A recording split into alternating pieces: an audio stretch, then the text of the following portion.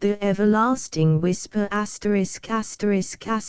produced by Dave Morgan and PG distributed proofreaders. The Everlasting Whisper, A Tale of the California Wilderness by Jackson Gregory to Maxwell E. Perkins, with the author's grateful recognition of his countless sympathetic criticisms and suggestions. Chapter I. It was springtime in the California Sierra.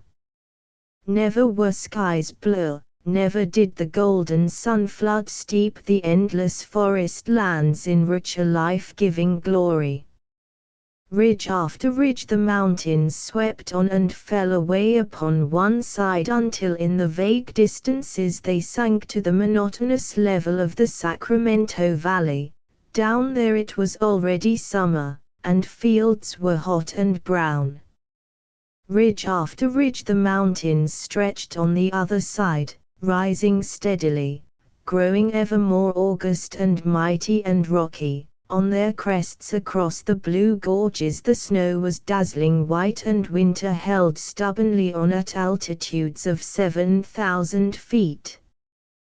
Thus winter, springtime, and ripe, fruit-dropping summer coexisted, touching fingers across the 70 miles that lie between the icy top of the Sierra and the burning lowlands. Here, in a region lifted a mile into the rare atmosphere, was a ridge all-naked boulder and spire along its crest, its sides studded with pine and incense cedar. The afternoon sunlight streaked the big bronze tree trunks, making bright gay spots and patches of light, casting cool black shadows across the open spaces where the brown dead needles lay in thick carpets. It was early June, and thus far only had the springtime advanced in its vernal progress upward through the timbered solitudes. Some few small patches of snow still lingered on in spots sheltered from the sun, but now they were ebbing away in thin trickles. Down in a hollow at the base of the sunny slope was a round alpine lake no bigger than a pond in a city park. It was of the same deep, perfect blue as the sky, whose color it seemed not to reflect but to absorb. A tiny fragment of this same heavenly azure drifted downward among the trees like a bit of sky falling. A second bit of blue that had skimmed across the lake and was visible now only as it rose and winged across the contrasting colored meadow rimming the pool was like a bit of the lake itself. Two bluebirds. They swerved before the meeting, their wings fluttered, they lighted on branches of the same tree and shyly eyed each other. Did a man need to have the still message of all the woods summed up in final emphasis? This it was: spring is here. The man himself, as the birds had done before him, had the appearance of materializing spontaneously from some distilled essence of his environment. A moment ago the spaces between the wide-set cedar trees were empty. Yet he had been there a long time. It was only because he had moved that he attracted attention even of the sharp-eyed forest folk who were returning to tree and thicket. As the bluebirds had been viewless when merged into the backgrounds of their own color, so he, while sitting with his back against a tawny cedar, had been drawn into the entity of the wilderness to which, obviously, he belonged. Here he blended, harmonized, disappeared when he held motionless. The well-worn, tall, laced boots were of brown leather, much scuffed, one in color with the soil dusting them. The khaki trousers gathered into the boot tops, the soft flannel shirt, were the brown of the tree trunks, skin of hands and face and muscular throat were the bronze of ripe pine cones and burnished pine needles. And, in a landscape spotted with light and shadow, the head of black hair might have passed for a bit of such pitch-black shadow as a tuft of thick foliage casts upon the light-smitten ground. Beyond this outward harmony there was something at once more intangible and yet more vital and positive that made the man a piece with the natural world about him. Perhaps it was that he had lived so many months of so many years in the open that he had grown to be true brother of the wild, that he had shed coat after coat of artificial veneer as he took on the layers of tan, that in doing so he shed from his mind many of the artificialities of the 20th century and remembered ancient instincts. His deep chest knew the tricks of proper breathing. He would come to the top of a steep climb with unlabored breath. He stood tall and stalwart, filled with vigorous strength in repose like the straight valiant cedars. His eyes were black and piercing, as keen as those of the hawk which, circling in the deeper sky, had seen him when he moved. He, too, had seen the hawk. All about him was a lustily masculine phase of the world, giant trees dominating giant slopes, rugged boulders upheaved, iron cliffs defying time and battling the years. He, like them, was virile, his sex clothing him magnificently. He had not shaved for 3 days and yet, instead of looking untidy, was but clothed in the greater vitality. While his eyes sped swiftly hither and thither, now busied with wide groupings, now catching small details, his face was impassive. In keeping both with his own magnificent physique and the rugged note of the forest, it was the face of a man who had defied and battled. Beyond the lake a peak up-thrust its rocky front into the sky. It frowned across the ridges, darkened by the shadows which its own irregularities cast athwart its massive features. But the sun, slowly as it rolled, sought out those shadows. They moved, crept to other hiding places, and the golden light coaxed a subdued, soft gentleness across the massive boulders. This, too, the man saw. He stood looking out across the ridges and so to the final bulwark against the sky still white with last December. He sought landmarks and measured distance, not in miles but in hours. Then he glanced briefly at the sun.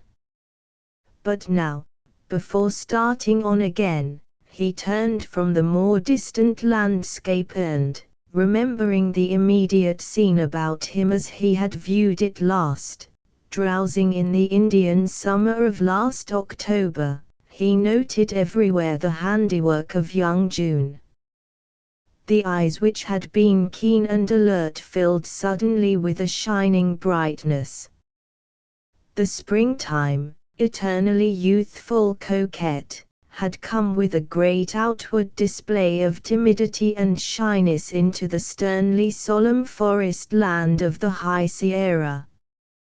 To the last fine detail and exquisite touch was she, more here than elsewhere, softly, prettily, daintily feminine, her light heart idly set on wooing from its calm and abstracted aloofness this region of granite and lava, of rugged chasms and august ancient trees. She filled the air with fragrances, lightly shaken.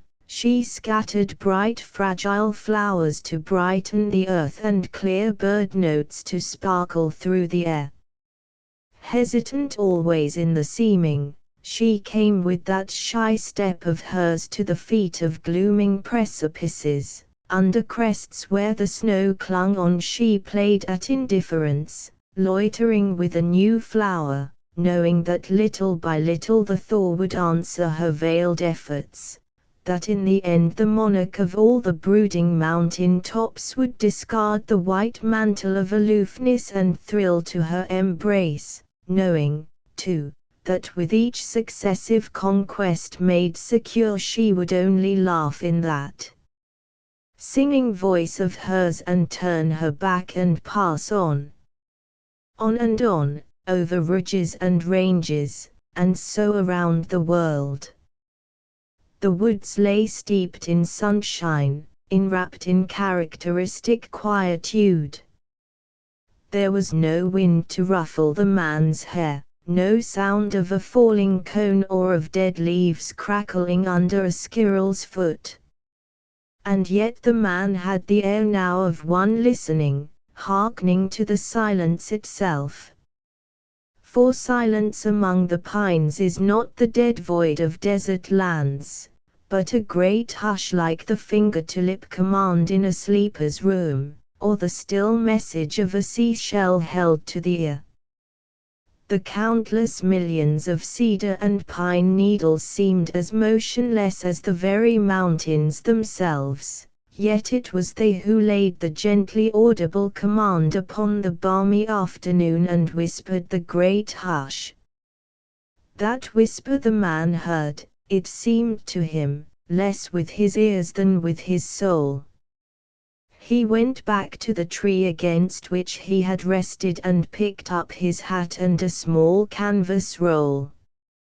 And yet again, with his hat in his hand, he stood motionless, his eyes lingering along the cliff tops across the little lake, his attitude that of a man listening to an invitation which he would like to accept but in the end meant to refuse.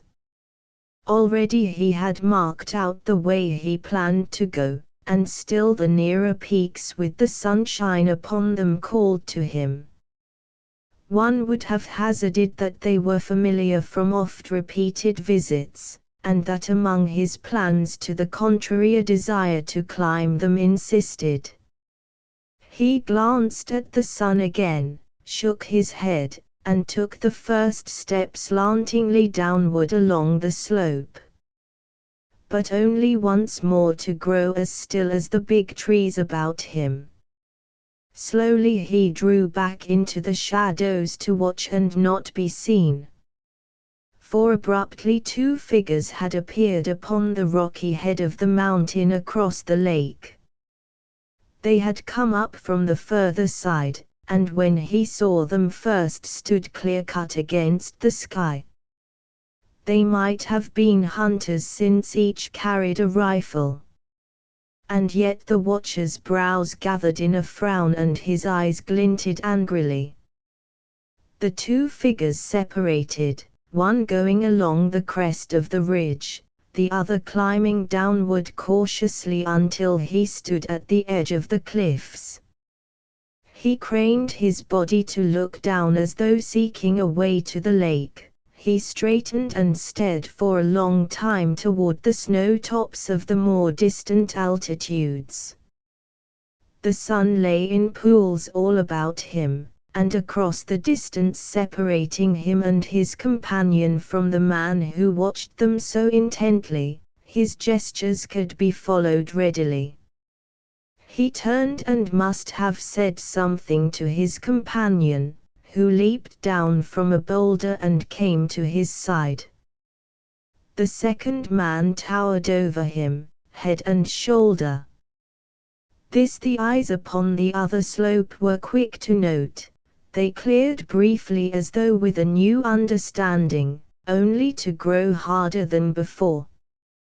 They talked together, and yet the only sound to carry across the lake and meadow was the rush of air through innumerable tree-tops. The blue water glinted softly under the westering sun. In the blue void of the sky the hawk wheeled, silent and graceful and watchful. The smaller man pointed, his arm out held steadily. The other drew nearer, towering above him. He, too, pointed or seemed about to point. They stood so close together that the two figures merged. From a distance they looked like one man now. It was with startling abruptness that the two figures were torn apart, each resolved again into an individual. One, the towering man, had drawn suddenly back, the other was falling. And yet the silence was unbroken. There was never a cry to echo through the gorges from a horror-clutched throat. The falling man plunged straight down a dozen feet, struck against a ragged rock, writhed free, fell again a few feet, and began to roll. There had been the flash of the sun on the rifle in his hand. He had clutched wildly at that as though it could save him. Now it flew from his grasp as he rolled over and over, plunging down the steep flank of the mountain. The man who had watched from across the lake had not stirred. The big man on the cliffs came back slowly to the brink and crouched there, looking down, motionless so long that it was hard for the eye to be sure of him, to know if it were really a human being or a poised boulder squatting there. There came no call from below. The hawk wheeled and wheeled, lost interest, drifting away. In the little hollow where the lake glinted it was very still with the soft perfection of the first spring days. The man on the cliff stood up, holding his rifle. He had done with looking down, now he pivoted slowly, looking off in all other directions. Presently he began climbing back up the few feet to the knife-like crest from which he had descended not 5 minutes ago. He paused there for hardly more than an instant and then went on, down the further side, out of sight. The man who had seen all this from his own slope caught up his canvas roll again and hurried down toward the lake. For the first time he spoke aloud, saying, "Swain Brodie.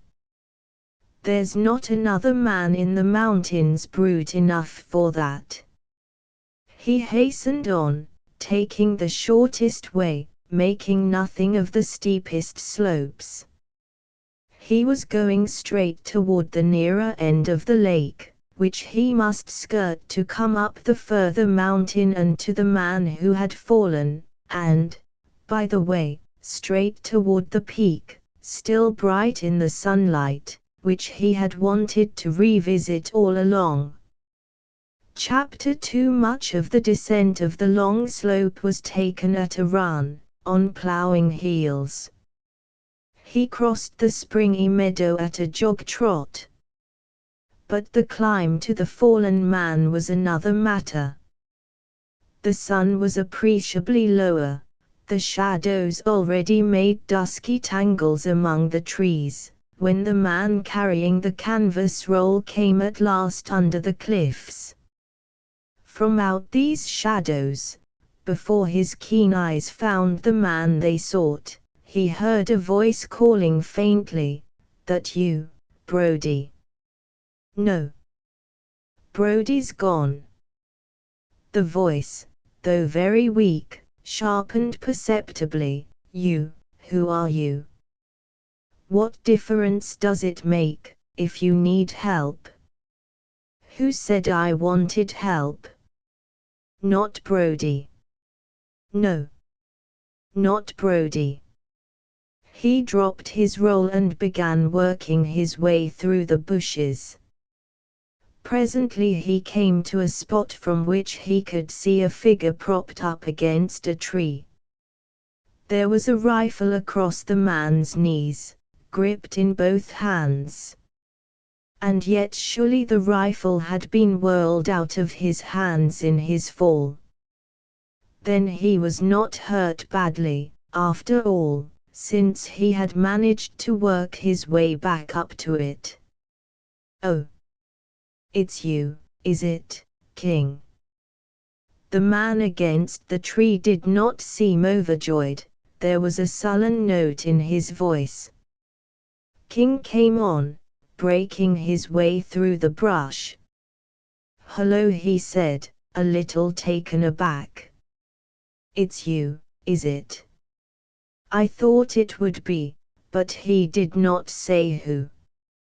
He came on and stood over the man on the ground, stooping for an instant to peer close into his face. "Hurt much?" he asked. The answer was a long time coming. The face was bloodlessly grey. From it a pair of close-set, shallow brown eyes looked shiftily. A tongue ran back and forth between the colorless lips. "It's my leg," he said. "I don't know if it's broke. And I'm sort of bunged up." He looked up sharply.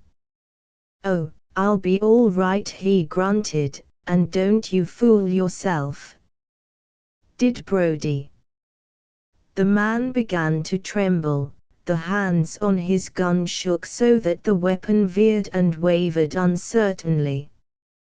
"Yes, rot his soul." He began to curse, at first softly, then with a strained voice rising into a storm of windy incoherence. Suddenly he broke off, eyeing King with suspicion upon the surface of his shallow eyes. "What are you after? I didn't know how badly you were hurt. I came to see if I could lend you a hand." "You know I don't mean that." "What are you after, here in the mountains?" His voice was surly with truculence. King grew angry and burst out bluntly, "The devil take you, Andy Parker. I wanted to help you. If you don't take my interference kindly, I'll be on my way." He turned to be off. Why the man was not already dead from that fall he did not know. But if the fellow was able to shift for himself, it suited King well enough. He had business of his own and no desire to step to one side or another to deal with Swain Brody or Andy Parker, or with any man who trailed his luck with such as these. But now Parker called to him, and in an altered voice, a whine running through the words. "Hold on, King. I'm hung up here for the night, anyhow. And I ain't got a bite of grub, and already I'm burning up with thirst. Get me a drink, will you?" Without answer, King went to his canvas roll, and Parker, thinking himself deserted, began to plead noisily. On his knees King opened his roll, got out a cup, and began to search for water. Above him there were patches of snow. He found where a trickle of clear cold water ran in a narrow rivulet, and presently returned to the injured man with a brimming cup. Parker drank thirstily, demanded more, and sank back with a long sigh. "The thing's unlucky, you know, King," he said queerly. "Is it?" said King coolly. It was like him not to pretend that he did not know to what Andy Parker's thoughts had flown. Parker nodded, pursing his lips, and kept on nodding like a broken automatic toy. At the end he jerked his head up and muttered, "There's been the devil's luck on it for more'n 60 years and maybe 1,000 years before that. Oh, you know. Look how it went with those old-timers. The last one of the 7 got it. Look how it happens with old man Looney Honeycutt, clucking and chuckling and stepping up and down in his shadow all the time, gone nuts from just smelling of it. "Look what happens to me, all stove up here." He paused and then spat out venomously, "Oh, it'll get Swain Brody and it'll get you, too, Mark King. You'll see." "Another drink before I go," demanded King. Parker put his fingers to his scalp and examined them for traces of blood. "I got a terrible headache," he said. "Aching and singing and sort of dizzy." King went for more water, this time filling his one cook pot. When he returned, Parker was trying to stand. He had drawn himself up, holding to the tree with both shaking hands, putting his weight gingerly on one leg. Suddenly his weak hands gave way, he swayed and fell. King, standing over him, thought at first he was dead, so white and still was he. But Parker had only fainted. The sun sank lower, the shadows down about the lake shores thickened and began to run, more and more swiftly, up the surrounding slopes. The tall peaks caught the last of the fading light, and like so many watchtowers blazed across the wilderness. Upward, about their bases, surged the flooding shadows like a dark tide rising swiftly. The light on the tallest spire winked and went out, and all of a sudden the rush of air through the pine tops strengthened and a growing murmur like the voice of a distant surf made it seem that one could hear the flood of the night sweeping through gorge and canon and inundating the world. And, despite all that Mark King could do, the sunset glow had gone and the first big star was shining before Andy Parker stirred. His first call was for water. Then he complained of a terrible pain in his vitals, a pain that stabbed him through from chest to abdomen. Thereafter he was never coherent again, though for the most part he babbled like a noisy brook. He spoke of Swain Brody and old Looney Honeycutt and Gus Ingle all in one breath, and King knew that Gus Ingle was 60 years dead. He dwelt hectically on the luck of the unlucky 7. And when, far on in the night, he at length grew silent and King went to peer into his face by the light of his campfire, Andy Parker was dead. ********* Mark King made the grave in the dawn.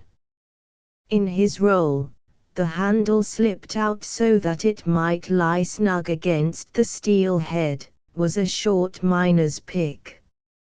A little below where Parker lay in his last wide-eyed vigil under the stars, King found a fairly level space free of rock and carpeted in young grass. Here, with a pine tree to mark head and foot, he worked at the shallow grave. He put his own blanket down, laid the quiet figure gently upon it, bringing the ends over to cover him. He marked the spot with a pile of rocks, he blazed the 2 trees. It was all that he could do, far more than Andy Parker would have done for him or for any other man. The sun was rising when he made his way to the top of the ridge and came to stand where he had seen Parker and Swain Brody side by side. He clambered on until he came to the very crest over which Swain Brody had disappeared. Just where had Brody gone? He wondered. The answer came before the question could have been put into words.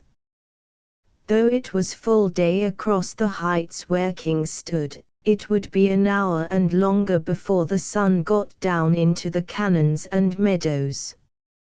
He saw the flare of a campfire shining bright through the dark of a low-lying flat 2 miles or more from his vantage point. Brody would be cooking his breakfast now. After that, King did not again climb up where his body would stand out against the sky which was filling so brightly with the new morning. He moved along the ridge steadily and swiftly like a man with a definite objective who did not care to be spied on. In 20 minutes, after many a hazardous passage along a steep bare surface, he came to a spot where the knife edge of the ridge was broken down and blunted into a fairly level space 100 yards across. Here was an accumulation of soil worn down from the granite above, and here, an odd, isolated tuft of scrawny verdure, grew a small grove of trees, stunted pine and scraggling brush. Toward the far end of this upland flat was the disintegrating ruin of a cabin. The walls had disappeared long ago, save for 2 or 3 rotting logs, but a small rectangle of slightly raised ground indicated how they had extended. Even the rock chimney had fallen away, but something of the fireplace, black with burning, stood where laboring hands had placed it more than half a century before. Here he made his own breakfast from what was ready cooked in his pack, dispensing with the fire, which would inevitably tell Brody of his presence. For Brody, callously brutish as he was, must be something less than human not to turn his chill blue Icelandic eyes toward the spot where he had abandoned his fallen companion. King's first interest was centered on the ground underfoot.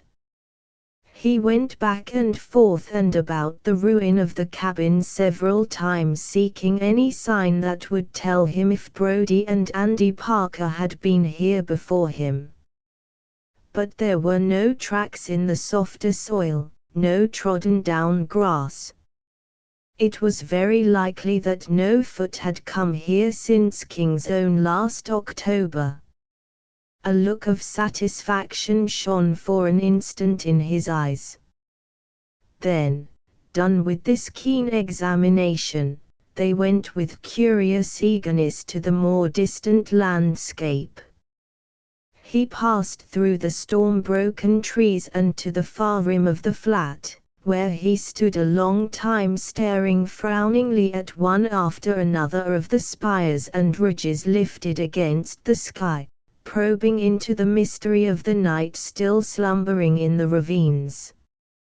Now his look had to do, in intent concentration, with a slope not 500 yards off, now with a blue and white summit toward which a man might toil all day and all night before reaching.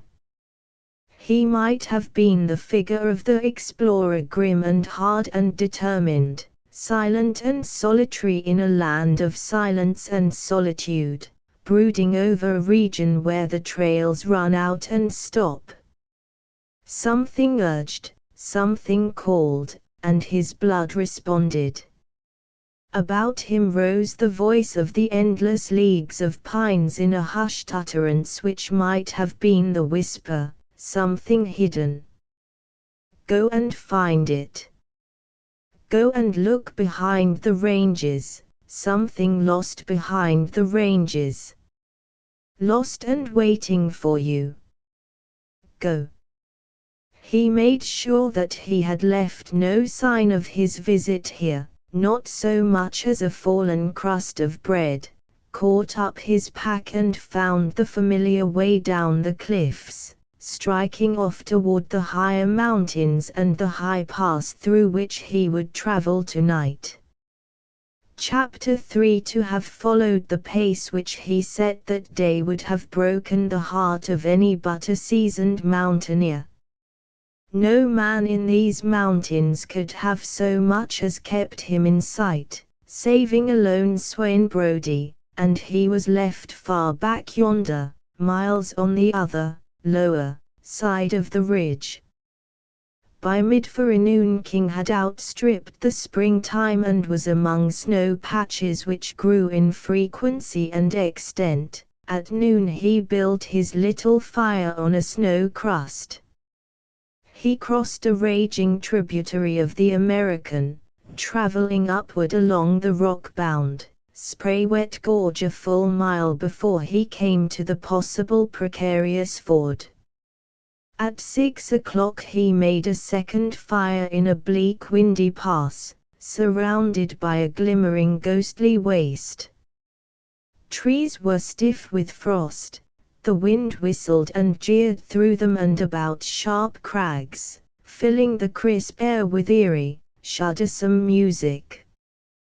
He set his coffee to boil while meditating that down in the Sacramento Valley, which one could glimpse from here by day, it was stifling hot, like midsummer. He rested by his fire with his canvas drawn up about his shoulders, smoked his pipe, remade his pack, and went on. He counted on the moon presently and a bed at a slightly lower altitude among the trees. Tonight Andy Parker was sleeping in his army blanket. He crunched along over the snow crust which rarely failed him, and though the daylight passed swiftly, the dead white surface seemed to hold an absorbed radiance and shed it softly. By the time he got down to the timberline again the moon was up. He left the country of 5 Lakes well to his left, ignoring the invitation of the trail beyond down the tall walls of Squaw Creek Canyon. He went straight down the long pitch of the mountain, heading tenaciously toward the tiny lakelet which, so far as he knew, had been nameless until his old friend Ben Gaynor had built a summer home there 2 years ago and had christened the pond among the trees Lake Gloria. Mark King liked the appellation little enough, telling himself with thoroughgoing unreason that there was a silly name to fit to perfection a silly girl, but altogether out of place to tie on to an unspoiled Sierra Lake. Ben would have done a better job in naming it Lake Vanity. Or Self-Regard. King could think of a score of designations more to the point. For though he had never so much as set his eyes on either Gloria or her mother, he had his own opinion of both of them. Nor did he in the least realize that that opinion was based rather less on actual knowledge than molded by his own peculiar form of jealousy, that jealousy which one time-tried friend feels when the other allows love of women to occupy a higher place than friendship. He made his camp at 8 o'clock in a sheltered spot among the firs. He built a fire, made a mat of boughs, wrapped himself up in his canvas, and went promptly to sleep. He awoke cold, got his blood running by stamping about, put on fresh fuel and went to sleep again, his feet toward the blaze. Half a dozen times he was up during the night. Before dawn he had his coffee boiling. Before the sun was up he was well on his way again, driving the cramped chill out of him by walking vigorously. And at 9 o'clock that morning he stood on the bench of a timbered slope whence, looking downward through the trees, he got his first glimpse of Lake Gloria and of the rambling log house which Ben Gaynor had been prevailed on to build here in the wild, a dozen miles from the Lake Tahoe road. He noted, as he came nearer, swinging along down the slope and seeing the little valley with its green meadow and azure lake, how Ben had had a log dam thrown across the pond's lower end, backing up the water and making it widen out. he saw a couple of graceful canoes resting tranquilly on their own reflections, a pretty bathing house already green with lusty hop vines. Ben Gaynor had been spending money, a good deal of money. And no one knew better than Mark King that Ben had been close-hauled these latter years. He shrugged, telling himself to pull up short, and not find fault with his friend, or what his friend did, or with those whom his friend loved. An hour later he came to the grove of sugar pines back of the house. Here he paused a moment, though he was all eagerness for his meeting with Gaynor.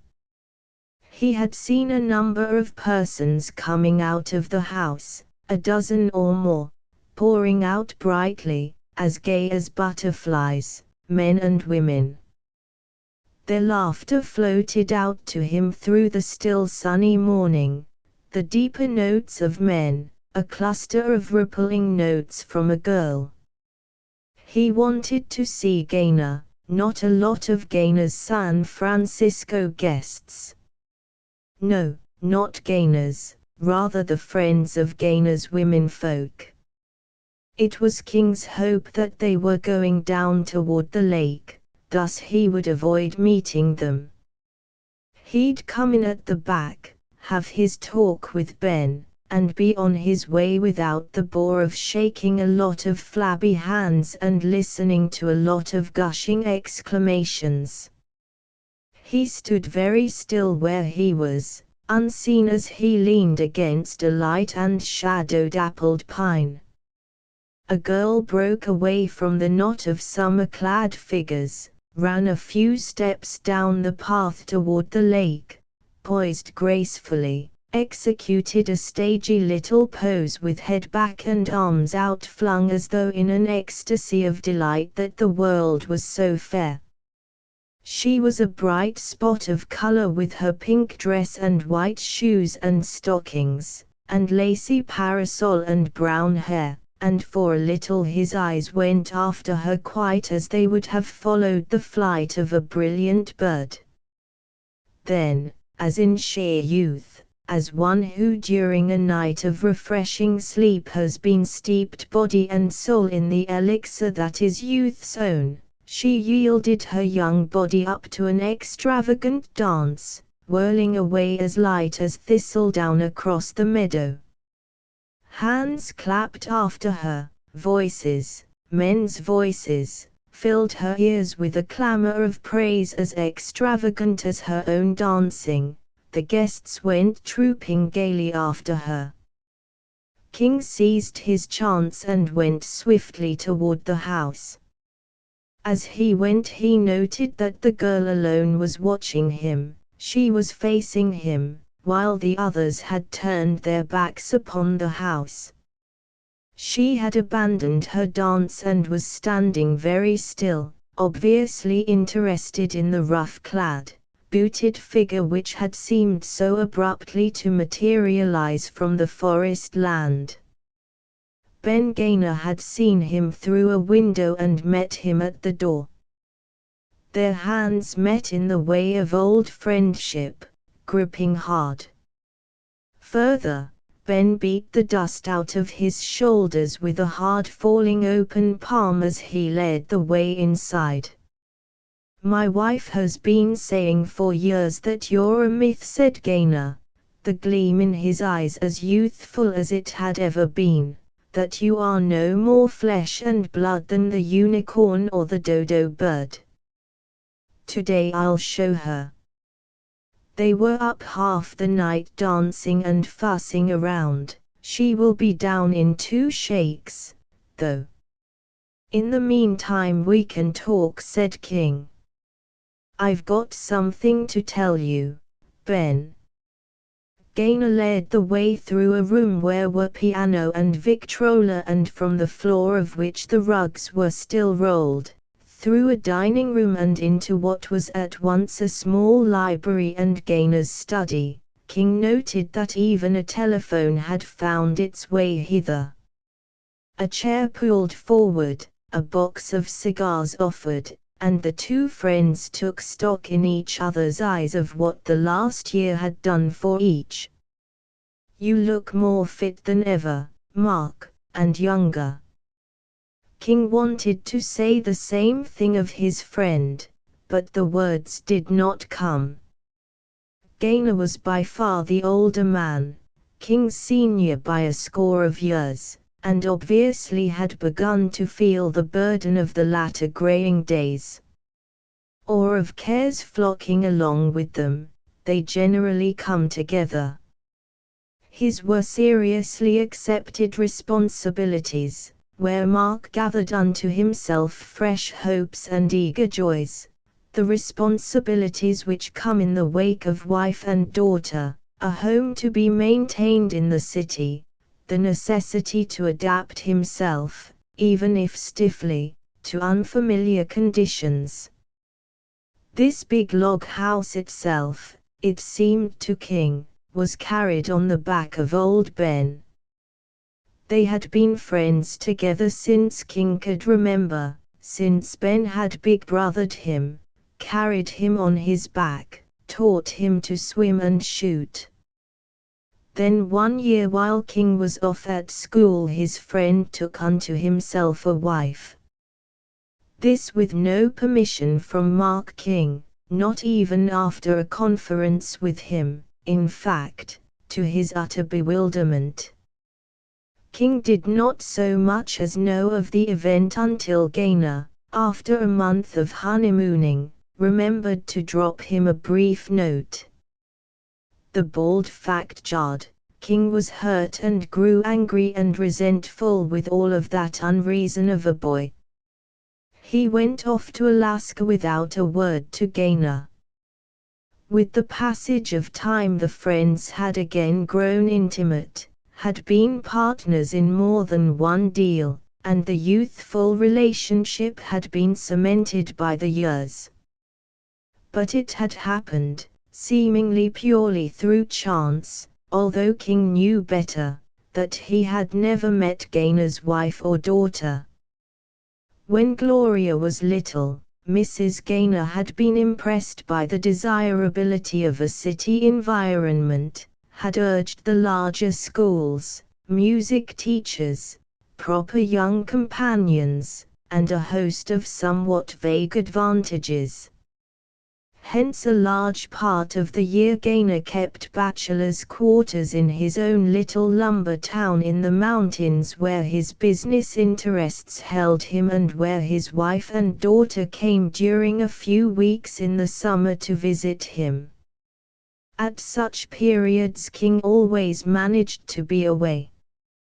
This year the wife and daughter, drawn by the new summer home, had come early in the season, and King's business was urgent. Besides, he had told himself a dozen times, there really existed no sane reason in the world why he should avoid Ben Gaynor's family as though they were leprous. What King said in answer to his friend's approval was by way of a bantering, "Miracles do happen.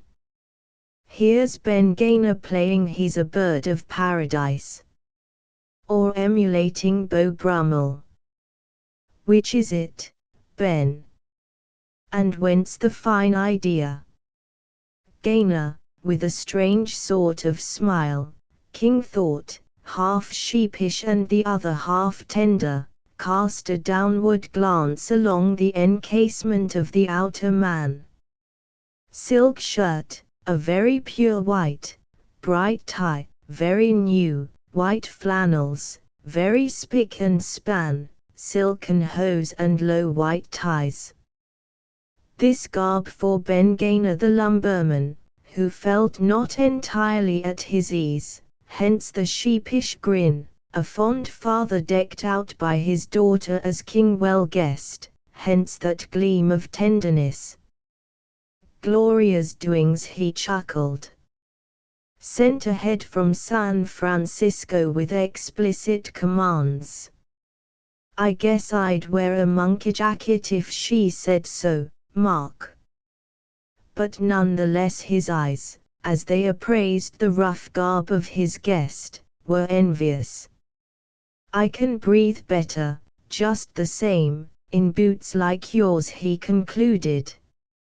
He stretched his long arms high above his head. "I wish I could get out into the woods for a spell with you, Mark." And he did not know, did not in the least suspect, that he was failing the minutest iota in his loyalty to Gloria and her mother. He was thinking only of their guests, whom he could not quite consider his own. "The very thing," said King eagerly. "That's just what I want." But Gaynor shook his head and his thin, aristocratic face was briefly overcast, and for an instant shadows crept into his eyes. "No can do, Mark," he said quietly. "Not this time. I've got both hands full and then some." King leaned forward in his chair, his hand gripping Gaynor's knee. "Ben, it's there. I've always known it, always been willing to bet my last dollar. Now I'd gamble my life on it."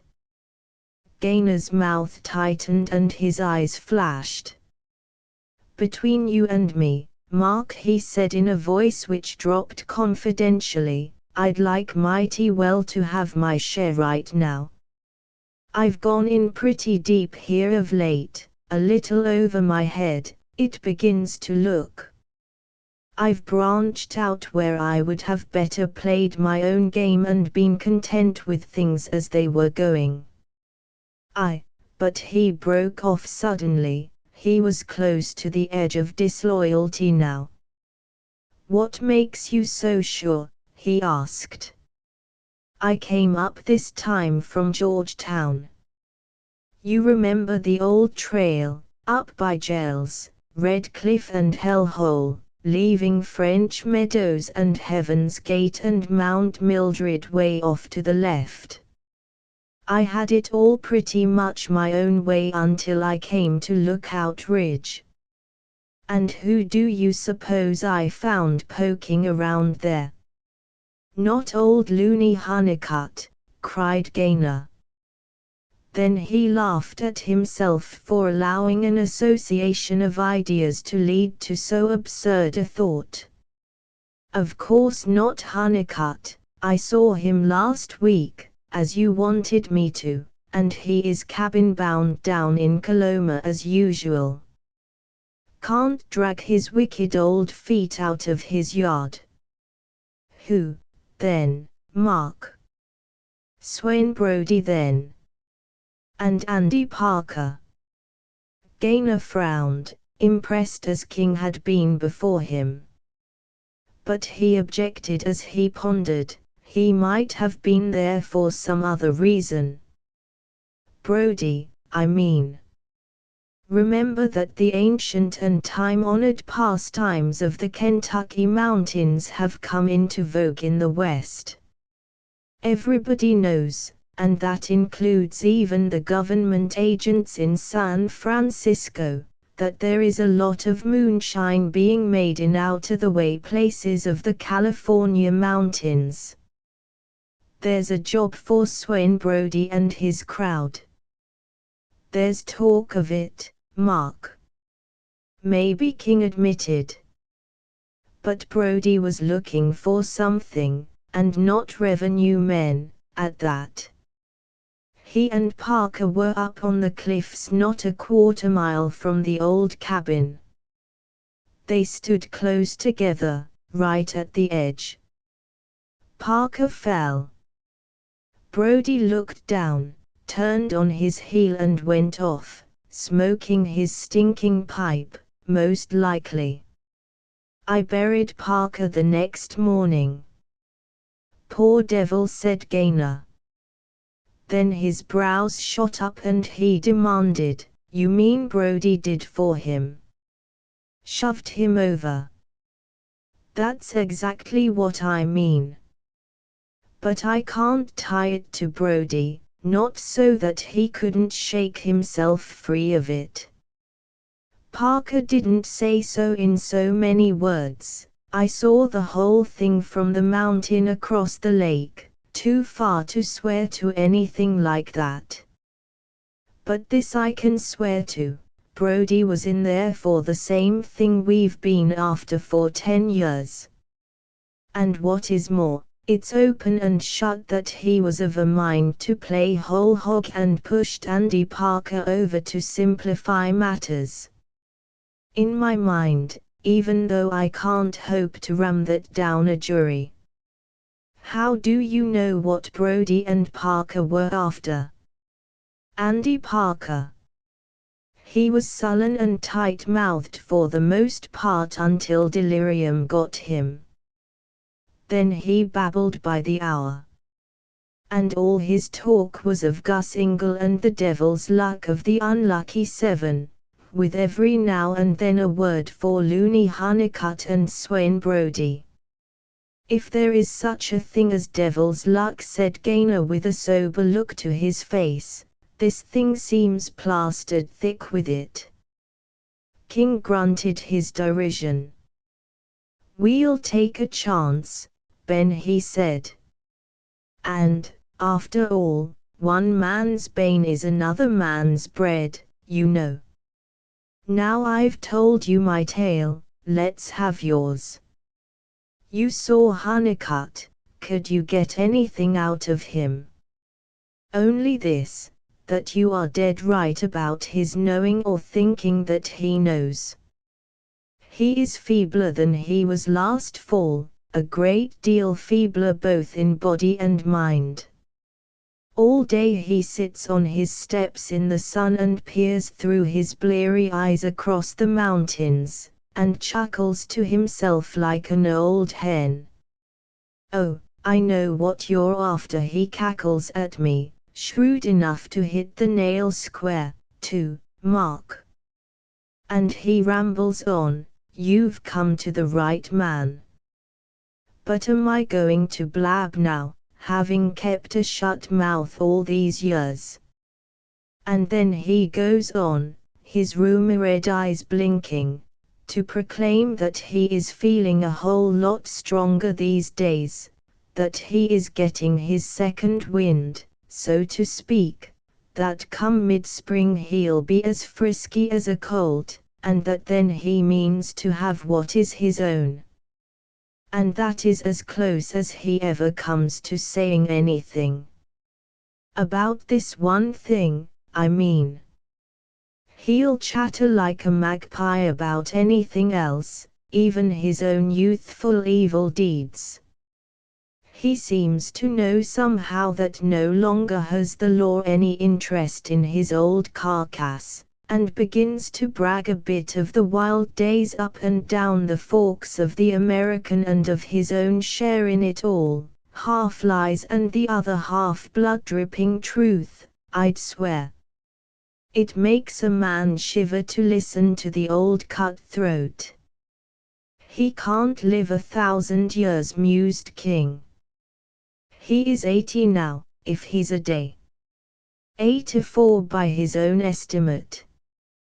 But when it's a question of that, he sits there and sucks at his toothless old gums and giggles that it's the first 100 years that are the hardest to get through with, and he's getting away with them.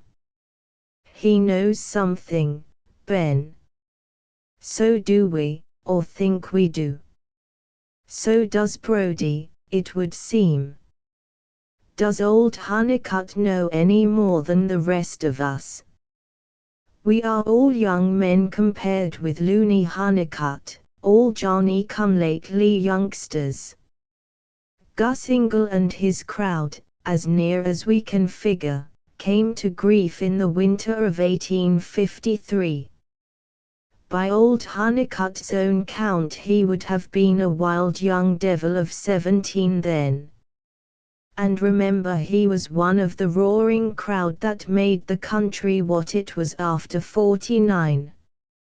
He knows where the old cabin was on lookout, He swears he knows who built it in that same winter of '53. And cut in Gaynor, if you believe the murderous old rascal, he knows with sly, intimate knowledge how and why the man in the lone cabin was killed. All in that same winter of '53. King pricked up his ears.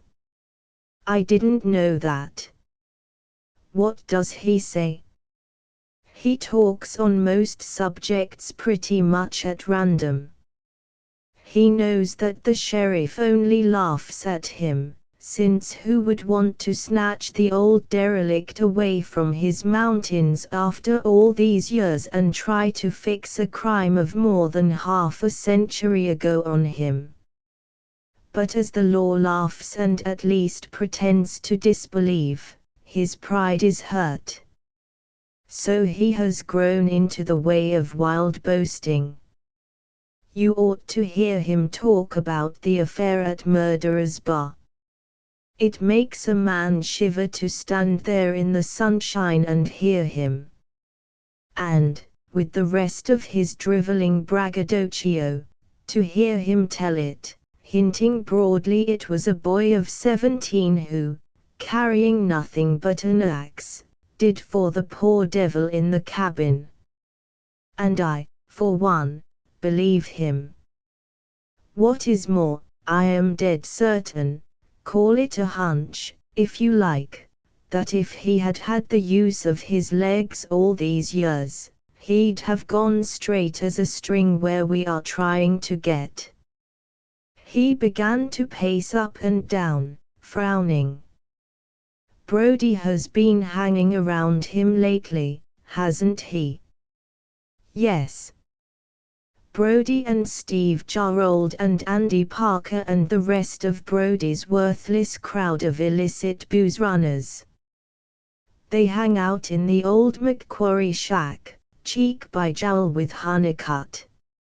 I saw them, thick as flies, while I was there last week. Brody, it seems, has even been cooking the old man's meals for him. There you are, burst out King. What more do you want? Imagine Swain Brody turning over his hand for anybody on earth if there isn't something in it all for Swain Brody. And I'll go bond he's giving Honeycutt the best, most nourishing meals that have come his way since his mother suckled him. Swain Brody bound on keeping him alive until he gets what he's after. When he'd kick old Honeycutt in the side and leave him to die like a dog with a broken back. Well, demanded Gaynor, what's to be done? With all his jabberings, Honeycutt is sly and furtive and is obsessed with the idea that there is one thing he won't tell. Will you go and see him one more time? What's the good, Mark? If he does know, he gets lockjaw at the first word. I've tried, there's one thing we haven't tried. Old Honeycutt is as greedy a miser as ever gloated over a pile of hoardings. We'll get $1,000, 5,000, if necessary, in hard gold coin, if we have to rob the mint for it. You'll spread it on the table in his kitchen. You'll let it chink and you'll let some of it drop and roll.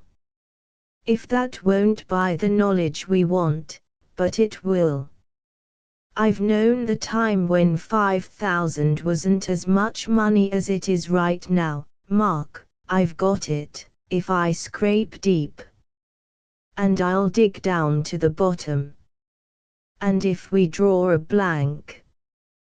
But there was a step at the door, the knob was turning. Mark King turned, utterly unconscious of the quick stiffening of his body as he awaited the introduction to Ben's wife. Chapter 4. At first, King was taken aback by Mrs. Ben's youthfulness. Or look of youth, as he understood presently. He knew that she was within a few years of Ben's age, and yet certainly she showed no signs of it to his eyes, which, though keen enough, were, after a male fashion, unsophisticated. She was a very pretty woman, petite, alert, and decidedly winsome. He understood in a flash why Ben should have been attracted to her, how she had held him to her own policies all these years, largely because they were hers. She was dressed daintily, her glossy brown hair was becomingly arranged about the bright, smiling face. She chose to be very gracious to her husband's lifelong friend, giving him a small, plump hand in a welcoming grip, establishing him in an instant, by some sleight of femininity which King did not plumb, as a hearthside intimate most affectionately regarded. His first two impressions of her, arriving almost but not quite simultaneously, were of youthful prettiness and cleverness. She slipped to a place on the arm of Gaynor's chair, her hand, whose well-kept beauty caught and held King's eyes for a moment, toying with her husband's greying hair. She loves old Ben, thought King. That's right. Mrs. Ben Gaynor was what is known as a born hostess, very charming. Hostess to her husband, of whom she saw somewhat less each year than of a number of other friends. She had always the exactly proper meed of intimacy to offer each guest in accordance with the position he had come to occupy, or which she meant him to occupy, in her household. Akin to her in instinct were those distinguished ladies of the colourful past of whom romantic history has it that in the salons of their doting lords and masters they gave direction, together with impetus or retardation, to muddy political currents. Clever women. Not that cleverness necessarily connotes heartlessness. She adored Ben. You could see that in her quick dark eyes, which were always animated with expression. If she was not more at his side, the matter was simply explained. She adored their daughter Gloria no less, and probably somewhat more, and Gloria needed her. Surely Gaynor's needs, those of a grown man, were less than those of a young girl whose budding youth must be perfected in flower. And if Mrs. Ben was indefatigable in keeping herself young while Ben quietly accepted the gathering years, it was with no thought of coquetting with other men, but only that she might remain an older sister to her daughter, maintain the closer contact, and see that Gloria made the most of life. Any small misstep which she herself had made in life her daughter must be saved from making, all of her unsatisfied yearnings must be fulfilled for Gloria. She constituted herself cup-bearer, wine-taster and handmaiden for their daughter. If it were necessary to engrave another fine line in old Ben's forehead in order to add a softer tint to Gloria's rose petals, she was sincerely sorry for Ben, but the desirable rose tints were selected with none the less steady hand.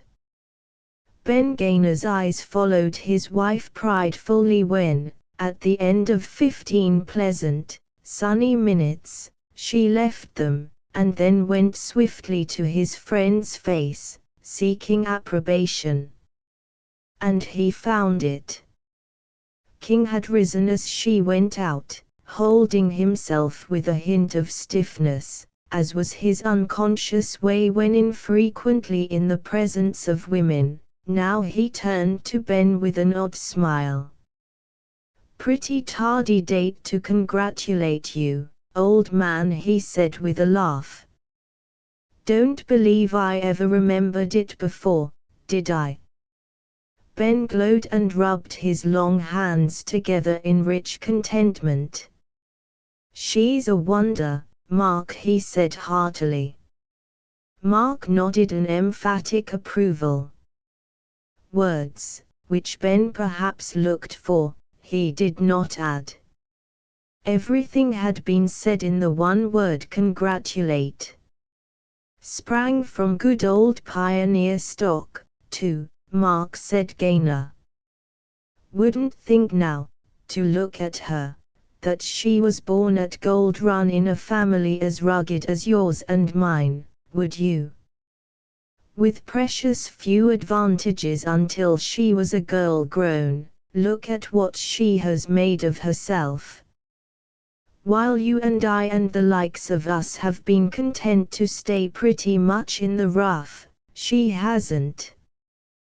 There's not a more accomplished, cultured little woman this or the other side Boston, even if she did hail from Gold Run. And as for Gloria, all her doing, why, and he chuckled, she hasn't the slightest idea, I suppose, that she ever had a grandfather who sweated and went about in shirt sleeves and chewed tobacco and swore. Have to go all the way back to a grandfather, laughed King. Look at me, challenged Gaynor, thrusting in to notice his immaculate attire. He chuckled. One must live down his disgraceful past for his daughter, you know. From without came a gust of shouts and laughter from the Gaynor guests skylarking along the lake shore. Come, said Ben. You'll have to meet the crowd, Mark. And I want you to see my little girl. I've told her so many yarns about you that she's dying of curiosity. King, though he would have preferred to tramp 10 miles over rough trails, gleaning small joy from meeting strangers not of his sort who would never be anything but strangers to him, accepted the inevitable without demur and followed his host. He would shake hands, say a dozen stupid words, and escape for a good long talk with Ben. Then, before the lunch hour, he would be off.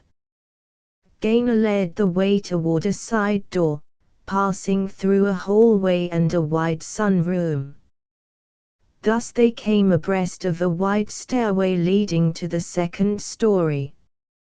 Down the glistening treads, making her entrance like the heroine in a play, just at the proper instant, in answer to her cue, came Gloria. Gloria called Gaynor. Papa, said Miss Gloria, I wanted, oh. You are not alone. Instinctively King frowned. Now, why did she say that, he asked within himself. For she had seen him coming to the house. Straight-dealing himself, circuitous ways, even in trifles, awoke his distrust. Come here, my dear, said Ben. Mark, this is my little girl. Gloria, you know all about this wild man. He is Mark King. Indeed, yes, cried Gloria. She came smiling down the stairway, a fluffy pink puffball floating fairy-wise. Her 2 hands were out, ingenuously, pretty little pink-nailed hands which had done little in this world beyond adorn charmingly the extremities of 2 soft round arms. For an instant King felt the genial current within him frozen as he stiffened to meet the girl he had watched in the extravagant dance down to the lake. Then, getting his first near view of her, his eyes widened. He had never seen anything just like her, with that he began realizing dully that he was straying into strange pastures. He took her 2 hands because there was nothing else to do, feeling just a trifle awkward in the unaccustomed act. He looked down into Gloria's face, which was lifted so artlessly up to his. Hers were the softest, tenderest grey eyes he had ever looked into. He had the uneasy fear that his hard rough hands were rasping the fine soft skin of hers. Yet there was a warm pleasurable thrill in the contact. Gloria was very much alive and warm-bodied and beautiful. She was like those flowers which King knew so well, fragrant dainty blossoms which lift their little faces from the highest of the old mountains into the rarest of skies, growth seeming to partake of some celestial perfection, hardy, though they clothed themselves in an outward seeming of fragile delicacy. Physically, he emphasized the word and barricaded himself behind it as though he were on the defense against her. She came nearer perfection than he had thought a girl could come, and nowhere did he find a conflicting detail from the tendril of sunny brown hair touching the curve of the sweet young face to the little feet in their clicking high-heeled shoes. Thus from the beginning he thought of her in superlatives. And thus did Gloria, like the springtime coquetting with an aloof and silent wilderness, make her bright entry into Mark King's life. "I have been acting up like a Comanche Indian outside," laughed Gloria. It was she who withdrew her hands. King started inwardly, wondering how long he had been holding them, how long he would have held them if she had not been so serenely mistress of the moment. "My hair was all tumbling down and I had to run upstairs to fight it back where it belongs. Isn't a girl's hair a terrible affliction, Mr. King? One of these days, when Papa's back is turned, I'm going to cut it off short, like a boy's." An explanation of her presence in the house while her guests were still in the yard. Why explain so trifling a matter?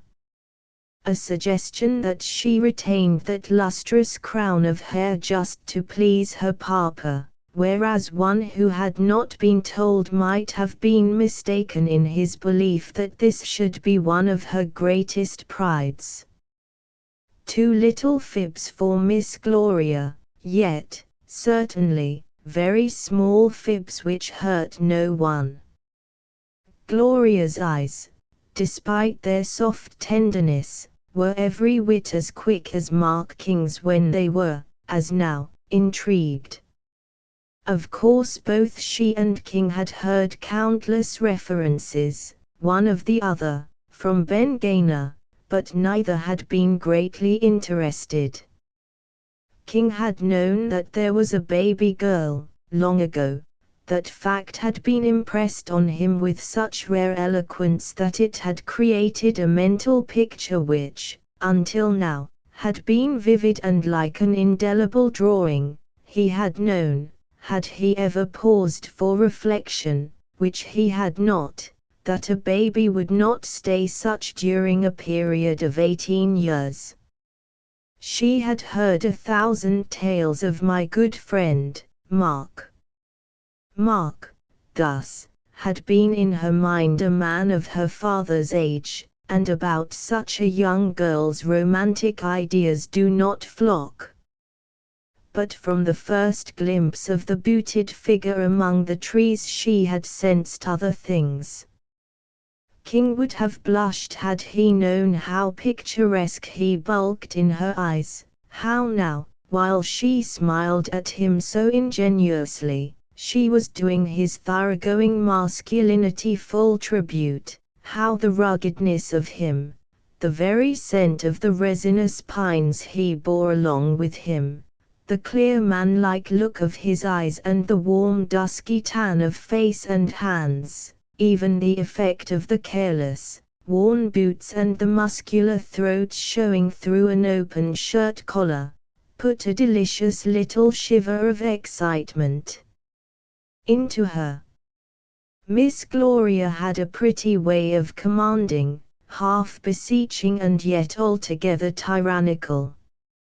King, having agreed to stay to luncheon, was in the bathroom off Gaynor's room, shaving. Gloria had caught her father and dragged him off into a corner. "Oh, Papa, he is simply magnificent. Why didn't you tell me?" "Why, he isn't a bit old and she made him repaint for her the highlights of an episode of Mark King making a name for himself and a fortune at the same time in the Klondike country. She danced away, singing, to her abandoned friends, who were returning to the house. "It's the Mark King, my dears," she told them triumphantly, not unconscious of the depressing result of her disclosures upon a couple of boys of the college age who adored openly and with frequent lapses from glorious hope to bleak despair. The man who made history in the Klondike. The man who fought his way alone across 1,500 miles of snow and ice and won, oh, I don't know what kind of a fight. Against all kinds of odds. The very Mark King. He's Papa's best friend, you know. Let him be your dad's friend, then said the young fellow with the pampered pompadour, his eyes showing a glint of sullen jealousy. "That's no reason, why, Archie," cried Gloria. "You are making yourself just horrid. You don't want to make me sorry I ever invited you here, do you?" And a brief half-hour ago Archie had flattered himself that Gloria's dancing had been chiefly for him. They were all of Gloria's set with one noteworthy exception. Him she called Mr. Grattan while the others were Archie and Teddy and Georgia and Evelyn and Connie. It was to this Mr. Grattan that she turned, having made a piquant face at the dejected college youth.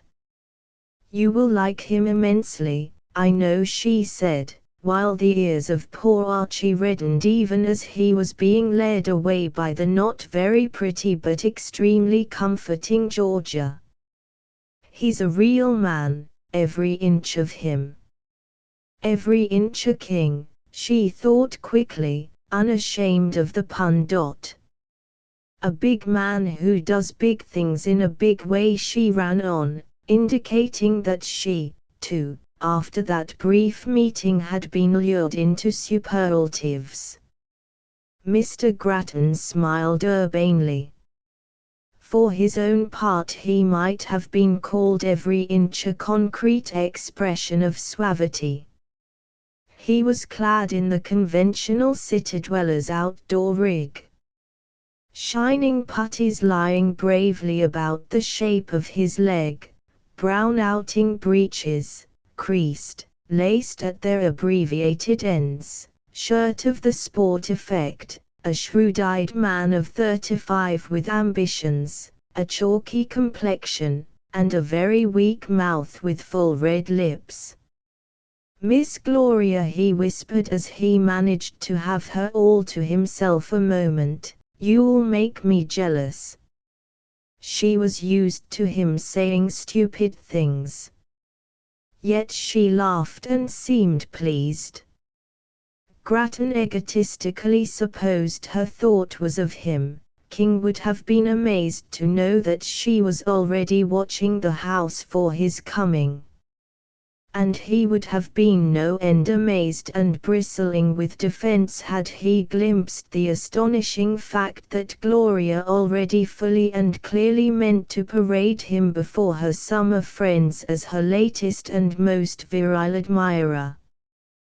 Grattan's heavy-lidded pale eyes trailed over her speculatively.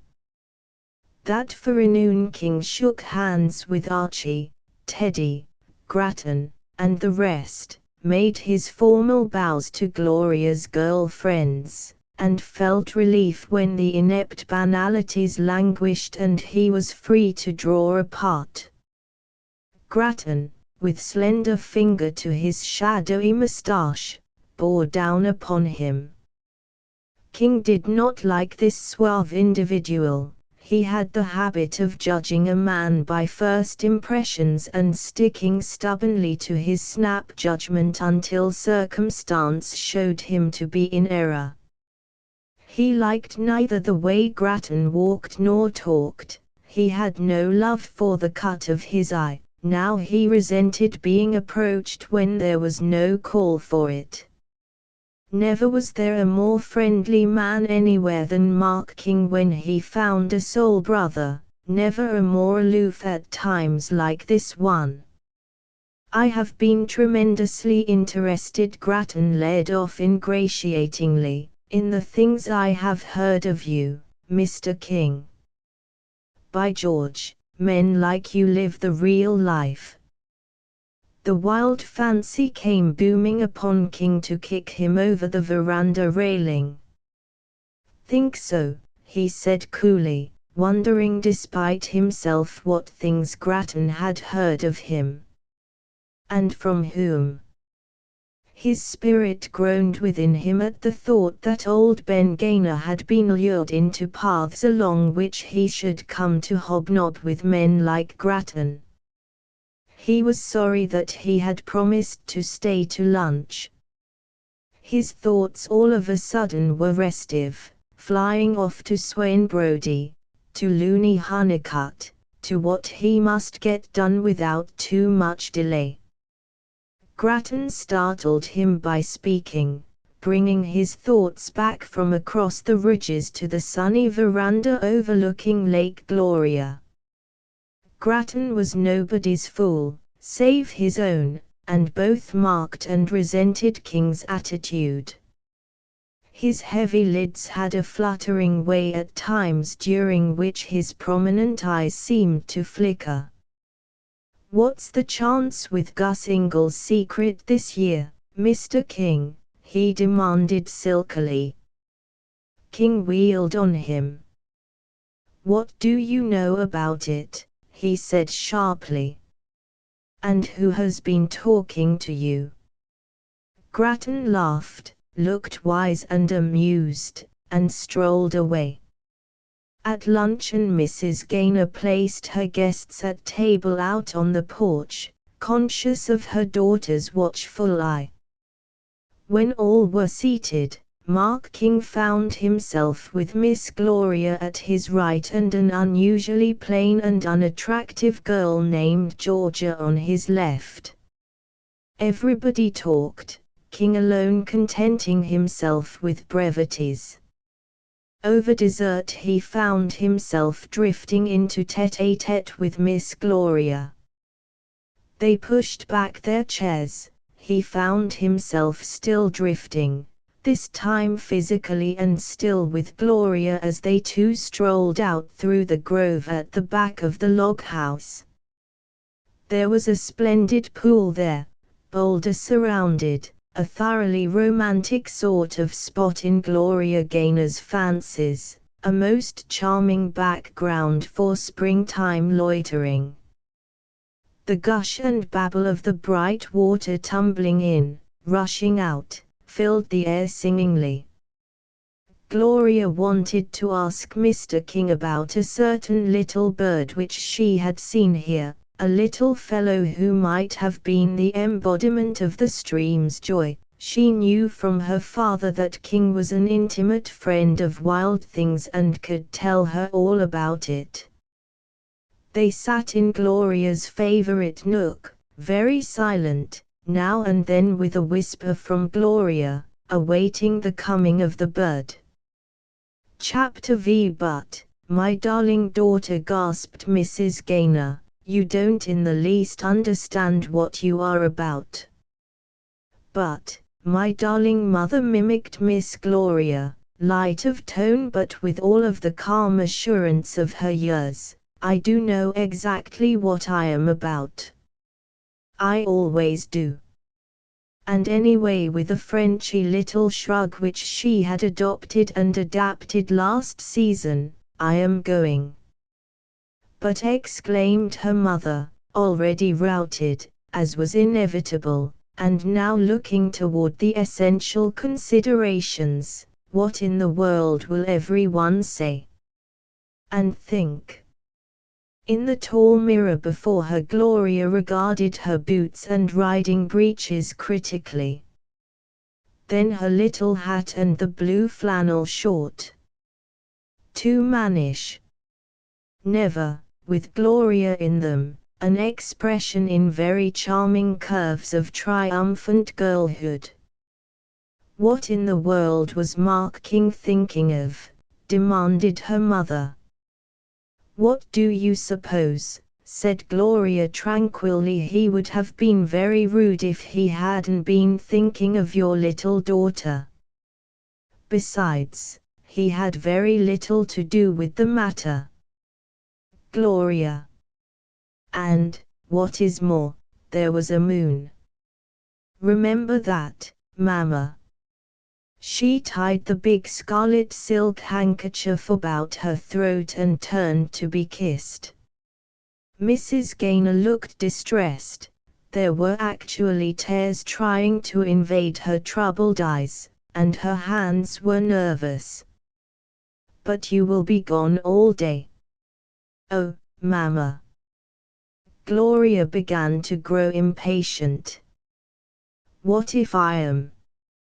Mr. King is a gentleman, isn't he? He isn't going to eat me, is he? Why do you make such a fuss over it all? Do you want to spoil everything for me? You know I don't. But, we've had nothing but buts since I told you. I should have left you a note and slipped out. She bestowed upon the worried face a pecking little kiss and tiptoed to the door. Wait, Gloria. What shall I tell everyone? They're your guests, after all. Tell them I asked to be excused for the day. Beyond that, you are rather good at smoothing out things. I'll trust you. But, I mean and Mr. Grattan. Oh, tell him to go to the devil, cried Gloria. It will do him no end of good. And while Mrs. Gaynor stared after her, she closed the door softly and went tiptoeing downstairs and out into the brightening dawn, where Mark King awaited her with the horses. From behind a window curtain, Gloria's mother watched the girl tripping away through the meadow to the stable, set back among the trees. King was leading the saddled horses to meet her. Gloria gave him her gauntleted hand in a greeting the degree of friendliness of which was gauged by the clever eyes at the window, friendliness already arrived at a stage of intimacy. King lifted Gloria into her saddle. Gloria's little laugh had in it a flutter of excitement as her cavalier's strength took her by delighted surprise and off her feet. They rode away through the thinning shadows. Mrs. Gaynor, despite the earliness of the hour, went straight to her husband, awoke him mercilessly, and told him everything. Oh, he said when she had done and he had turned over for another hour or so of sleep, that's all right. Mark told me about it last night. And you didn't say a word to me. Forgot, said Ben. but don't worry. Mark'll take care of her." She left him to his innocent slumbers and began dressing. Already she was busied with planning just what to say and how to say it. Gloria knew, she thought with some complacency, that her mother could be depended upon in any situation demanding the delicate touch. She would be about, cool and smiling, when the first guest appeared. It would be supposed that she and Gloria and Mr. King had been quite a merry trio as the morning adventure was being arranged. That first guest stirring would be Mr. Grattan, on hand to pounce on Gloria and get her out of the house for a run down to the lake, a dash in a canoe, or a brief stroll across the meadow before the breakfast gong. Instead of Gloria's terse message for him, she had quite an elaborate and laughing tale to tell. After all, Gloria usually did know what she was about, and if Mr. Grattan meant all that he looked, Mrs. Gaynor had cast up a rough draft of everything she would say that morning before she opened the door to go downstairs. And for reasons very clear to her and which she had no doubt would be viewed with equal clarity by Gloria after this escapade of hers was done with, she meant to be very tactful indeed with Mr. Grattan. ********* Never had Mark King known pleasanter companionship than Gloria Gaynor afforded this bright morning.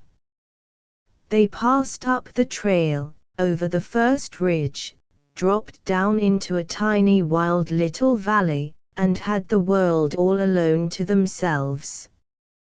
Only now was the sun up, and there in the mountains, blazing forth cheerily, it seemed to shine for them alone. When they rode side by side, Gloria chatted brightly, athrill with animation, vivid with her rioting youth.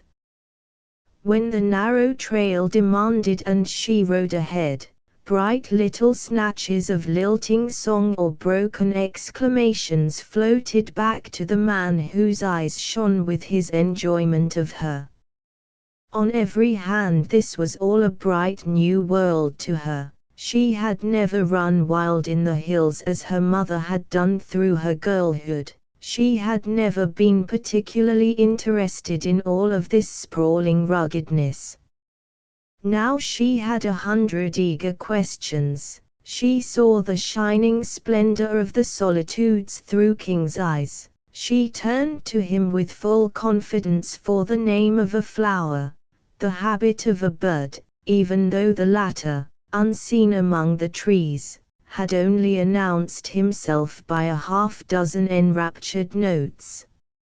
Yesterday, surrendering her volatile self to a very natural and quite innocent feminine instinct, Gloria had fully determined to parade Mark King before her envious friends as very much her own property.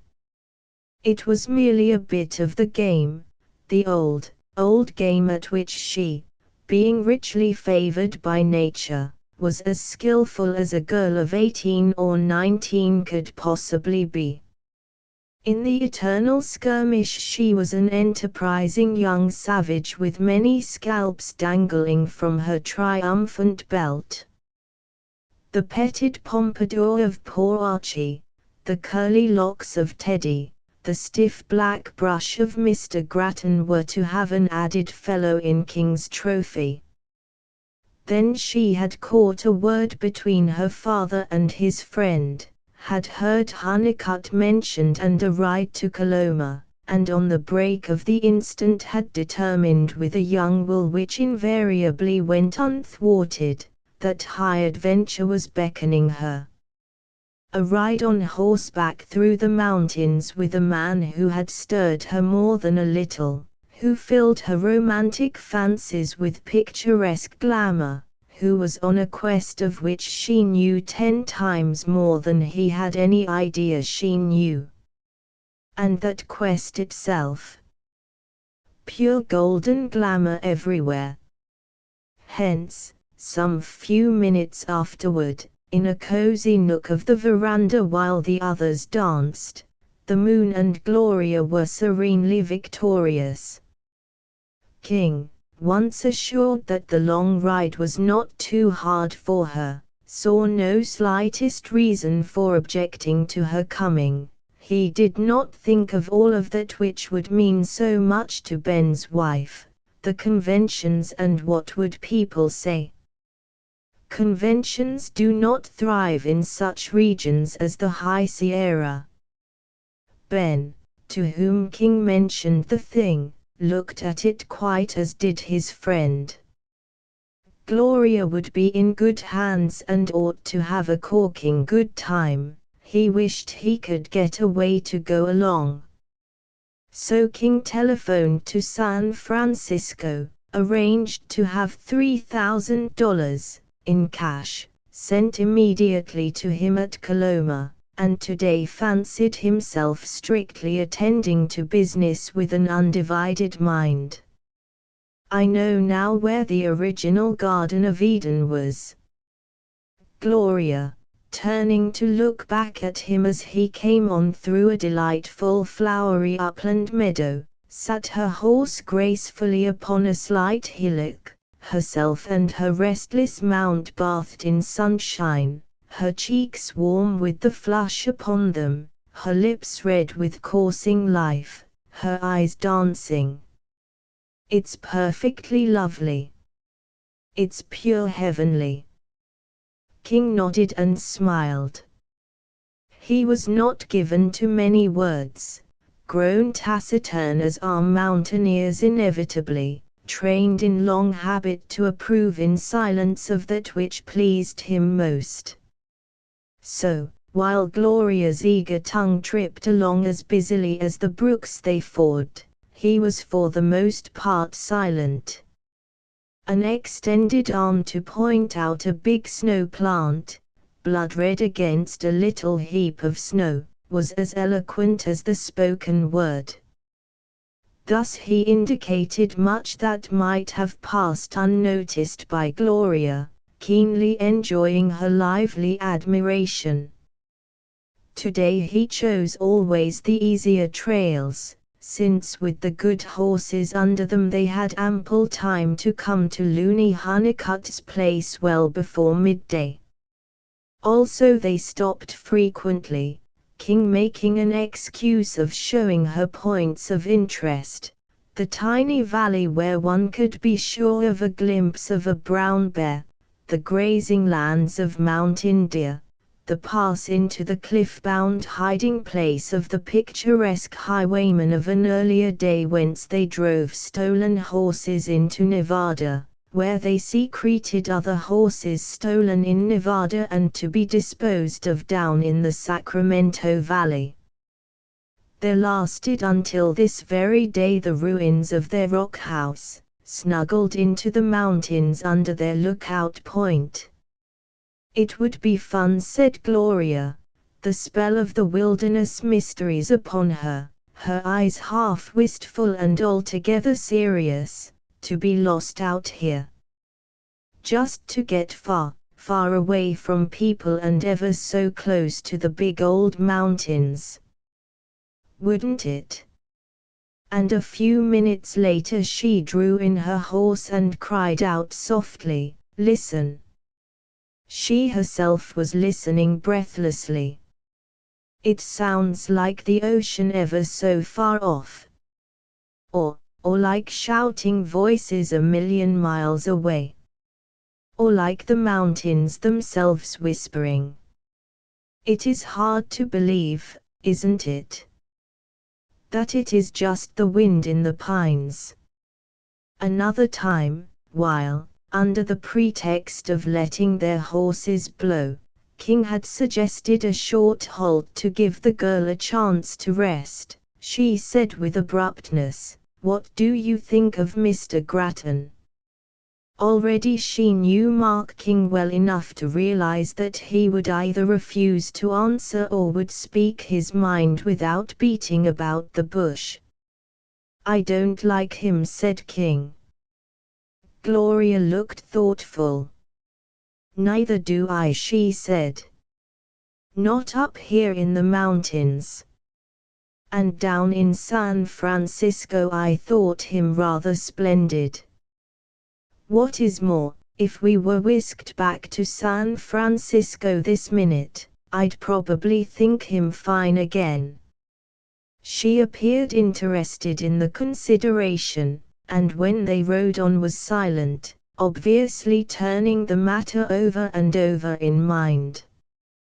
Asterisk asterisk asterisk asterisk asterisk Today were three mysteries tremblingly close to revealing themselves one to another: the great green mystery of the woodlands, the mystery of a man clothed in his masculinity as in an outer garment, the tender mystery of a young girl athrill with romance, effervescent with youth, her own thoughts half veiled from herself, her instincts alive and urgent, and often all in confusion. How could a man like Mark King quite understand a girl like Gloria? How could a girl like Gloria, with all of her surety of her own decisions, understand a man like King? Each glimpsed that day much of the other's true character, and yet all the while the mainsprings were just out of sight, unguessed, undreamed of. At Gloria's age, if one be a girl and very pretty and made much of by adoring parents and a host of boys and men, the world is an extremely nice place inhabited exclusively by individuals pressing forward to do her reverence. She is beautiful. She is vivacious, filled with delight, she is a sparkling fountainhead of joy. She is so superabundantly supplied with eager happiness that she radiates happiness.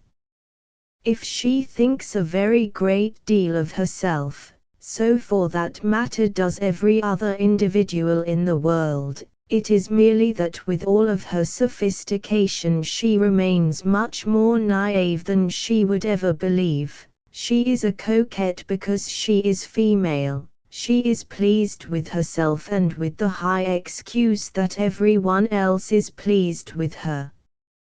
Hence she demands adoration as a right. If she rides on a streetcar she fully expects that the conductor will regard her admiringly and that the motorman will turn his head after her. She doesn't expect to marry either of these gentlemen, she does not particularly require their flattering attentions. Gloria did not expect to marry Archie or Teddy or Mr. Grattan.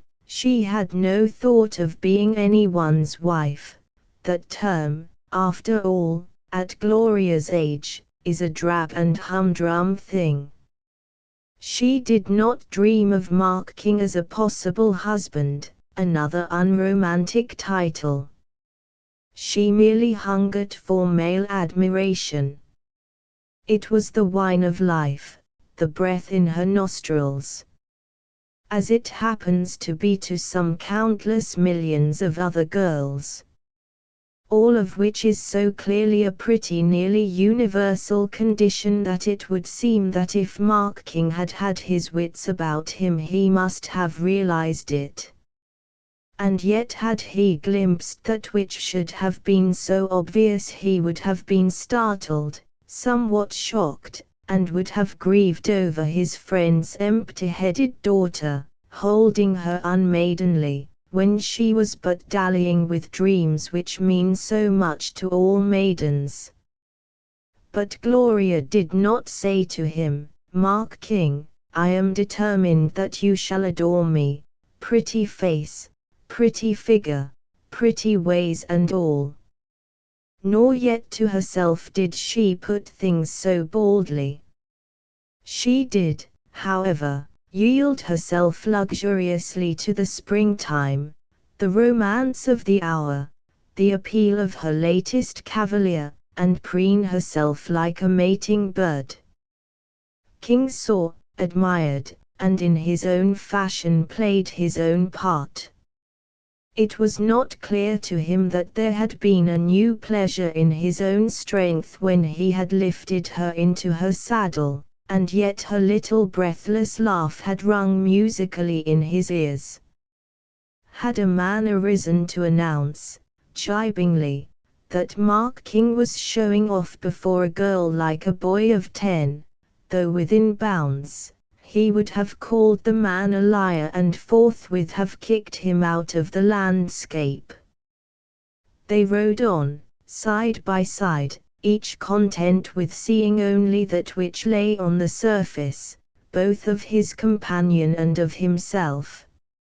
In a word, they were living life naturally, without demanding of the great theatrical manager to know exactly what parts they were to play in the human comedy. Externals sufficed just now, the fragrant still forests, the pulse-stirring sunshine, the warm, fruitful earth below and the blue sky above. From the first he called her Gloria quite naturally, to her he was Mr. King. But the mark slipped out before they came into sight of the roofs of picturesque Coloma. Chapter 6. You are sure you won't be gone more than an hour? Gloria asked. Never, it seemed to her, had she seen a lonelier-looking place than old Coloma drowsing on the fringe of the wilderness. The street into which they had ridden was deserted save for a couple of dogs making each other's acquaintance suspiciously. Why was it more lonesome here than it had been back there in the mountains? She wondered.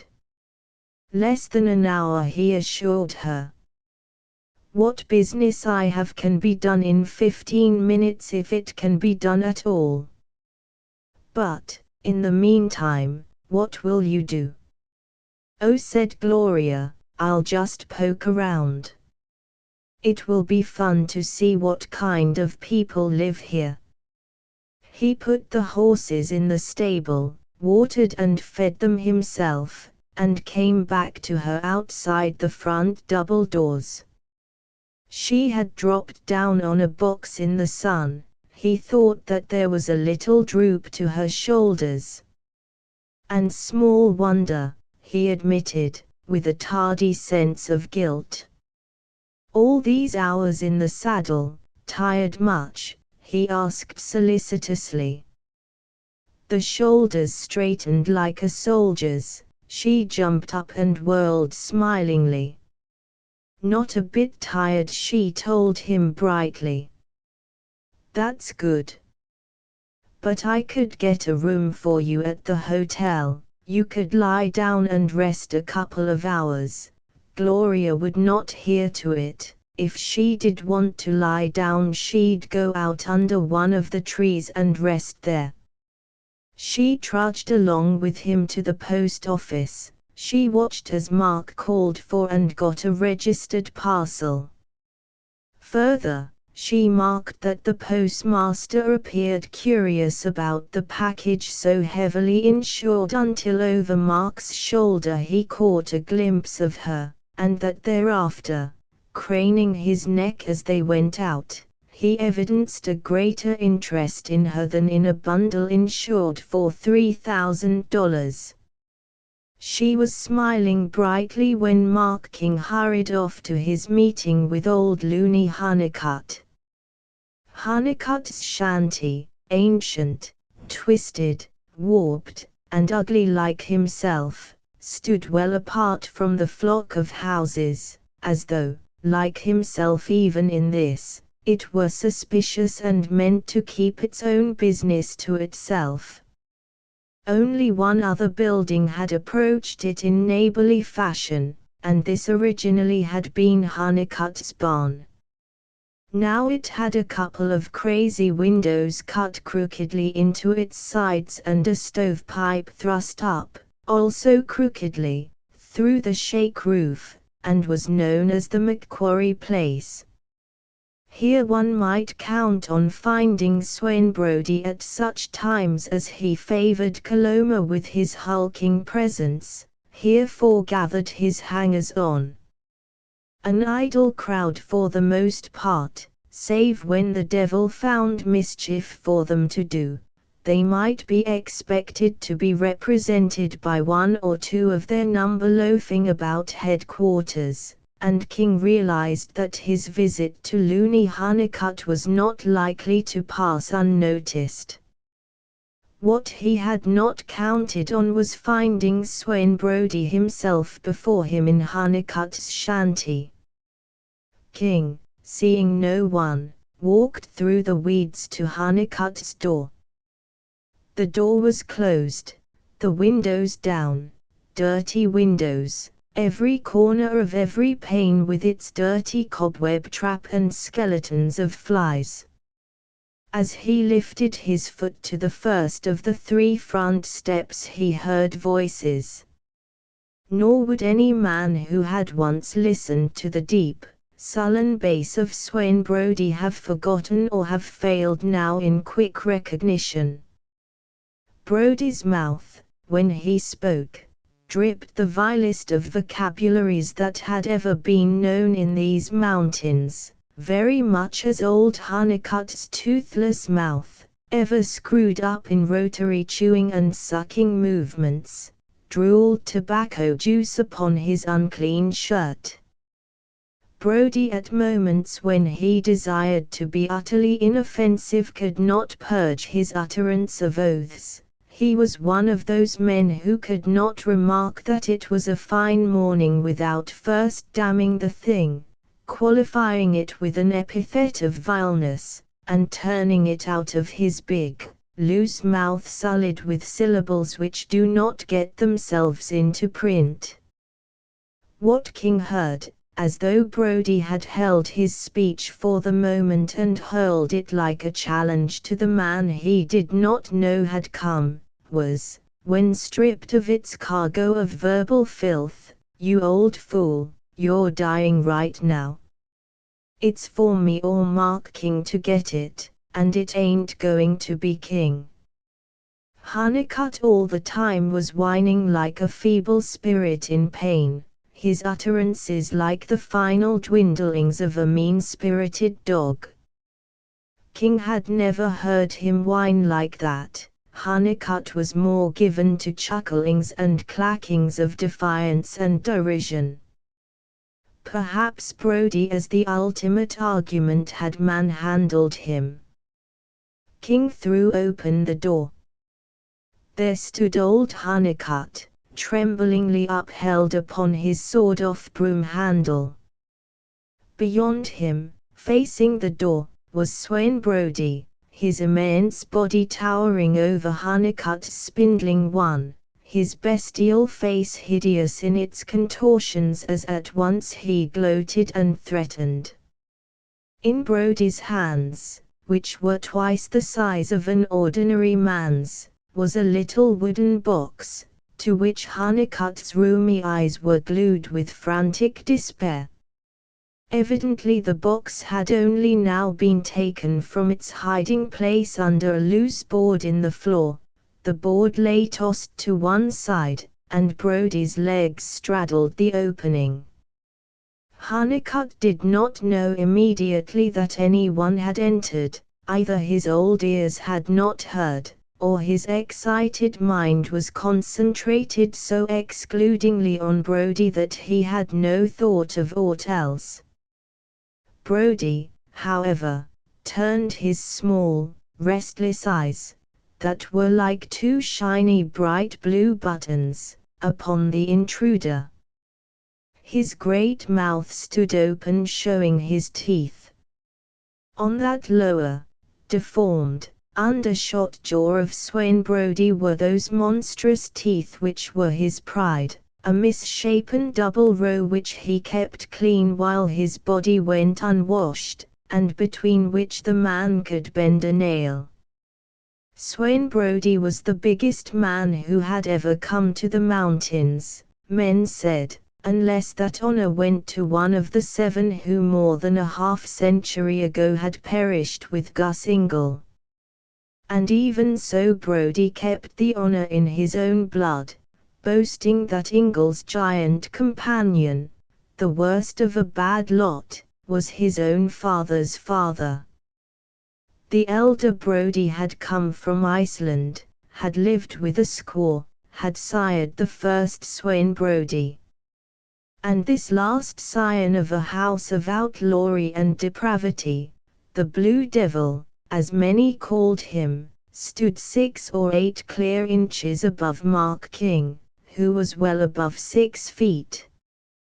Whatever pride was in him went first to his teeth, next to his enormous stature. He denied that his father had been so big a man, he flew into a towering rage at the suggestion, he cursed his father's memory as a fabric of lies. His head was all face, flattening off an inch above the hairless brows, his face was all enormous, double-toothed mouth. Slowly the big mouth closed. The shiny blue eyes narrowed and glinted, the coarse face reddened. Brody's throat caught, the Adam's apple moved repeatedly up and down as he swallowed inarticulately. This old honeycut saw. He jerked about and quick lights sprang up in his despairing eyes. He began to sputter, but Brody's loud voice had come back to him and drowned out the old man's shrillings. Brody ripped out a string of oaths, demanding, "Who told you to come in?" You, he was aiming to kill me," cried old Honeycutt, dragging and pulling at King's sleeve. "He was doing for me, like that." He pointed to the floor. There lay a heavy iron poker bent double. "He done it. Brody done it. He was doing me, you old fool, I'll do you yet," growled Brody. "And you, King, what are you after?" Always truculent, today Brody was plainly spoiling for trouble.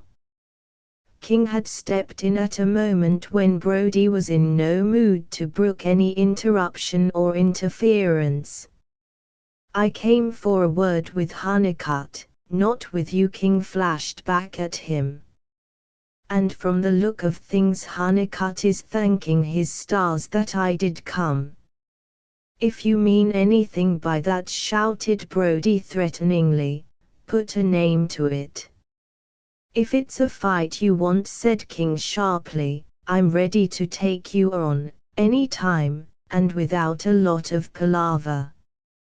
Old Honeycutt began sidling off toward the back door, neither of his 2 visitors noticing him now as their eyes clashed. "What I come for I'm going to have," announced Brody. "It's mine, anyhow, more than any other man's. I could prove it by law if I gave the snap of a finger for what the law deals out, hit or miss." Was there a king with Gus Ingle's crowd? Or a Honeycutt? No, but there was a Brody. And I'm his heir, by thunder. It's mine more'n any man's. King laughed at him. "Since when have you been studying law, Brody?" "Since you got back this last trip, figuring you might have a word with the sheriff." "Sheriff? What do you mean, sheriff?" "I happened to see you and Andy Parker standing together on the cliffs. I saw Andy go overboard. What is more, I had a talk with him before I buried him." Again Brody's big mouth dropped open, his little blue eyes rounded, and he put one hand at his throat nervously. "Andy's a liar, Always a liar, he said thickly. But he seemed annoyed. Then his face cleared, and he too laughed, derision in his tone. Anyway, he's dead and can't lie no more, and your word against mine ain't more'n an even break. So if your nosing sheriff gets gay with me, I'll twist his cursed neck for him. Suit yourself. I've told you already I came for a talk with Honeycutt and not with you. Then you'll wait until I'm done with him, roared Brody, all of his first baffled rage sweeping back through his blood. And now you'll clear out. King stooped forward just a little, gathering himself and ready as he saw Brody crouch for a spring. It was just then that both remembered old Honeycutt. For the old man, tottering in the opening of the rear door, was muttering in a wicked sort of glee, "Up with them hands of your'n, Swain Brody. High up and right quick, or I'll blow your ugly head off and your shoulders." In his trembling hands was a double-barreled shotgun, sawed off and doubtless loaded to the muzzle with buckshot. Though the thing wavered considerably, its end was not 6 feet from Brody's head, and both hammers were back, while the ancient nervous fingers were playing as with palsy about the triggers. King expected the discharge each second. Brody whirled and drew back, his face turning gray. "Put it down, you old fool, put it down," he cried raspingly. "I'll go." The old man cackled in his delight. "I'll put nothing down," he announced triumphantly. "You set down that box." Hastily Brody put it on the table.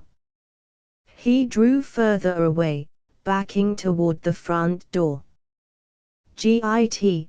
cried old Honeycutt.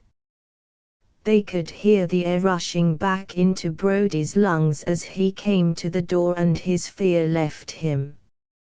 "I'll be back, Honeycutt, don't you fear," he growled savagely. "As for you, King, you and me ain't done. I'll get you where there's no old fool to butt in, and I'll break every bone in your body." "I'll be ready," Brody said. King. He watched the great hulking figure as it went out, 250 pounds of brawn there, every ounce of it packed with power and the cunning of brutish battle. If he ever fought Swain Brody, just man to man, with only the weapons nature gave them, what would the end be? But Brody was gone, his shadow withdrawn from the doorstep, and he had his business with Honeycutt. He left the door wide open so that no one might come suddenly upon them, and turned to the old man. "Put your gun down, Honeycutt," he said quietly. "I want to talk with you." "I got the big stiff on the run," mumbled the old man. "He can't come and bulldoze me." "Not me, he can't." "No, nor if Swain Brody can't git the best of me, no other man can," he added meaningly, glaring at King. "There's that box on the table," said King. "Maybe you'll want to put it away before he makes you another visit." Honeycutt hastily set his gun down, leaning it against the wall with both hammers still back, and shambled to the table. He caught the box up and hugged it to his thin old breast, breathing hard. "If there's money in it," said King, knowing well that the old miser had money secreted somewhere. "Who said there was money? Who said so?" He went to his tumbled bunk in a corner, sat down on it, thrusting the box out of sight under the untidy heap of dirty bedding. "I ain't talking," he said. He glanced at his gun. "You git, too." King felt that he could not have selected a more inopportune moment for his visit, and already began to fear that he would have no success today. But it began to look as though it were a question of now or never. Brody would return despite the shotgun, and Brody might now be looked to for roughshod methods.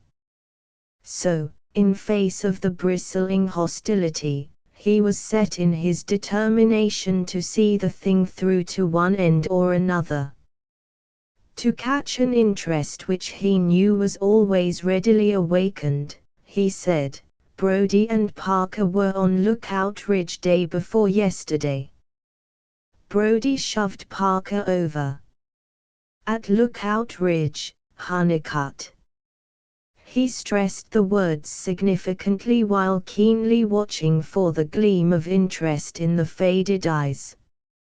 It came. Honeycutt jerked his head up.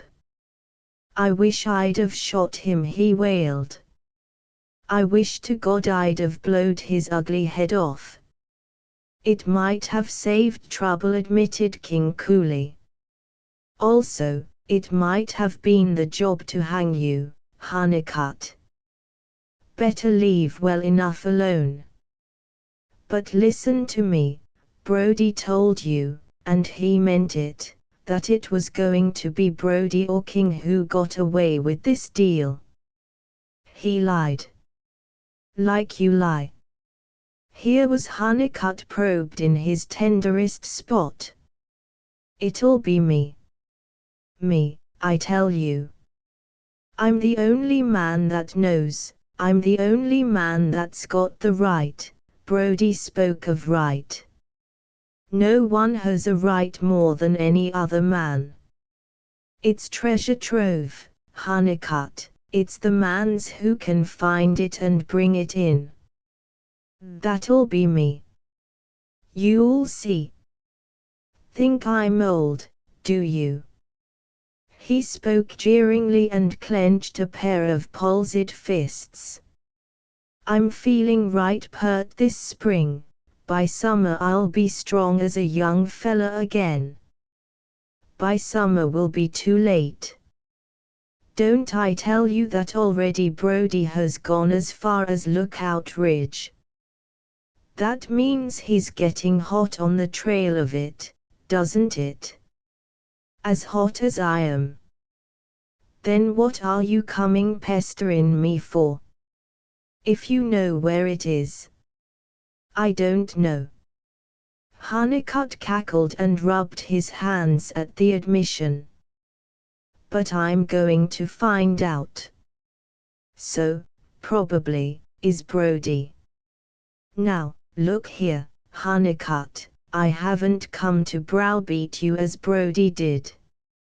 I am for making you a straight business proposition. If you know anything, I stand ready to buy your knowledge. In cold, hard cash. No man ain't got the money, not enough, not any Morgan or Rockefeller." King began opening the parcel he had brought from the post office. As he cut the heavy cord with his pocket knife, Honeycutt looked on curiously. King stepped to the table, standing so that out of the corners of his eyes he commanded both doors, and stripped off the wrapping paper. "Look sharp, Honeycutt," he commanded. "Here's money enough to last you as long as you live. All yours if you can tell me what I want to know." A golden $20 coin rolled free, shone with its virgin newness and lay on the tabletop, gleaming its allure into the covetous old eyes. Another followed it and another. King regretted that there were not more, that the parcel contained banknotes for the most part. He began counting it out. "There's $1,000. Right in that pile," he said. $1,000. $1,000. And some of it gold. New looking, ain't it, Mark? Let me have the feel of one of them 20s. King tossed it, it fell upon the bedding, and Honeycutt's fingers dived after it and held it tight. He began rubbing it, caressing it. King went on counting. "One more thousand in this pile," he said. "That's 2,000, Honeycutt." 2,000, repeated Honeycutt, nodding. He was sucking at his lips, his mouth puckered, his cheeks sunken in. He got up and shambled on his cane close to the table, leaning against it, thrusting his peering eyes down. King counted out the last crisp note. $3,000. He stepped back a pace. $3,000. That's a mite of money, Mark. $3,000 all on my table. His thin voice was a hushed whisper now. I never seen that much money, not all at once and spread out. It's likely that you'll never see that much again. Unless you and I do business. Honeycutt did not answer, perhaps had not heard. His emaciated arms were uplifted, he had let his cane go, supporting himself by leaning hard against the table, his arms curved inward, his fingers were like claws, standing apart.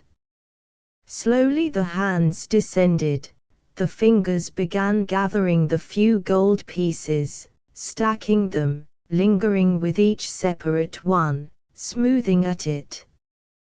Gold spoke directly and eloquently to what stood for a soul in Looney Honeycutt. Banknotes had a voice which he understood but which could never move him, thrill him, lift him to ecstatic heights, as pure musical, beautiful gold could. It's a sight of money, Mark, he whispered, it's a sight of money. King held his silence. His whole argument was on the table. Asterisk, asterisk, asterisk, asterisk, asterisk. Only now and then did King catch a glimpse of Honeycutt's eyes, for the most part hidden by his lowered lids and bent head. At such times, though he had counted on having to do with cupidity, he was startled by the look he saw. Here was the expression of the one emotion which dwelt on in the withered, time-beaten body. Here was love in one of its 10,000 forms. Love that is burning desire, that quenches all other spark of the spirit, that is boundless, love of a hideously grotesque and deformed sort, love defiled, twisted, misshapen as though Eros had become an ugly, malformed, leering monstrosity. That love which is the expression of the last degree of selfish greed, since it demands all and gives nothing, that love which is like a rank weed, choking tenderer growths, or more like a poisonous snake. Now it dominated the old man utterly.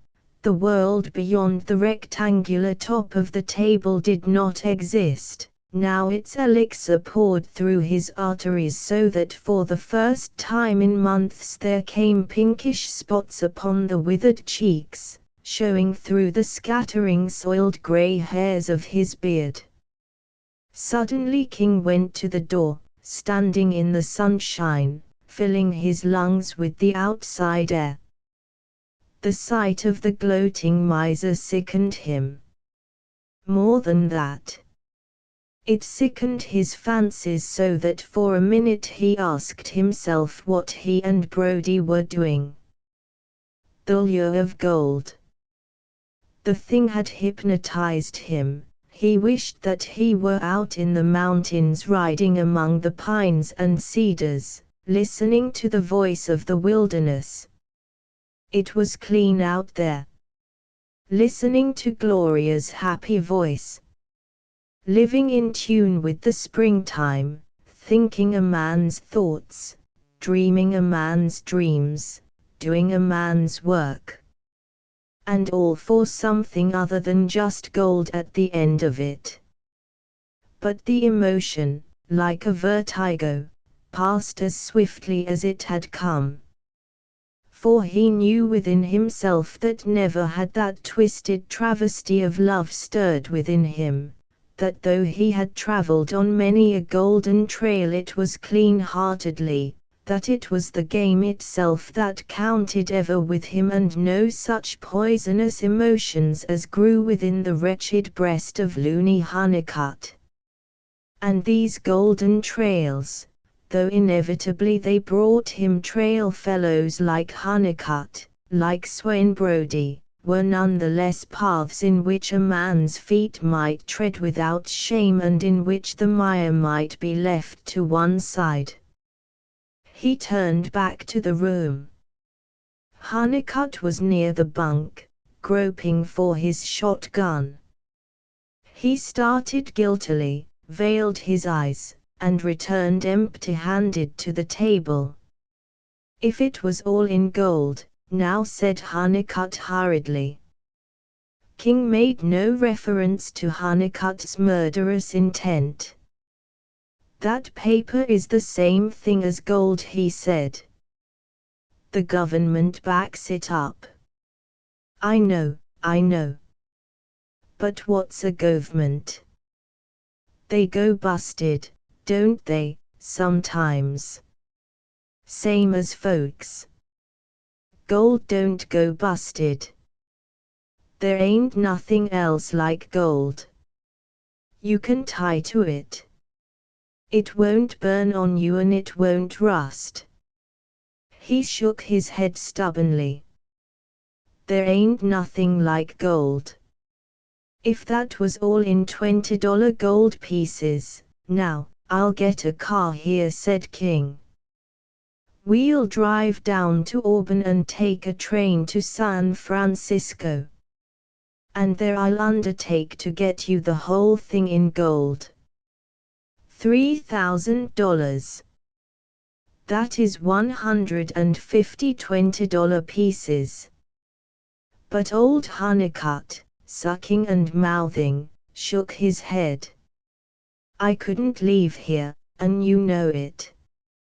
I got things here, he said with a look of great cunning, I wouldn't go away from. Not if horses was pullin' me. You can bring those things along, Honeycutt cried out sharply at that. You know I wouldn't durst. With the world full of robbers that would be after me like hounds running down a rabbit. I won't go, you can't make me. No man can't. King's patience deserted him. I am not going to make you do anything. Further, I am not going to put in any more time on you. I have offered to pay you $3,000 for what you know, and there is the very strong likelihood that you don't know a bit more than I do. Don't know, shrieked Honeycutt. Wasn't I a boy grown when the dying, delirious man stumbled in on the camp? Didn't I hear him talk and didn't I see what he had in his fist? Wasn't I set in right side by side with Gus Ingle when that happened? Wouldn't I have been one to go, if it hadn't have been that I had a big knife cut in my side you could have shoved a cat in, give to me by a slant-eyed cuss name of Baldy Winch? Didn't I watch 'em go, the whole 7 of 'em, Baldy Winch, rot him, jeerin' at me and me swearin' I'd get him yet, him and Gus Ingle and Preacher Elson and the first Brody and Jimmy Kelp and Manny Howard and the Italian. Wasn't I there? He was almost incoherent. Were you, said King. And Baldy Winch, the one who knifed you? The sucking old mouth emitted a dry chuckle. And didn't I keep my promise? That very winter after Baldy was the only man to get back. With my side just healing, didn't I make my way through the snow out to where he was, his cabin on lookout? With an axe I got there. And him having a gun and pistol and knife. Phoo! What good did it do him? And didn't I square with him by taking what I wanted? Gold. The old dry cackle answered the question, the bleary eyes were bright with cunning. If I don't know nothing, jibed Honeycutt, what are you asking me for? King had learned little that he did not already know. He came back to the table and began gathering up the money. Wait a minute, Mark, pleaded the old man, restless as he understood that the glittering coins were to be taken away. Let's talk a while. You and me ain't had a good chat like this for a year. I'm going, retorted King. But I'll make you one last proposition. He thrust into his pocket everything excepting 5 $20 gold pieces. These he left standing in a little pile. I'll give you just exactly $100 for a look at what is in that box of yours. In sudden alarm the old man shambled back to his bunk, his hands on the bedding over the box. You'd grab it and run, he clacked. You'd rob me. You're worse than Brody, you know better than that, King told him sternly. If I wanted to rob you, I'd do it without all this monkey business. In his suspicious old heart Honeycutt knew that. He battled with himself, his toothless old mouth tight-clamped. I'll go you, he said abruptly. Stand back. And give me the money first. King gave him the money and drew back some 3 or 4 paces. Honeycutt drew out the box, held it lingeringly, fought his battle all over again, and again went down before the $100. He opened the box upon a hinged lid. He made a smooth place in the covers, he poured out the contents. What King saw, 3 articles only, were these: an old leather pouch, bulging, probably with coins, a parcel, and a burnished gold nugget. The nugget, he estimated roughly, would be worth $500 were it all that it looked from a dozen feet away. The parcel, since it was enwrapped in a piece of cloth, might have been anything. It was shaped like a flat box, the size of an octavo volume. Honeycutt leered.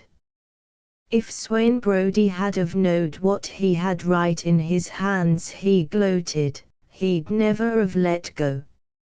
Not even for a shotgun at his head. Brody hasn't gone far. He'll come back.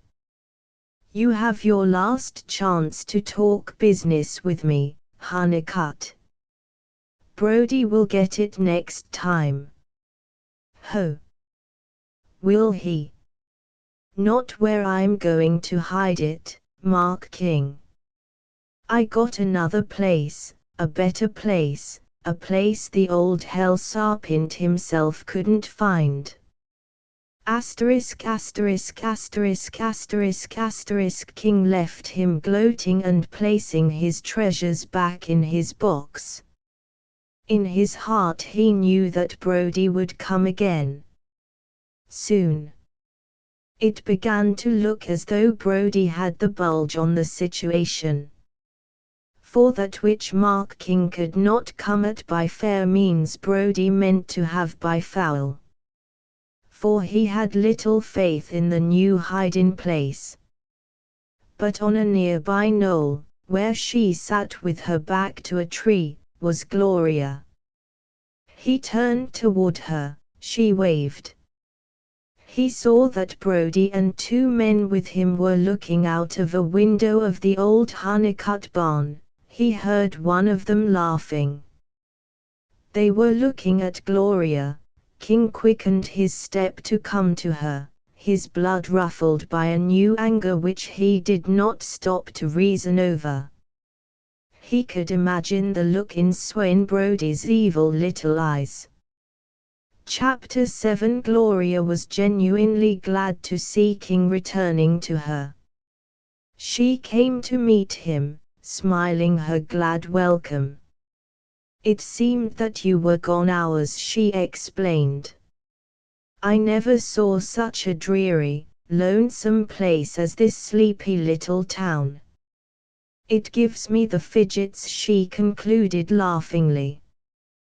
"These old mining camps have atmospheres all their own," he admitted understandingly. "Once they were the busiest, most frantic spots of the whole West. Thousands of men hurrying up and down, all full of great, big, golden hopes. They are gone, but I sometimes half believe their ghosts hang on. The air is full of that sort of thing. A dead town turned into a ghost town. It gets on your nerves." She nodded soberly. "That's what I felt, though I didn't reason it all out." Her quick smile came back as she looked up into his face and confessed, "My, it's good to have you back." "Come," he said. "We'll go and have lunch. You've no idea how much gayer things will look then." "We're not going to eat here," she announced, already gay. "I stopped in at a little funny store and ordered some things. Let's start back, take them with us, and picnic in the first pretty spot out of sight of old houses." As side by side they went along through the sunshine, King noted how Brody and a couple of men came out to look after them.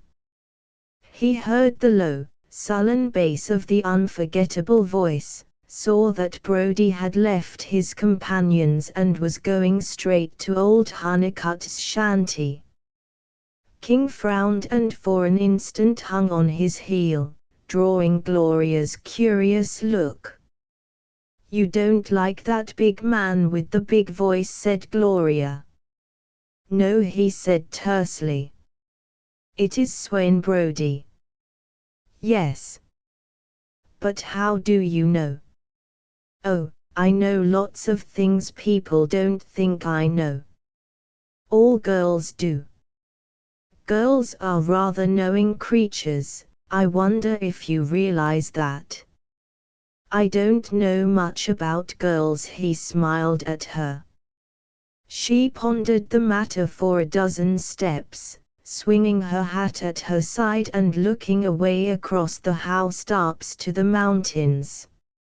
She did not know any other man who would have said that in just that way. The words were frank, all sincerity, that is, nothing lay behind them. Archie and Teddy, any of her boyfriends in town, they knew all about girls.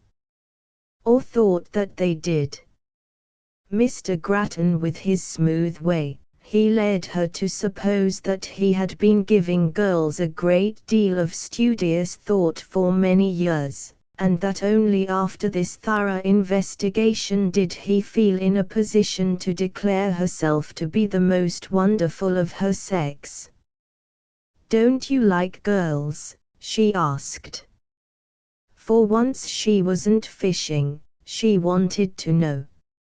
"Of course I do," he told her heartily. "As well as a man can, under the circumstances." "You mean not knowing them better?" When he nodded, she looked up at him again, hesitated, and then demanded, "You like me, don't you?"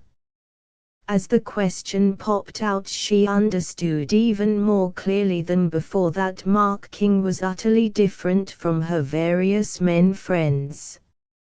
She had never asked a man that before. She was not accustomed to employing either that direct method or matter-of-fact tone. Just now there was no hint of the coquette in her. She was just a very grave-eyed girl, as serious in her tête-à-tête with an interesting male as she could have been were she 60 years old. And she was concerned with his answer. Already she knew that he had a way of being very direct and straight from the shoulder. "Of course I do," he said heartily, a little surprised by the abruptness of the question and yet without hesitation. "Very much." She flushed prettily. Gloria Gaynor, flushed up because Mark King said in blunt, unvarnished fashion, "I like you very much." The grave sobriety went out of her eyes. They shone happily. When they reached the funny little store, she was humming a snatch of a bright little waltz tune. And she was thinking, without putting the thought into words, "And I like you very much. You are quite the most splendid man I ever saw." King laughed over Gloria's order. Some bars of sweetened chocolate, a bag of cookies with stale frosting in pink and white, a diminutive tin of sardines, and 2 bottles of soda water. "Fine," he chuckled, "as far as it goes. Now we'll complete the larder. A small coffee pot, handful of coffee, a tin of condensed milk, a dime's worth of sugar, can of corned beef, block of butter, loaf of bread, 2 tin cups. Your marketing," he grinned at her, "we'll have for dessert." "I didn't know," countered Gloria, making a face at him, "that I was entertaining a starved wild man for lunch. You'll eat your half, I'll bet, and be ready for more a long time before we get home." Gloria, impatient to be on the homeward trail, assumed command in a way which delighted King. He glimpsed the fact that she had always had her way and was thoroughly accustomed to the issuance of orders which were to be obeyed. Further, he found her little way of Princess Gloria entirely captivating. Already she was bullying him as all of her life she had bullied his old friend Ben. "I'll get all of the parcels together," was what she said, "while you go for the horses. And you'll hurry, won't you, Mark?" "On the run, Your Majesty," he laughed. When he had saddled and returned to her, Gloria was waiting with the various purchases in a bully sack. She made a great pretense of being weighted down by the great bulk of provisions demanded by man's appetite. He took the bag from her, lifted her into her saddle, and they rode away. Gloria flicked her horse lightly with her whip and galloped ahead. As King followed, he turned in the saddle and looked back toward Honeycutt's cabin. He was pulled 2 ways, by the girlish figure ahead, which he must follow, since it was his responsibility to bring her back to his friend Ben, by what he fancied happening between Brody and Hunnicutt. Brody had been in ugly mood all along. He would be in uglier mood now after King's interruption and the shotgun episode. Nor could King forget what he had seen on Lookout Ridge. If Swain Brody were sure enough of what he was about to rid himself of Andy Parker, what would he not do with old Hunnicutt? "I ought to go back," was what King said over and over to himself as he rode steadily on after Gloria. The last roof lost to sight as they turned into the mouth of a canon, he shook off all thought of returning, overtook Gloria, and determined to forget both Hunnicutt and Brody for the rest of the day. Tomorrow would be another day. "There are hundreds of pretty places to picnic," said Gloria. "But it is so much jollier by running water. If you can fight down that hunger of yours for a few miles," he told her, "I'll show you the prettiest picnic spot you ever saw. And one, by the way, that precious few folks know about. It's tucked away as if the mountains had the notion to hide it from all invaders." She was immediately all eagerness to come to it.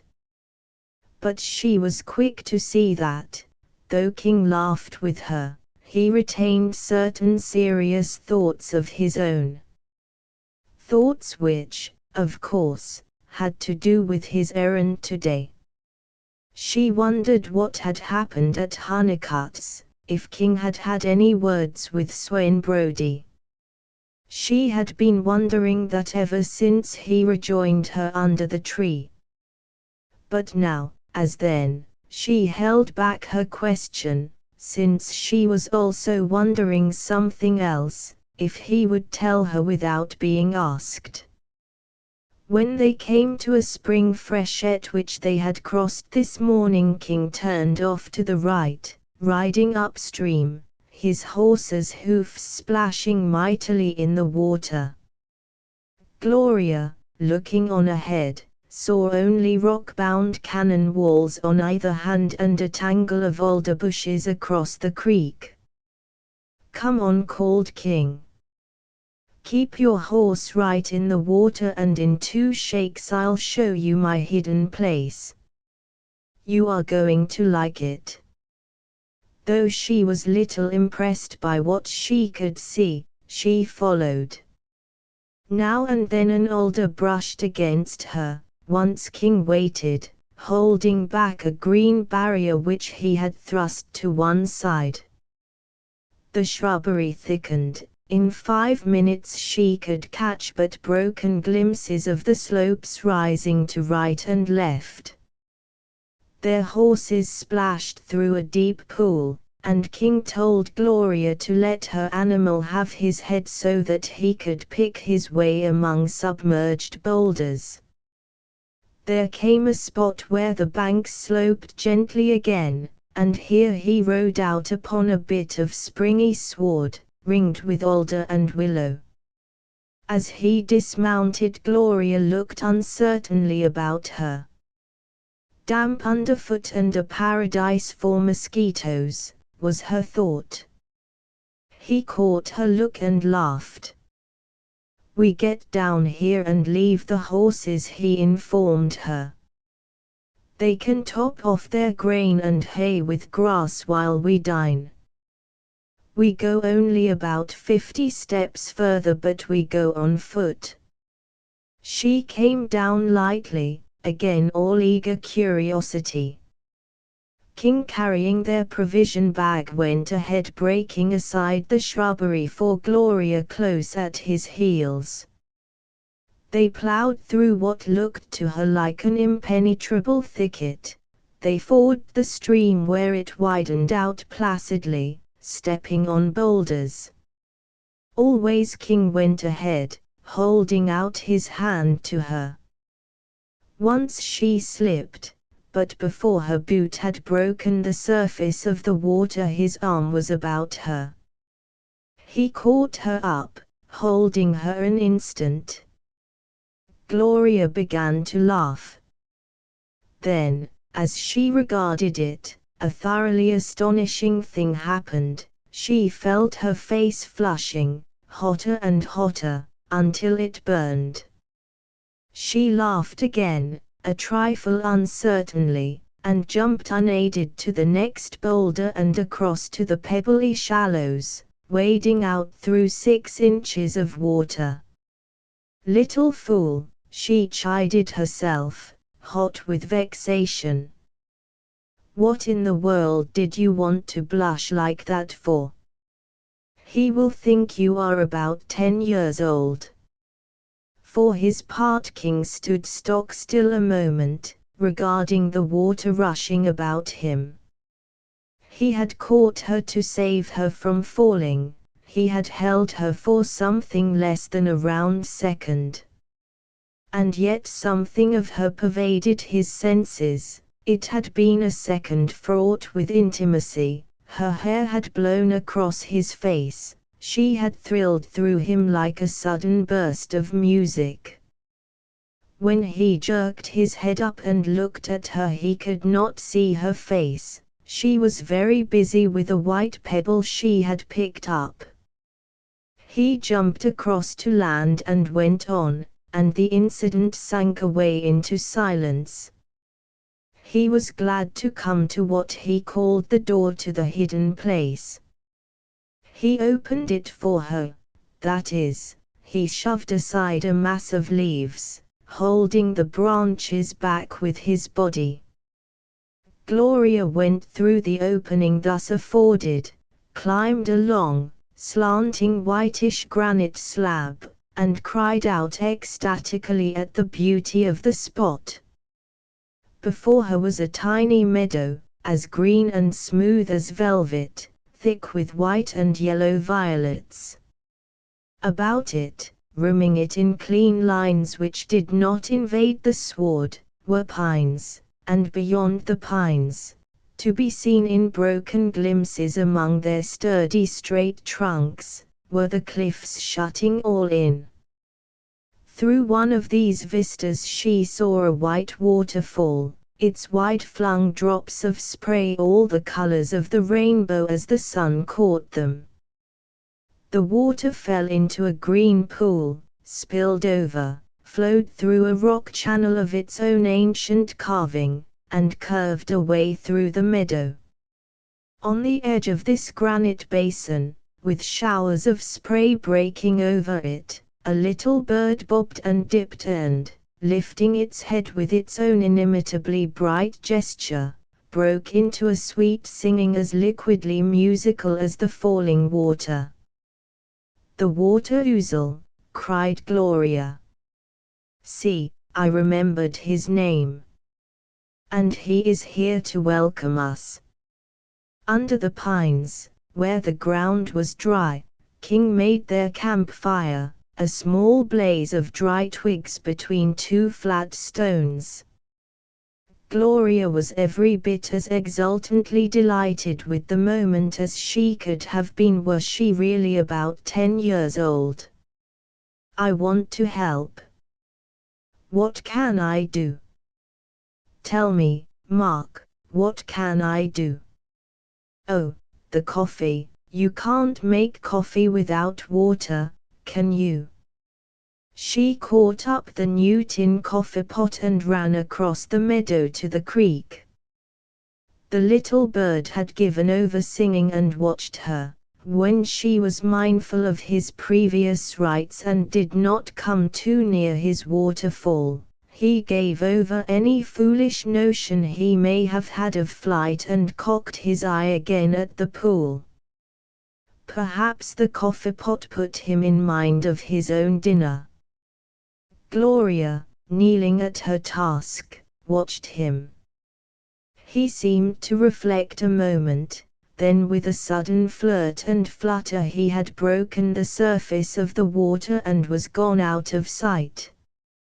She gasped, he had gone right under the waterfall, a little bundle of feathers no bigger than her clenched hand. She knelt with one knee getting wet and never knowing it. She began to feel positive that the hardy, headlong little fellow surely must be battered to death and drowned. Then with the abruptness of a flash of light there he was again, on the surface now, driving himself forward toward the bank. And there he sat again on his rock, the water flung from him to flash and mingle with the falling spray, his head back, his throbbing little throat pouring out his fluent melody. Gloria laughed happily and went back to King and the fire with her pot of water. Asterisk asterisk asterisk asterisk asterisk I love this, said Gloria softly. She was drinking a tin cup of strong cheap coffee cooled with condensed milk. In her other hand was a thick man-made sandwich of bread, butter, and corned beef. King laughed. What? He demanded. What particular article of my daintily served luncheon has made the great hit with you? Is it, perhaps, the rancid butter that you adore? You know, I love this. Her look embraced the universe, began with the dying fire, swept on beyond the treetops against the deep blue of sky. I don't know why people live in cities, with all of this shut out. The call of the wild. He spoke lightly and yet he glimpsed a soul really stirred, saw that for the moment, if for no longer, the great solitudes held her enthralled.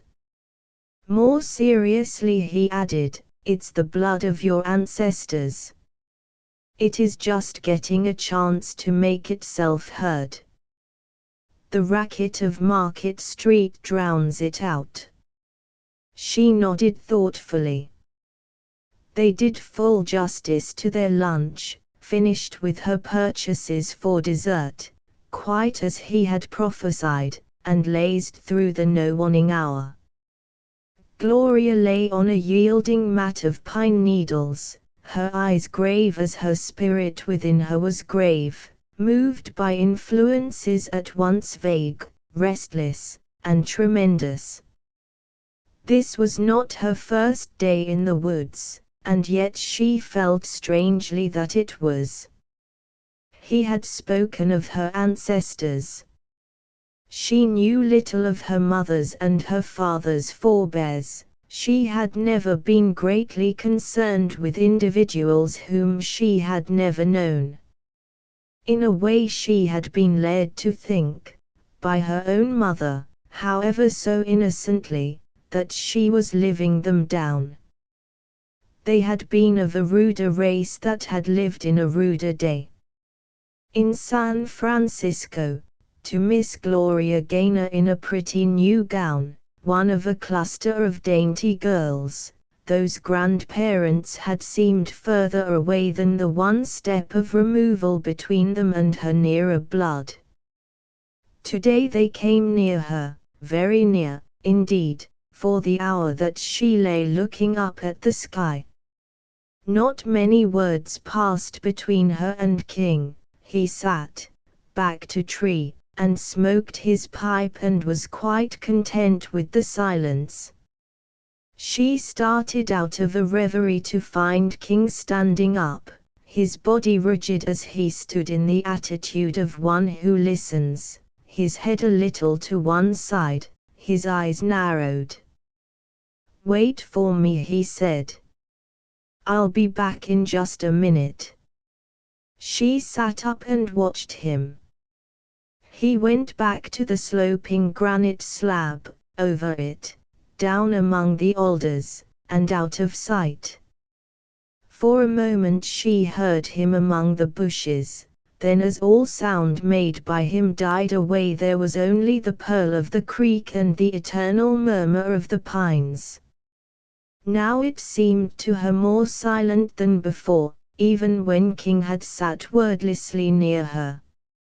And yet, incongruously, whereas the silence was deepened by utter solitude. The voices of running water and stirring trees rose clearer, louder, more insistent. A falling pine needle, striking all but noiselessly at her side, made her turn swiftly. Only now did she hear that other sound, which King had detected.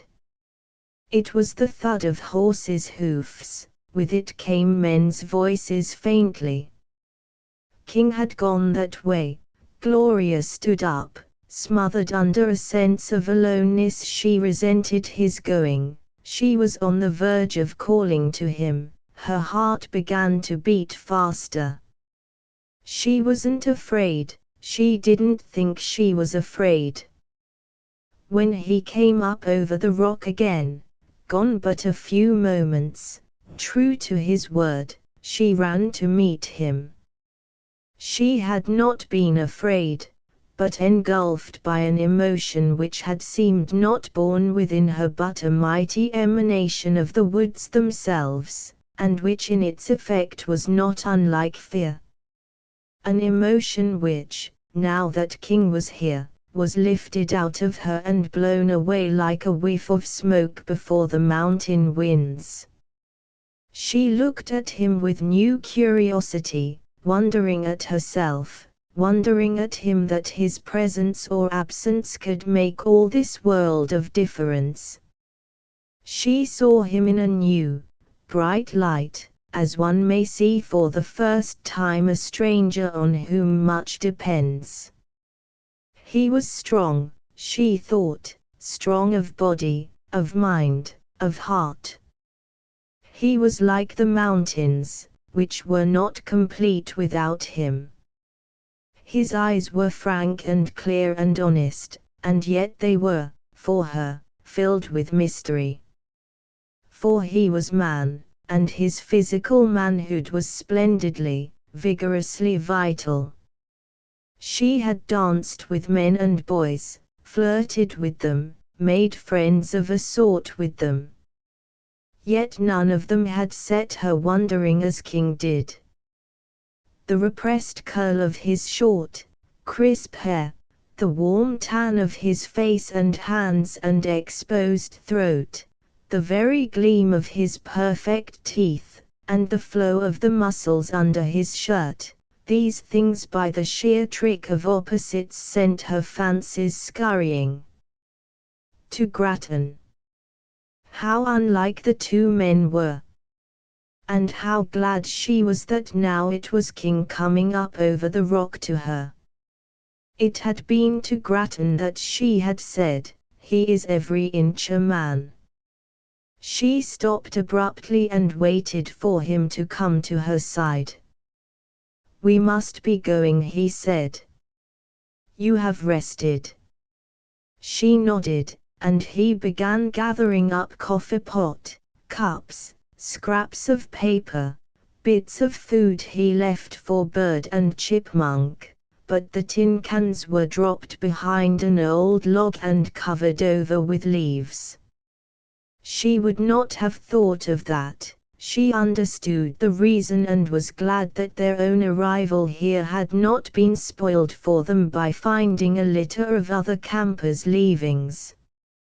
He stamped out the few embers of their fire, and, not entirely satisfied, though there was but little danger of forest fires here in green young June, nevertheless went to the creek for water and doused the one or two black charred sticks which still emitted thin wisps of smoke. "Those men?" queried Gloria when it was clear that he would require prompting. "Who were they?" "Some chaps from Coloma, packing off into the woods." "Swain Brodie?" she demanded. "Yes. Swain Brodie and half a dozen of his ilk." "We will overtake them." "Is that why you are in a hurry now?" "No. We won't see anything of them." "That's what I went to find out."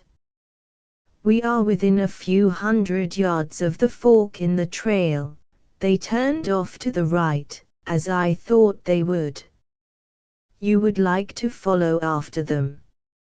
She gathered that from a vague something in his voice and from a look, not so vague, in his eyes. "If I were not along, you would go the way they have gone." "Yes," he admitted. "But you are along, you know. What is more," as he realized that she might fear he resented her being with him, "I am glad that you are. And now shall we start? We've a long ride ahead of us yet." She followed him down through the alders, at the pool where she had slipped before, and he had held her in his arms. She was very careful not to slip now. Nor did they look at each other while she lightly touched his hand and they crossed over.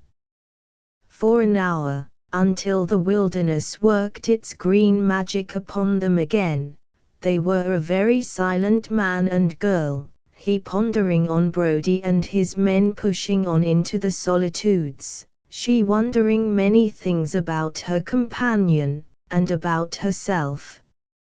Chapter 8. Through the long shadows of evening they rode back to the log house. While King unsaddled, Gloria stood watching him, her eyes shone softly through the dusk. "It has been a truly wonderful day," she said simply. "It is you who have been wonderful," he answered stoutly. "I know you are not used to long rides like ours today. I know you are tired out. And you never gave a sign." "The blood of my ancestors," she laughed happily. In the house Grattan looked at them sharply and suspiciously. Archie and Teddy saw only Gloria through sorrowful eyes. King, with a nod to the various guests and a few words with Mrs. Gaynor, entirely given to warm praise of her daughter, drew Ben aside for a discussion of conditions as he had found them and left them today. He was dead sure that Brody had gone back to Hunnicut, had gotten what he wanted, and was off in a beeline to put to the proof the old man's tale. Gloria was off to bed early, saying good night everybody rather absently. She climbed up the stairs wearily. When her mother slipped away from the others, having started the Victrola and urged them to dancing, she found Gloria ready for bed but standing before her window, looking out at the first stars. Mrs. Gaynor discovered in her little daughter a new, grave-eyed uncommunicativeness. Gloria usually had so many bright, gushing things to say after a day of pleasure, but tonight she appeared oddly preoccupied. "Oh, I'm dead tired, Mama," she said impatiently. "Nothing happened. I'll tell you tomorrow, anything I can think of. And now, good night, I'm so sleepy." She kissed her mother and added, "I didn't tell Mark good night, Mark." "Already, my dear?" "He was outside with Papa," said Gloria, slipping into bed. "Will you tell him good night for me?" "He's gone," retorted her mother, with a certain relish. "Gone?" Gloria sat up, a very pretty picture of consternation. "Where?" "Back into the woods." "Where he came from, of course. I actually think," and she laughed deprecatingly though with a shrewd watchful look to mark her daughter's quick play of expression, that man couldn't sleep 2 consecutive nights under a roof. His clothes smell like a pine tree. He wouldn't understand us any more than we could understand him, I suppose." Gloria was silent and thoughtful. Then, "Good night, Mama," she offered again, her cheek snuggled against her pillow. "And put out the light as you go, please." Mrs. Gaynor, accepting her dismissal though reluctantly, sighed and went out. As the door closed, Gloria tossed back the covers and sprang out of bed, going again to her window. She watched the mountain ridges turn blacker and blacker, saw a second star and another, and suddenly the heavens filled with a softly glimmering spray of twinkling lights. She heard the night wind rustling, tender with vague voices. A tiny shiver shook the white shoulders, a shiver not from cold, since not yet had the air chilled. Through her mind swept a dozen vivid pictures, all of King, most of them of him out there, alone with the night and the mountains. But she saw him also as she had seen him today, riding before her, breaking the alders aside, catching her as she fell. All day she had thrilled to him. Now, more than ever, she thrilled. She imagined she saw him striding along through the big boles of the pines, passing swiftly, silent and stern, through a faint patch of light, standing in the shadows, listening, his keen eyes drilling the obscurity, passing on again, vigorous, forceful, determined, and splendid. She wondered if he would come up with Swain Brodie. Most of all she wondered when she would see him again. In all likelihood Miss Gloria, healthy, tired young animal, would have slept until noon next day had she been left to her own devices. But at 9 o'clock her mother came up with a breakfast tray. Gloria regarded it sleepily. "I would have let you sleep, my dear," said Mrs. Gaynor, "but there are your guests, you know." "Hang my guests," was Gloria's morning greeting. "Just because I invited them up here do I have to give up every shred of my independence?" She was lying in identically the same position in which she had dropped off to sleep the night before. Now she turned and emitted a sudden ouch. Not only was she stiff from head to foot, her whole body ached as though it were nothing but bruises. So began Gloria's day after her picnicking with Mark King. And in very much the same way her day continued.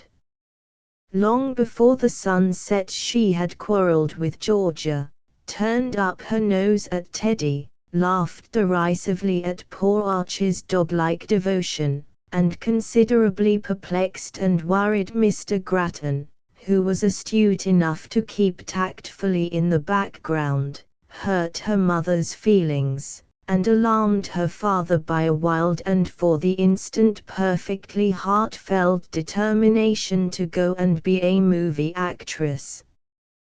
There was no dancing that night. Gloria, when they thought her upstairs, sat alone out in the gloaming, a wistful, drooping little girl surrendering sweepingly to youthful melancholia.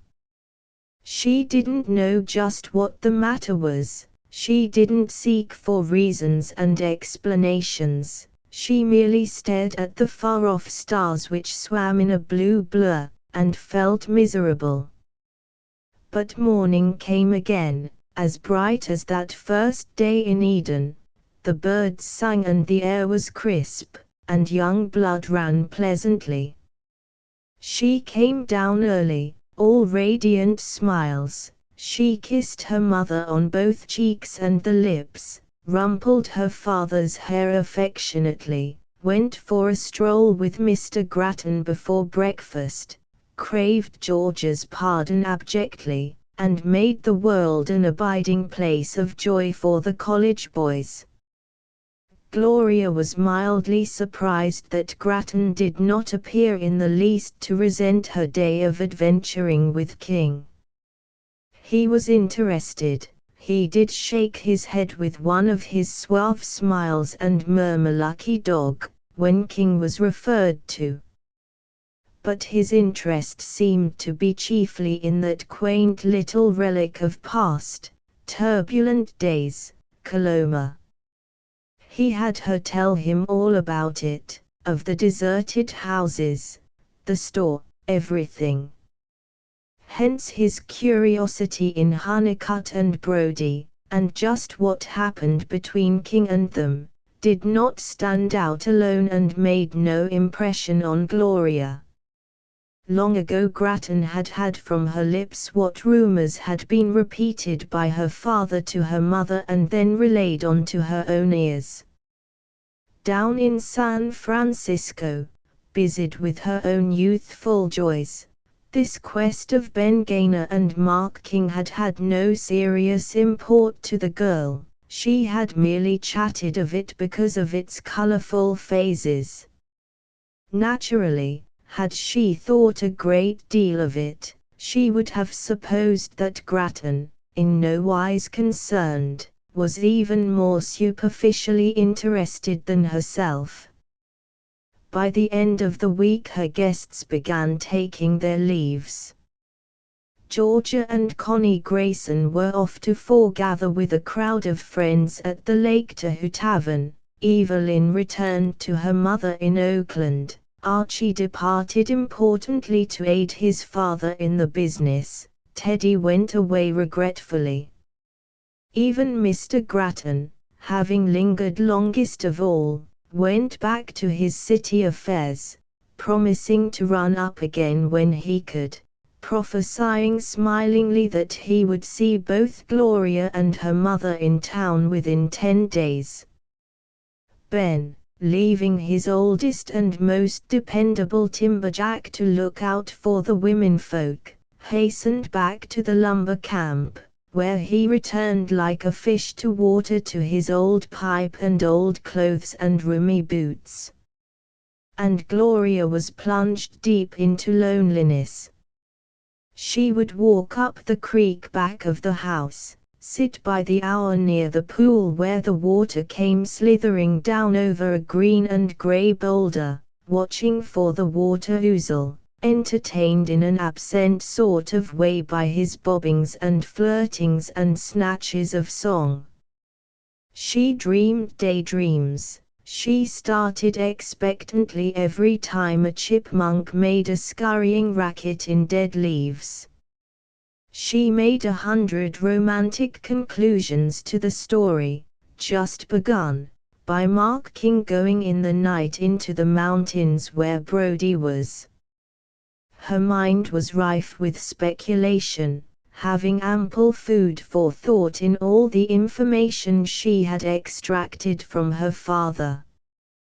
Thus, she knew of Andy Parker's death, of old Hunnicutt's box, of Hunnicutt's boastings of a wild youth, of Brodie's threats and King's interference and the old man's shotgun. If she could only know what was happening now out there beyond those silent blue barriers. Night after night she stood at her window, swayed through many swift moods by her live fancies. She grew wildly homesick for town. A theater, dance, a ride through the park. Activity. And people. It was for her mother that she consented to remain here another week. Mrs. Gaynor declared that she must have a few more days of rest. She was worn out from a year of going eternally, entertaining or being entertained. Gloria, yielding, plunged into an orgy of letter writing. She answered letters weeks old. She scribbled countless bright and unnecessary notes. Also she succeeded in getting her mother to drive with her frequently to Tahoe, to call on those of their friends there who had come to the mountains so early in the season. Several times they remained overnight at the tavern. It was after one of these absences that Jim Spaulding, the old timberjack, told Mrs. Gaynor in his abashed stammer that Mark King had showed up while they were gone. Gloria, on her way to her room, whirled and came back, and extracted the tale in its entirety, pumping it out of the brief, few-worded old Spaulding in jerky details. King had appeared late yesterday afternoon, coming out of the woods. Looked like he'd been rough in it and going it hard, at that. Had told Jim he wanted to telephone. Had stuck around for a while getting his call through, had eaten supper with Jim, had gone back into the woods just about dark. That was all Jim knowed about it. Rather, that was all that he supposed he knew until Miss Gloria was done with him. She dragged other bits of information to the surface.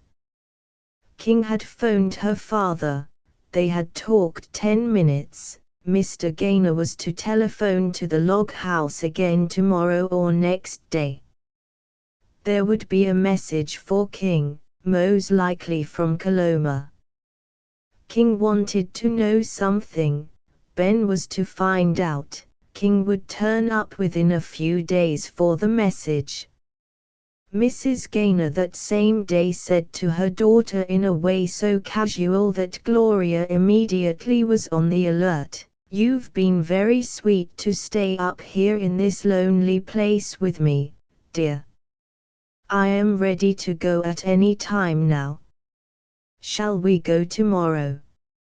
"Mother thinks she is so deep," was Gloria's unspoken comment. "We've such a lot of packing to do," said Gloria, with an assumption of carelessness far more artistic than her mother's. "And I'm as sleepy and lazy as an owl after being up so late last night." Her yawn, softly patted by 4 pink and white fingers, was as ingenuous as a kitten's. "I'm really in no hurry, Mama. Tomorrow, if we're ready. Or next day." They were still in the log house when, 24 hours later, the telephone rang, and Gloria, quick to forestall her mother, heard the operator saying, "Coloma calling Ben Gaynor's residence." Coloma, thought Gloria with a quickened heartbeat. Then it wouldn't be her father, after all, it would be Mark King, but her father it was, and she was disappointed. The message, however, was for King. "Mark will show up in a day or so," he said. "Tell him that I did as he asked, that Brody is in and out from here, the Lord knows what about, that old Honeycutt boasts that what he has hidden nobody is going to find. I think if he ever talks to anybody it will be to me, and I'll run in and see him whenever I get a chance to get over here. And tell King that, oh, I guess that's all, better let me have a word with your mother." Ben Gaynor was never the man for successful subterfuge, especially with his daughter. She could read every look in his eye, every twitch of his mouth, and now, over many miles of country telephone lines, she knew that her beloved old humbug of a male parent was holding out on her. Her first impulse was to face him down and demand to be told the rest. But realizing that a father at the end of a long-distance line was possessed of a certain strategic advantage presenting more difficulties than a mother at hand, she said lightly, "All right, Papa. I'll call her." Be sure you take good care of yourself. Biddy. She relinquished the telephone instrument to her mother and stood waiting. She could hear the buzzing of her father's voice but no distinct word. Her mother said yes, and yes and yes, Ben. And then, oh, Ben. I don't understand. And then her mother's voice sharpened, and she cut into something Gaynor was saying. I can't say anything like that. It is as though we suspected him of being underhand. And, such scraps of talk were baffling, and Gloria, with scant patience for the baffling, moved up and down restlessly. When her mother had clicked up the receiver, Gloria followed her and demanded to be told. Mrs. Gaynor looked worried, said it was nothing, and refused to talk. But in 5 minutes her daughter knew everything Gaynor had said. King was to be told that Grattan, instead of going straight to San Francisco, had gone down to Placerville, and next had turned up at Coloma, that he had spent 3 days there, that he had gone several times to Honeycutt's shanty, and had been seen, more than once, with Swain Brodie. It's an outrage, cried Mrs. Gaynor, to retail all that to Mark King.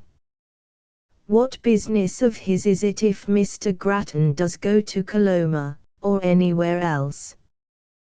That's for you and Papa to argue out, said Gloria serenely. We are going back to San Francisco tomorrow. I'm not. You know I'm not ready to go yet. That is very undutiful, Gloria said her mother anxiously. When your own mother, oh, let's not get tragic. And, anyway, Papa wanted us to stay until Mr. King came, so that we could tell him. Jim Spaulding will be here, he can tell. Why, Mama? After Papa has trusted to us to see that his message is delivered. Gloria looked shocked, incredulous. Surely, so they waited for Mark King to come again out of the forest.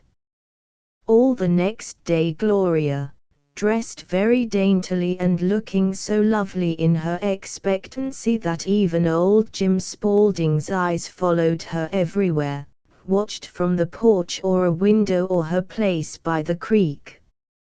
She was sure that he would step out of the shadows into the sun with that familiar appearance of having just materialized from among the tree trunks. Over and over she was prepared, with prettily simulated surprise, to greet his coming.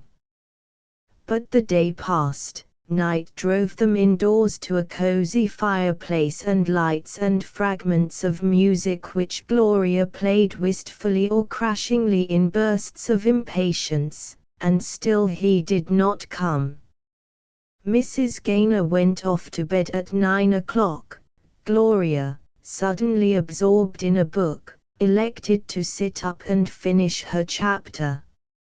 She outwatched the log fire. At 11 o'clock the air was chill, and Gloria as she went upstairs shivered a little and felt tired and vaguely sad. The next day she put on another pretty dress, did her hair in her favorite way, and went about the house as gay as a lark. The day dragged by. King did not come.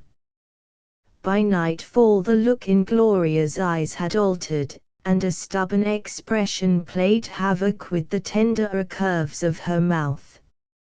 She resented at this late date King's way of going. Not only had he not told her goodbye, he had left no word with her father for her.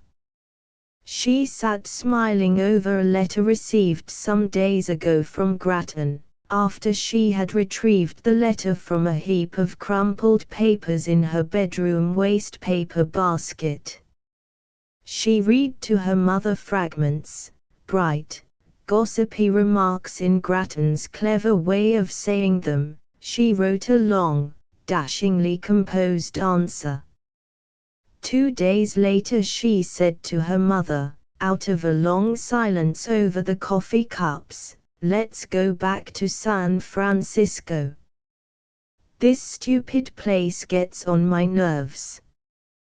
"Why, of course, dear," agreed Mrs. Gaynor.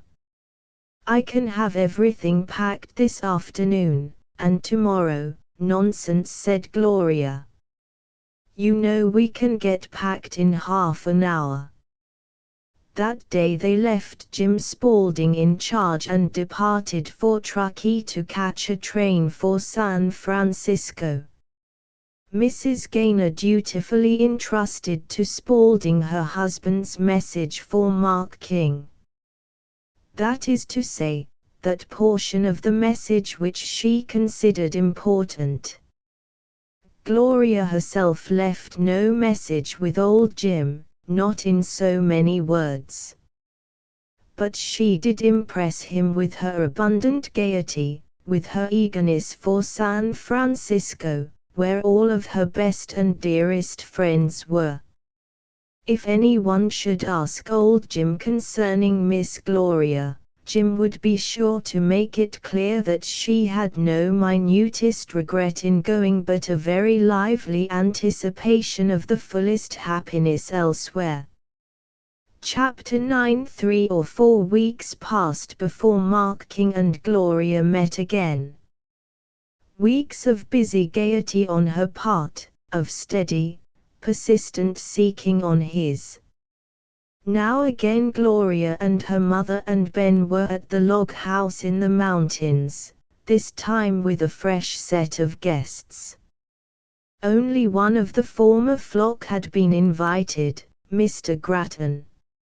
And this despite Ben Gaynor's uneasy "This chap Grattan, Nellie.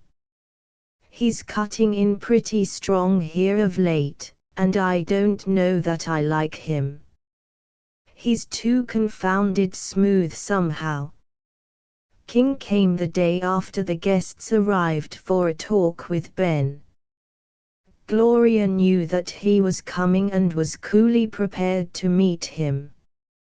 She gave him a bright little nod, friendly enough but casual, and resumed her lively chatter with her friends. King went off with Gaynor. That night there was no moon, but the stars, those great glittering stars of the Sierra, made the hours softly palpitant. King betook himself to smoke upon that particular, remembered corner of the porch. Gloria, slipping out from a dance, felt the little thrill that would not down when she found him there. In their 2 chairs, necessarily close together since the nook was so cosily narrow, her shoulder now and then brushing his as she moved, the faint fragrances from her gown and hair blown across his face by the night breeze, for them his pipe hastily laid aside, they sat talking softly or in a pleasant silence. The next morning, the matter seemed to arrange itself with very little help from either. They were to have a ride together this time. They would take their lunch. When they said good night, Gloria impulsively gave him her 2 hands. He remembered how she had done that the first time he had seen her.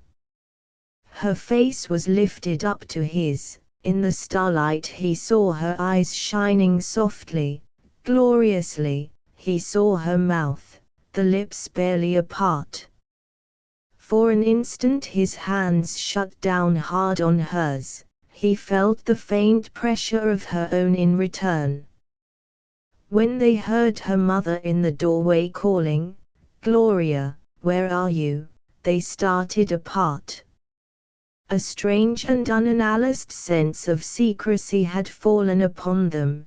Gloria whispered, "Good night, Mark," and then calling, "Here I am, Mama," just cooling off, she went skipping down the porch, slipped her arm about her mother, and carried her back into the house. ********** Before the new day was fairly come, they met in the fringe of pines. Again they shook hands, again for an instant they stood as they had stood last night. They were tremblingly close to the first kiss. Suddenly Gloria, with her color high and her eyes hidden under lashes which King marveled at, lashes laid tenderly against her cheeks, pulled her hands out of his and began drawing on her gauntlets. Gravely, as though here were a right to be approached solemnly, he lifted her into the saddle. They turned their horses and rode up the ridge among the trees. They heard together the first sleepy twitterings of hidden birds. They saw the black shadows thinning. They watched the light come upon the peaks. Ridges shook off the shadow cloaks, seemed to quiver as they awoke to the new day, grew flushed and rosy. The chill of the early morning air was like wine, sparkling, tingling in the blood. The smell of resinous woods was insistent, the fine bouquet to the rare vintage. The day, the world, themselves, all were young together, all awakening to the full, true, and triumphant meaning of life. They rode a mile with never a spoken word but in a never-broken communion.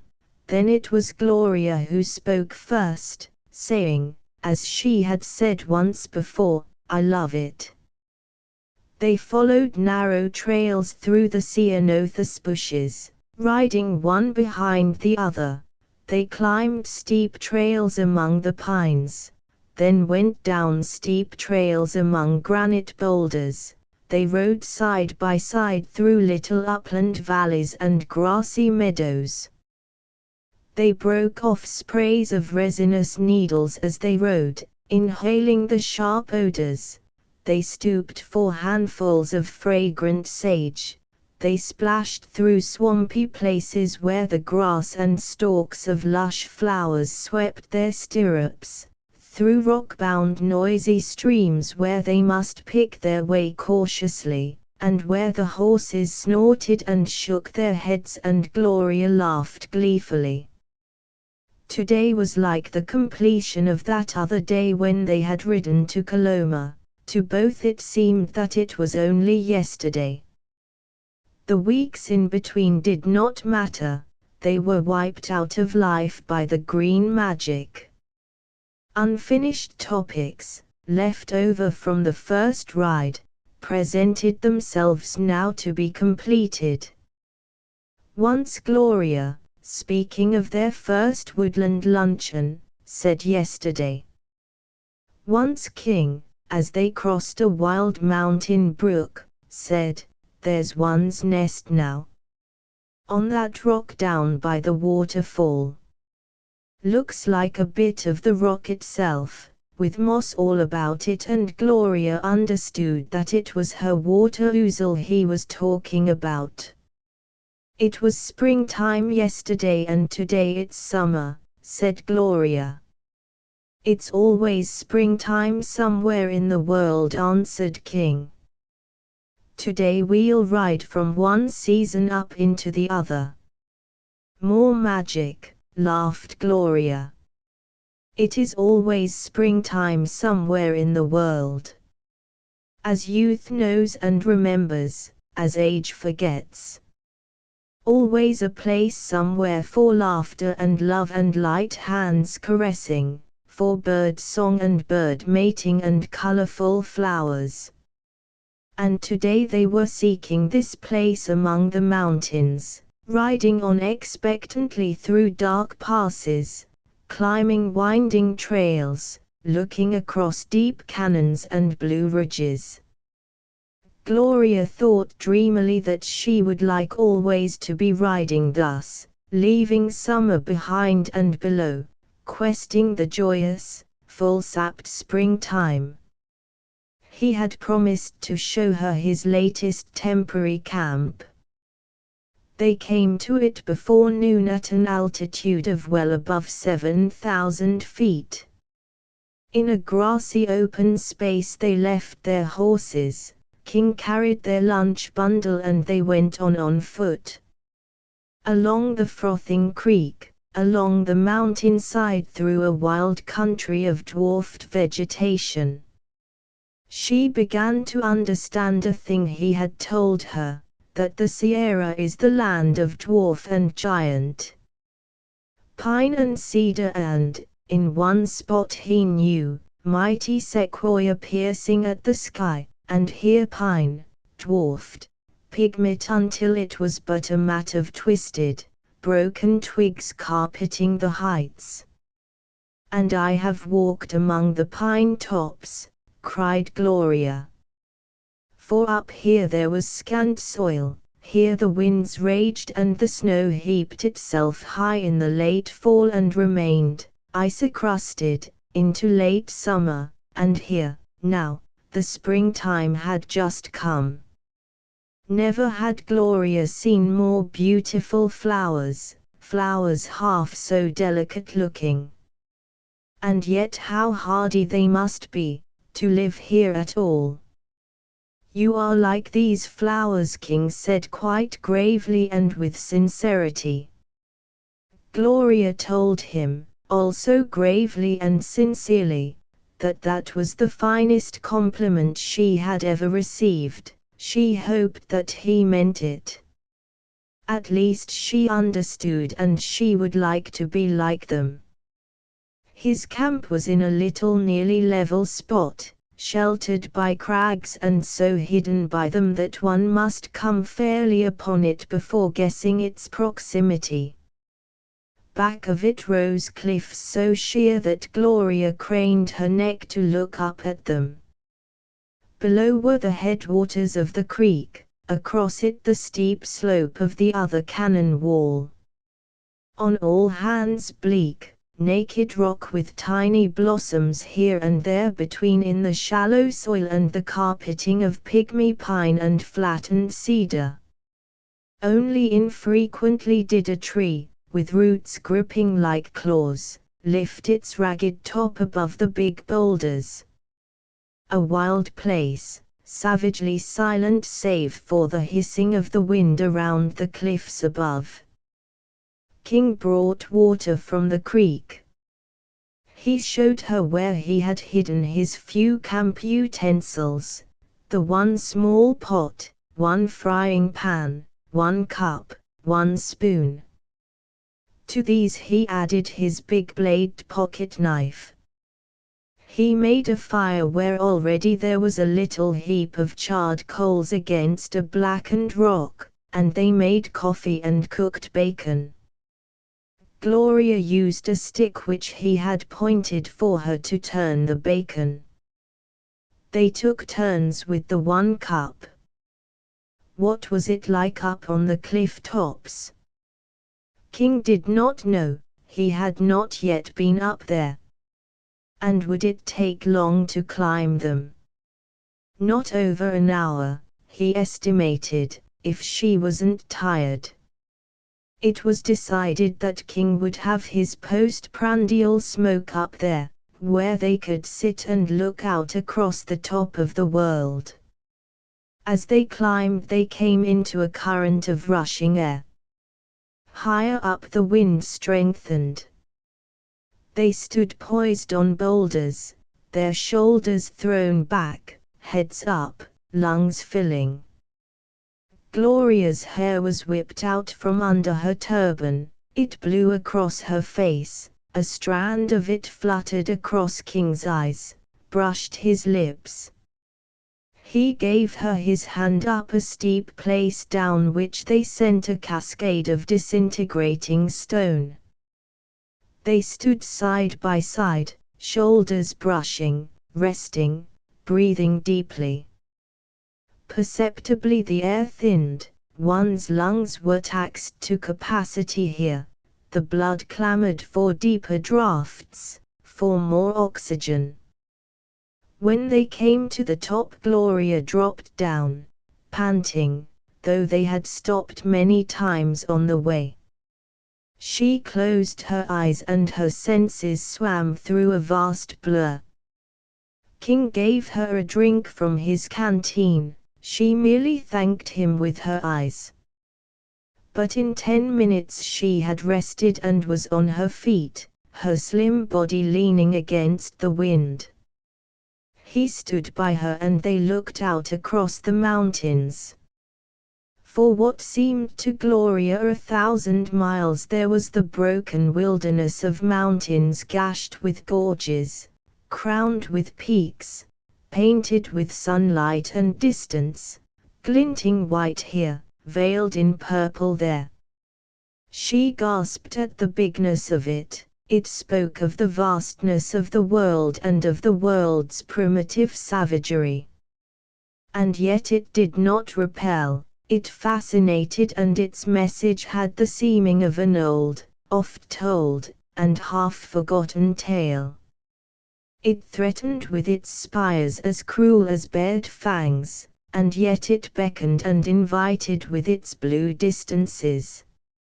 Always, since the first man fashioned the first club and made him a knife of a jagged flint, has mankind battled with the Great Mother, the earth who bore him.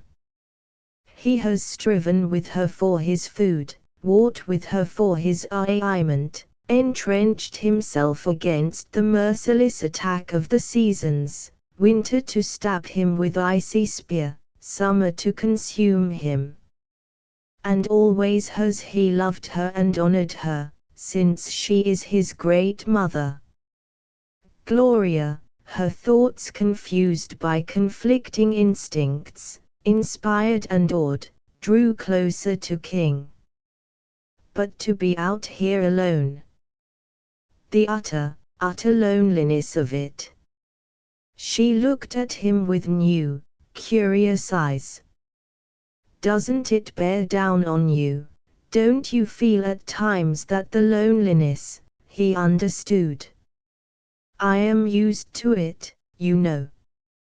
I have never known what it was out here to feel lonely until, she waited for him to finish, her eyes on his. Until after our first ride together, he said. Again she understood. And now she looked away hastily and her cheeks reddened.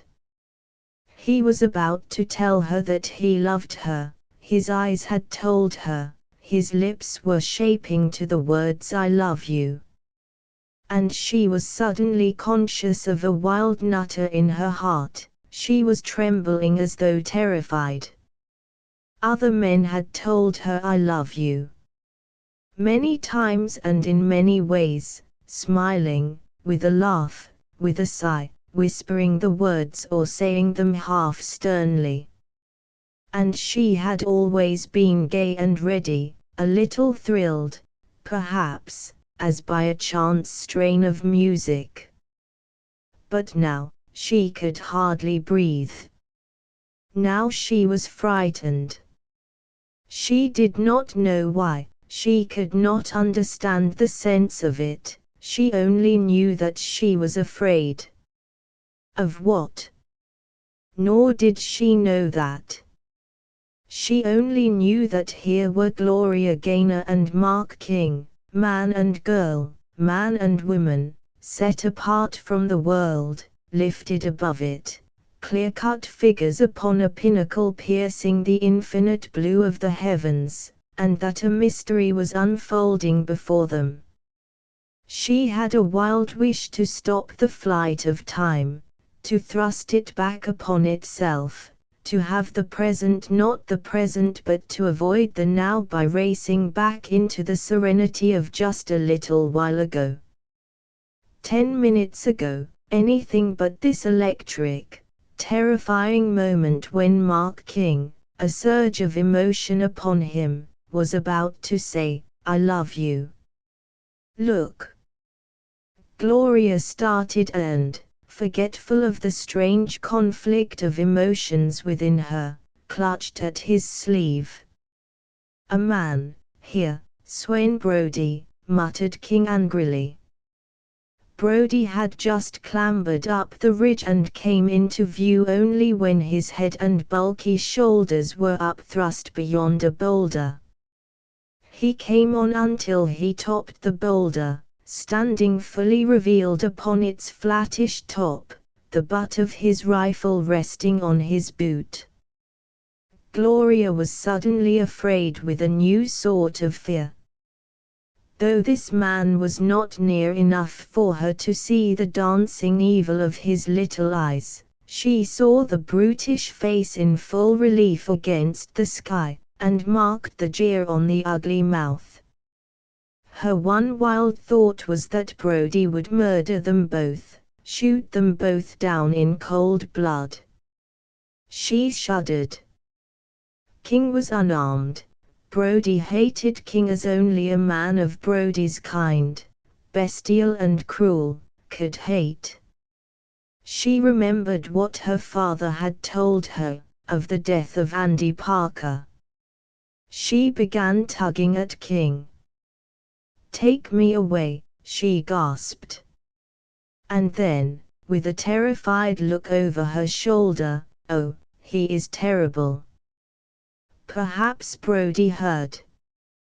The stiff wind blew her words away from her lips, tossing them toward him. "Steady," Gloria said King in a low voice. "I'll take you away. But we needn't hurry. He won't hurt you." And, to further soothe her, he added, "He'd be afraid to shoot, were he minded to. The noise of the gun, you know. And he doesn't know how many there are with us, or how close they are. Come, we'll go this way." He turned his back square on Brody and with his hand firm on Gloria's arm led her along the ridge. They passed about a wind-worn rock, and Gloria looked back, hoping that it had hidden them already from Brody. She saw his head over the top of it, felt upon her the eyes which she could not see, lost as they were under his hat brim, and hurried on. She ran ahead now with King hastening his step to overtake her. Chapter X. That night when King and Gloria said good night, an odd constraint lay over them. To Gloria, King seemed stiff and preoccupied. She herself had red spots in her cheeks and was nervously tense.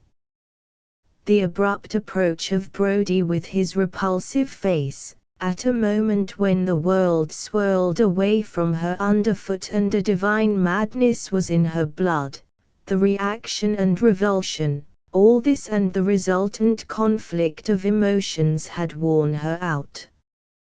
She was sure of nothing in all the world, for once was not in the least certain of herself, when she drew her hand out of King's and hastened to her guests in the house. It was with a sense of relief that she heard the door close, shutting her in with familiar, homey objects and faces, opposing its barrier against the wilderness and a man who was a part of the wilderness. She knew that King was going back to the mountains. She knew when he left, going swiftly and silently, like a shadow among shadows. She knew that this time he went armed, carrying her father's rifle.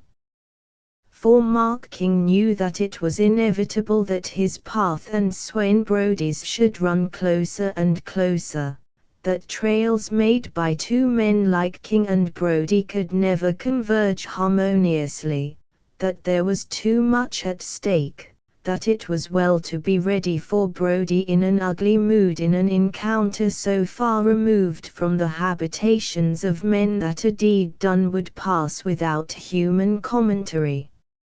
A week passed and Gloria went back to San Francisco.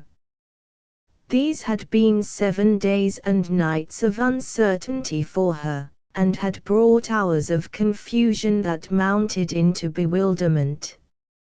She had sung and danced and flirted as even Gloria Gaynor had never done before. She had made Grattan sure of her, and his eyes had smoldered and his chalky pale face had flushed. She had sent him off, gnawing at his nails. She had made other young laughter rise like echoes of her own. She had sighed and sat long hours at her window, wondering, wondering, wondering.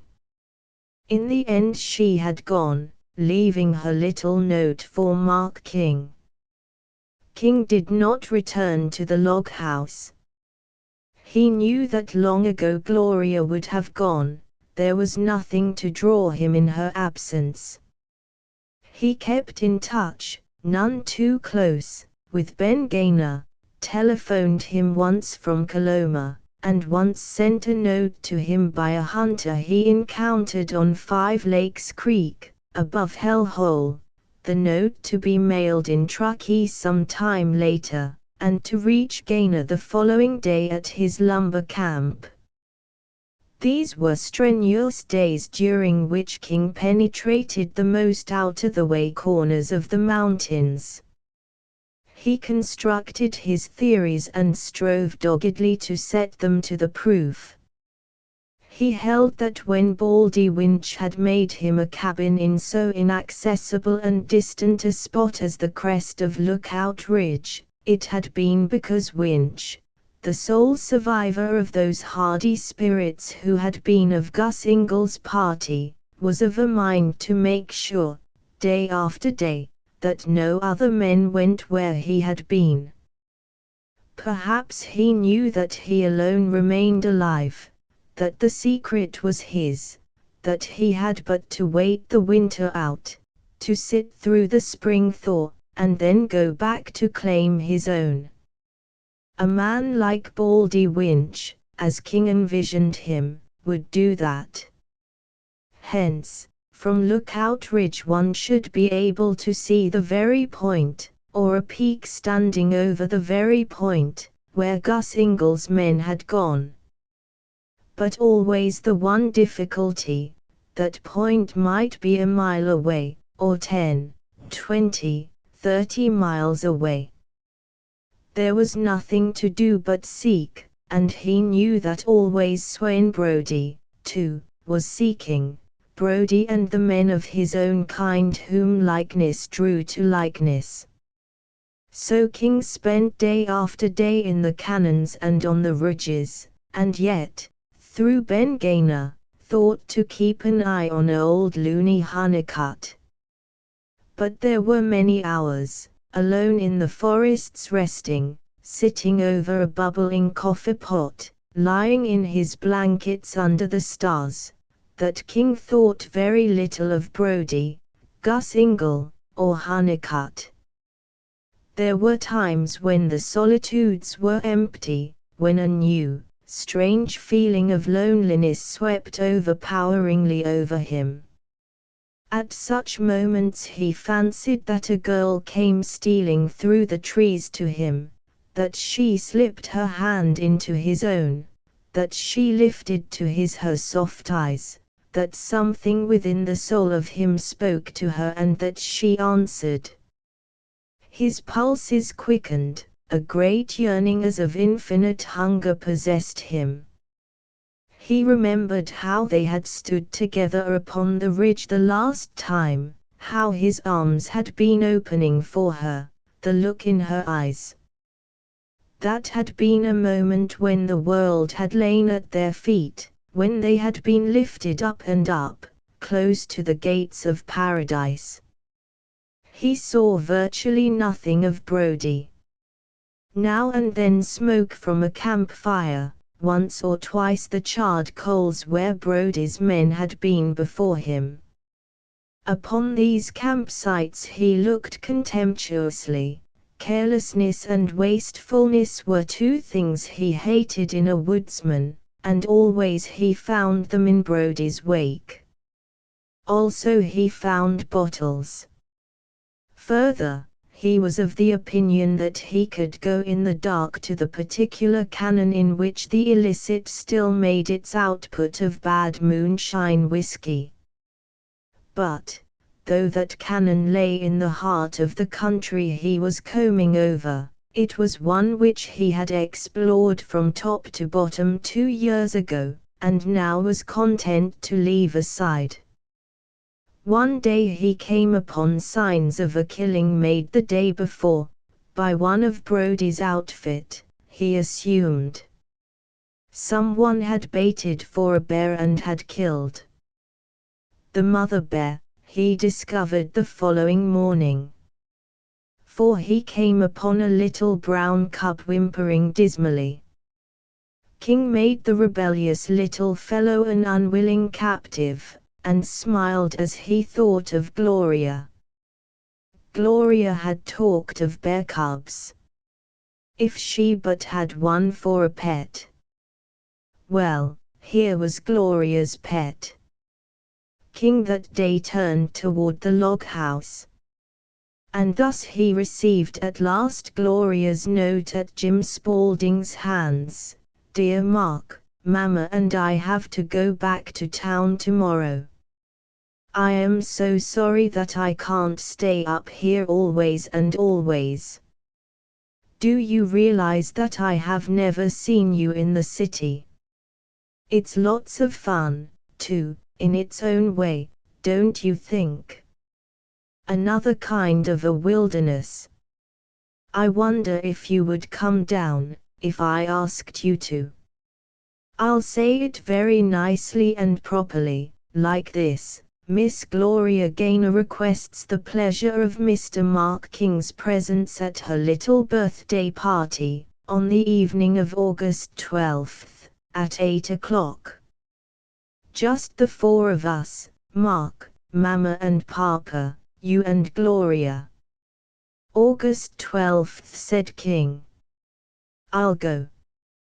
He didn't write, as the necessity of an answer did not suggest itself to him. He took it for granted that she would know that he would come. He chuckled as he thought of the birthday gift he would bring her. There was still a week. He remained with Spaulding at the Gaynor Mountain home and devoted hour after hour to taming the cub. On the 11th he was in San Francisco.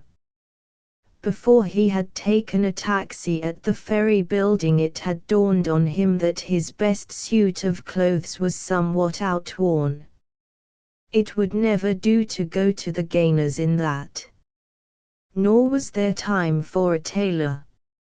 Therefore he went direct to a clothing store in Market Street and in something less than half an hour had bought suit, hat, shoes, socks, shirt, collar, and tie.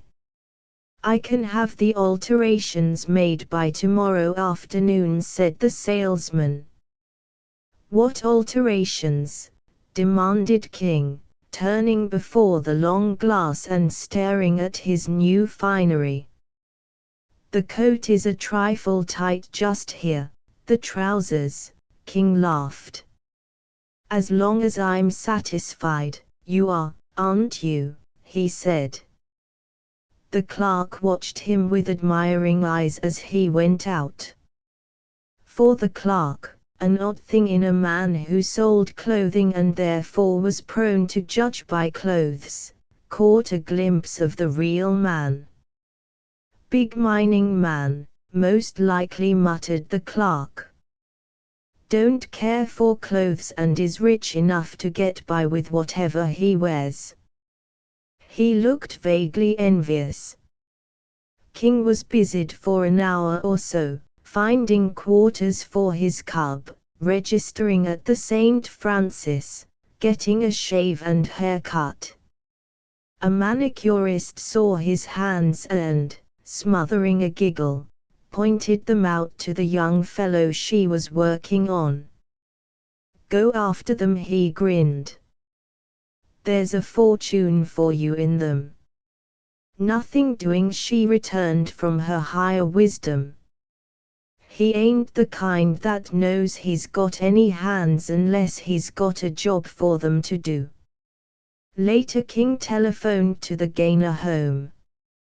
A maid answered and informed him that Mr. Gaynor had not arrived yet, though he was expected this afternoon or in the morning, that both Mrs. and Miss Gaynor were out. King hung up without leaving his name. King sat in the lobby, musing on San Francisco. As Gloria had said, it was a wilderness of its own sort. Time was when it had appealed to him, that was in the younger collegiate days. He wondered what had happened to his one-time proud evening regalia, how he had strutted in it, dances and dinners and theatre parties. But briefly and long ago. It was like a half-forgotten former incarnation, or, rather, like the unfamiliar existence of some other man. He grew restless over his paper and strolled into the bar. There he was fortunate enough to stumble on a man he knew, an old mining engineer. The two got off into a corner and talked. Later they dined and went to the theatre together. The next evening King got a taxi, called for his bear cub, stopped at a florist's for an armful of early violets, and growing more eager and impatient at every block was off to the Gaynor home. "Here you are, sir," said the chauffeur, opening the door. King fancied the man had made a mistake in the number. The house was blazing with lights. Upstairs and down, there was an unmistakable air of revelry about it, faintly the music of a new dance tune, violin and piccolo and piano, crept out into the night. Above the music he could hear gay voices, muffled by door and window and wall. King was of a mind to go back to the hotel. He had counted on the Gaynors alone, not on this sort of thing. But also, most of all, he had counted on Gloria, and his hesitation was brief. He jumped down and, leading his bear cub by its new chain, went up the steps. A housemaid came to the door, opened it wide for him, saw the cub against his leg, and screamed. "Why, what on earth is the matter, Frida?" said someone. It was Gloria passing through the front hallway with a worshipful youth. Gloria came to the door, the youth at her heels, looking over her shoulder. "Oh," cried Gloria. King knew then in a flash that she had not expected him, that probably because he had never answered her letter she had forgotten all about it. Unconsciously he stiffened, his old gesture before a woman. But now Gloria came running out to him, her two hands offered, her eyes alight with pleasure. "You did come," she said gladly. Gloria's escort, obviously holding himself to be privileged through virtue of his briefly temporary office, thrust himself along in her wake. Him King did not notice, King saw only Gloria. As of old she set his pulse stirring restlessly with her sparkling, vivid loveliness. Tonight was Gloria's night, she was 18 and queen of the world. And, oh, look! She let her hands remain in his, but her eyes were all for the little brown bundle of fur at King's feet, that began now to whine and pull back at its chain. My birthday present. Just now Mark King would have given anything he could think of to have that bear cub back in the woods where it belonged. He hadn't had time to analyze impulses. He didn't know why all of a sudden his gift seemed out of place. As he let Gloria's fingers slip through his, he looked at the young fellow, a boy of Gloria's own age, in the doorway. Perhaps the full evening dress had something to do with King's new attitude toward his pet. But now as Gloria, a little timid and holding her skirts back and yet clearly delighted, flashed him her look of understanding and gratitude, he was content. Gloria remembered to make Mr. King known to Mr. Trimble. Then King suggested that they take the cub around back and lodge him for the night in the garage. But Gloria, discovering that she could pat and fondle the little creature, and that he was of friendly disposition, insisted on having him brought into the house for all to see. "It's the most delightful present of all," she whispered to King. In the hallway they were surrounded by a crowd of the curious. Girls in pretty dresses, young fellows in black suits, all very exact as to the proper evening appointments. At first they were disposed to look on King as the man who brought the cub, and it was only when Gloria began a string of introductions that they understood. One and all, they regarded Mark King curiously. The cub was made much of, and finally led off to the kitchen for sugar and a bed in a box under the table. Mrs. Gaynor appeared and was very glad indeed to see Mr. King again. Grattan, whom King remembered with small liking, came up and shook hands, and looked at King in a way which did nothing to increase the liking. Ben, it appeared, had been unable to come this year. King was sorry for that as he looked about him. Only now did he remember the violets he had brought for Gloria. The evening was anything but that to which he had looked forward. From the beginning he regretted coming, before the end it was slow torture for him. He was out of place and felt more out of place than he was. Glances at his carelessly purchased clothes were veiled, and never utterly impolite, but he was conscious of them. He was conspicuous because he was different, outwardly in garb, inwardly in much else. There was no one here whom he knew. He had never felt that he knew Gloria's mother, and tonight Gloria's self, puzzling him, baffling him, was an unknown. Not that she was not delightful to him, she was just as delightful to every other man there, and in the same way. His days with her in the forest blurred and faded. Gloria gave him the first dance after his arrival, high-handedly commanding a fair-haired and despondent youth to surrender to King one of his numbers. King caught her into his arms hungrily, only to feel that she was very far away from him.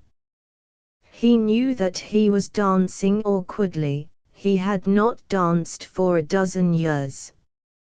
Gloria suggested sitting out the rest of the dance. She said it prettily, but he understood. He understood, too, by that sixth sense of man which is so keen at certain moments of mental distress that all of Gloria's friends were wondering about him, where he came from, what his business was. He was tanned, rugged. He was not of them. He fancied, sensitively, that among themselves they laughed at him. As he sat with Gloria and found little to say, he was conscious of her eyes probing at him when she thought that he did not see. He looked away, a shadow in his eyes, and chanced to see Grattan.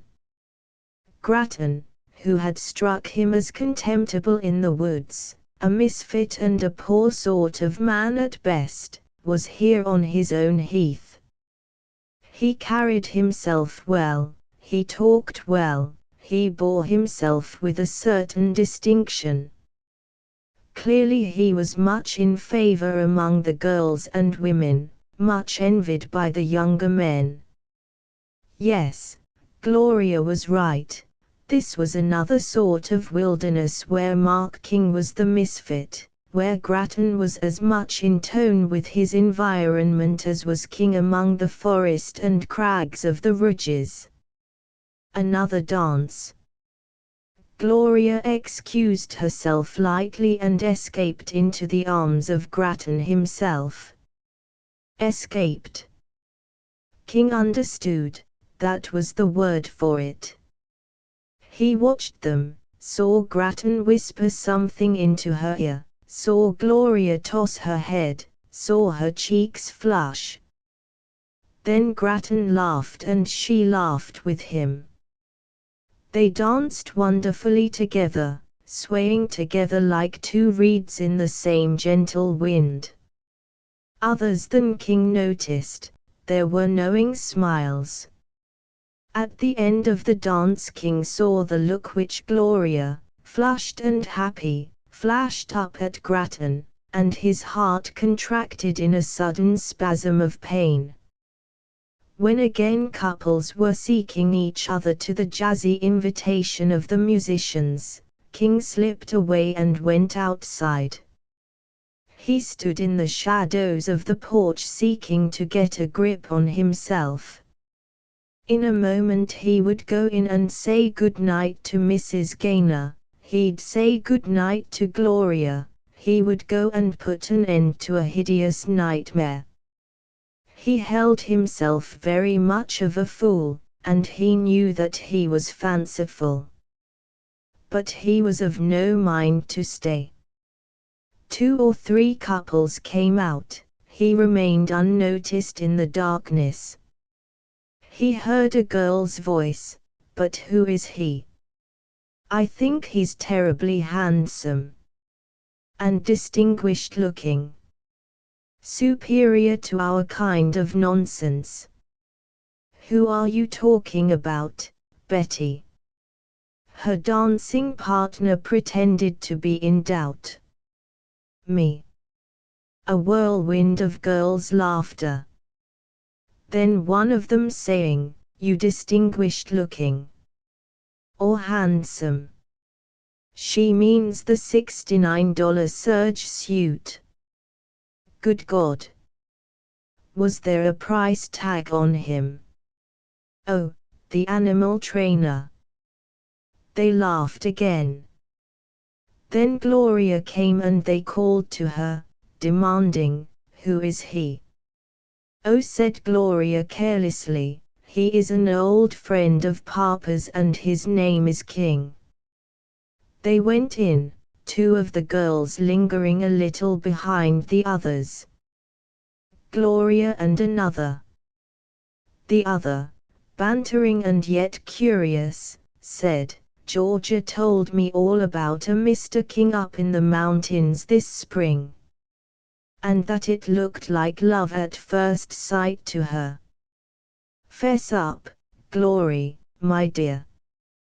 Gloria's laughter, unfettered, spontaneous, was of high amusement. Georgia said, just the same, that she'd bet on an elopement. King reddened and stirred uneasily. Gloria gasped. Georgia's crazy, she said emphatically. Why, the man is impossible. Asterisk asterisk asterisk asterisk asterisk 5 minutes later King went in, found his hat, and told Mrs. Gaynor good night. She was glad that he was going, and he knew it though she made the obvious perfunctory remark. Gloria saw and came tripping across the room. Not going so soon? Yes, he said briefly. Goodbye, Gloria. Good night, you mean, don't you? I mean goodbye, he said quietly. Grattan thrust forward. King left abruptly, leaving them together, conscious of the quick look of pleasure on the face of Gloria's mother. Chapter 11. Always Gloria, yielding to the heady impulses of youth, was ready for high adventure. Therein lay the explanation of many things which Gloria did. Time went scurrying on.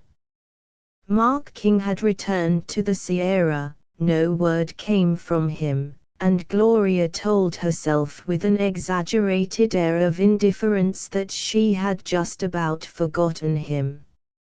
Autumn came, that finest of all seasons about San Francisco Bay. The ocean fogs were thrust back, unveiling the clear sunny skies by day, the crystalline glitter of stars by night. The city grew gayer as the season advanced. Dinners and dances and theatre parties made life a gloriously joyful affair for Gloria. She had hardly the time to ask herself, just where am I going? It was so much easier to laugh and cry lightly, in the phrase of the day, I am on my way. She had drifted like one in a canoe, trailing her fingers idly in the clear water and never noting when the little craft was caught by a steady, purposeful current. It was speeding now, but she only laughed breathlessly and drank her fill of the hour, and left to others the thoughts which carve fine lines about brow and eyes. She knew that her father was beset by some sort of financial troubles. For the first time in her life he had not come to her birthday party, and her mother had explained, rather soberly, that it was because of a business crisis. Gloria did not know that crises lasted so long.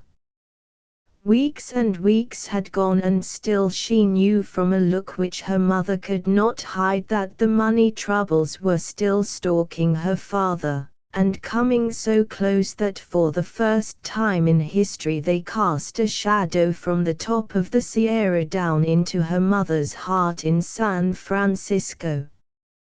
Now Grattan became the man of the hour.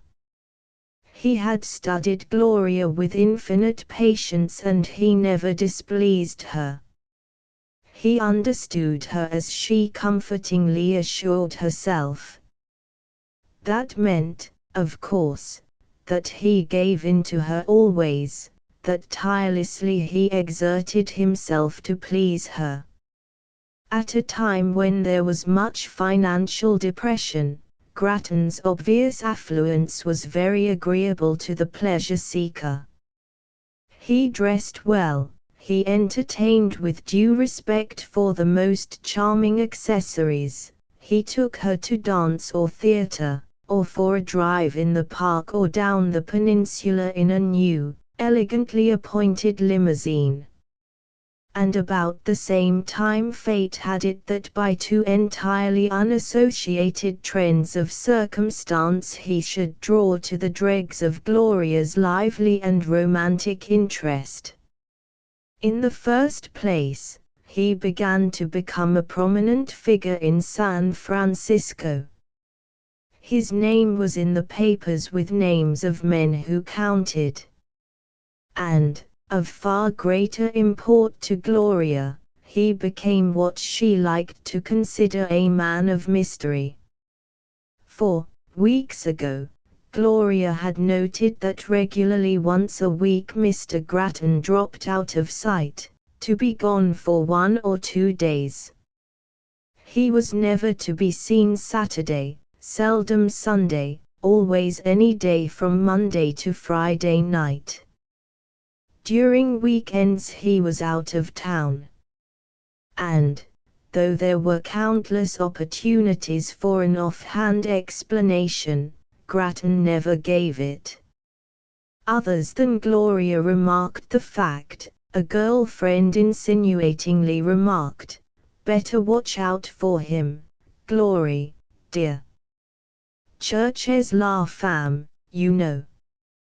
Gloria never suspected any such condition of affairs. She was too sure of Grattan's attentions. But, being Gloria, she wondered. One night she and Grattan were having a late supper together at the palace. They had been to the theatre and now, yielding to the demands of her young appetite, they sat before sandwiches and coffee. Gloria saw the page as he came to the doorway. He stood, an envelope in his hand, looking up and down the room. When at last his eyes rested on her and her companion, the boy came to the table. "Telegram, Mr. Grattan." Grattan, more interested in what she was saying than in the yellow envelope, opened it carelessly. But in a flash his attention was whipped away from her. She stopped in the middle of a sentence and knew that he had not noticed. A quick spurt of blood flushed his dead white skin, his eyes grew bright with excitement.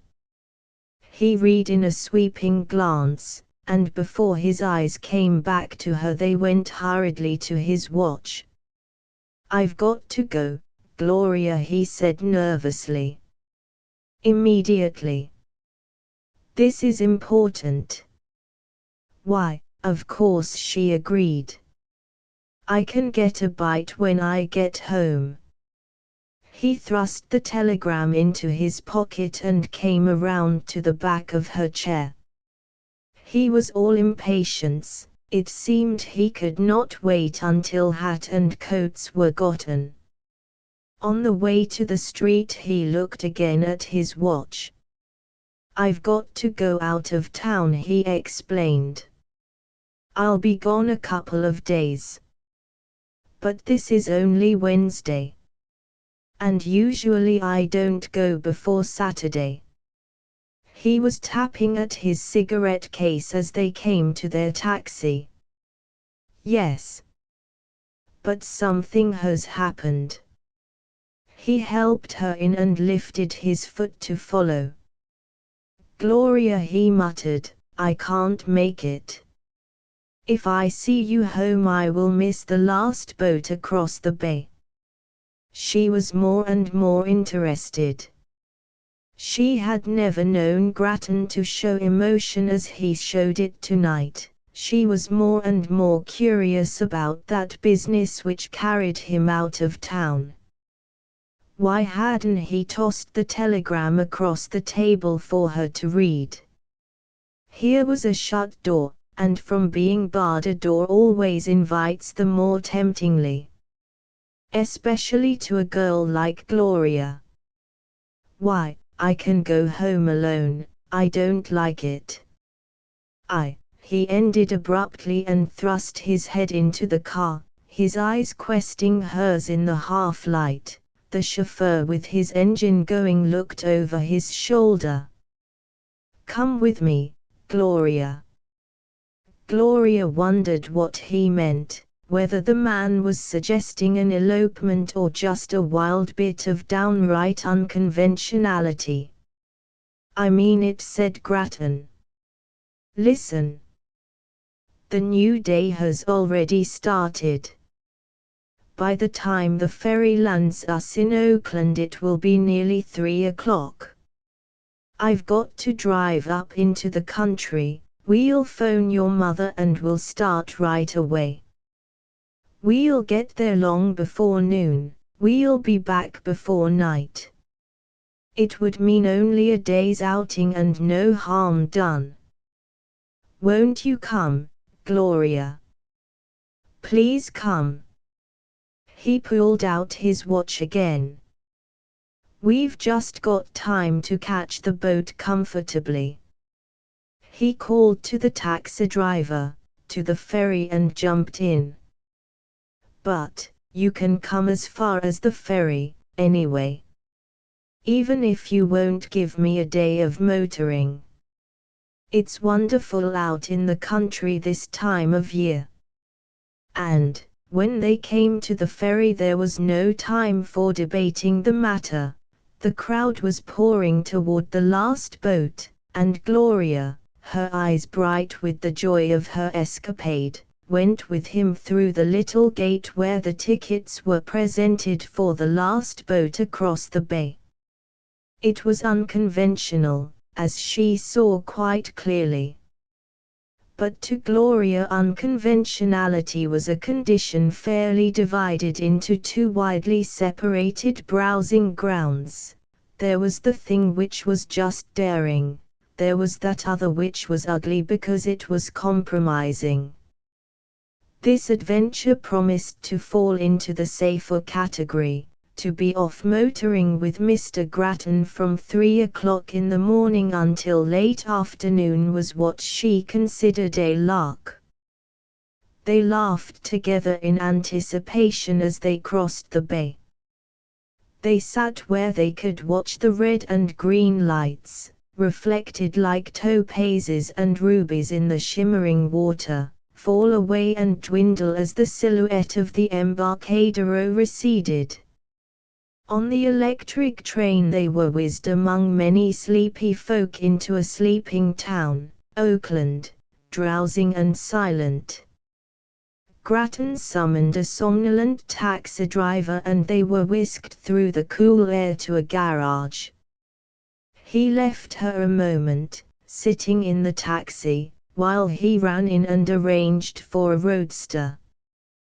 Gloria, left to her own thoughts, began to regret having come. The thing, reviewed in solitude, was crazy. She grew vaguely distressed. She wanted to go back to San Francisco, but there would be no boat now until full morning, 3 or 4 hours. She could not get home before 7 or 7:30 o'clock. She tried to recall a friend on this side of the bay to whom she could go at this time of night, day, rather. Her lips shaped to a half smile. I've got the car. Grattan was back offering to help her down. And I phoned your mother. Was she? She trusts you with me, Gloria, he said quickly. She let him help her into the car he had hired. Grattan took the wheel and turned into San Pablo Avenue. The street was deserted and he gently pressed down the throttle. He had hired a dependable, high-priced car, and the motor sang softly. The wind blew in Gloria's face and her zest came back to her. Grattan would not tell her where they were going. He made a great lark of their escapade, assuring her gaily that their destination was reserved as the final surprise for her. He evaded laughingly when she asked. Maybe we'll keep right on going, always and always, he jested with her. She thought that under the jest there was a queer note. When his eyes flashed briefly toward her she tried to read their message. But the hour, mystery filled them with mystery. Gloria began laughing. What will we look like tomorrow, I mean when it's full day? Me dressed like this, you in evening suit. By Jove, said Grattan. Then he laughed with her. It's the lark of my life. The ocean breeze smarted in their eyes, the motor thrummed merrily, trees and houses flew by, the racing car leaped to fresh speed. On the cement highway the spinning tires whined musically. They were far up country when the sun rose. Gloria, very sleepy now, watched it climb above the hills. She had watched the sunrise last June, with Mark King. Later, again with Mark King, she had seen it thrust its great burning disk above the pine ridges. She was asleep and started wide awake when the car stopped suddenly. They were in the one street of a little town. It must be 8 o'clock. She was cold. What do you say to a cup of coffee? And toast and eggs? I am hungry, she confessed. Over their breakfast in the little wayside restaurant, with its untidy tables and greasy lunch counter, it was Grattan who did all of the talking. Gloria by now realized that she was downright sorry she had come. He seemed eager, his eyes very bright, his voice quick and vibrant with an electrical urge dominating. She wondered vaguely what made him seem different. The waiter, she said as they finished, is staring his head off at our clothes. We're going to remedy that matter. Come on, the stores are open. Fancy shopping here? The thought made her laugh. Just the place for what we want. Khaki trousers and flannel shirt and boots for me, an outing suit for you. He took her arm and they walked the half-dozen doors to the dry goods store. I haven't a cent with me, let me be your banker, he said lightly. Gloria hesitated. But very briefly. Hot coffee had done much for her drooping courage. The escapade, even this going at 8 o'clock in the morning into a country store with a man, and on money borrowed from the man, was an experience to put the gay note of adventure back into the affair. Gloria made her purchases in 15 minutes and the change from theatre gown into an olive outing suit in another 15. Her discarded garments were gathered up, put into a cardboard box by the clerk, and wrapped in heavy paper to be stowed away in the car. She confronted Grattan smilingly in her new garb, her hands in her pockets, her face saucy, her slim body boyish in its swagger and richly feminine in its uneven curves. Grattan's eyes shone, quick with admiration. She laughed and a flush came into her cheeks as he gravely paid for her clothing and his own. When they went to their car both were strangely silent. I owe you a lot of money, she said with assumed carelessness. Which I hope you never repay, he returned meaningly. At 9 o'clock they were threading the streets of Sacramento. At a little after 10 they were in Auburn. They drove through Old Town past the courthouse and through the newer portion of the village, by the Freeman Hotel and the railroad yards, through the subway under the tracks, and turned off to the right, leaving the highway for the first time and skirting the olive orchards on the hill. Then, sweeping around a wide curve, they caught the first glimpse of the American River deep down in its historic canon. On, over a narrow, red dirt road, closer down to the gorge, across the long bridge, up and up the steep, writhing grade. They came to the top of the ridge, raced through Cool, through Lotus, Coloma, gasped Gloria. You are going to Coloma. He slowed the car down that he might look at her keenly. Well, he said lightly. It is to Coloma that you have been coming every week. Well, he said a second time. Then you, too, he glanced at the road, cut down the speed still more, and looked back into her thoughtful eyes. Would you rather that it was Mark King or I who succeeded? She was clearly perplexed. Mark King is Papa's partner, she said musingly. And I hope one day to be more than his partner. She understood but gave no sign of understanding. He did not press the point. Here we are, he said presently, as the first of the picturesque old rock and mortar houses of Coloma stood forth out of the wilderness. And you're dead tired and nearly dead for sleep. I am sorry we can't have a city hotel up here, but I'll get you a room where you can lie down. You can sleep and rest for 2 or 3 hours, then we'll start back. Gloria had been tired and sleepy half an hour ago, not now. Grattan was playing his own hand in his own way, against her father and against Mark King. And Grattan had a way of winning. Something had happened, someone had telegraphed for him to come. Gloria was aquiver with excitement.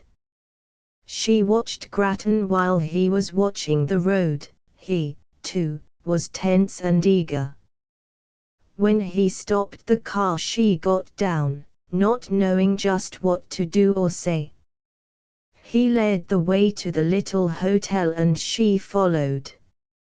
Since she could not insist on following him about his business, it was, perhaps, just as well if she lay down and, alone, thought things out. He placed a chair for her and arranged for her room. He paid for it in advance, saying that they would be leaving in a hurry. He registered for her. Then Gloria was shown down a long hall and to her room. Here Grattan left her, impatient to be away. She went to her window and stood looking out. She heard a man call, a deep, rumbling bass voice. She saw Grattan come about the corner of the house and start across the street. A man, a very big man, came to meet him. They stood together talking in the middle of the road, their voices low, their looks earnest. They went away together.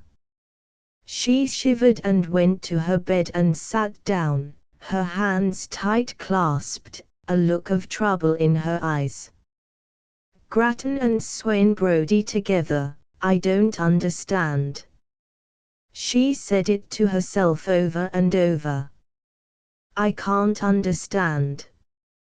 She sprang up and left the room, going in feverish haste back to the front part of the building. The man who had given Grattan the register followed her with his speculative eyes. She went to the door and looked out, seeing neither the dusty road, the deserted house across the way, nor the mountains beyond. She was groping blindly in a mental fog. She was tired, very tired. And uncertain. Something was happening, had happened, or was about to happen, and she did not know which way to turn. Her father, poor old Papa, was fighting hard against some kind of money troubles. Mark King, Grattan, Brody, figures to race through her brain, to confuse her with their own contentions, to baffle and bewilder. Suddenly she felt utterly alone, hopelessly, helplessly alone. She wanted her mother, and with the impulse wheeled back toward the man watching her. "I want to use the long-distance telephone," she said. "Where is it?" "This way, miss," said the man, eager to be of service. Then, with a bashful grin, he amended, "I beg pardon. Mrs. Grattan, I mean." Gloria stared at him. Her mouth was open to correct him. She saw how naturally his mistake was made. But before she could speak, a wild flutter in her heart stopped the words. She went swiftly to the register.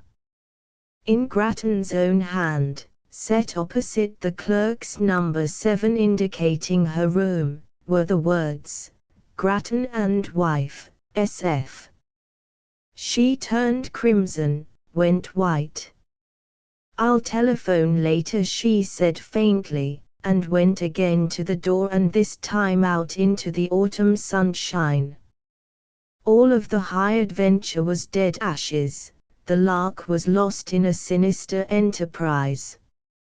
Grattan's wife, Mrs. Grattan, he had done that.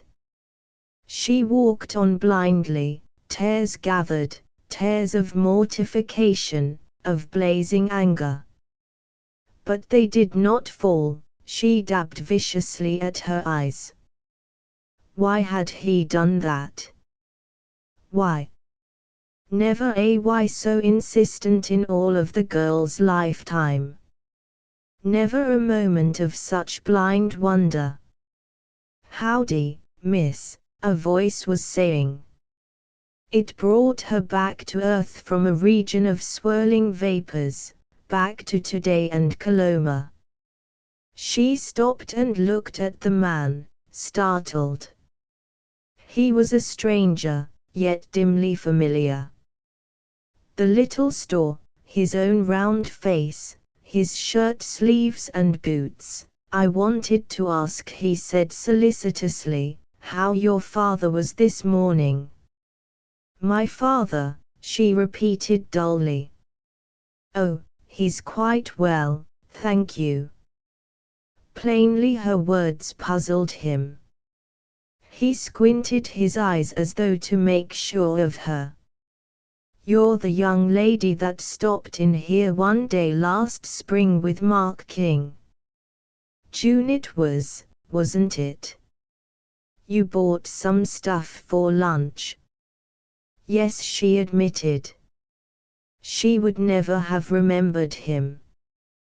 But he, who had not seen others like her, remembered. "Then you're Ben Gaynor's girl." "Yes," she said again, and was about to go on, resenting his persistent meddlesomeness. "And you say he's well?" "Quite well, I believe," she said coolly. "But wait a minute," he called after her. "Wasn't he bad hurt last night?" "Papa hurt?" "I supposed that was why you was here." "How hurt?" she cried sharply. "When? Where? Tell me, why don't you tell me?" He looked at her in wonder. "All I know is just what I heard. And you know how news gets itself all twisted up traveling half a mile. I heard he got hurt at old Looney Honeycutt's last night." "Right bad hurt," they said. "But I was just asking you, where is he?" she cut in excitedly. "Now. Didn't you just come out of the hotel?" He looked more puzzled than ever. "Wasn't he there?" "How do I know?" "Was he taken there?" He nodded. "Leastways I heard he was." Last night. Gloria did not wait for more. She turned and ran back to the building she had quitted only a moment ago, bursting into the front room, demanding earnestly and in words that came with a rush, "Is my father here? Is he hurt?" "Your father? Hurt? Say, you ain't Ben Gaynor's daughter, are you?" "Yes, yes. And Papa, they had a doctor over from Placerville last night. He's coming back again this morning sometime. Take me to Papa." "Quick," said Gloria imperiously. "You should have told me the minute I came." "But I didn't know." "Quick," repeated Gloria. He showed her to the room, only 3 doors beyond her own. He moved to open the door, but Gloria's hand was first to the knob. She opened and went in, closing the door softly. She was trembling, frightened, dreading, oppressed by fear of what might be. Though both windows were open, the shades were drawn, the light was dim. She made out a man's form on the bed. There was a white bandage about his head. He stirred and turned half over. "Papa!" cried Gloria, her voice catching. She ran to him and went down on her knees at his bedside, her 2 hands finding his upon the coverlet, clasping them tight. He looked at her in wonderment. Gloria misread the look in his eyes and for a terrible moment thought that he was dying. "Gloria," he said in amazement. "Here, oh, Papa." To Ben Gaynor this unannounced coming of his daughter partook of the nature of an apparition and of a miracle. At first he would not believe his senses, fearing that he had just gone off his head. Then it was that the look in his eyes frightened her. But the hands gripping his were flesh and blood hands, and, besides, Ben Gaynor was a very matter-of-fact man, little given to prolonged fanciful ideas, even after a night of pain and mental distress. "By the Lord, we'll nail their hides to our barn door yet," were his first words of greeting. He hitched himself up against his pillows. "What in the world happened?" Gloria asked after a sigh of relief. "How you happened to be here gets me," said Gaynor. "It's like magic. You didn't hear down in San Francisco that I was hurt, did you?" "No, I just happened to be here." "You see, Papa, that'll come later," he broke in. "You're here, that's all that counts. You're going to do something for me." Anything, thought Gloria. And she was glad that he did not seek just now the explanation of her presence here. Of course she would tell him everything, later. But she was still confused, Mrs. Grattan. Did she, down in the depths of her frivolous girl heart, want to be that? Had she glimpsed, when she so gaily left San Francisco last night, that this escapade was something more than a mere lark? "You are not dangerously hurt, Papa?" "Bless you, no. Not now that you're here. Though I believe it would have near killed me if I'd been put out of the running altogether. I got a crack on the head that sickened me, but the tough old skull held out against it. And I got an arm broken and a rib cracked." Gloria, aghast, was once more in fear for him. But he cried impatiently, "Don't you worry about me. I'll be on my feet in a week. Now, listen, I've got to talk fast before somebody comes in." The doctor is apt to be here any minute, and he's a stiff-necked tyrant. You know the trail through the mountains to our place, you rode it twice with King. Yes. I want you to ride it again today. You can get a horse at the stable. Don't let anyone know where you are going. I want you to take a message to King. And it's got to get to him and into nobody's hands but his. Understand that, Gloria? Gloria did not answer promptly, she wanted to demur. She was tired, she was afraid of the mountains, she did not want to see Mark King. But she saw a terrible earnestness in her father's eyes, and that while he awaited her answer quick fever spots glowed in his cheeks. She squeezed his hands and replied, "Of course, Papa. I'll do whatever you want." "God bless you for that," he muttered. "This is sober, serious business, Gloria. You are the only one here I could trust. King will be at the house, at least I hope he will. I sent him word several days ago that something was in the wind, and to meet me there. And, Gloria, I want you to promise, by all that's good and holy, that you won't let a word or a sign or a hint slip to anybody else. Not to a soul on earth. Will you, Gloria?" "Yes." She looked at him curiously. She had never known her father to be so tensely in earnest. Then he said, "Go turn the key in the lock. And hurry. Before anyone comes." She locked the door and returned to him. "Feel under my pillow." "Got it." She felt the cold barrel of a revolver and started back. Never had she known her father to carry arms. Then, gingerly, she sought again. She found a small parcel and drew it out.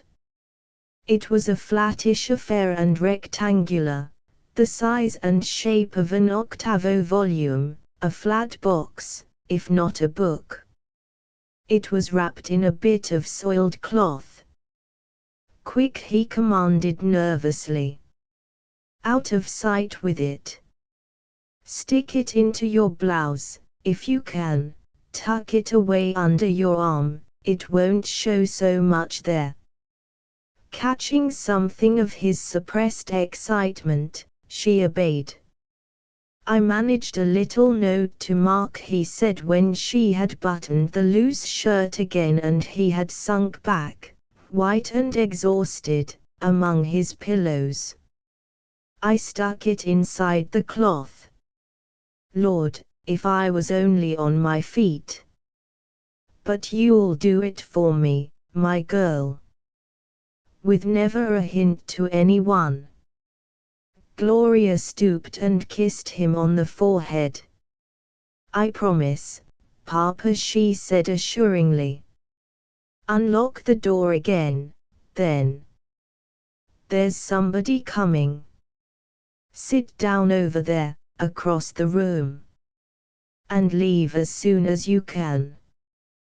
We'll let them think you're going to the log house for, she was quicker at inventions.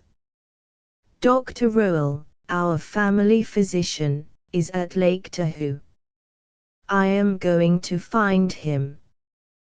We would telephone, but he is camped out, pretty late for camping." "Oh, that'll do."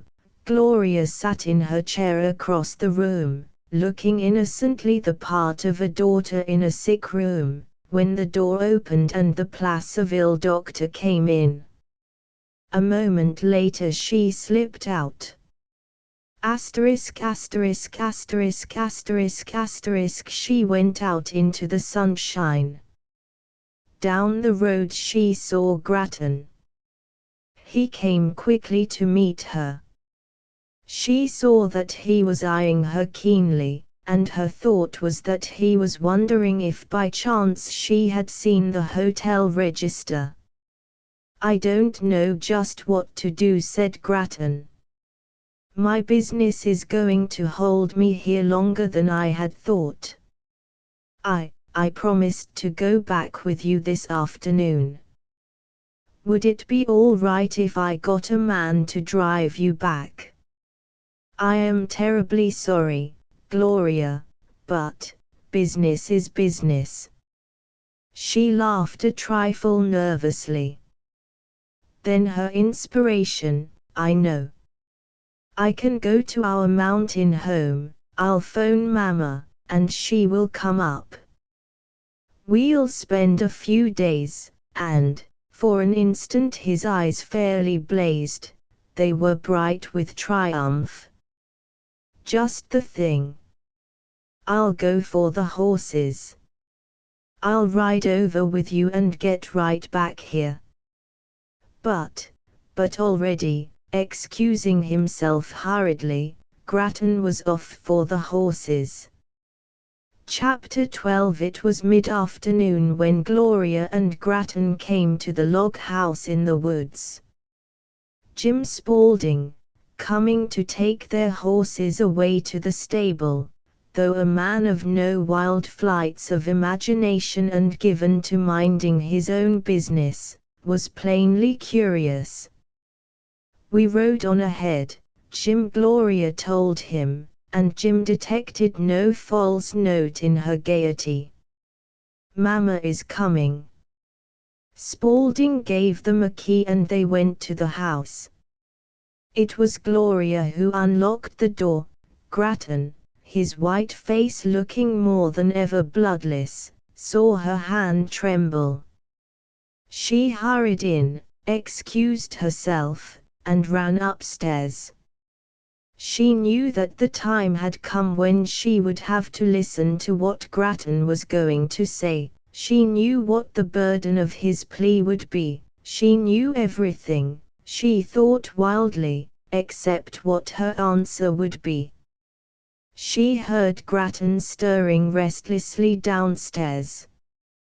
He walked up and down, snapping his fingers incessantly, a habit which in the man bespoke nervousness. He sat at the piano and the keys jangled under his touch. He got up and walked again. He was waiting for her to come down. He was shaping in mind the words which would greet her before she had come fairly to the bottom of the stairs. Gloria turned into her own room, locking the door behind her. She looked at herself in her glass. She was pale, her eyes looked unnaturally big and brilliant. She bit her lips and turned away. From her blouse she brought out the parcel her father had entrusted to her, slipping it under her mattress, smoothing the counterpane when she had done. Then, with but one clear thought in the world, that of getting into immediate touch with her mother, she went to the telephone. On this floor, in a cozy little room opening upon the upstairs sun porch, was an extension telephone, installed for the convenience of Gloria and her mother. Gloria went tiptoeing to it rather than go down where Grattan was. She rang the necessary bell for the operator in Truckee and put in her long-distance call in low tones which demanded a repetition before the operator got it right. Then she sat with the instrument in her hand, waiting. Once she heard Grattan's step close to the stairs and jumped to her feet, thinking that he was coming up. But he passed by and the house grew silent again. She wondered when Mark King would come. This afternoon, tonight, tomorrow. Spaulding had said nothing. She had not mentioned King to Spaulding, since she had not mentioned him to Grattan during the long ride. Her telephone bell rang. After the irritating way of telephones, she was put presently into communication with Mrs. Gaynor. "Gloria. Gloria. Is that you?" Her mother's voice sounded strange in Gloria's ears, shaken with emotion. "Yes, Mama." What has happened, child? Tell me, quick. I am nearly dead with worry. Are you all right?" "Of course, Mama." But where are you? Where were you all night? Are you sure everything is all right?" Never had Gloria known her extremely clear-headed mother to be so wildly disturbed, so nervously incoherent. "I have told you I am all right.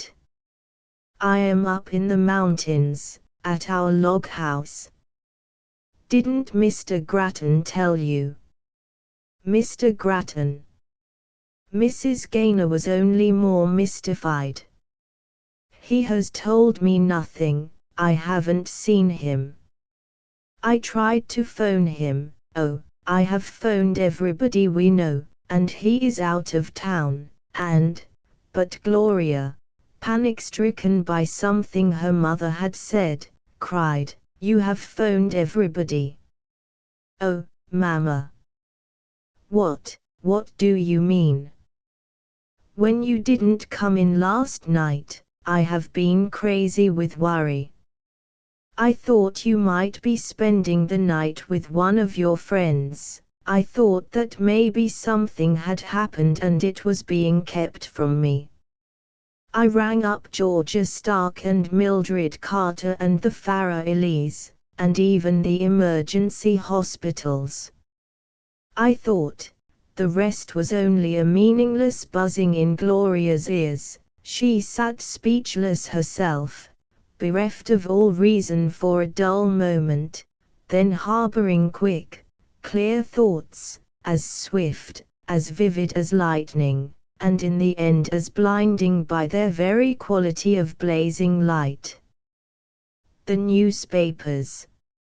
Still, dominated subconsciously by the thought which had brought her to the telephone, Gloria managed before the connection was broken to beg her mother to come immediately to her at the log house, to tell everyone that Gloria was with her father. Her mother promised, began asking questions, and Gloria said a bleak goodbye and hung up. The newspapers. She sat there staring into space and seeing the San Francisco Chronicle and Examiner, hawked by newsboys, on stands, thrust under doors, going like spreading snowflakes of a big storm into post offices, to racing trains, all over the land. Her mother had telephoned the emergency hospitals. Gloria could have wept in rage, screamed, thrown herself down and given over to paroxysms of weeping. But she only sat on, her face whiter and whiter, looking into emptiness and seeing headlines that towered as high as immense black cliffs. Her mother had telephoned Mildred Carter, that hateful, thrice hateful Mildred Carter, had confessed that Gloria had gone out with Mr. Grattan, was gone all night, no one knew where. Mildred Carter, who was as good as married to Bob Dwight of the Chronicle. And the emergency hospitals.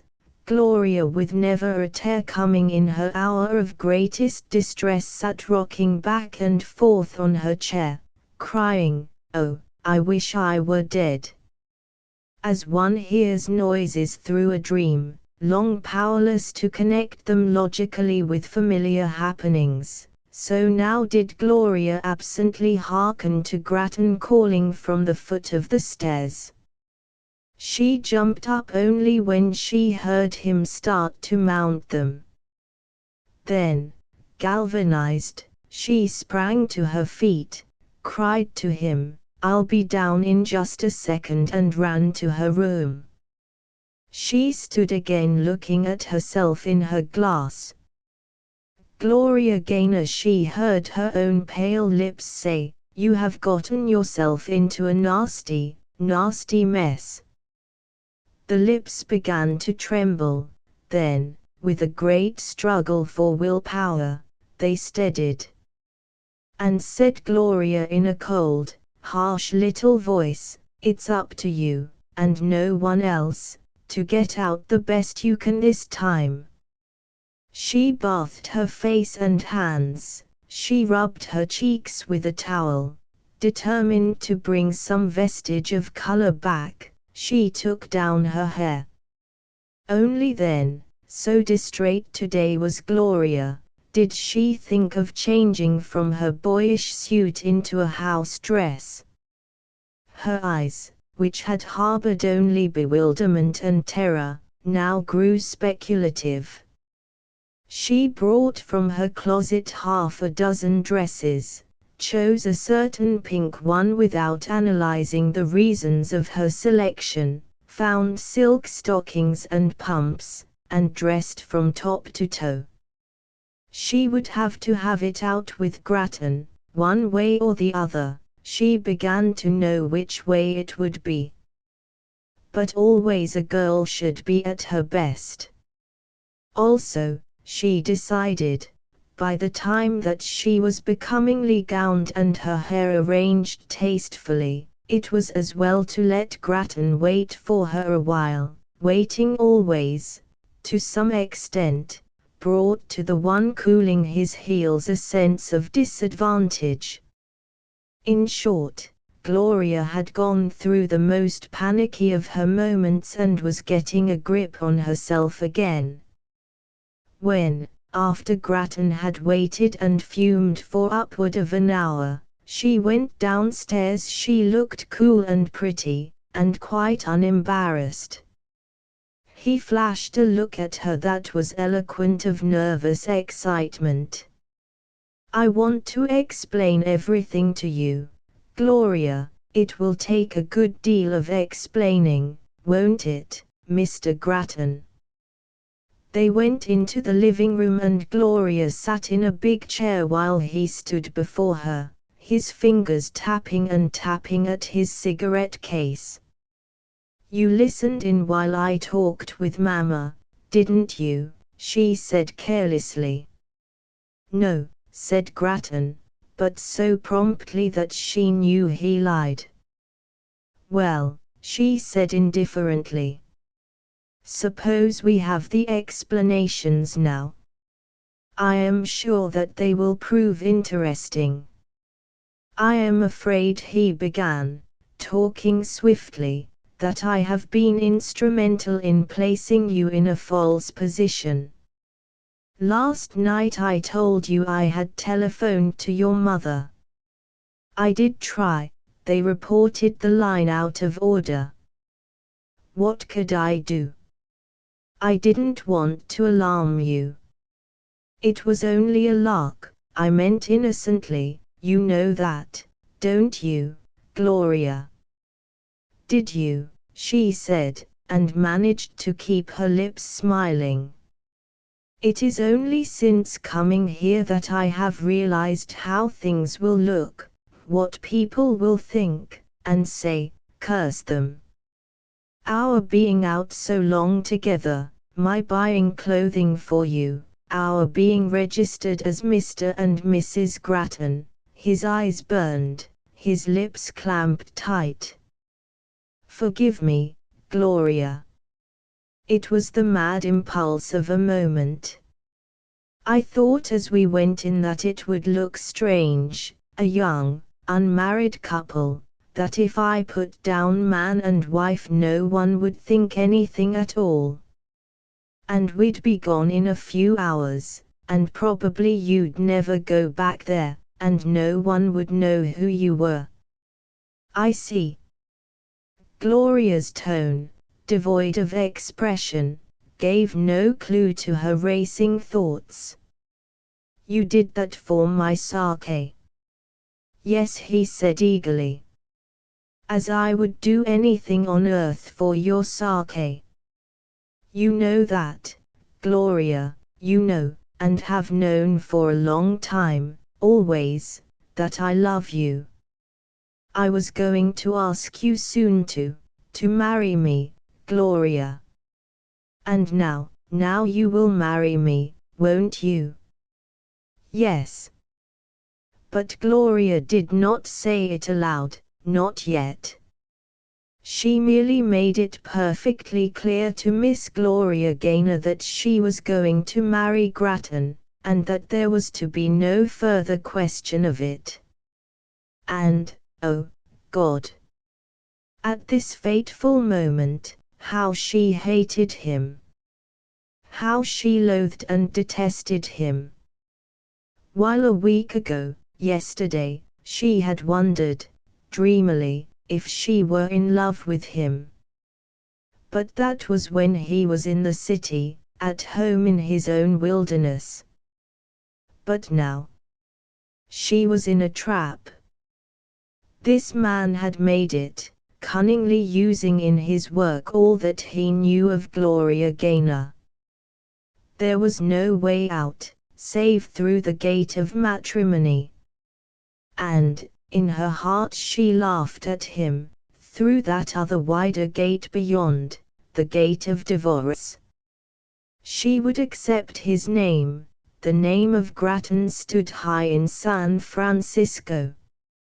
Then she would tell him how she loathed him, she would laugh at him, for physically she had no fear of him. And he would never have her for his own, despite all of his money and his position and his hideous trickery. Grattan, with all of his shrewdness, had not taken into consideration one thing: how in the city, on his native heath, he attracted Gloria, how in the woods he impressed her, in his unbecoming outdoor togs, as contemptible. "You know how I love you," he was repeating. And he was sincere, she saw that in his eyes, in the unaccustomed color in his face. He loved her as such an unclean animal could love. Oh, how he sickened her. "Will you marry me, Gloria?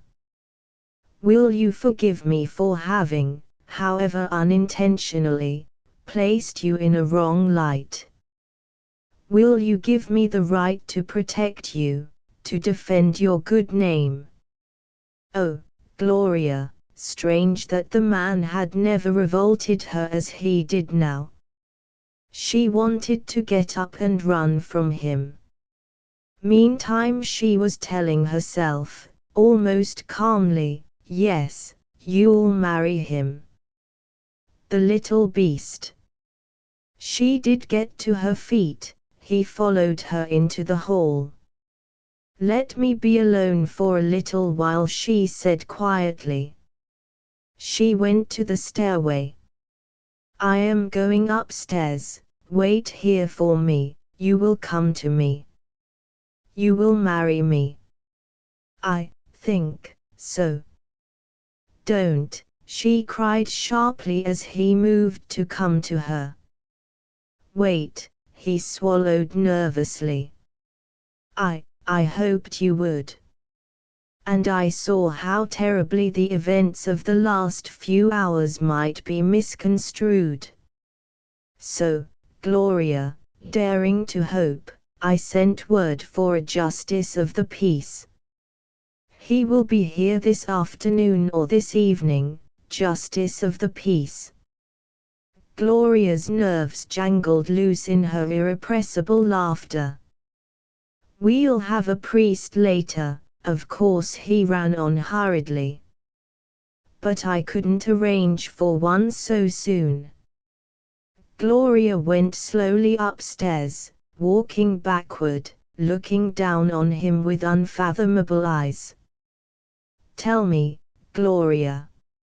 I'll promise not to come near you until you say I may. Is it yes?" "Yes," said Gloria, and was gone in a flash, turning, running up and out of sight. He stood looking after her, tapping and tapping at his cigarette case. Chapter 13. To Gloria the sluggish moments were fraught with despondency or pulsating terror. All arrangements were made, she was powerless, in a trap, a justice was coming, she was going to marry Grattan. She lay on her bed with her door bolted and wept bitterly, moaning over and over, "Oh, I wish I were dead." She heard Grattan stirring restlessly downstairs. She herself grew restless, she sprang up, tiptoed to her door, and slipped out as silent as a shadow. She went into the little room where the telephone was and threw it to the sun porch. For a long time she stood looking out across the mountains, her hand pressed to lips which trembled. She thought of her mother who, coming as fast as she could, no doubt by automobile, since she would not have the patience for trains, would not arrive before tomorrow morning. A night here, alone, worse than alone, but great as was the emotional tension, lusty and now wearied youth must be served. She had danced and ridden all through the night, she had not had over an hour or so of broken sleep, she had been going all day. She dropped to sleep on the swing couch on the porch. It was so very silent all about her, the shadows were creeping among the pines. She awoke with a start. It was quite dark, the first stars burned with steadily growing brilliancy. Someone was standing above her, looking down at her. She could see only the vague outline. "Gloria!" A little cry of fear broke from her. "Gloria," pleaded Grattan. "Don't you know I wouldn't?" "I'll be down in a minute," she told him, drawing as far away as she could, speaking with nervous haste. "Go down, please. Wait for me." "The justice is downstairs," he said, his own voice agitated despite his effort for mastery. "Are you ready?" "Yes, yes. In a minute I'll be down." "Go. Please go." He hesitated, she could have screamed at him. But presently he began withdrawing. "Slowly, hideously slowly, when you are ready. And, he has a long ride back, Gloria. We should not keep him waiting." She watched until he had gone. Then she crouched, staring with wide, unseeing eyes into the outside dark. The man would go right away, she would not have even him to mitigate the horrible condition of aloneness with Grattan. "I won't marry him," she cried out. "I won't. I hate him. He is a beast, and I won't." There was, after all, nothing to force her. Nothing, save that she had been away all this time with Grattan, that he had bought clothing for her, that he had registered himself and wife. And the newspapers. She heard a door slam and sprang up. If the justice went away now without marrying them, she would marry him. Why, if he had been of a notion to demur, she would have made him marry her. I can't think clearly. I wonder if I am insane. She went with heavy, leaden steps back to her room. A pale, weary face looked at her from her glass. She began arranging her hair. Her fingers, with wills of their own, refused to obey her own command laid upon them. She sought wildly to delay to the last fragment of the last second before yielding to the inevitable. She wanted to loiter over her hair, and her fingers raced. She could hear voices downstairs. Grattan's voice, low and urgent, a thin, querulous voice. She shuddered. That would be the justice. Another voice, a man's and strange to her. He said nothing, but twice she heard him laugh, a laugh that jarred upon her nerves. She guessed who he would be, the man Grattan had sent to bring the justice. Gloria. Grattan was calling from the foot of the steps. The voice that answered for her was clear and steady and, downstairs, must have sounded untroubled. I'm coming. Just a minute. Asterisk asterisk asterisk asterisk asterisk 2 hours ago, while Gloria had been watching the shadows creeping among the pines, Mark King had arrived. He had come down the ridge from the rear and thus to the outbuilding by the stable which housed the caretaker, old Jim Spaulding. "Hello, Mark," Jim had said, a trifle startled by King's sudden appearance. "Here you come again, like a Injun out in the woods." Jim was smoking his pipe on his bench. King paused, saying, "Hello, Jim. Has Ben showed up yet?" "No, he ain't showed, Mark." "Expectin' him?" "Yes." "Who's in the house, then?" "Why, some of 'em come on ahead. Ben's girl, for one, and that city guy, Grattan, for another." She didn't say anything about Ben coming. She did say, though, the missus would be along pretty soon. "Gloria and Grattan here?" King frowned. He had had ample time during the long weeks since the 12th of August to decide that he had nothing to say to Gloria Gaynor. And now she was here, with Grattan. He turned into Jim's quarters. He had no desire, or at least so he told himself very emphatically, to see either one of them. "I've hit the trail hard today, Jim," he said as Jim followed him and King closed the door. "And I'm dead tired and as hungry as a bear." "What shape's the cupboard in?" "Fine," returned Spaulding hospitably. "You know me, Mark."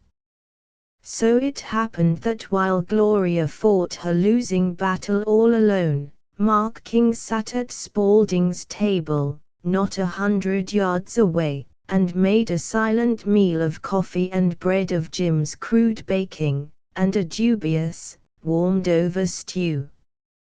Thereafter King threw himself down on Jim's bunk and the two smoked their pipes. With nothing in particular to be said, virtually nothing was said. "Needn't tell anybody I'm here, Jim." King was knocking the ashes out of his pipe. "I haven't any business with the folks in there. But keep your eye peeled for Ben, will you? The minute he comes I want to see him." "Maybe," suggested Spaulding. His girl brought word. "No. Ben is in Coloma." Grattan and Miss Gaynor and Mrs. Gaynor would have come up from the city, you know. That means they would have come through Placerville or Truckee. Guess so, agreed Spaulding. That's right. I'll set outside where I can watch for Ben. Going to take a snooze? Yes. And after lying 10 minutes staring up at the ceiling above him, King went to sleep. Must have been going some today, meditated the man who was once more on his bench outside the door. King looks tuckered. He sat through the thickening shadows watching the stars come trooping into the darkening sky, hearkening to the night breeze among the trees, and the thin singing noises of insects. An hour or so later he heard horses. That would be Ben, now was his first thought. His second was that it might be someone else, and that there was no sense waking a tired man for nothing. So he went down toward the house. He saw two men dismount and tie their horses. He saw the door open and Grattan come out. The horseman went up to the porch. Neither was Ben Gaynor. 1. As he passed in through the light-filled doorway, was a little grey man whom Jim had never seen before. The other man, it happened, he knew rather well by sight and reputation, a good-for-nothing scalawag, as Jim catalogued him, name of Steve Jarrold. The door closed after them and Jim went back to his bench. Asterisk asterisk asterisk asterisk asterisk in the house they were waiting for Gloria. The little grey man whom they called Judge and who had a way of clearing his throat before and after the most trifling remark, went up and down with his hands under his coat tails, peering nearsightedly at pictures and books and wallpaper. Quite a tidy little place Ben Gaynor's got here, he said patronizingly. Quite a tidy little place. Grattan paced back and forth, whirling always abreast of the stairs, looking up expectantly.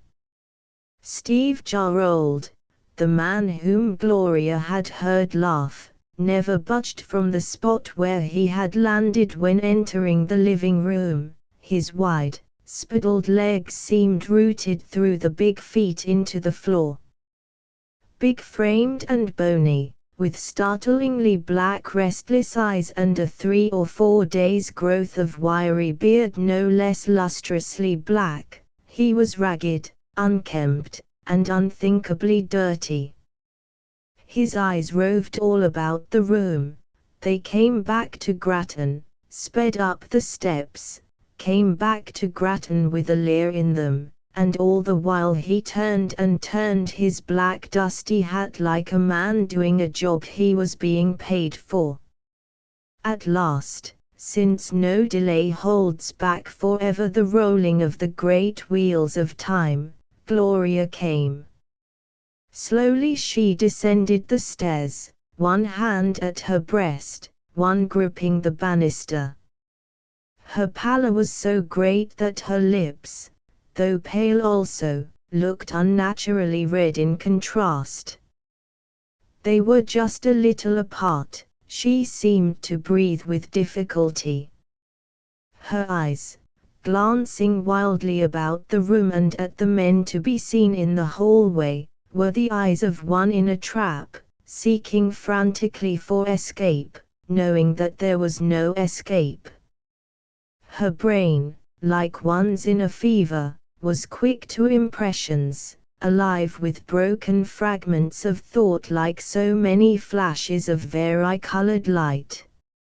She noted trifles. She saw a painting over Grattan's head, a seascape her father had given her for her 14th birthday. She saw 3 pairs of eyes staring at her, men's eyes, to her the eyes of wild animals. She read as clearly as if their messages had been in large, printed letters what lay in the mind of each, in the little grey man's, the judge's, speculation, in Steve Jarrold's, the jeers of a man of Jarrold's type at such a moment when they fall upon the bride, in Grattan's, quickened desire of her and triumphant cunning. "My dear," said Grattan, coming forward as though to meet her and then pausing abruptly and holding back, "this is Judge Summerling. He will perform the ceremony, you know. And this is Mr. Jarrold. He brought the judge and will be a witness." Gloria from the last step regarded the three men as a prisoner might have looked upon jailers coming to drag her to execution. Her lips moved but no sound issued. Judge Summerling bowed stiffly and cleared his throat. Steve Jarrold's hat ceased revolving an instant, then fairly spun as though to make up for lost time. Suddenly Gloria began to laugh hysterically, uncontrollably. Grattan whipped back and stared at her. Summerling and Jarrold were mystified. She looked so little like laughter. And, as both had cause to regard the situation, there was so little call for laughter. But they could have no clue to Gloria's thoughts. Her wedding. With that insignificant little grey man in his cheap wrinkled clothes to officiate, with that unshaven, leering, dirty man to witness. Holy matrimony. Gloria Gaynor's wedding. She was near madness with the hideous, cruel travesty of such weddings as are dear to the hearts of San Francisco society girls. The judge was clearing his throat again. She looked at him curiously, with the odd sensation that while Gloria Gaynor was asleep, drugged into a deep stupor, there was within her another Gloria who took a keen interest in the smallest happenings. "This affair ain't any more regular than it ought to be," he was saying. "Now, just the matter of the license." Grattan jerked about and glared at him. The judge broke off with a vehement clearing of his throat. In a moment he spoke again. "Seeing as both parties want to get married," he said hastily, "and as circumstances is what they is, keeping in mind how circumstances does alter cases, well then, are you ready?" That "are you ready" seemed to explode like a pistol shot in Gloria's ears. Something within her shrieked, "No, no, no." Grattan had said a quiet yes and was looking at her. She heard herself saying faintly, "Yes." Grattan put out his hand as though to help her down the last step. She made a little gesture, motioning him back. He bit at his lip and obeyed, though with a quick flash of the eyes. Gloria looked down at the step. About 6 inches high, and yet where she stood was as high as heaven, down there as deep as hell. She seemed powerless to achieve that last step. But Grattan was stirring restlessly. He would put out his hand again to help her. She shuddered and moved quickly. Now she stood on the same level as Grattan and the others. The physical fact was sinister as though symbolical of the psychical. The judge began to grow vastly businesslike. He must have the full names correctly, ages, birthplaces. Grattan answered for himself and for Gloria, who stood now with her hand on the back of a chair just within the living room door. Across the room was the fireplace, over it an ornamental mirror. She wondered dully what she looked like, the bride. But from where she stood she could see only the reflection of the window across the room, the strip of curtain at the side stirring softly in the evening breeze. That breeze came down through the pines, it wandered free. Why couldn't she, Gloria, be like that? She thought poignantly of her few days among the pines with Mark King. Oh, the remembered glory of it, the clean, sweet freedom of it. Now, folks, if you're ready. Stand side by side, oh, cried Gloria. Eh? What's that? Demanded the judge. She tried to smile. I think, she saw Steve Jarrold leering. The witness, she said wildly. There is only one, and it's usual to have two, anyhow, admitted the judge. But, being as things is a bit irregular and everything, why we'll make one do. There's Jim, said Gloria. She did not look toward Grattan, but he understood that she addressed him. Jim Spaulding. I'd feel better if someone I knew, if you'd get Jim to come, please. She knew that she did not care whether Jim Spaulding came or did not come, that she was fighting for delay and could not help snatching at any straw, though she knew that in the end she would go down, overwhelmed by circumstance. Circumstance and Grattan. Grattan also knew and frowned. Gloria, he said smoothly, that isn't necessary, is it? Yes, it is, she flared out at him hotly. Go, get him. It will take only a minute, Grattan said over his shoulder as he went. He would see to it that it took no great amount of time. Spaulding on his bench saw Grattan running toward him. You're wanted in the house a minute, Spaulding, he said curtly. Step lively, will you? Spaulding, not given to stepping lively at other men's commands, was slow in answering, and then spoke drawlingly. Wanted, am I? Well, that's interesting. By who? I'm wondering. Miss Gloria. She wants you right away. That's different, said old Jim, getting to his feet. Grattan turned and hastened back to the house, Jim quickening his own pace as he sensed something out of the ordinary. The house door stood open as Grattan had left it, and the two entered hastily. Jim looked from face to face with keen, shrewd eyes, ignored Jarrold, who said a mirthful evening, Jim, and turned to Gloria for explanation. Miss Gloria wanted, began Grattan. But Jim Spaulding lifted a big hand as though to ward off the words. I'm here, miss, he said when Gloria's white face only stared at him. You ain't sick, are you? No, Jim, I am going to be married, and married. Jim looked incredulous and then puzzled as again his eyes went swiftly from one to the other of the three men's faces. Yes, Jim.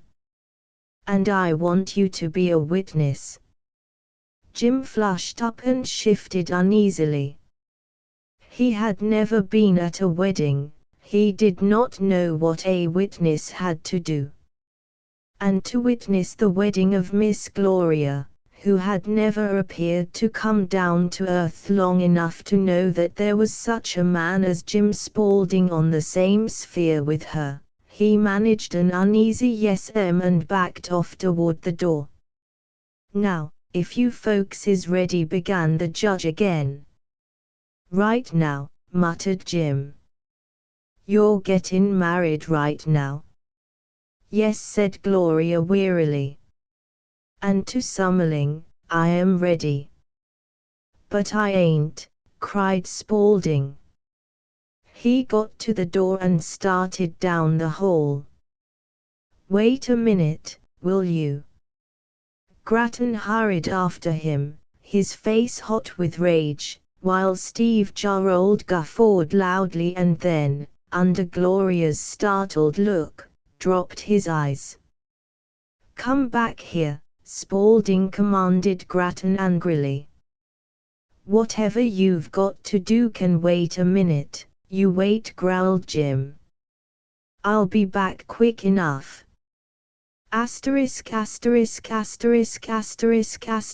Mark King was awakened by old Jim rushing into the room, lighting a lamp hastily, and making a deal of clatter. He sat up, demanding, "Has Ben come?" Jim began chuckling. After all, a wedding was a wedding, and therefore a matter well worth a man's allowing himself to get a bit excited. From a cupboard he began dragging forth his one and only serviceable suit of clothes, dingy black, shiny affairs, but Jim's best. He kicked off his breeches, drew on the black trousers, and caught up the coat. "No, Ben ain't back," he grinned at King. "Guess he'll be surprised when he does come. His girl's gettin' herself married." "To that city guy, Grattan. Right now in the house." "What?" King had heard well enough, but that "what" broke from him explosively. "And me, I'm a witness," said old Jim. "Steve Jarrold's another. They got the preacher there and everything." He paused a moment and reflected, with puckered brows. "What do you think of her marryin' that swab, now?" "Think Ben's going to be pleased." "Kind of surprising, ain't it, Mark?" King managed a laugh which escaped critical notice only because old Jim was only half listening. "Oh, it's been open and shut all along that she'd marry Grattan," he said, keeping his head down as he drew a match across the floor as though to light a pipe whose bowl was empty. "If it suits his womenfolk, I guess Ben will stand for it." By now Jim had drawn his coat on and was back at the door. "Better come along, Mark," he invited. "You don't see a wedding every day." "Coming?" "No, thanks," said King. He broke his match between nervous fingers. He raised his head to watch Jim go. "Lord, Mark," said Spaulding, holding on his heel a moment. "You must have made one almighty day of it. You sure do look tuckered." King rose and went to the door and stood looking after the swiftly departing figure. He saw the house, the windows bright with lights, light streaming out through the door to the porch. There was Gloria. Just there. And he had slept, and Gloria was marrying. And here was the end of it, the end of everything, it dawned on him. He, who had never looked twice on a woman, had looked thrice on her and again. He, the one-woman man, had found the one woman, and had lost her. He looked out toward the house and through its thick log walls saw Gloria, Gloria as she had come down the stairs to him that first day, floating down like a pink thistledown, putting her two hands into his, looking up into his eyes with eyes which he would never forget. He saw her in the woods, riding with him, by the spring waiting eagerly for the little water ouzel, she so like a bird herself, crossing a stream on boulders. She had slipped, he had caught her into his arms, close. Her hair had blown across his face. He stood with her on the highest crest of a ridge. The world lay below them, they were alone in the blue heavens. And he loved her. He groaned and ran his hand across his eyes as though to wipe the pictures out, pictures which would never pass away. Gloria was marrying Grattan. Now. He looked up into the sky bright with stars. Its great message to him was emptiness. The world was empty, life was empty. There was nothing. Simply because Gloria had come, had laughed into his eyes, and had gone on. She was like the springtime which came dancing into the mountains, which softened them and brightened them, and laughed and passed on and away. She would be laughing now, into Grattan's eyes. He would never see her again after tonight. Other men had loved and their loves had crumbled to ashes, blown away by the winds of time. But tonight he would see her. The last time. While still she was Gloria Gaynor and not Grattan's wife, he started and hurried toward the house. They were waiting for Jim and Jim had hurried. He came to the porch and, with never a board to creak under his careful tread, he made his way silently around to the living room side of the house. There was a window there, the shade was not drawn, the curtains were blowing back and forth. He drew close and stood, watching.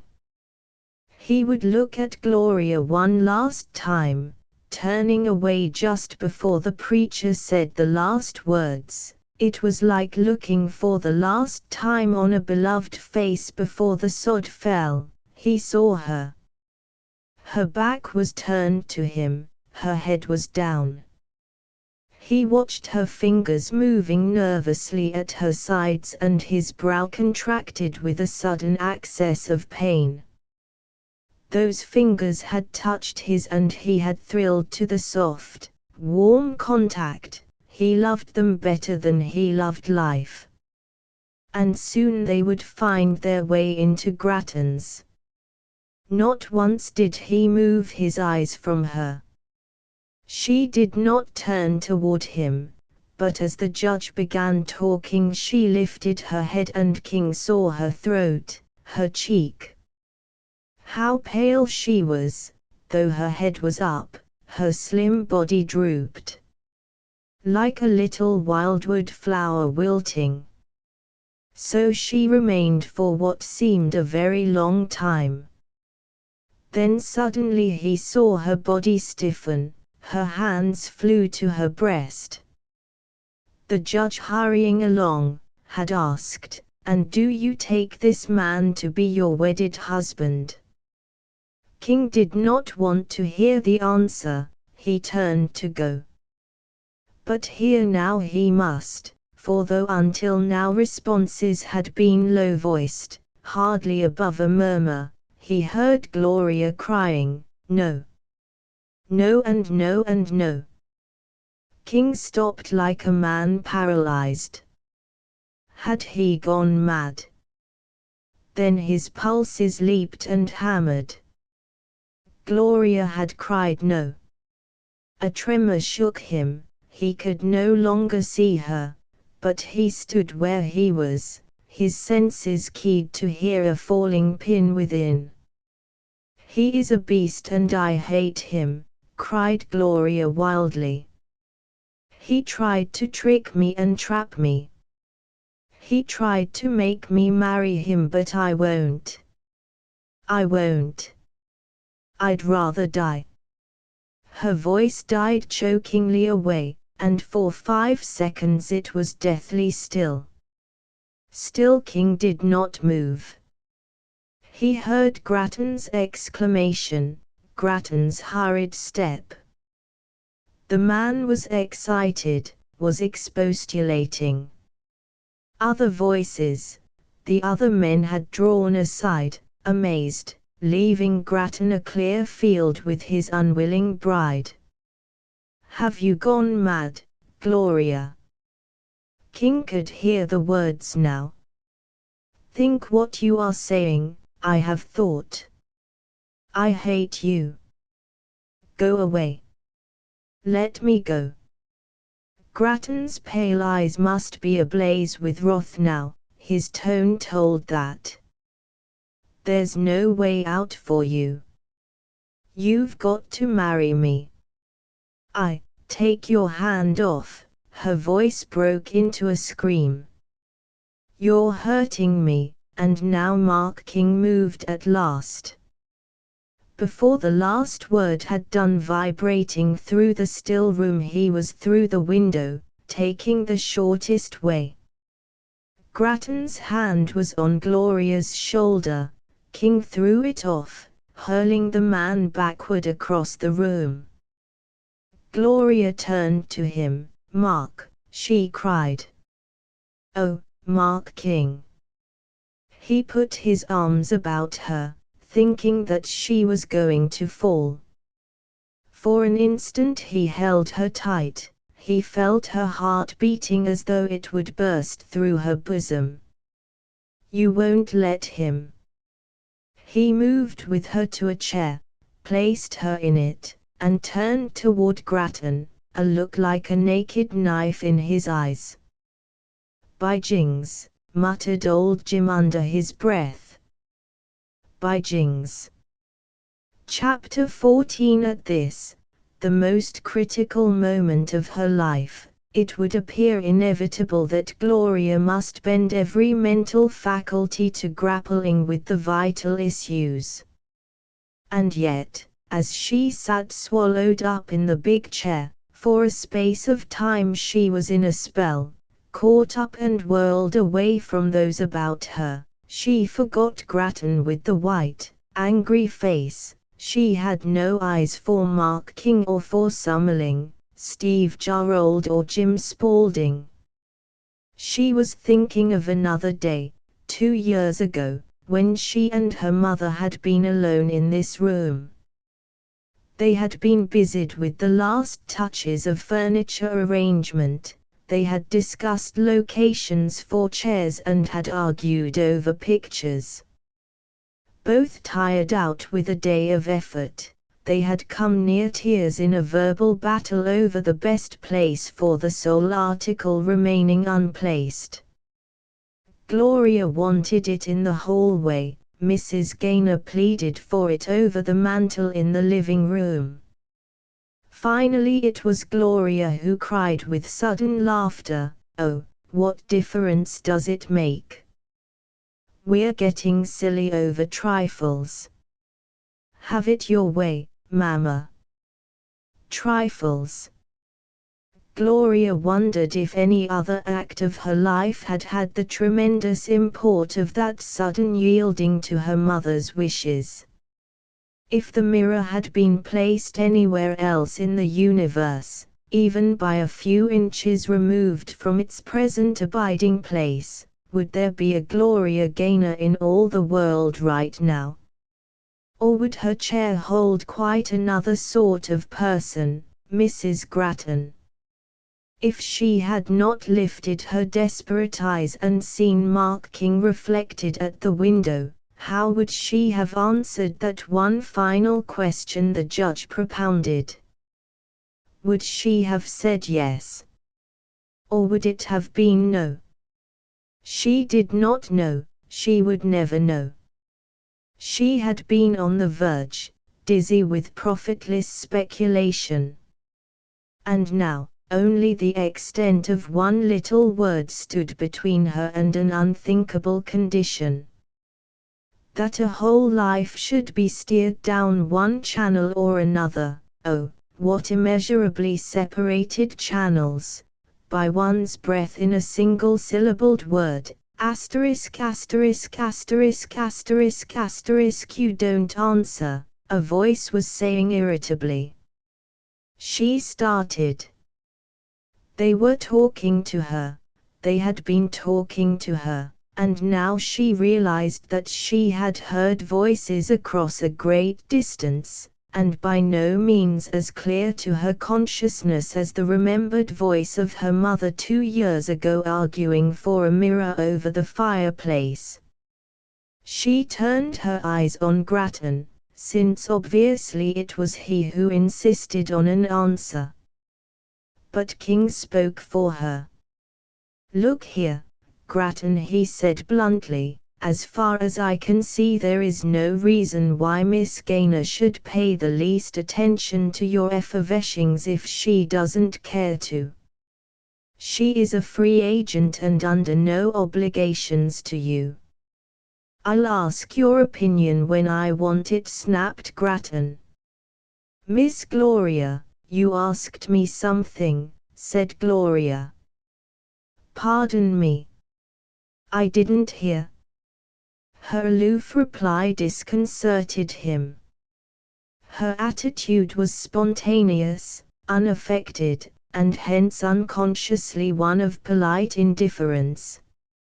Suddenly Grattan, fume as he would, had become of not the least importance. "You said that you would marry me. Not a dozen minutes ago."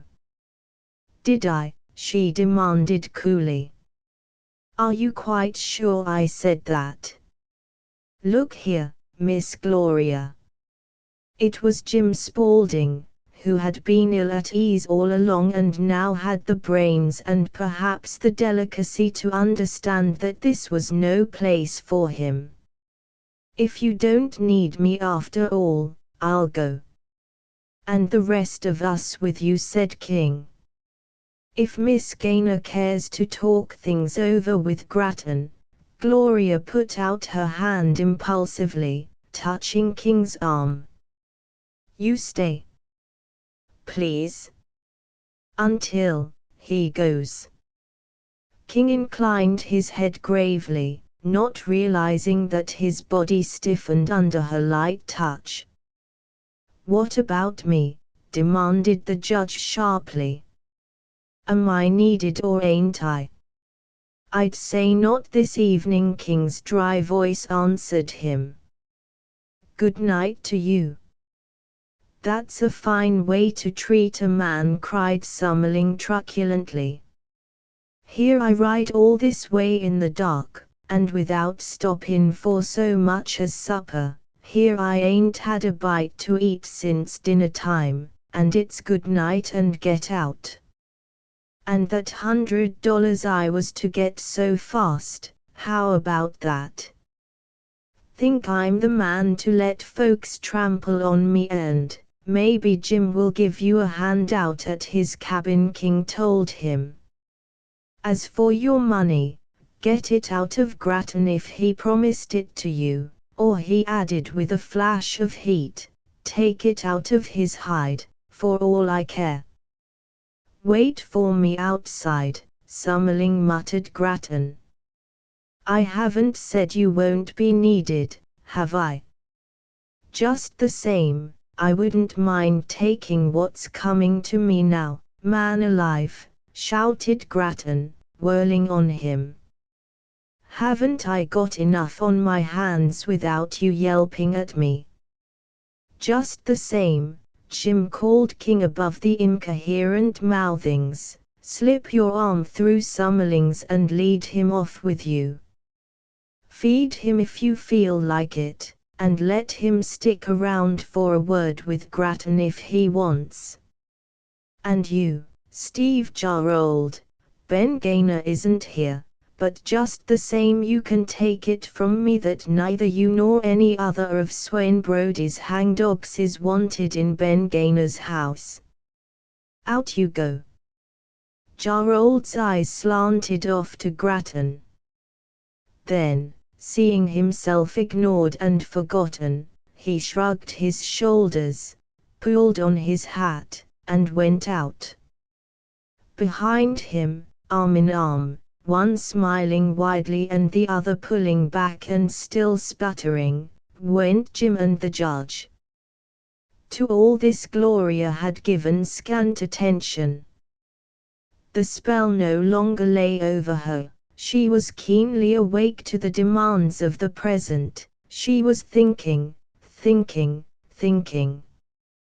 It seemed that she had walked on quicksands, that a hand had drawn her up and placed her where she was now, with solid ground underfoot, but that still all about her were quicksands.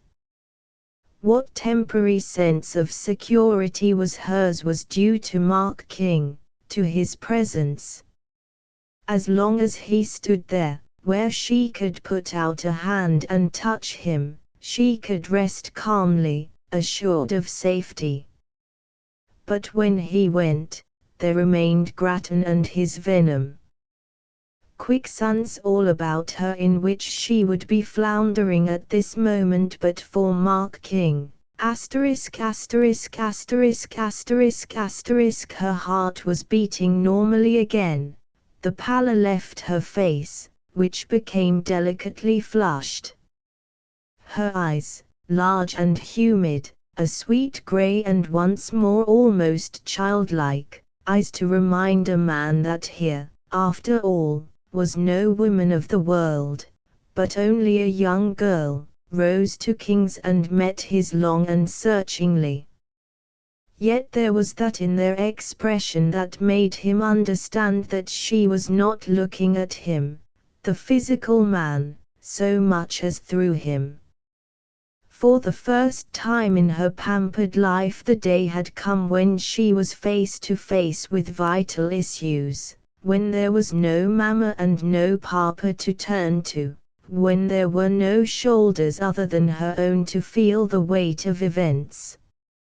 She must do her own thinking, come to her own decisions.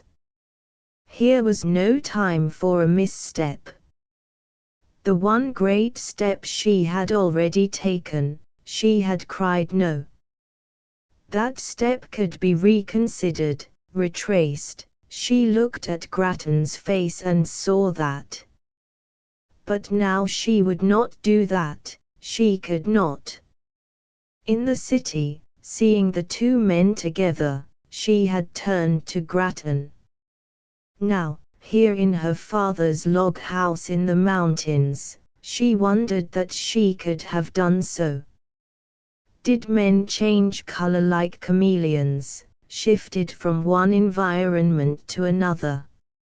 Or was it she who had been unstable, she who was the chameleon? A queer sensation which had been hers before, and which she was to know more than once in days to follow, mastered her.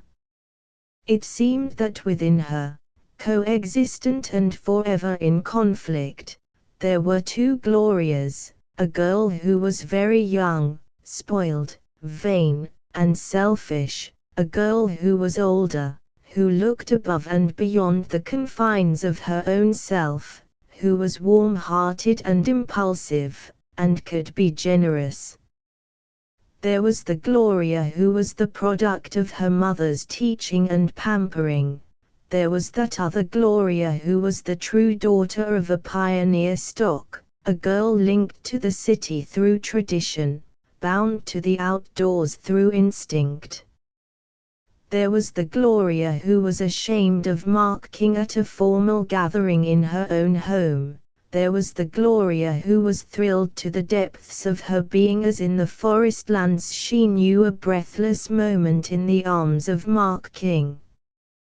Well, here were considerations to linger over on an idle day. Now, without seeking for hidden springs, there were on the surface certain plain facts.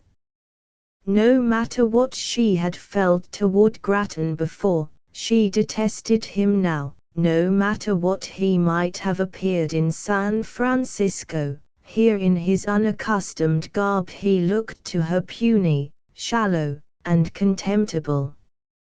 He was, as she had told him, a beast.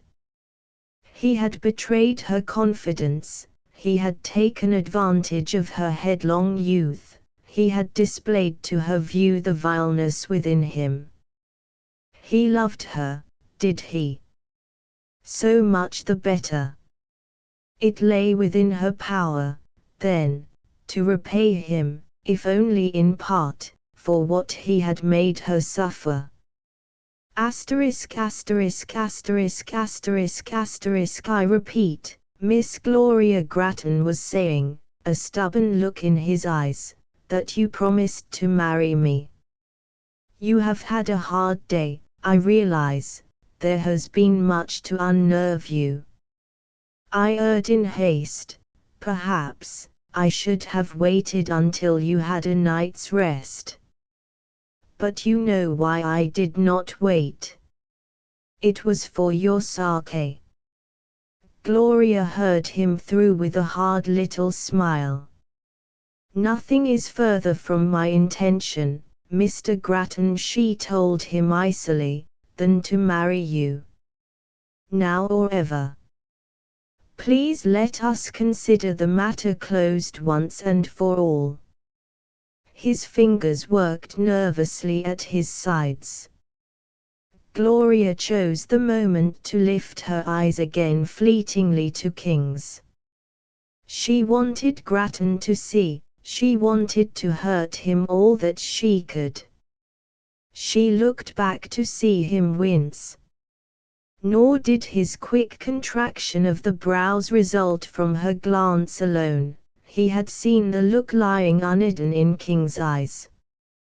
Mark King had tonight, for the first time, swept barriers aside and looked straight into his own heart and known that all of the love that was in him to give had been given to Gloria Gaynor. He had come from Jim's cabin to look on her for the last time. He was giving her up. And then, when he had turned away rather than hear her murmur yes, she had cried out ringingly, no.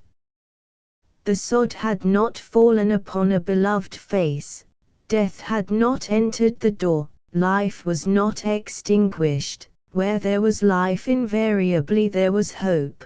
He had given Gloria up, yes.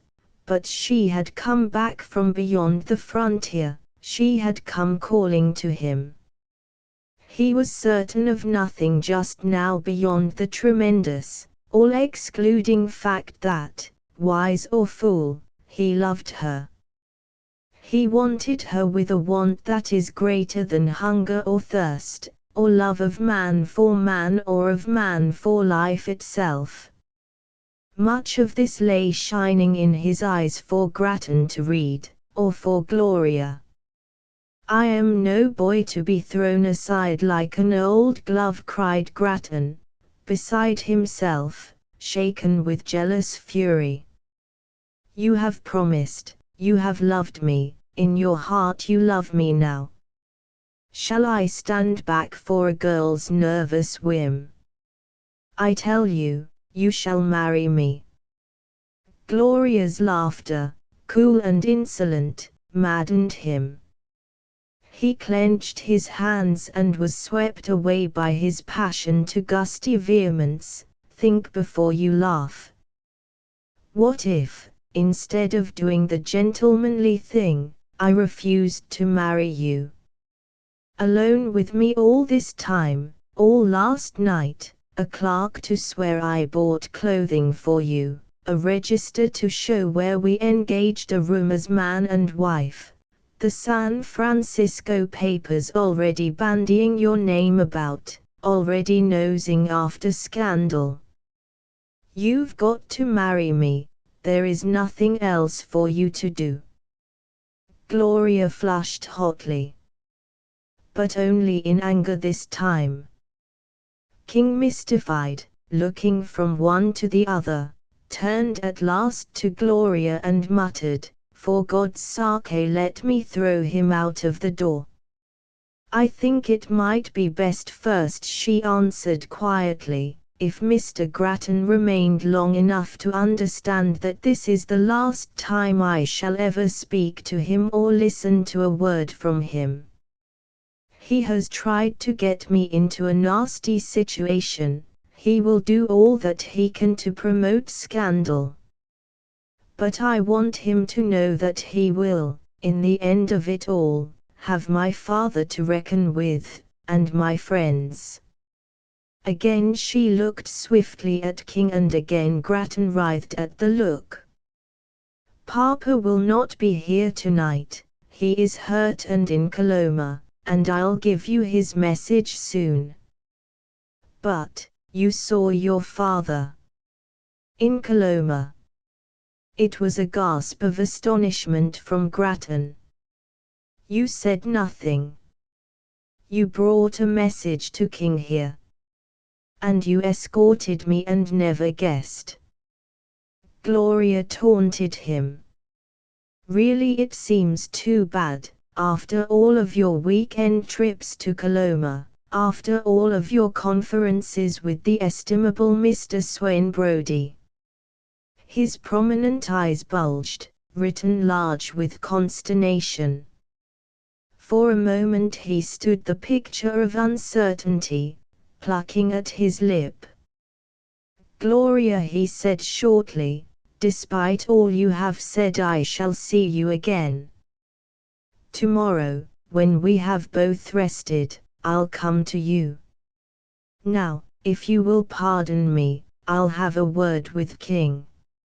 Strictly business, you may be sure, King," he concluded sarcastically. "There's to be no business between you and me," King told him promptly. "But there is. If you've got 2 grains of common sense. Look you, Looney Honeycutt is dead at last. His secret is no longer his secret. Swain Brodie knows something, a whole lot, it strikes me," frowned King, "that you know more of this than I gave you credit for.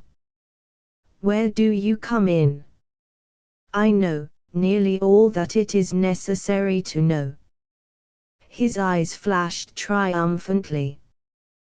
"Think I'm the man to let the crowd of you lift a fortune right under my nose? Here is my proposition, and you'll thank your stars that I make it. We are not friends, you and I, but that is no reason that we cannot be business associates until this trick is turned.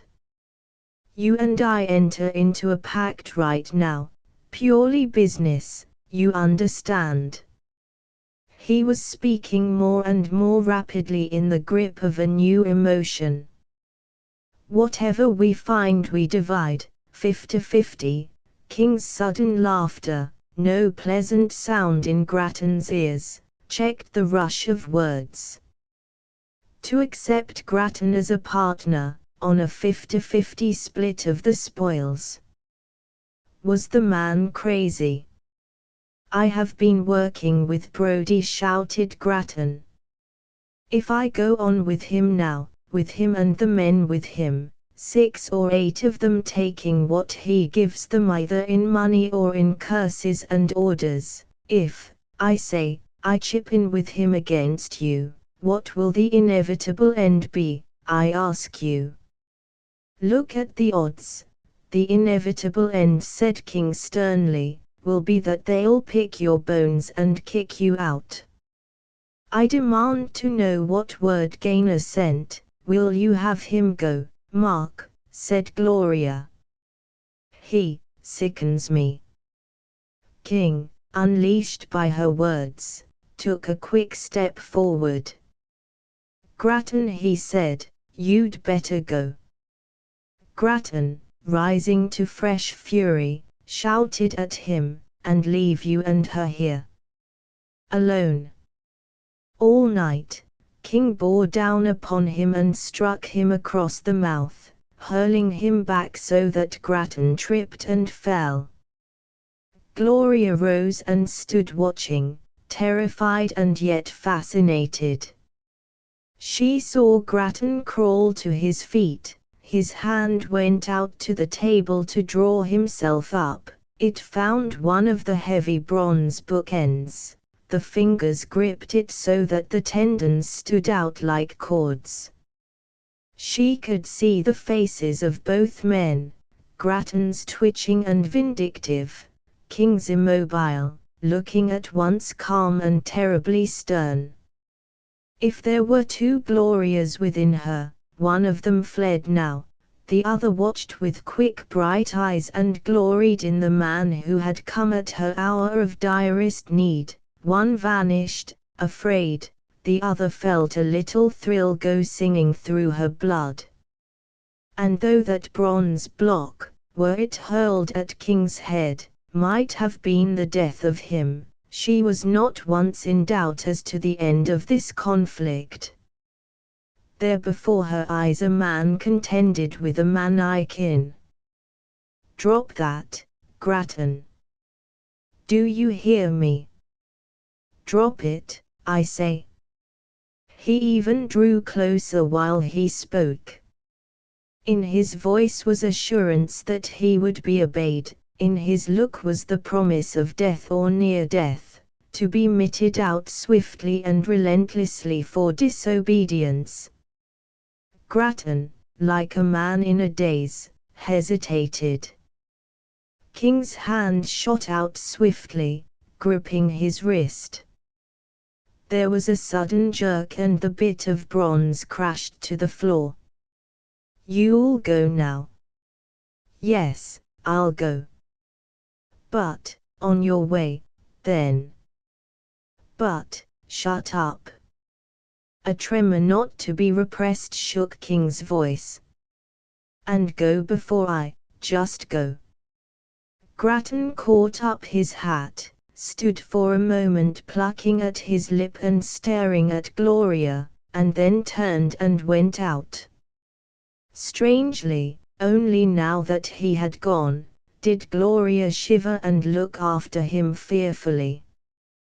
The man here had seemed so futile and yet she had seen that last look, so filled with malevolence that in his wake the room seemed steeped in menace.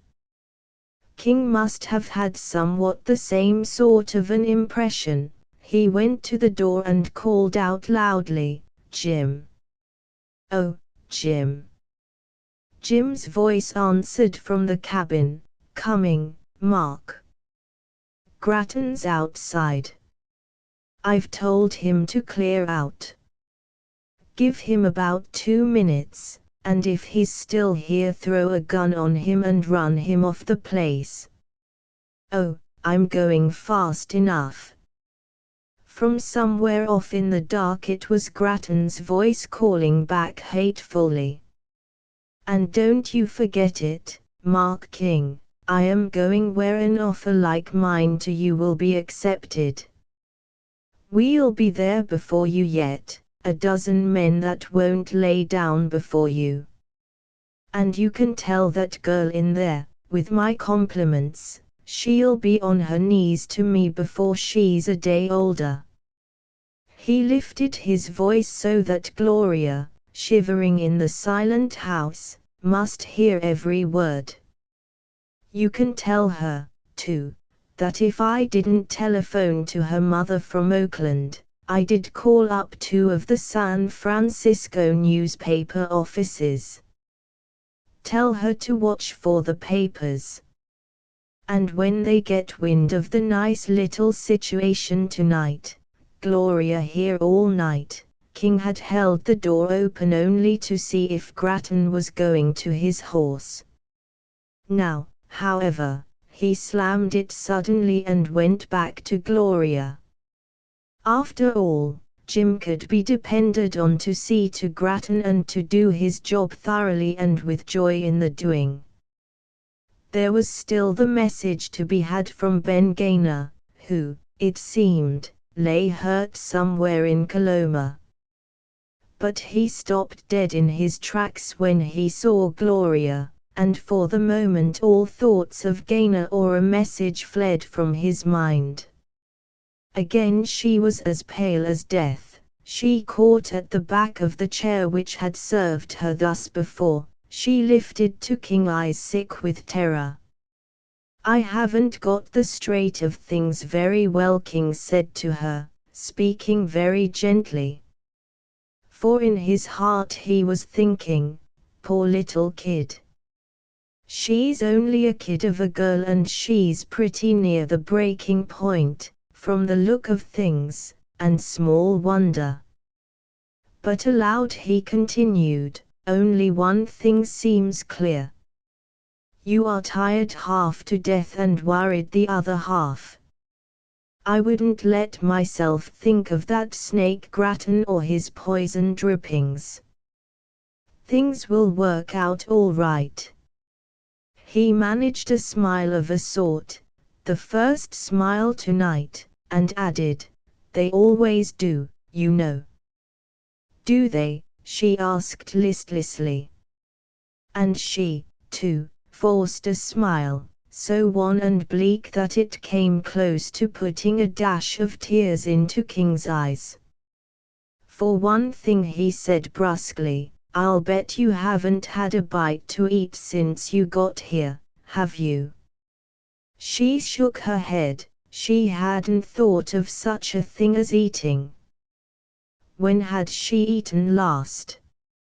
Not since she and Grattan, motoring up from San Francisco, had stopped at the wayside lunch counter. Perhaps that was why this giddy faintness troubled her, why the blood drummed in her ears. "You'll sit right down," commanded King. "Or lie down is better. In 2 shakes I'll have something ready for you. You are so good to me." That came straight from Gloria's heart. Her eyes shone with a gratitude which struck him as far beyond proportion to the small deed of the moment. "I'll go upstairs a moment. Papa's message, it can wait 10 minutes. Let me get it now. I will lie down in my room until you call me, if you want me to." "That's good." He watched her go slowly upstairs and then hastened to the kitchen. He got a wood fire going in the range, scouted for coffee, found a glass jar of bacon, a tin of milk, all kinds of canned goods. And meantime, though occupied with much speculation concerning all that had happened tonight and must have happened before and might happen in the future, he never for an instant entirely forgot Gloria and how pitifully borne down she looked. Grattan had tricked her some way, had coerced her, had come close to breaking her utterly. And yet her indomitable spirit had in the end triumphed over Grattan's scheming. King would never forget how her voice had rung out in that fearless no. No and no and no. Just a little kid of a girl. And he had looked to her for the sanity of mature age. A mere girl, sheltered always by father and mother, spoiled to the _n_th degree, given no opportunity to develop her own character, to grow up to life's responsibilities. Her mother had not even told her of her grandparents, being ashamed of them, making Gloria ashamed. Grandparents of whom anyone might be justly proud, folk of integrity, of stamina, of fearless hardihood, men and women of that glorious type that builds empires. And Gloria, King sensed, was like them. Deep within her, under the layers of artificiality which her mother had striven so indefatigably and lovingly to lay on, she was like them. He remembered his 2 days with her alone in the mountains and sought to forget the fragment of one evening in the city. Here she was her real self, there she had been what her mother had made her over.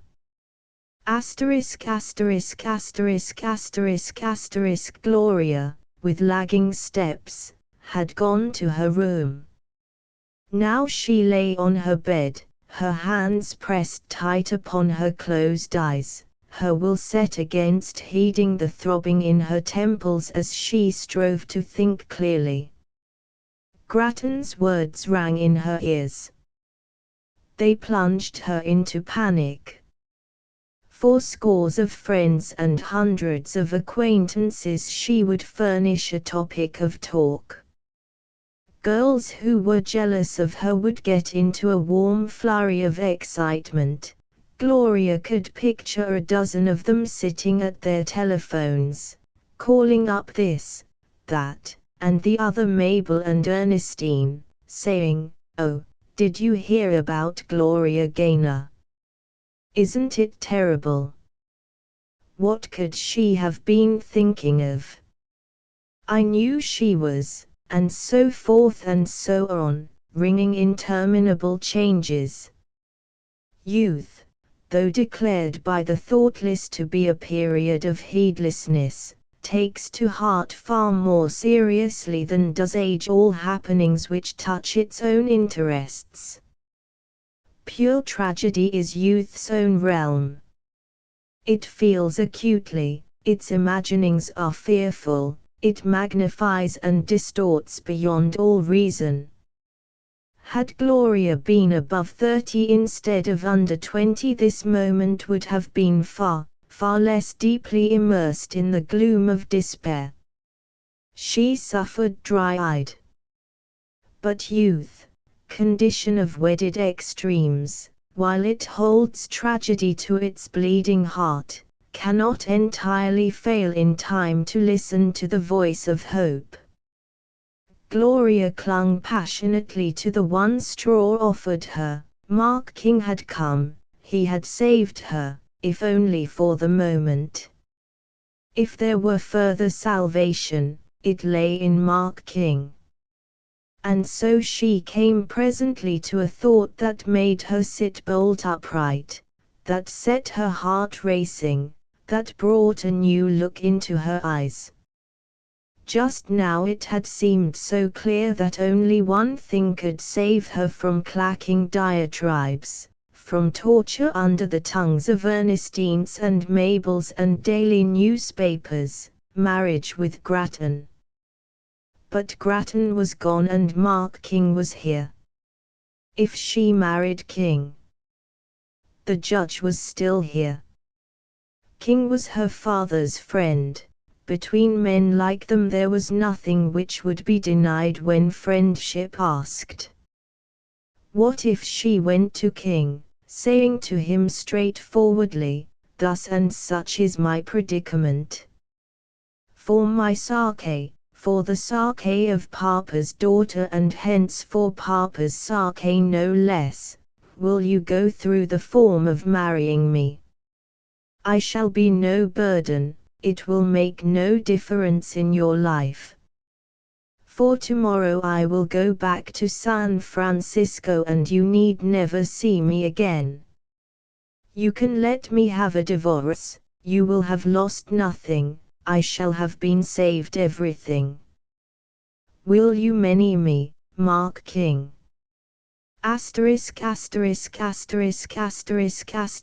Gloria. King was calling. "Will you come down now? Everything's ready." "Coming," answered Gloria. "Right away." She glanced in her glass as she went out. The color which had played hide-and-seek all day was again tinting her cheeks a delicate rose. What were fatigue and hunger when hope attended them? But it happened that Gloria's impulse, which was at least honest and frank, was for a little held in abeyance, and thus it came about that she lost the opportunity to appear before Mark King at a critical moment as being straight-dealing, direct, and outspoken. She thanked him with her eyes for the lunch he had set forth for her. She gave him a quick little smile as he waited on her. He poured the coffee, gave her milk and sugar, brought the hot things from the stove. And all of the time there was in his eyes a look which he had no suspicion was there, the look of a man's adoration. "He will do whatever I ask him to do," something sang within her. "Won't you sit down with me, Mark?" She smiled at him. And there, while one Gloria had determined to indulge in plain talk, the other Gloria came forward obliquely, demanding the place which had always been hers when it was a case of man and girl together. The smile was the smile of a coquette. It intoxicated, it made a man's heart beat hard, it brought him in close to her and thrust the world back. She could not have helped the smile or its message. "I have eaten," he said a trifle harshly, she thought. "You are so good to me."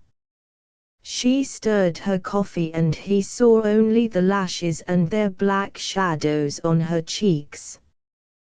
Then she said brightly, "This is our third little picnic together, isn't it?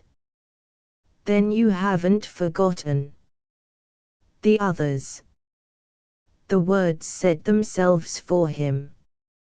The human comedy had begun, or the comedy begun long ago was resumed smoothly in its third act, King unconsciously answering to his cue. After that it was neither Gloria nor himself who played the part of stage director. That time-honored responsibility was back in the hands of the oldest of all stage managers. The wind that drives autumn leaves scurrying, the sun that awakens spring buds were no more resistless or inevitable forces than the one now voicing its dictates. "It would be unmaidenly to ask him to marry you," whispered that other self within her.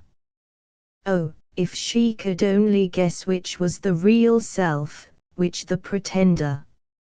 And there is no need. Look at his eyes. King saw lying on the table the package done up in an old cloth which she had brought. Further, he knew that he had seen it before and where he had seen it. He knew that at last he had old Looney Honeycutt's secret where he could put out his hand to it, with none to gainsay him. He knew that with it was a message from his old friend Ben, that Ben, himself, lay at this moment in Coloma hurt. And yet his eyes clung to the eyes of Gloria and all of these things were swept aside in his mind. He saw that when her eyes came to a meeting with his the flush in her cheeks grew hotter. He tried to remember how he had come away from her in San Francisco, how he had given her up for all time. But that memory blurred. In its place he stood with her on a boulder in a creek, holding her in his arms. He stood with her on a mountain top, with the world lost below them. He sought to get a grip on himself. Here and now was no time to talk to her of love. She was alone. It was his one job right now to take Ben's place, to protect her and efface his own madness. But was he mad? And was now no time, after all? She was alone, yes, but if some day she would marry him, was not now the time? What would he not give for the right to stop the nasty mouth of Grattan once and for all? Fragmentary thoughts, by no means logically aligned. They came and went with other thoughts between, pro and con. But thoughts do not always sway destiny. In the crisis often enough there is no time for so slow a process as thinking. Instinct leaps. Instinct compels. All of the thought in the world will not draw a steel needle to a bit of wood. All of the thought in the world will not hold back the same needle from a magnet. There are urges which must be obeyed. The urge of spinning worlds to circling suns, the urge of man to mate. Gloria, he said huskily. Gloria. Yes, Mark, she said quietly, trying to speak very calmly and as though she did not know, oh, so well, all that tumult that lay behind his calling her name. But despite her determination she was agitated. The moment had come, there was no stopping it. And did she want it? What did she want? What, exactly, did she feel? She knew what was in his heart. His soul exulted as the certainty rushed upon him. She knew what he was going to say. Words were needless between them. And the color merely deepened in her cheeks while she hid her eyes from him. He came to her swiftly. She rose as swiftly to her feet. He saw that a tremor shook her. He saw that she did not draw back from him, her eyes at last lifted to meet his own. They baffled him. He could not read their meaning. But they shone on him softly, they were the eyes of her whom he loved. Like magnet and steel they were swept together. He had her in his arms, he felt against his breast the wild flutter of her heart, against his face the soft brushing of her hair. He felt her body tense but unresisting in his arms. Suddenly she relaxed, her head was against his breast. Gloria in his arms, Gloria's sweet face hidden from him against his rough shirt. Gloria, he cried again. Gloria. The bacon, gasped Gloria. It's burning, she freed herself. And while he let her go he stood watching her with the new look in his eyes. Scarlet-faced she flashed her look at him from across the table. Then she fled to the stove and retrieved the burning bacon as though here were the one matter of transcendent importance. King began to laugh, his laughter as joyous as a boy's. Gloria. That's 5 times you've said Gloria, she informed him hurriedly. And, please, Mark, as he moved toward her. And you haven't read Papa's letter yet. And I'm dying to know what is in that funny package. Aren't you? If I'm dying at all, he told her gravely, though he found a smile to answer her own. And 2 very serious smiles they were. It is of quite another complaint. And this time, but please, Mark. I am here all alone, with you, and, I know. I haven't forgotten. But, Gloria, they both started to a sudden sound outside, a scuffling on the porch. Involuntarily Gloria, prone to nervous alarm in her overwrought condition, moved hastily back toward him from whom just now she had escaped. They glanced toward the sound. They saw at the window the puckered and perplexed face of the judge. They were just in time to see a big hand grasp him by the shoulder and yank him out of sight. They heard summoning expostulate. they heard Jim Spaulding's far from gentle voice cursing him. King understood, at least in part, what must lie under Gloria's look of distress. Surely circumstance had placed her in an equivocal position tonight.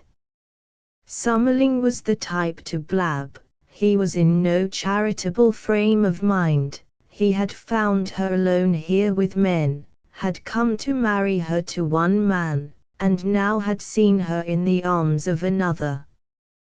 There was but one answer, even to Mark King. "Sometime you are going to marry me, Gloria," he said gravely. "Why not now?" "It sounds like an advertisement, Mark." She laughed somewhat wildly. "Poor little kid," he muttered, seeing how she trembled. "But, Gloria, why not? Sometime you are going to give yourself to me, aren't you, dear? While this man is still here, won't you let him marry us? It will give me the right to shut that fool Grattan's mouth for him and, oh, Gloria, my dear, my dear." She stood staring at him with wide eyes. He pleaded with her. "Will you, Gloria?" And then from lips which did not smile he heard the very faint but no longer evasive yes. "Now, Gloria." "Yes, Mark. If you are sure that you want me." She spoke humbly. At the instant she was humble. But she added hastily, "Still you haven't read poor Papa's letter." He was very anxious. "Let me go a minute, Mark. I am going upstairs. I want to phone to Mama first. And while I am gone you can read Papa's letter, and, her face was hot with blushes. "And arrange with the judge," he said, his own voice uncertain. "Yes, Gloria." She ran by him then. He heard her going upstairs, he heard a door closing after her. Then like a man who treads on air he went to the window and threw it up and called, "Jim! Tell the judge not to go. I have business with him. I want him and you here in 10 minutes." And then when Jim's voice had answered him he thought to take up the parcel on the table, largely because Gloria had asked him. A hurried letter from Ben and the parcel from Honeycutt's. Something here for which he had been seeking, working, for years, remembered now only because Gloria had made the request that they be not forgotten. Asterisk asterisk asterisk asterisk asterisk. To withdraw his racing thoughts from Gloria and her golden promise, to bend them to a letter, this was in the beginning an effort. But Ben's words caught him when he had read the first line. He had opened the packet, ripping off the old encasement of cloth. There was a book, a Bible that looked to be centuries old, battered, the covers gone. Gaynor's letter was slipped into it. "Dear Mark, Honeycutt's dead. I've got his secret. But Brody came near doing me in. Honeycutt, dying, sent for me. I got there just in time. He gave me the Bible." It was the parson's and then Gus Ingles. "As I was going out of the cabin Brody and 2 of his gang swooped down on me. In the dark I pitched the Bible clear and they did not see, it was just that near. They came close to killing me. When I came to I found they'd been through my pockets. I don't know how much Brody knows. I do know he is working with Grattan, the dirty crook. I think you can beat them to it, hands down. And, for God's sake, Mark, and for my sake if not for your own, don't let the grass grow. I am on the edge of absolute bankruptcy. Laid up this way I don't see a chance unless you find what we've been after so long and find it quick. Will you start without any delay? As soon as you get this phone to Charlie Marsh at Coloma. Leave word for me. And let that word be that nothing on earth will stop you. Then I won't go crazy here with worry. And watch out for Grattan as well as Brody. Ben.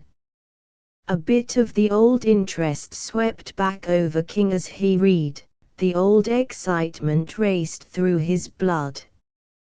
He dropped Ben's note into the stove and eagerly took up the old Bible. There on the blank pages, written in a crabbed hand long ago, at times letters blurred out but always a trace left where the unaccustomed scribe had borne down hard in his painful labourings, was the secret at last. Gus Ingall's message come to him across the dead years. Good God, I never see such gold nor no man neither, and when he come into camp you could read in his look he had found it, because no man could have looked at that mother lode and not look like Jimmy. And Big Brody grabbed him by the throat and shook him and nearly killed him until Jimmy told. And I guess there was enough there for everybody in all the world.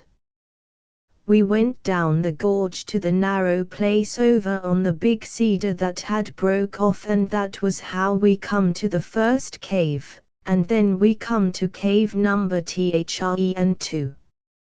And good God have mercy on my soul when I'm dead, but I got the thought right then, if it was only all mine. We worked all 7 until we dropped that day and night and early in the morning, and the storm was coming but we stayed.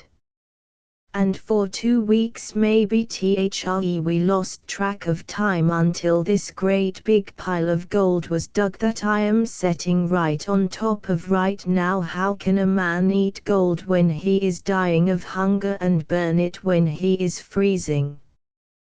And it was Big Brody killed poor Manny. I seen him, and the next day, or maybe it was 2 days Dago was gone and never come back. Was it Manny's ghost got him and drug him down the cliffs screaming horrible and in the gorge? Anyway, that was 2. And I am all that is left, and I am going.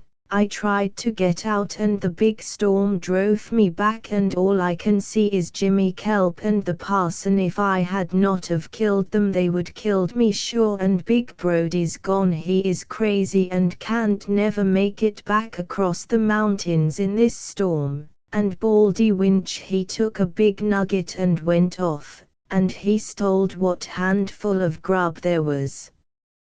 And now I can look down in the gorge and see the water all white and snow and icicles, and I am afraid to get lost in the caves. And if I write all this in the Bible that was Preacher Elson's and tie it up safe in oilcloth and canvas and make a boat out of a chunk of wood and throw it in the river, maybe it will get to one of the camps down there and a good man will find it and I'll give him half.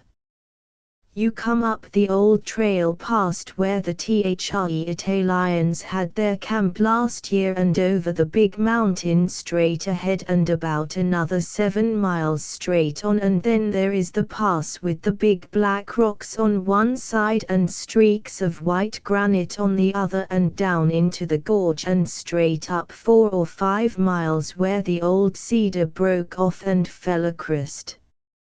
My God, here goes. Gus Ingall.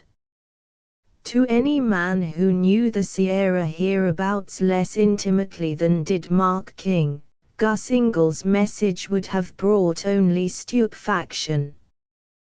But to King now, as to Ben Gaynor before him, the secret lay bare. Old names held on. The three Italians had given a name to what was now known as Italy Gulch. The caves were on a certain fork of the American River then, and King had approximately the distances and direction. What is more, he thought triumphantly, I know where two caves are in there. But where the devil is cave THRE? Asterisk asterisk asterisk asterisk asterisk. Here he started up and thrust the old Bible into his shirt. There were steps on the porch. Jim and the judge were coming. Chapter 15. It strikes me, said Summerling sarcastically, that there's mighty funny goings on here tonight. I show up to marry one man to a girl, and next thing I know I peek in a window and see, never mind that, cut in King hastily. You are going to marry her after all. Only to another man. Meanin' you, Mark? Demanded Jim. On his honest old face was a look of utter bewilderment. For the life of him he couldn't decide whether he or everyone else had gone crazy. King flushed under the look, but nodded and managed a calm yes, Jim. Summerling cleared his throat and thereafter scratched his head. It's irregular. I told Grattan that.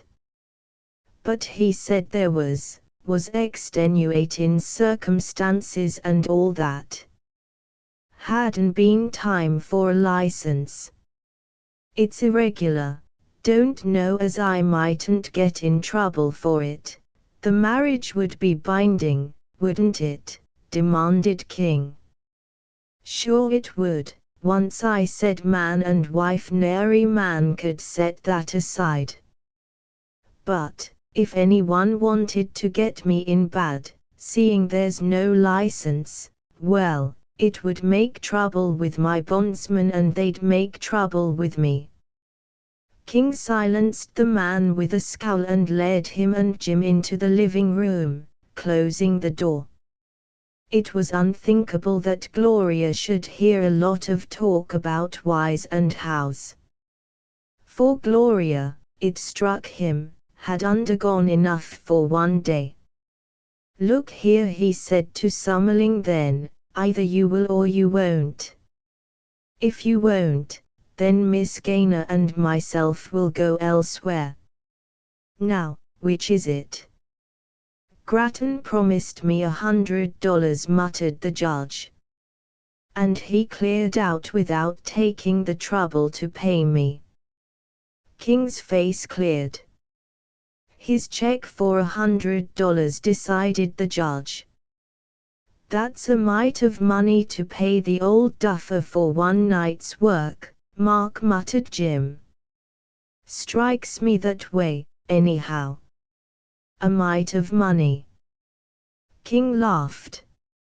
Now if you folks are ready, said Summerling, grown impatient the moment the check was in his pocket. I've got a long ride ahead of me. This time Gloria did not keep them waiting. She came down the staircase to Mark King standing at the bottom. In her pink dress, like a thistledown, floating down to him. He was thinking, she, too, remembered, how for the first time they had met thus. She smiled at him, she put out her two hands to him as she had done that other time. And right there they were married, on Gus Ingall's old Bible. It's done, whispered Mark, bending over her. You are mine now, mine for all time, Gloria. And, girl of mine, he added reverently, may God deal with me as I deal with you. It's done. In an awed little voice came Gloria's response, like an echo. Mark King had seen her across the quicksands. Jim and the judge had gone.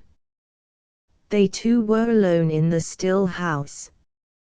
Gloria was nervous. King could see that and thought that he understood. So he went forward, made a cheery blaze in the fireplace, and drew two chairs up to it.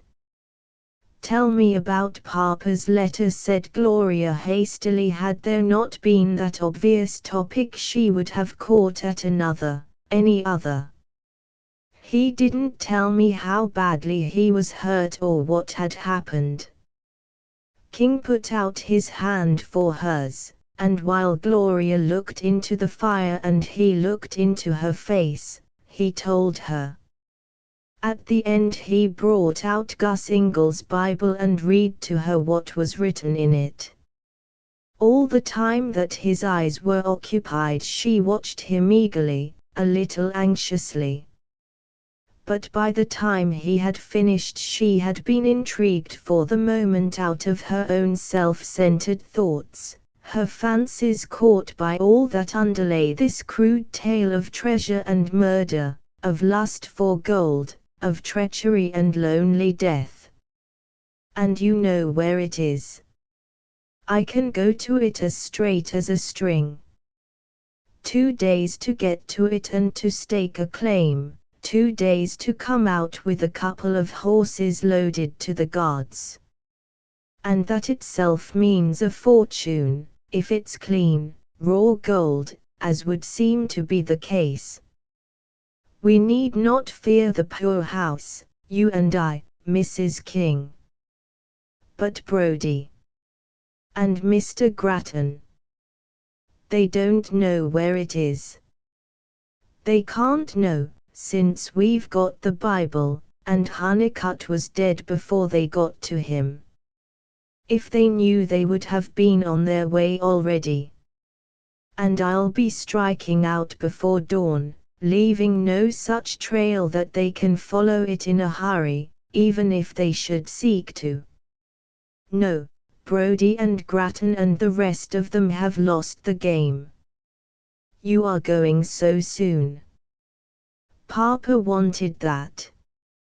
He wanted me to telephone as soon as I got this. He rose, lingering over her. We mustn't forget him, even for our own happiness. He brushed her hair with his lips. He hastened the few steps to the telephone in Ben's study. I am going upstairs," Mark called Gloria after him. "All right, Queen of the World," he answered her. "I'm just to phone in a message for him. It won't take me 5 minutes to get it done, just to say, tell Ben that I start at dawn and that he's got my word for it that nothing's going to stop me.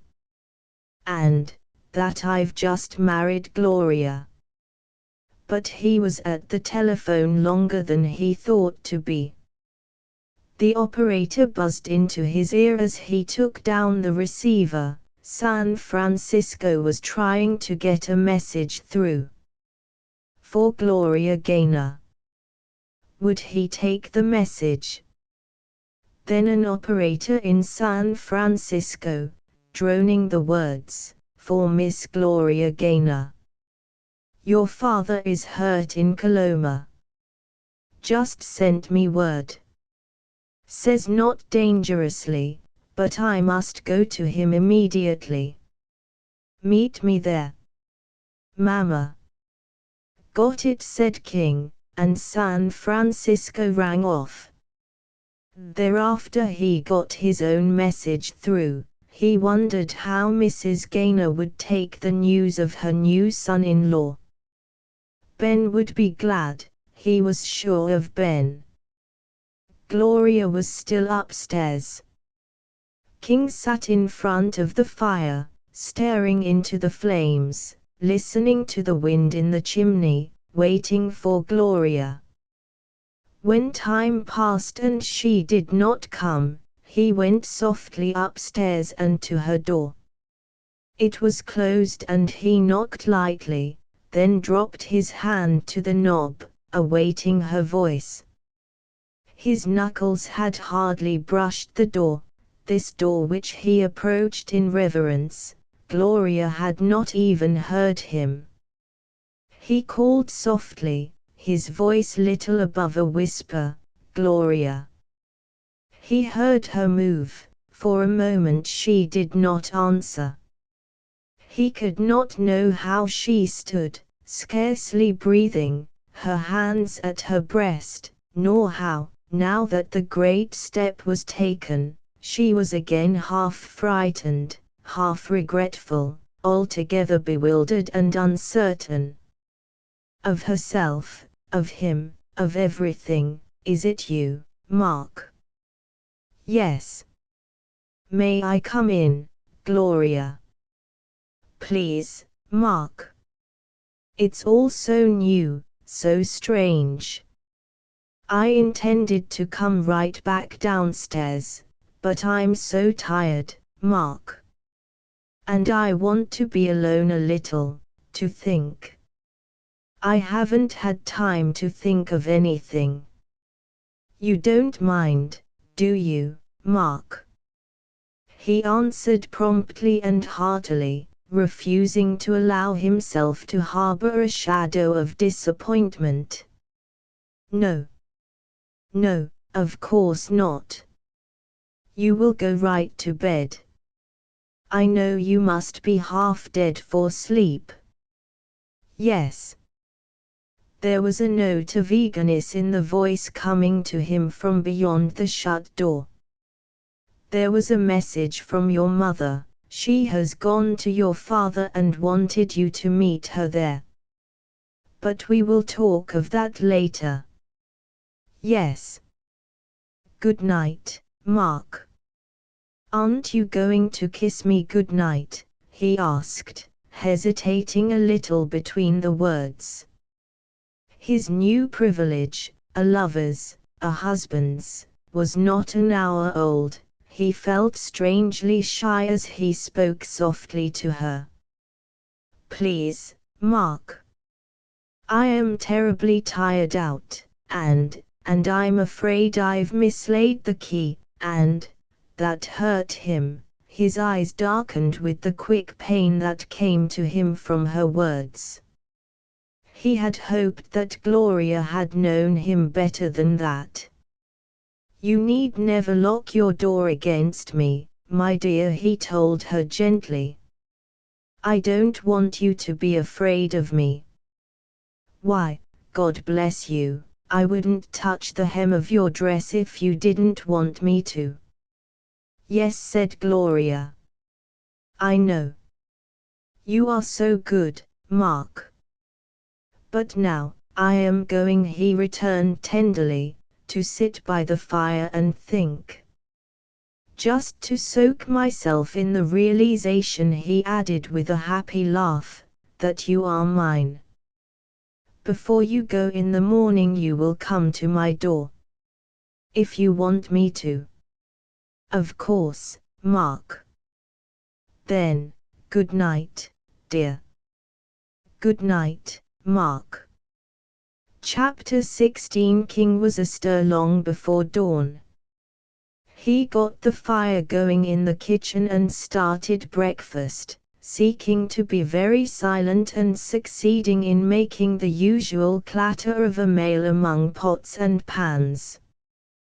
Whilst water heated and bacon sizzled, he rummaged through the storeroom at the rear of the house, gathering what he meant to put into his pack for the 4 or 5 days' trip.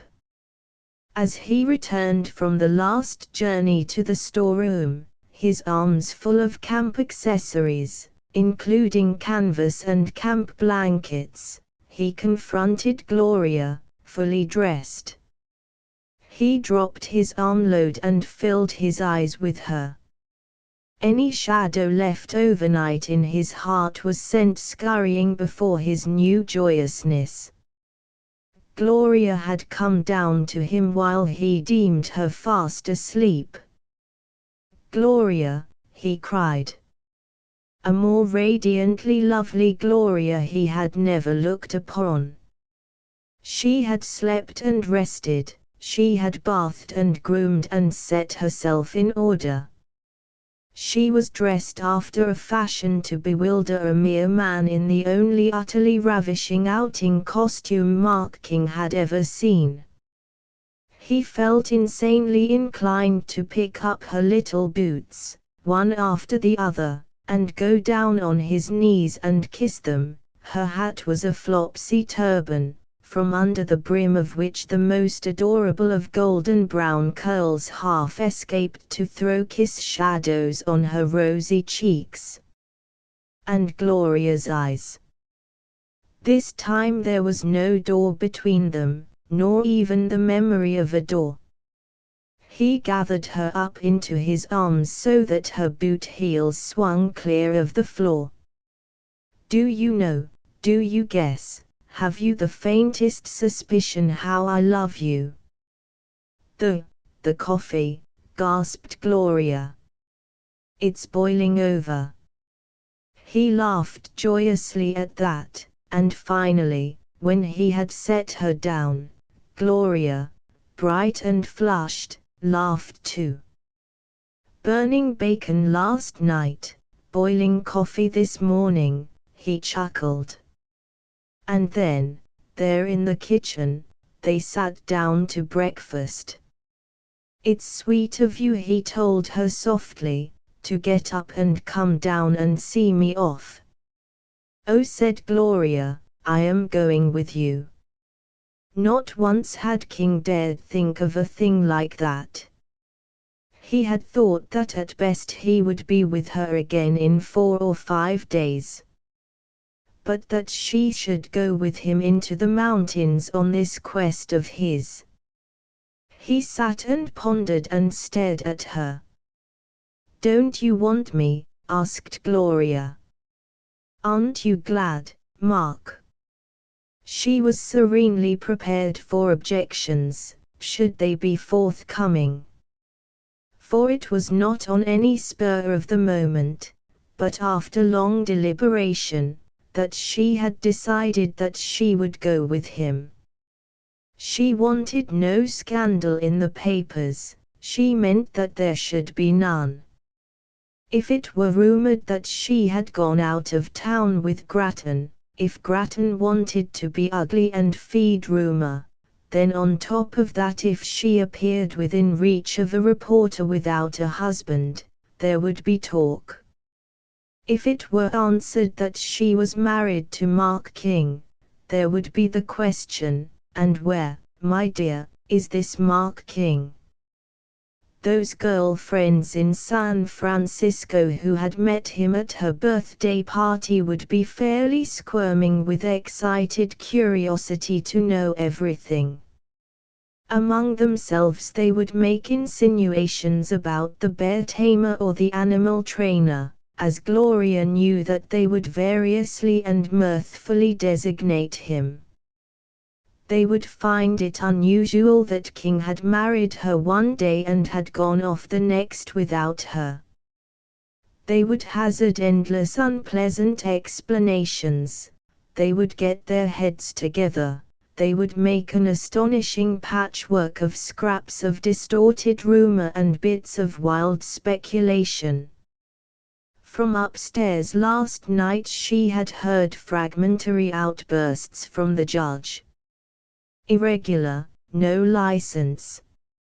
Now Gloria meant to kill the snake outright, not to allow the scotched reptile to writhe free. She was married, she was going with her husband into the wilderness on the most romantic of all honeymoons. The papers were free to make much of that. Of course I want you, said King slowly. Glad that you want to come with me. Can't you see that I am the gladdest man on earth? But, I have already written a message I wanted to send to a girlfriend in San Francisco. It was to Miss Mildred Carter, who was engaged to be married to Bob Dwight of the Chronicle. I was going to have it phoned into her. It tells her I'm married. To you, Mark. And that we're off on the most wonderful trip together into the heart of the wild country. God bless you, he said heartily. But Gloria, glancing at him swiftly, saw that his eyes were clouded with perplexity. Of course, she said, if you don't want a girl along, Gloria. Well, then. It's settled. I'm to go. Only I'm afraid it isn't the sort of a trip for a girl. It's hard going, and, oh, it's a cursed shame I can't put it off. You said last night that you weren't afraid of anything Brody and his men could do. That they didn't even know where to go. That they'd never know where to find you. Yes. And I meant it. But, he wanted her with him, she wanted to come. Further, it pained him to think that those first glorious days should be spent with the mountains between them. He was tempted, sorely tempted. Gloria knew, she smiled at him across the table, she tempted him further. Was there really any danger? Would there be danger to her? If he thought so, that there was the faintest likelihood of harm to her, he would say no, no matter what the yearning in his heart. But if they made a quick dash in and out, 2 days each way, not over 1 day at Gus Ingall's caves. If they went on horseback nearly all the way, and traveled light. He carried a rifle nowadays, and he rather believed he might carry it 10 years without ever firing a shot at any man of their hulking crowd. They could go in one way, come out another. They had at least a full day's head start of any possible followers. No, in his heart he did not believe that there would be any danger to Gloria. Further, the thought struck him that she would not be altogether safe here. There was venom in Grattan, God only knew how virulent. And there was sinister significance in the fact that Grattan was hand in glove now with Swain Brody. Then, too, Grattan knew from Gloria's own lips that she had brought the message from her father in Coloma, hence Grattan might suspect, and Brody after him, that Gloria was in possession of old Looney Honeycutt's secret. Instead of seeming hazardous to take Gloria with him, it began to appear that his new responsibility of guarding her from all harm had begun already, and that he could best protect her from any possible evil by having her always with him. He could not allow her to go to her parents in Coloma, he thought of that, but that was Brody's hangout, and Ben was in no condition to send for her. Nor was it advisable for her to go alone to San Francisco, her mother was not there, and Grattan might be looked on to follow her, so with himself communed Mark King, never a man overly given to caution, but seeking now to measure chances, to set them in the scales over against the desire of his heart. A fanciful thought insisted on being heard. Had Gus Ingall's treasure hidden itself all these years, awaiting the time when he and Gloria together came to it? Their wedding gift. How much more precious then than mere gold? We'd travel light, he said thoughtfully, and Gloria knew that she had won. We'd go in quick, out quick. It's getting late in the year, he added with a smile, and we'd have to hurry, Brody or no Brody. I've no notion for a prolonged honeymoon snowbound in those mountains. Her eyes danced. Wouldn't that be fun? His smile quickened. Her childish ignorance of what such an adventure would mean was in keeping with her vast inexperience with matters of the outdoors. She had merely begun, in his company, to glimpse the true meanings of the solitudes. She would learn further, with him. And a warm glow of pleasure came with the thought that Gloria wanted to go. Asterisk asterisk asterisk asterisk asterisk. The pearl-grey dawn was flowering into a still pink morning when they locked the door behind them and stepped out into the crisp, sweet freshness of the autumn air. He had made 2 small packs, provisions rolled into the bedding and the whole wrapped in pieces of canvas. He estimated they would be gone 5 days, and then, making due allowance for any reasonable delay, provisioned for 10.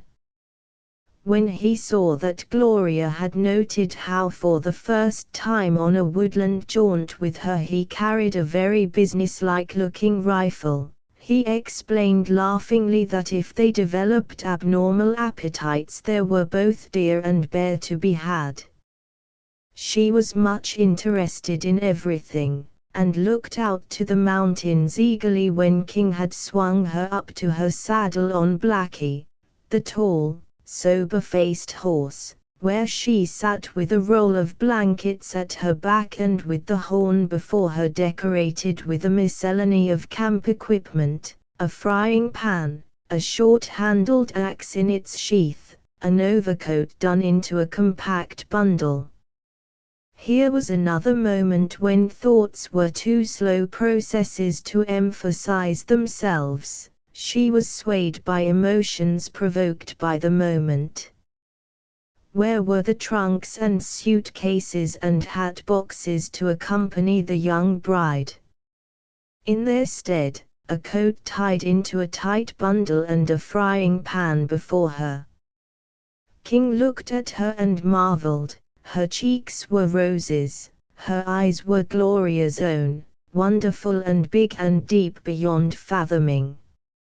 From his own saddle on the buckskin he nodded his approval of her. "You are not afraid that I can't take care of you, are you, Gloria?" he asked. And Gloria laughed gaily, answering, "My dear Mr. Man, I am not the least little bit afraid of anything in all the world this morning." So with the glorious day brightening all about them they turned away from the log house and into the trail which straightway King dubbed Adventure Trail. And as they went he sang out joyously, "The Lord knows what we'll find, dear heart, and the deuce knows what we'll do. But we're back once more on the old trail, our own trail, the out trail, and life runs large on the long trail, the trail that is always new." Chapter 17. The magnificent wilderness into which rode Mark and Gloria King seemed to prostrate its august self to do them honor upon this their wedding morning. Succeeding the paler tints of the earlier hour came the rare blue day. Last night's clouds had vanished, the air was clear and crisp, with still a hint of frost. On all hands had October in passing splashed the world with color. Along the creek the aspens danced and played and shivered in bright golden ornament. Through the bushes there was a glimpse of vivid scarlet where the leaves of a dwarf maple were as bright as snow plants. A little grove of gracefully slender poplars trembled in yellow against the azure above. The clear, thin sunlight pricked out colors until it made the woods a riot of them, greens dark and light, the gray of sage, the white of a granite seam, the black of a lava rock, and in the creek spray a brilliant vari-colored rainbow sheen. They two, riding side by side, while the broad trail permitted, passed over the ridge and out of sight of the house. Immediately the solitudes shut down about them with titanic walls.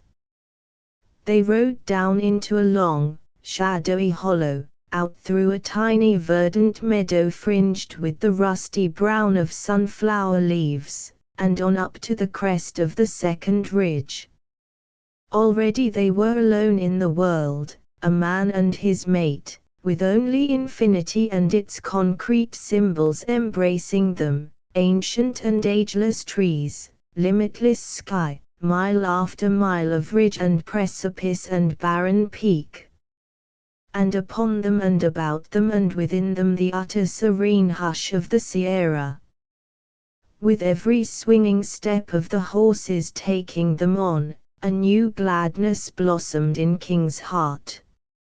For they were pushing ever further into the portion of the world which he knew best, loved best. The present left him nothing to wish for. He had Gloria, and Gloria had elected to come with him. Until high noon they would wind along, for the most part climbing pretty steadily with the old trail, Indian trail, miner's trail, trail which even today seems to lead from the first generation of the 20th century straight back into the heart of 1850 and beyond. Here men did not penetrate save at long intervals, here was true solitude.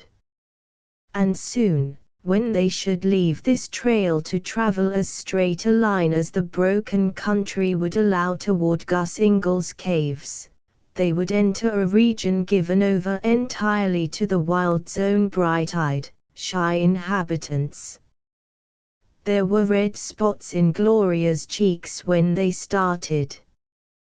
King sought to guess at what might be the emotions of a young girl going on with Gloria's present emotional adventure, vain task of a mere man seeking to fathom those troubled feminine depths, marking that she was a little nervous and distraught. "I know the place Gus Ingall tried to describe," he said, "as well as I know my old hat." Or at least I'd have said so until he mentioned the third cave. "I've been there dozens of times, too, but I've got to see more than 2 caves there yet." Together they had read the crabbed lines in the Bible. They had been silent thereafter as to each came imagined pictures like ghosts from the past, ghosts of greed and envy and despair. Now Gloria mused aloud, "I wonder, do you suppose we'll find it as he says? At least we'll see about it. And whether there be heaps and piles of red gold, as the tale telleth, be sure our trip is going to be worth the 2 days' ride. I'll show you such chasms and gorges and crags as you've never turned those 2 lovely eyes of yours upon, Mrs. Gloria King." He couldn't abstain absolutely from all love-making. "And a little grove of sequoias which belongs to me. Or, at least, I believe I am the only man who knows where they are. Friends of mine, those big fellows are 5 old noble-souled monarchs." She looked interested and treated him to a fleeting smile, but asked curiously, "How can a man speak of a tree that way?" As though it were alive, she broke off, laughing, and amended, "But they are alive, aren't they? I mean, human." "Why, you poor little city-bred angel," he cried heartily. "You will answer your own question inside of 2 days. No doubt I'm going to grow jealous of old Vulcan and Thor and Majesty.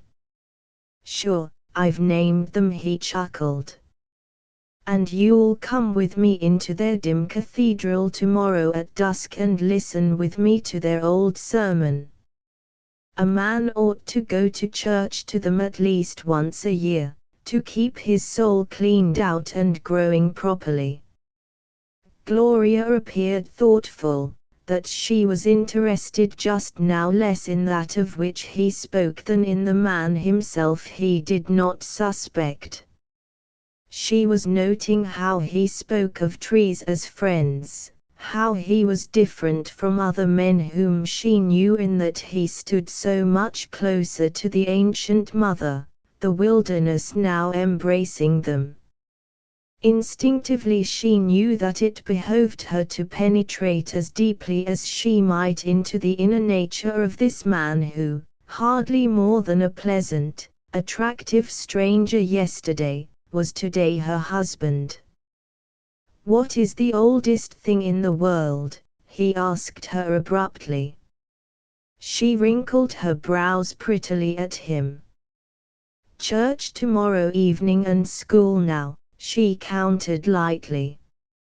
"Answer," insisted King. "Just at a rough guess, what would you say was the oldest thing in the world?" Gloria cudgelled her brains. Finally, since he seemed quite serious, and she knew that wisdom lay in pleasing the male of the species in small and unimportant matters, she sought to reply. "The Sphinx or the pyramids, I'd guess," she offered. "Naturally," he returned. "And what will you say when I introduce you to the pharaoh who was a big, husky giant before Thebes was thought of?" Again she looked to see a twinkle of jest in his eyes. "Pharaoh," she said. "Just a tree. Over 2,000 or 3,000 years old." "By at least another 1,000, he rejoined triumphantly. "And as staunch an old gentleman as you'll find." Even Gloria, a poor little city-bred angel, must muse upon the statement. Having caught her interest, he told her picturesquely of his old friends, how they had dwelt on serenely while peoples were born and empires rose and fell, while Rome smote Greece and both went down in the dust, while Columbus pushed his 3 boats across the seas, while the world itself passed from one phase to another, how they were all but co-eternal with eternity. "When you think how these old fellows were 1,000 years old when the Christ was a little boy," he ended simply, "you will begin to realize the sort of things they have a way of saying to you while you lie still and look up, and still up among their branches that seem at night to brush against the stars." She let her fancies drift in the leash of his. But again they left the picturesque ancient trees and returned to him. A little smile touched her lips and was gone before he was sure of it. She was thinking that a man like King kept always in his heart something of the simplicity of a little child. She wondered if she herself, though so much younger in actual years, were not worlds more sophisticated. For his part, King noted that she displayed today none of that chattering, singing gaiety of their former rides together. He remembered, sympathetically, that she had had very little sleep last night, and that she had endured a wearisome 24 hours before, and that the long, nervous strain under which she had struggled must certainly have told upon her, both physically and mentally. So, believing that she would be grateful for silence, he grew silent with her. Further and ever further into the heart of the solitudes they rode through the quiet hours of the forenoon, with Gloria ever more abstracted and Mark King holding apart from her, doing her reverence, drinking always deep of that soft, sweet beauty which was hers. They forsook the creeks where the yellow-leaved aspens fluttered their myriad little gleaming banners. They made slow, zigzag work of climbing a flinty-sided mountain. They looked back upon green meadow and gay poplar grove far below. They galloped their horses across a wide tableland over which shrilled the wind, already sharpened by the season for the work it had to do before many weeks passed.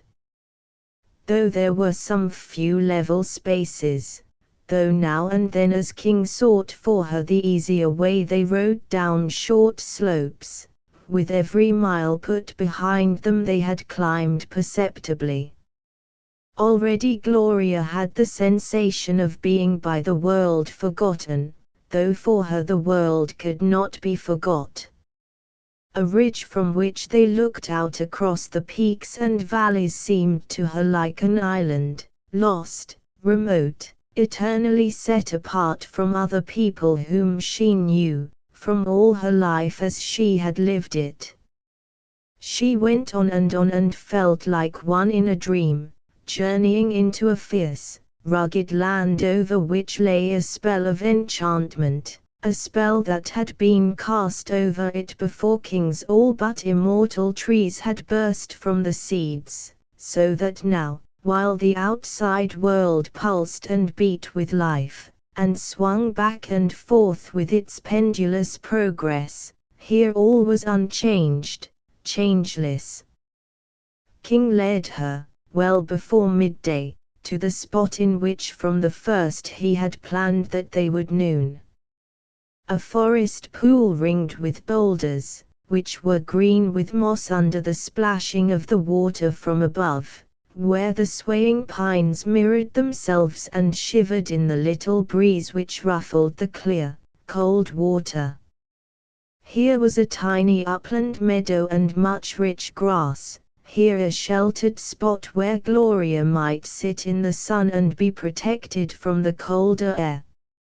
He was quick to help her to dismount and noted that she came down stiffly.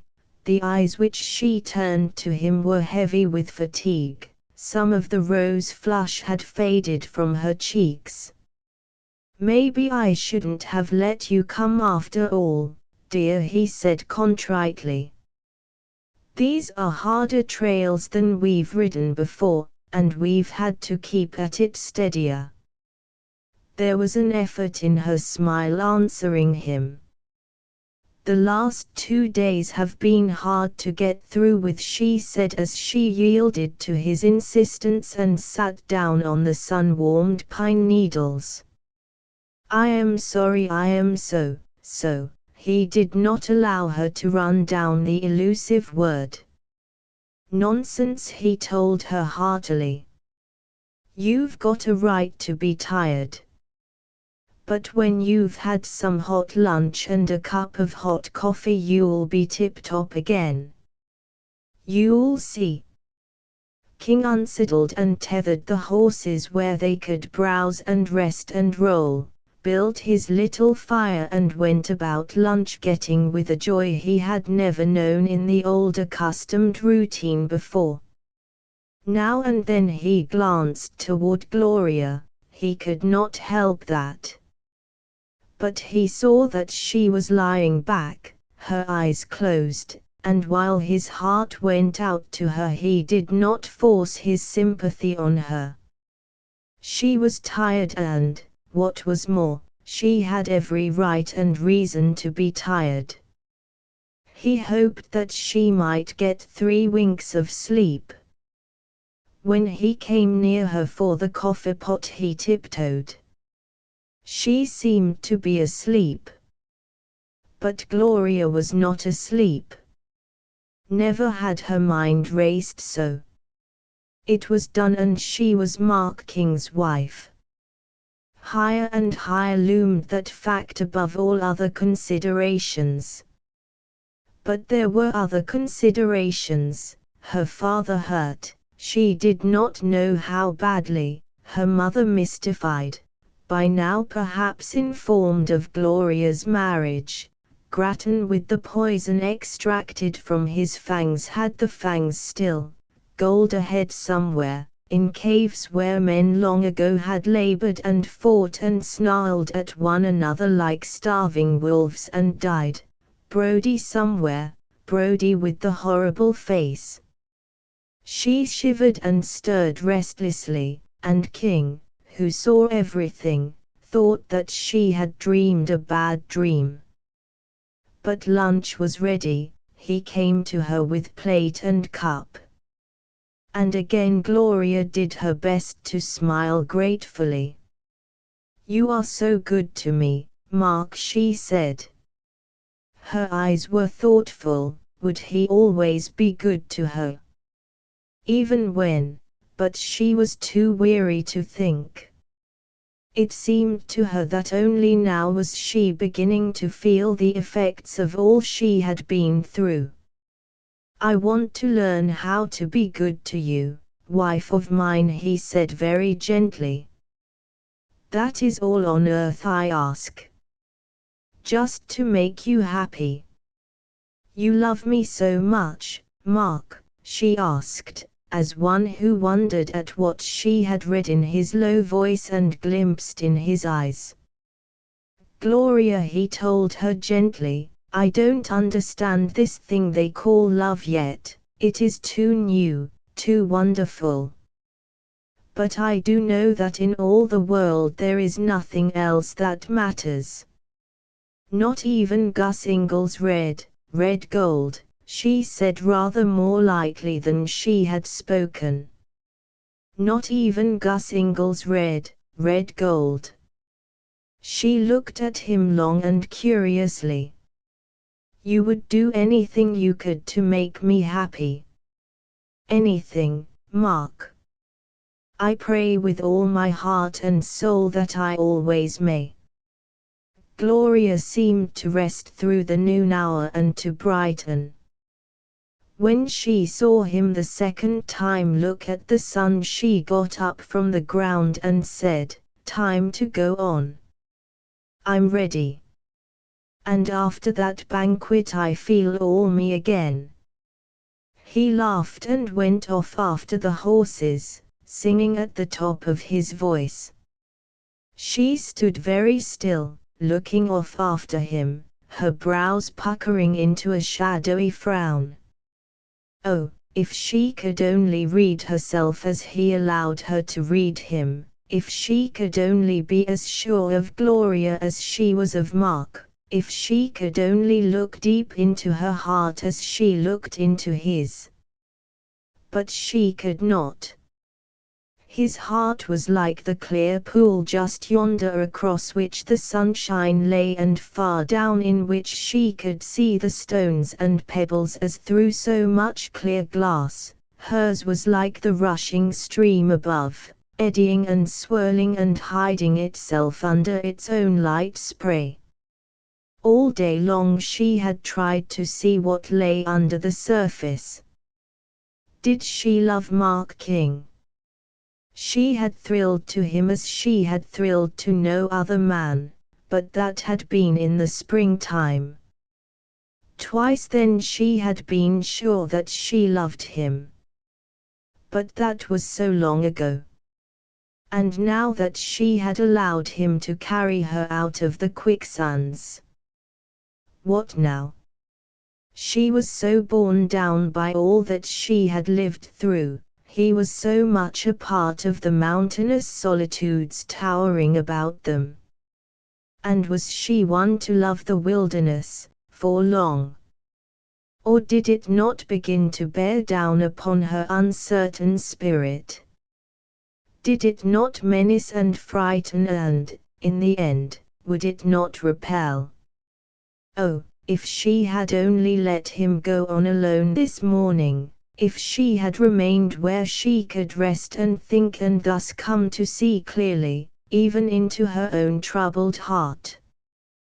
Their first hour after lunch led them through a region which, given over to silence itself, denied them any considerable opportunity for conversation. King rode ahead, turning off to the left from their resting place by the pool, and riding through a sea of grey brush, following a narrow trail made by deer. Then the mountainside reared its barrier and made all forward and upward progress slow and toilsome.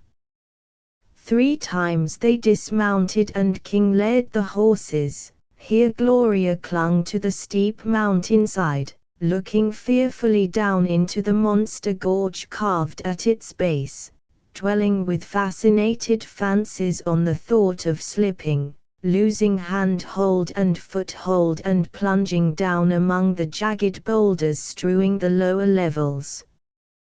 There was really no great danger, she told herself over and over. King's cheery calls reassured her, no danger so long as they went forward on foot. But now and then when a horse's foot slipped and a wild cascade of loose soil and rocks went hurtling downward, she grew rigid with apprehension. But there was only an hour of this. Thereafter they rode down a long slope and into a long, narrow, twisting ravine, rocky cliffs on one hand and a noisy stream on the other, a fair trail underfoot. Nearly always now King rode ahead, finding the way for her, and Gloria, her spirits drooping again with the advancing afternoon, vaguely oppressed by the solemn stillness about her, was glad that she too could be silent. When he did call to her she needed only nod or smile. He turned to point out some rare view that appealed to him, a vista worth her seeing, a cascade or a fall of cliff, or a ferny nook, or perhaps a late ceanothus blossom. He pointed out a scampering Douglas squirrel and had her hearken to a quail. "We're already in the finest timber belt in the world," he told her, full of enthusiastic loyalty to his beloved mountains. Thus, he leading the way, she following with head down and shoulders drooping, they came about 4 o'clock to a small meadow, cliff-ringed, studded with big yellow pines and here and there graced with an incense cedar. Stopping in the open, sitting sideways in the saddle, he waited for her. "And what do you think of this, Miss Gloria?" he called gaily as her horse thrust his black nose through the alders down by the creek. Gloria drew rein and looked at him with large eyes across the 20 paces separating them. "I can't go any further," she said bleakly. "I'm tired out." He was quick to see a gathering of tears, and swung down from his horse and went to her with long strides, his own eyes filled with concern. "Poor little Kidlet," he said humbly. "I've let you do yourself up." And it was his duty, his privilege, and no one's else in the world, to shelter her, to stand between her and all hardship. He put out his arms to take her into them quite as he could have picked up a little maid of 6, something stirring in the depths of him which in man is twin to the maternal instinct in woman. But Gloria said hurriedly, "Please, Mark, I am so tired," and drew back, and he let his hands fall to his side. For a second time her act hurt him, her gesture was akin to locking a door last night. But in a moment, his pity and loyalty and staunch faith in her crowding the small ache out of his heart, he was unrolling a pack, making a temporary couch for her and commanding her lovingly just to lie down and look up at the treetops above her, and rest while he staked out the horses. Sensing that perhaps the very bigness and majestic silence of these uplands might rest heavy upon her spirit and perhaps depress if not actually awaken her an emotion akin to fear, he strove to cheer her by his own blithe acceptance of the fortune of the hour. He told her heartily that she had earned a rest if anyone ever had, that it was well, after all, to get an early start at pitching camp, that he was going to make his ladylove as cozy here in his big outdoor home as was ever princess in castle walls. Gloria shivered and threw herself face down on the blankets. Gloria did not know what possessed her. She fought for repression, hiding her face from him. Out of a hideously stern world a black spirit had leaped upon her. It clutched at her throat, it dragged at her heart. When King called a cheery word from beyond the thicket where he had gone with the horses, she could have screamed. She was so nervous that now and again a fierce tremor shook her from head to foot. Asterisk asterisk asterisk asterisk asterisk King was counting it fortunate that they were granted so likely a campsite for the night. He looked up at the tall black cliffs shutting in the little meadow. They would hold back the night winds from Gloria. He chose the spot, well back from the creek, where she would sleep. High overhead, like brooding giants, stood the upright pines. Where a little clump of mere youngsters, lusty fellows not a score of years old, had the air of pressing close together as though thus with their combined strength they sought to match the strength of their aloof parents, a compact grove to make a further shelter against the mountain air, Gloria would sleep. He stretched a strip of canvas from tree to tree, making a 5-foot wall of it. Close by he started his fire, knowing from experience oft repeated how a cheery blaze in the forest may dispel shadows within even as it makes the somberest of shadows dance gaily under the trees. To one side he laid many resinous faggots, planning on their crackling light later on when the dark came. He ringed his fire with rocks, lugging them as heavy as he could carry up from the creek side, making the rudest of fireplaces. But it had the merit that it threw the heat back toward his extended canvas, and there between it would be snug and warm.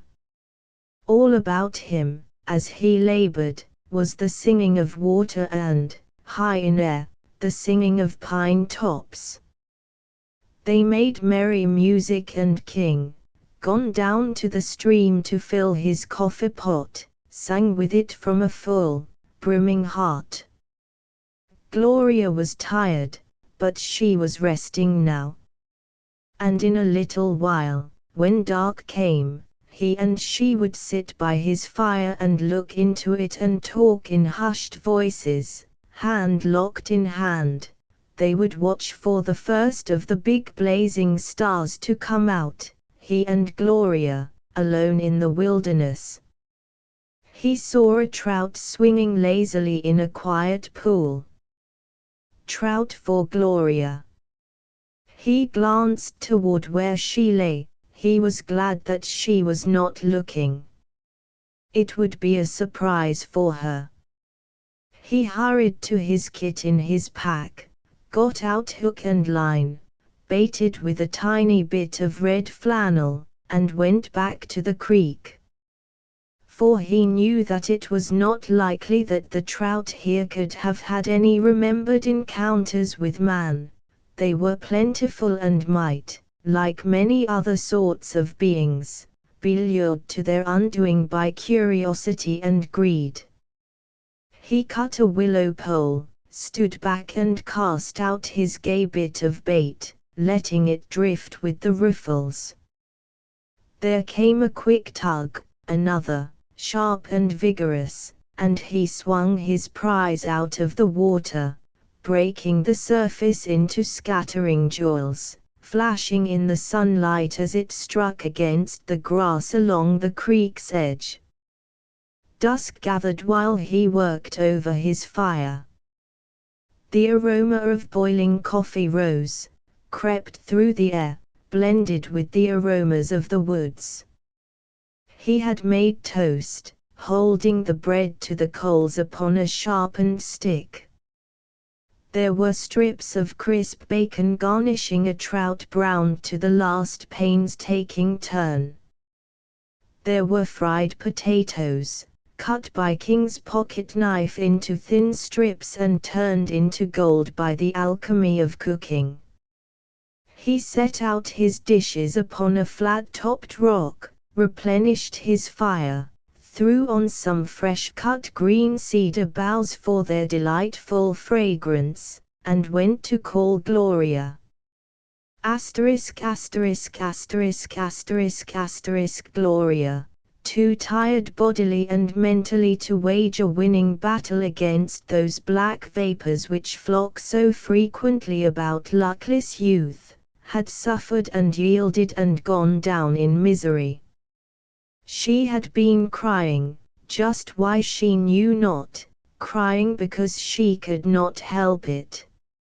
Hers was a state of overwrought nerves which forbade clear thinking, which distorted and warped and magnified. The babble of the water which had been music to King was to her a chorus of jeering voices, the wind in the pines an eerie moaning as of lost spirits wailing. The trees themselves, merging with the dusk, were brooding, shadowy giant things which she suddenly both feared and hated. The cliffs rising against the sky loomed so near and so gigantically tall that she felt as though they were pressing in upon her to suffocate her, to crush her, to annihilate her. The world was turning black with the night. The night rushed, treading out the last gleam of sunlight. Even the one star which she had glimpsed through her tears impressed her only with its remoteness. She was frightened, not because of any physical violence, for Mark King stood between her and that, but of vague horrors. She thought of San Francisco, of her own bright room there, of the lights in the streets, of pedestrians and motors and streetcars filling that other steel-cannoned wilderness with familiar noises. And somehow, San Francisco seemed further away, immeasurably further away, than that one remote star blazing through the vastness of space. "A cup of coffee and a bit of supper," King said gently. "You'll feel a lot better." She rose wearily and followed him. Without a word she dropped down beside his banquet, putting out a listless hand to her tin cup. The firelight upon her face showed him her thoughtful eyes, but they were turned not toward him but toward the bed of coals. He had anticipated her lively surprise at the trout. She pushed the brown morsel aside, saying absently, "I am not hungry." "It was good of you to go to all of this trouble." "I am afraid I am not much of a camper." She forced the shadow of a smile with the admission. Tuckered out, he thought as he looked into her face across which light and shadow flickered as flame and smoke in the campfire came and went fitfully, twisted by the evening breeze. Clean tuckered out. Gloria, feeling his gaze so steady upon her, turned her eyes toward his, eyes heavy and sober with her drooping spirit. As the flames frolicked about the pitch pine he had tossed to the coals, he saw the traces of tears. He said nothing, supposing that he understood. He but strove the harder to be good to her, to share with her some of that rare joy filling his own heart. He sought with unobtrusive tenderness to anticipate her slightest want. He jumped to his feet and brought her a cup of water. he shoved aside a burning branch which rolled impudently too near the divine foot. He removed the offending fish from under her nostrils hastily and half apologetically. He piled the fire high when he saw her shiver.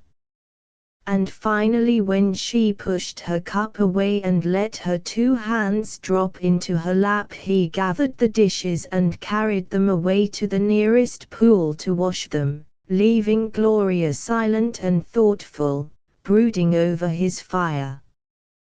When he came back to her in the hush of the first hour of night, he thought that he understood her need for silence, and spoke only infrequently and briefly, and very, very softly, calling her attention now to the last lingering light upon the piney ridge behind them, or to the liquid music of the creek, which, with the coming of night, seemed to grow clearer and finer and sweeter, or finally to the big star burning gloriously in the perfect deep blue sky. "And now," he said, taking up his short-handled axe, "I am going to make for my ladylove the finest couch for tranquil, restful sleep that mortal ever had." As he strode away toward a grove of firs, he was lost to her eyes before he had gone 100 paces. The night came so swiftly it seemed to her feverish fancies that in the dark the big tree trunks were huddling closer together. In a moment she heard the sound of his axe, striking softly through green juicy branches. He worked swiftly, grudging every minute away from her. And then, with his arms full of the fragrant, balsamy boughs, he stopped and let them slip down to the ground, and himself sat down upon a log and filled his pipe with slow fingers. He'd force himself to smoke one pipe before he went back to her, thinking that she would be grateful for a few moments alone. Almost with the first puff of smoke there came to him Gloria's piercing scream. His heart stopping, he jumped up and ran through the trees to her, shouting, "Gloria, Gloria! I'm coming!" "What is it?" Gloria was cowering against the nearest tree, her face showing frightened in the firelight, her eyes wide with nervous horror. "There is something there, in the bushes," she cried excitedly. "I heard it moving." He looked where she pointed. Down by the creek, just waddling back into the alders, was a fat old porcupine, dimly seen in the fringe of the campfire. But King did not laugh. His first impulse upon him, strengthened by Gloria's helplessness, he took her into his arms, holding her close to him. "Why did you leave me?" asked Gloria petulantly. "So long." He had been away from her 15 minutes while he cut an armful of fir boughs, and thereafter filled and lighted his pipe, and to Gloria the time had seemed long. Little enough of love's confession, surely, but a golden crumb to a man's starving love. He drew her closer, their faces, ruddy with fire glow, each tense with its own emotion, were close together. "Oh!" cried Gloria. She wrenched away from him violently. You hurt me. Let me go." She buried her face in her hands. He saw her shoulders lift and droop. He heard her sob, "Oh, I was a fool." His arms had dropped to his sides and he stood for a moment speechless, staring at her as across a chasm shadow-filled. "Gloria," he said, bewildered. But now her hands, too, were at her sides, clenched and nervous, Her white face was lifted and she broke out passionately into hot words. He saw her breast heaving and sensed that she was stirred to depths never until now plumbed.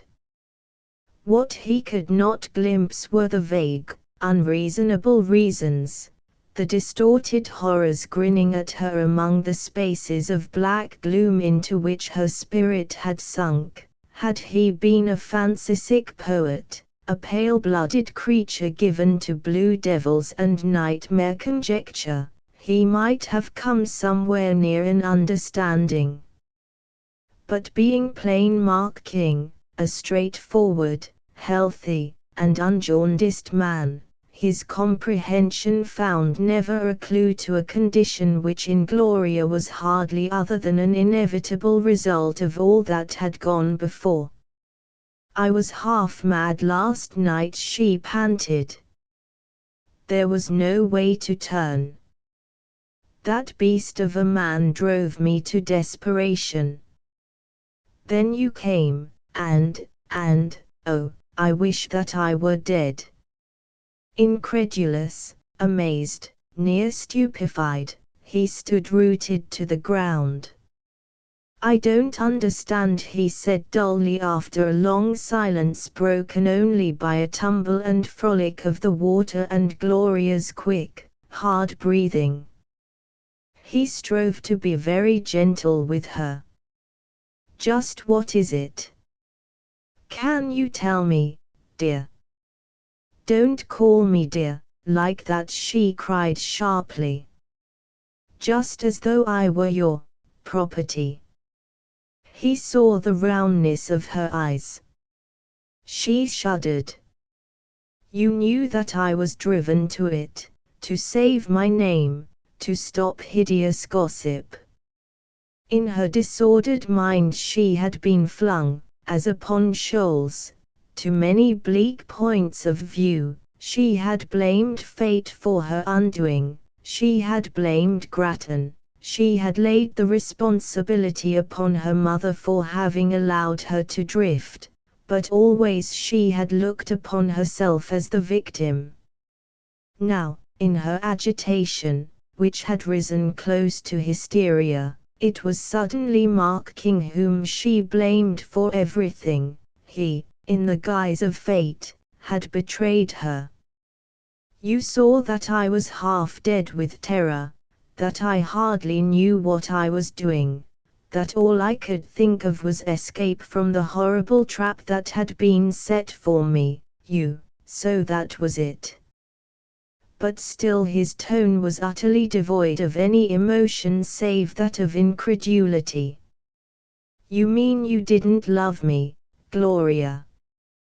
When did you ever ask me if I loved you? But you married me. Great God!" He ran his hand across his brow as though to brush away an obsession. "Not loving me, you married me just to save yourself from possible scandal." "What girl wouldn't?" she cried wildly. "Driven as I was." He tried to think with all of that calm deliberation which this moment so plainly required. In mind he went back stage by stage through all of last night's events.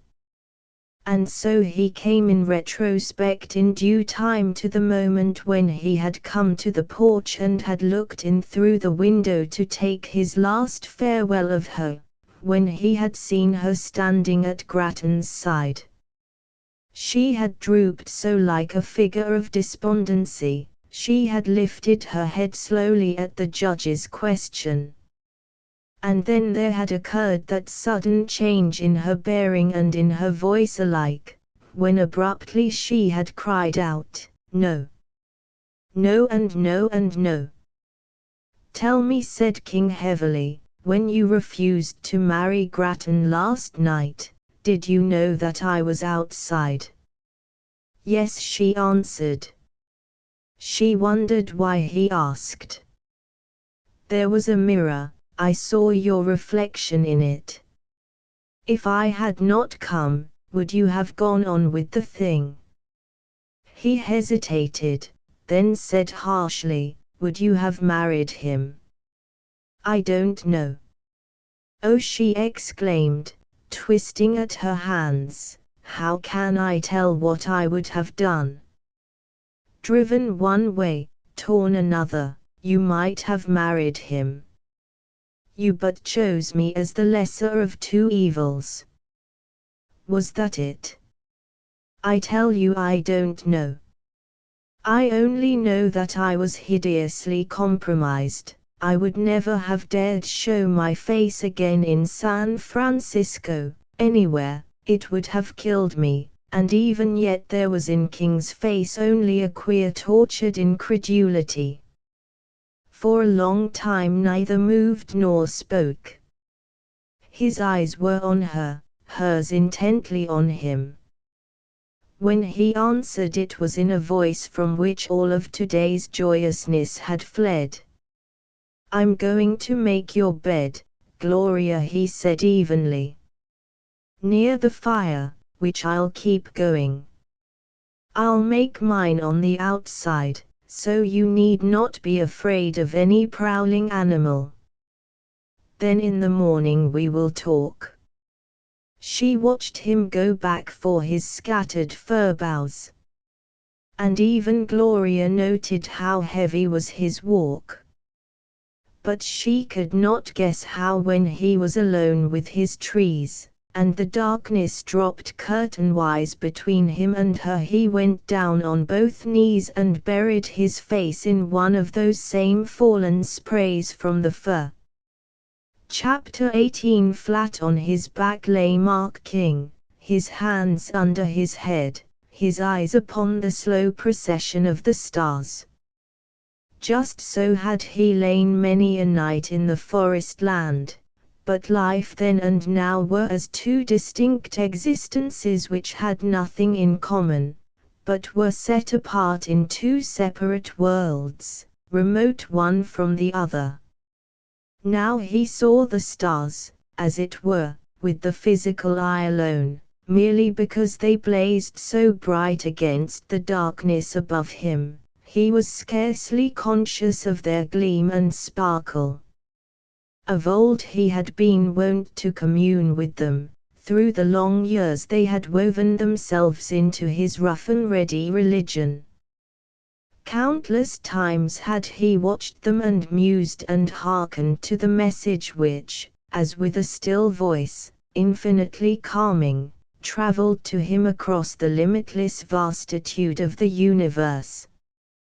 Countless times that voice had called him away from the toils and victories and defeats of the day, up into a place of quiet from which a man might look about him with a somewhat trill perspective. He glimpsed futility in much of human strife and striving. He saw nobility enshrined in a small act. He marked how, set in the scales of the eternal balances of scope and eternity, a copper penny set against $1 million were as two feathers. They rode light, and there was little choice between them. He had known that firefly cluster of lights above to be the majestic processional of worlds. He saw himself as small, the universe as big.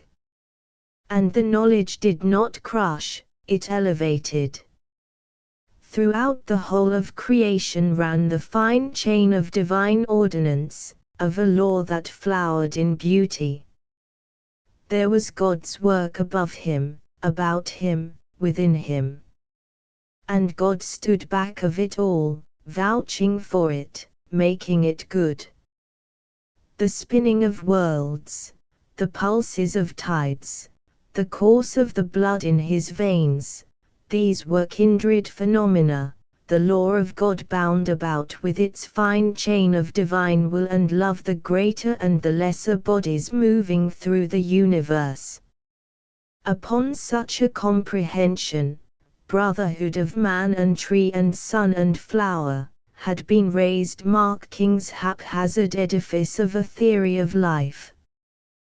The stars reminded him that through the eons all had been right with the world of worlds. They sang of hope and happiness and beauty. They showed a man the way to rich, full contentment. They lighted the path to generous dealings with other men. They threw their searchlight upon the day a man had just done with and set him thinking. They led his thoughts ahead to the day soon to dawn, making him wish to make a better job of things.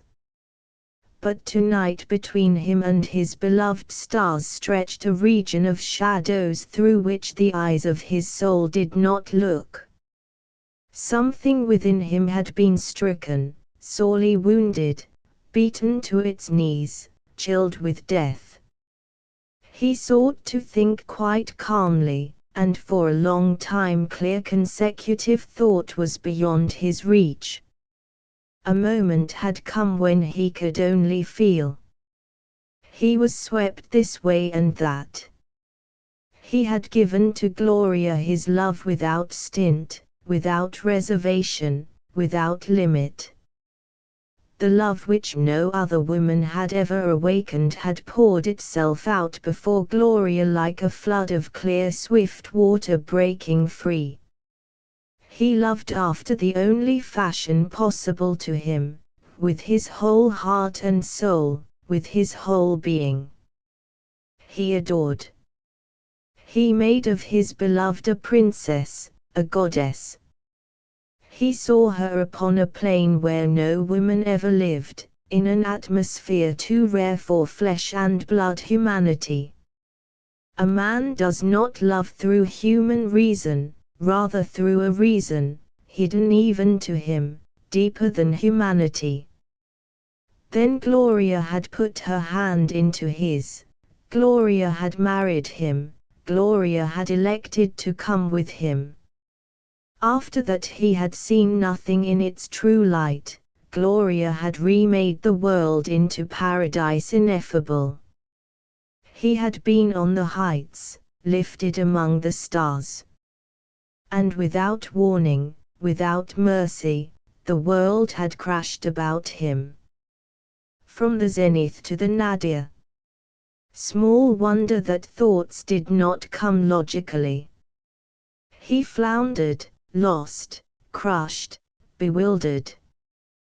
Just yonder, on the bed of fir boughs he had made for her, lay Gloria. He did not look that way. The wind was rising, he heard it go rushing through the tree-tops, it struck with sudden, relentless impact, it set the shivering needles to shrill whistling, it made the stanch old trunks shudder. He heard the canvas flapping by Gloria's bed, above him tossing boughs scraped and creaked. One thing only seemed clear to him. The time had come when a man must seek to hold himself in check, when he must not leap, when he must strive with all the stubborn will in him to reserve judgment. His own life's crisis had come to him, revealing itself with the blinding swiftness of a flash of lightning. A step forward or back now would be one step toward which his entire destiny, from the hour of birth until now, had led him. There would be no retracing it, it would be final, and everything, was at stake. He must think. He must try to understand all that Gloria had experienced, to see what impulses had moved her, to make allowances for her, to come to read aright what lay in her heart.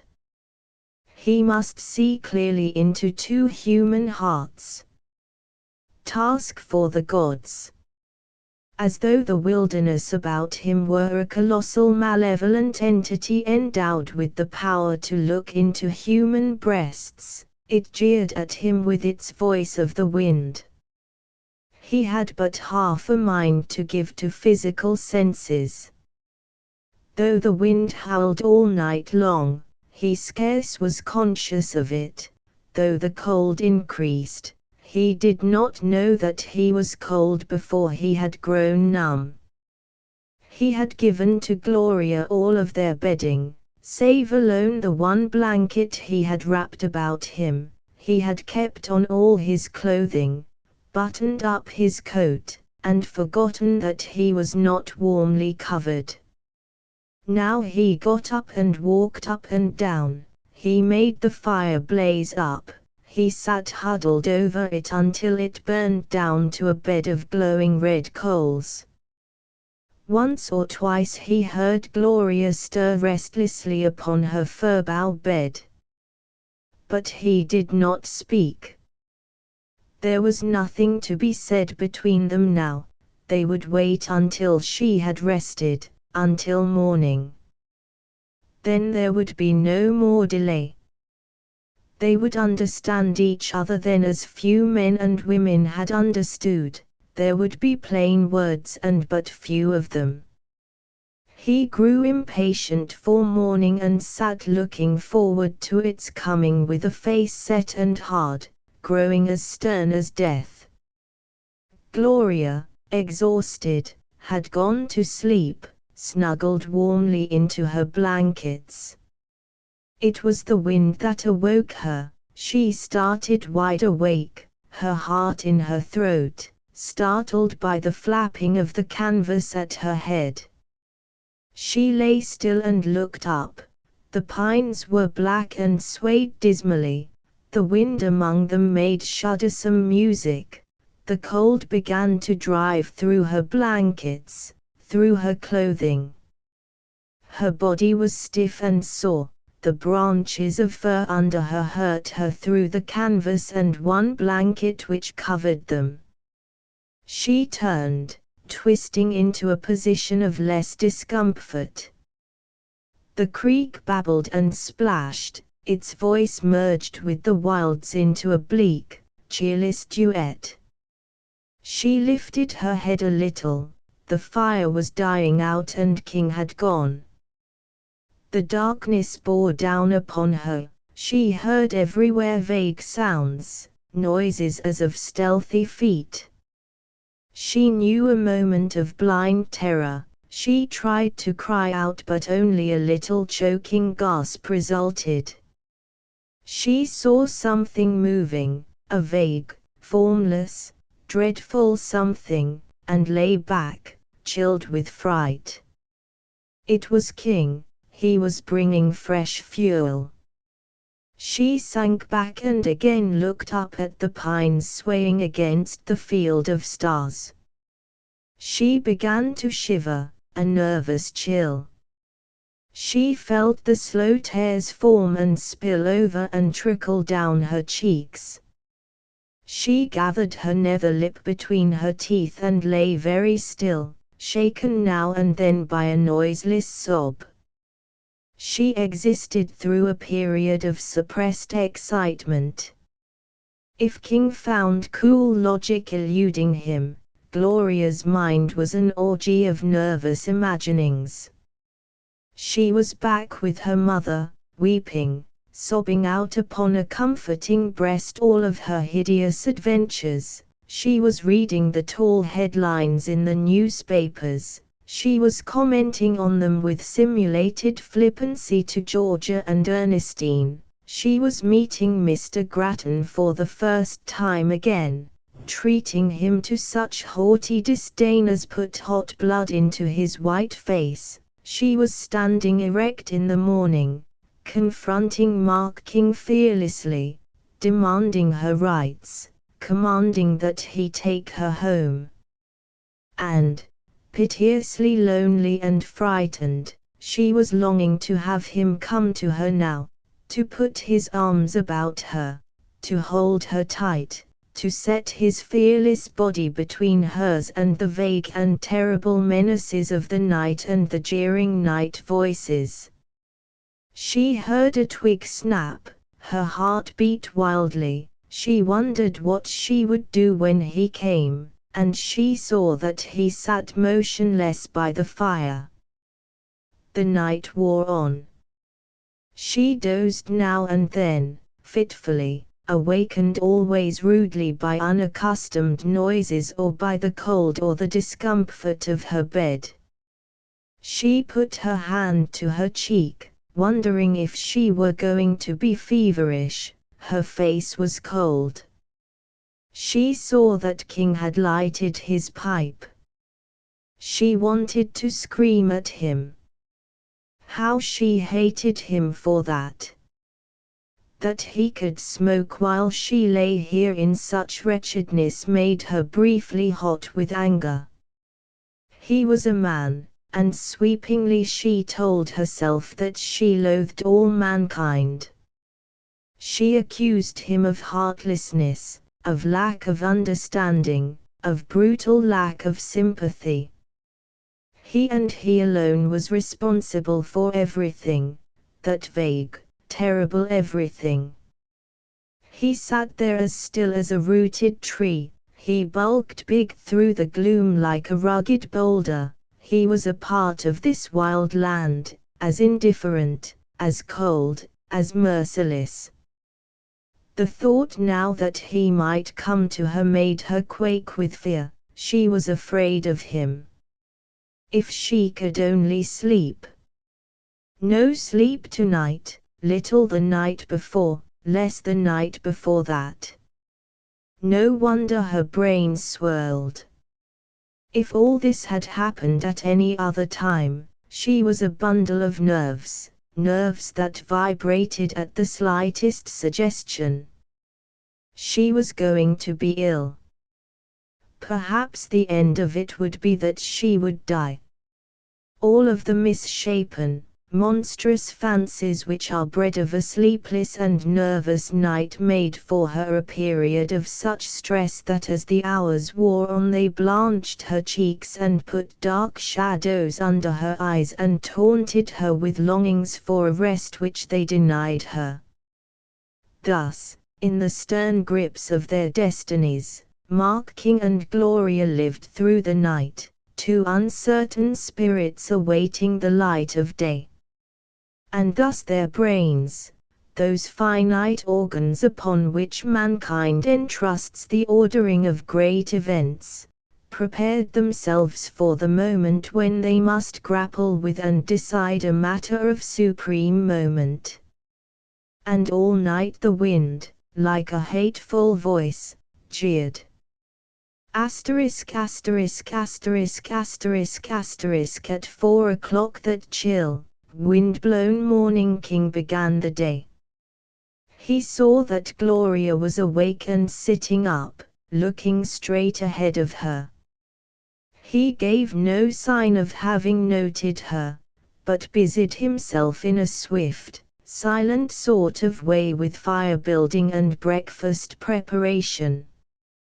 Gloria, in turn, saw him. She experienced aloof wonder at the look on his face. He was haggard, his mouth was set and hard. She had thought to be thankful when daylight came. Now she got up and went to the fire, rubbing her cold hands together, looking at an awakened world with dull, lackluster eyes. It was not yet full day. What light filtered down here into this sheltered spot was cheerless. As it drew forest details out of the thinning shadows, it seemed to be painting them in cold grey monotones upon a cold grey world. He and she, when he came back with an armload of wood, looked straight into each other's eyes, long and soberly, searchingly and hopelessly. After that they did not again look into each other's faces. No good morning had passed between them since both sensed that any time for empty civilities had gone. There could be no conventional pretense at harmony even in small things. They must be in each other's arms or worlds apart. Out of a night's grappling with chimeras, King had come to one and only one determination. He would go slowly, he would hold an iron check upon himself, he would throttle down a temper which more than once in his life, at moments of tempest, had blazed out uncontrollably. He would smother within himself that passion which in forthright men is so prone to burst into violence. Were Gloria to show herself to be this or that, were she to say this word or another, he would speak with her coolly, he would listen to her calmly, and in the end, since judge he must, he would judge with his heart ordered to beat steadily and not with a wild rush of blood. He had set a guard in his own breast as he might have set a guard over a camp of treacherous enemies. Yet, from the outset, nothing was more unlikely than that these two should advance by smooth paths to a clear and utter understanding. His one glimpse of her face dethroned his cold logic and moved him very deeply. She was so white, so pitifully sad-looking. She, too, had suffered. God knew that she had battled through hours of anguish.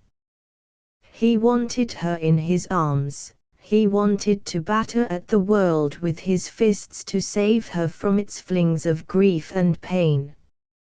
He bit savagely at his lip and turned away. And she, seeing his haggard eyes, his drawn face, knew that she had been unjust last night when she had hated him for seeming a soulless man, who could smoke his pipe in all serenity and feel nothing of the unhappiness of the night. He did not look like the Mark King of yesterday. The glad gleam of joy had died in his eyes, the quick resiliency had gone out of his step. He, too, had lived through slow hours of torture. He did love her, she could never doubt that. Had he suddenly caught her to him then, had he crushed her close in his arms, had he cried out in headlong passion that she must love him, that he would make her love him, that she was his, that he would not give her up, would she have wrenched away from him, hot with anger, or would she have crept close and known at last whether or not she loved him? But here was something else she could not know. He turned and went off for his wood, she crouched shivering by the fire. They breakfasted in silence, the fire between them. Neither did much more than drink the strong coffee. Gloria sat tossing bits of bread into the fire. It was on his lips to tell her not to do that. Waste in the wilderness is a crime. But he held his words back. He went methodically about camp work, cleaned the plates and cups and pans, remade the 2 packs. All this time she did not stir. At last he came back to her and stood by the dying fire, ominously silent. She grew nervously restive, wishing that he would say something. "There's a day's work to be done," he said at last. His voice, meant to be impersonal, was only stern. "That means an early start." "And, is it very much further to the caves?" she asked. He had paused, she had to say something. "It will take a long day getting there. You see, we didn't come very far yesterday." This, she supposed, was a fling at her, and she stiffened under it. But when she spoke it was to ignore the innuendo, intended or not. For, wherever they might be laid, she hoped it would not be into sordid quarreling. "It begins to be rather obvious that I should not have come." "Doesn't it?" she asked. "Well, now, if I turn back, to the house, and then to Mama and Papa, in Coloma, and then to San Francisco, And I. If you would go with me as far as the house. She saw how his body straightened, how his broad shoulders squared. There was something eloquent in the gesture. Mark King, with no toleration of a clutter of side issues, came straight to the main barrier, which must be swept aside for good and all, or which must be skirted and so passed and relegated to the limbo of dead hopes. "Do you love me, Gloria?" he demanded. "As love. As I have loved you. As a wife should love her husband." "Didn't I explain all of that last night?" she said petulantly. "Must we go over it all again? If I have pained you, I am sorry. I can't say any more than that, can I? I thought I made you see how I was placed, how there was but the one thing for me to do. Marry Grattan or me. And you chose me." She hesitated. She knew that he was angry, though he gave so little outward sign. Nor did she fail to recognize that he had grounds for anger. But nonetheless she resented his insistent questionings. She stood looking blankly at him. If she had only obeyed her straightforward impulse at the house to go to him and explain her predicament. "I intended," she began in a low, strange voice, "to go to you, to tell you." "Answer me," he said sternly.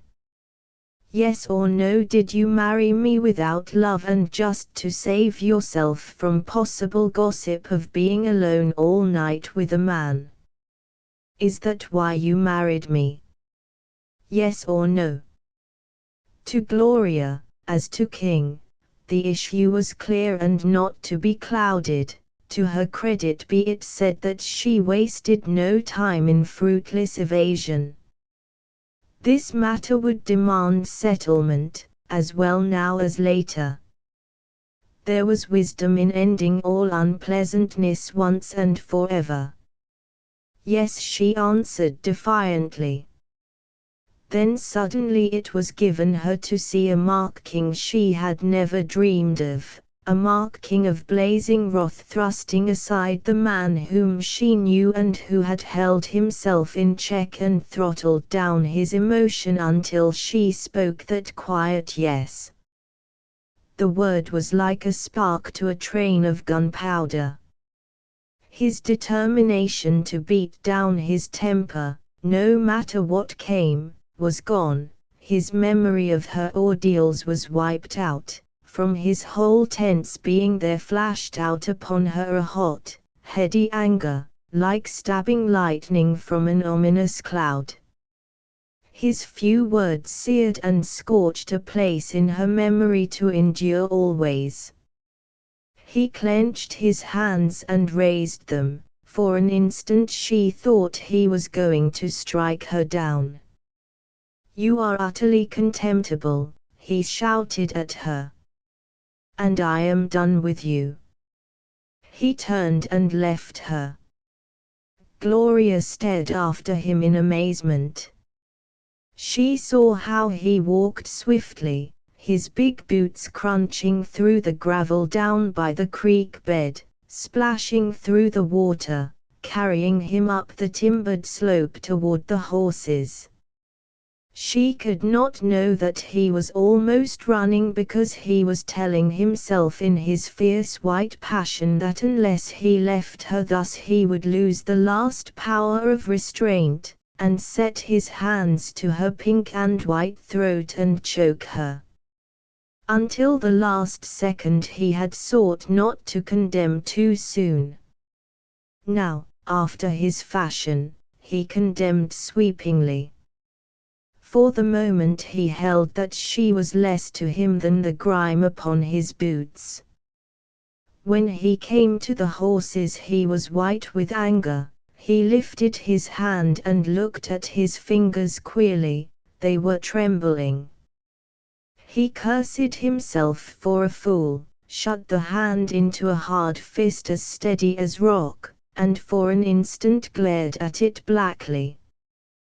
Then he opened the fingers slowly, a hard smile made his mouth ugly and left it cruel. The fingers had hearkened to a superb will, and gave no greater hint of trembling than did the nigged hole of the giant cedar under which he stood. He coiled his horse's tie rope and led him back to camp. As he drew near, Gloria promptly turned her back and studied her nails. She had had encounters with men before now and had not yet gauged the profundity of this man's emotion. She counted fully on bringing him to a full and contrite sense of his crime before she condescended so much as to look at him. But when she flashed him a quick, furtive glance, she saw that he had his back upon her, and that he gave neither hint of softening nor yet of knowledge of her presence. He bridled the buckskin, saddled, tied his rope at the saddle horn, and began making his pack. She watched, uneasy and concerned but not yet fully understanding. But when she noted how he took from their breakfast table 1 cup, 1 plate, 1 knife and fork, only, how he did not appear interested in the marmalade jar which she knew had been brought for her, how he left half of the coffee and bacon and sugar, a strange alarm came over her. She glanced wildly around. The forest glowered darkly, the silence was overpowering, the loneliness bewildering. He was going to leave her. She had not the faintest idea in the world where the trail lay. King went swiftly about his preparations. He did not even see her, he studiously kept his eyes aloof.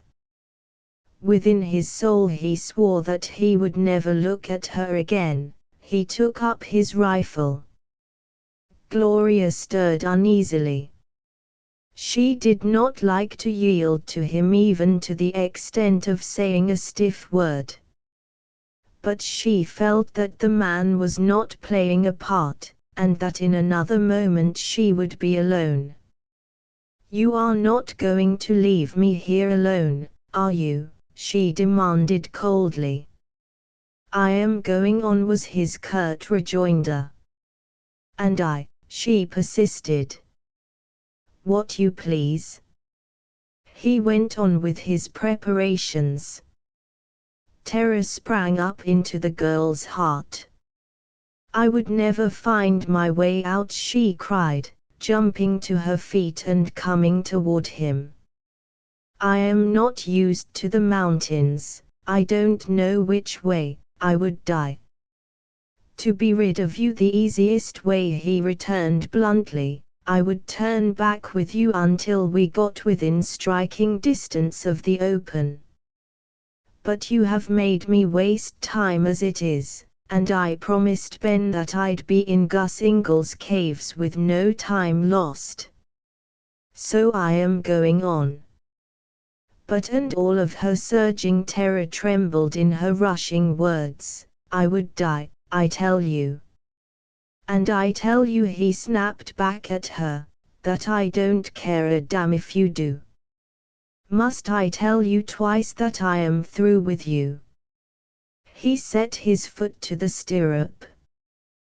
Gloria, pride lost in panic, ran to him and grasped his arm, crying to him, "You mustn't leave me this way. It's brutal, it's murder." "I gave my promise to Ben," he said. "You are not worth breaking a promise. If you won't take me back, then let me go with you." Worthless and selfish and cowardly. Useless and vain and brainless. Good God! Am I, a man full grown, to loiter on the trail with the like of you? Let go. He shook her hand off roughly and swung up into the saddle, sending his horse with a boot heel in the flank down to the ford. But Gloria screamed after him, and ran after him, down to the creek and through it, calling out, "Mark! Mark! For God's sake, don't leave me! I am afraid, I will die of fear. Take me with you." He did not look back at her, but he did pause. After all, she was the daughter of his old friend. "The woods are free and open," he said slowly. "To even such as you. For the third time and for the last I tell you this, I am done with you. But if you like you may follow behind me. I will wait for you 10 minutes. Not here, but on the ridge up there. And if you have not come, I will go on at the end of that time.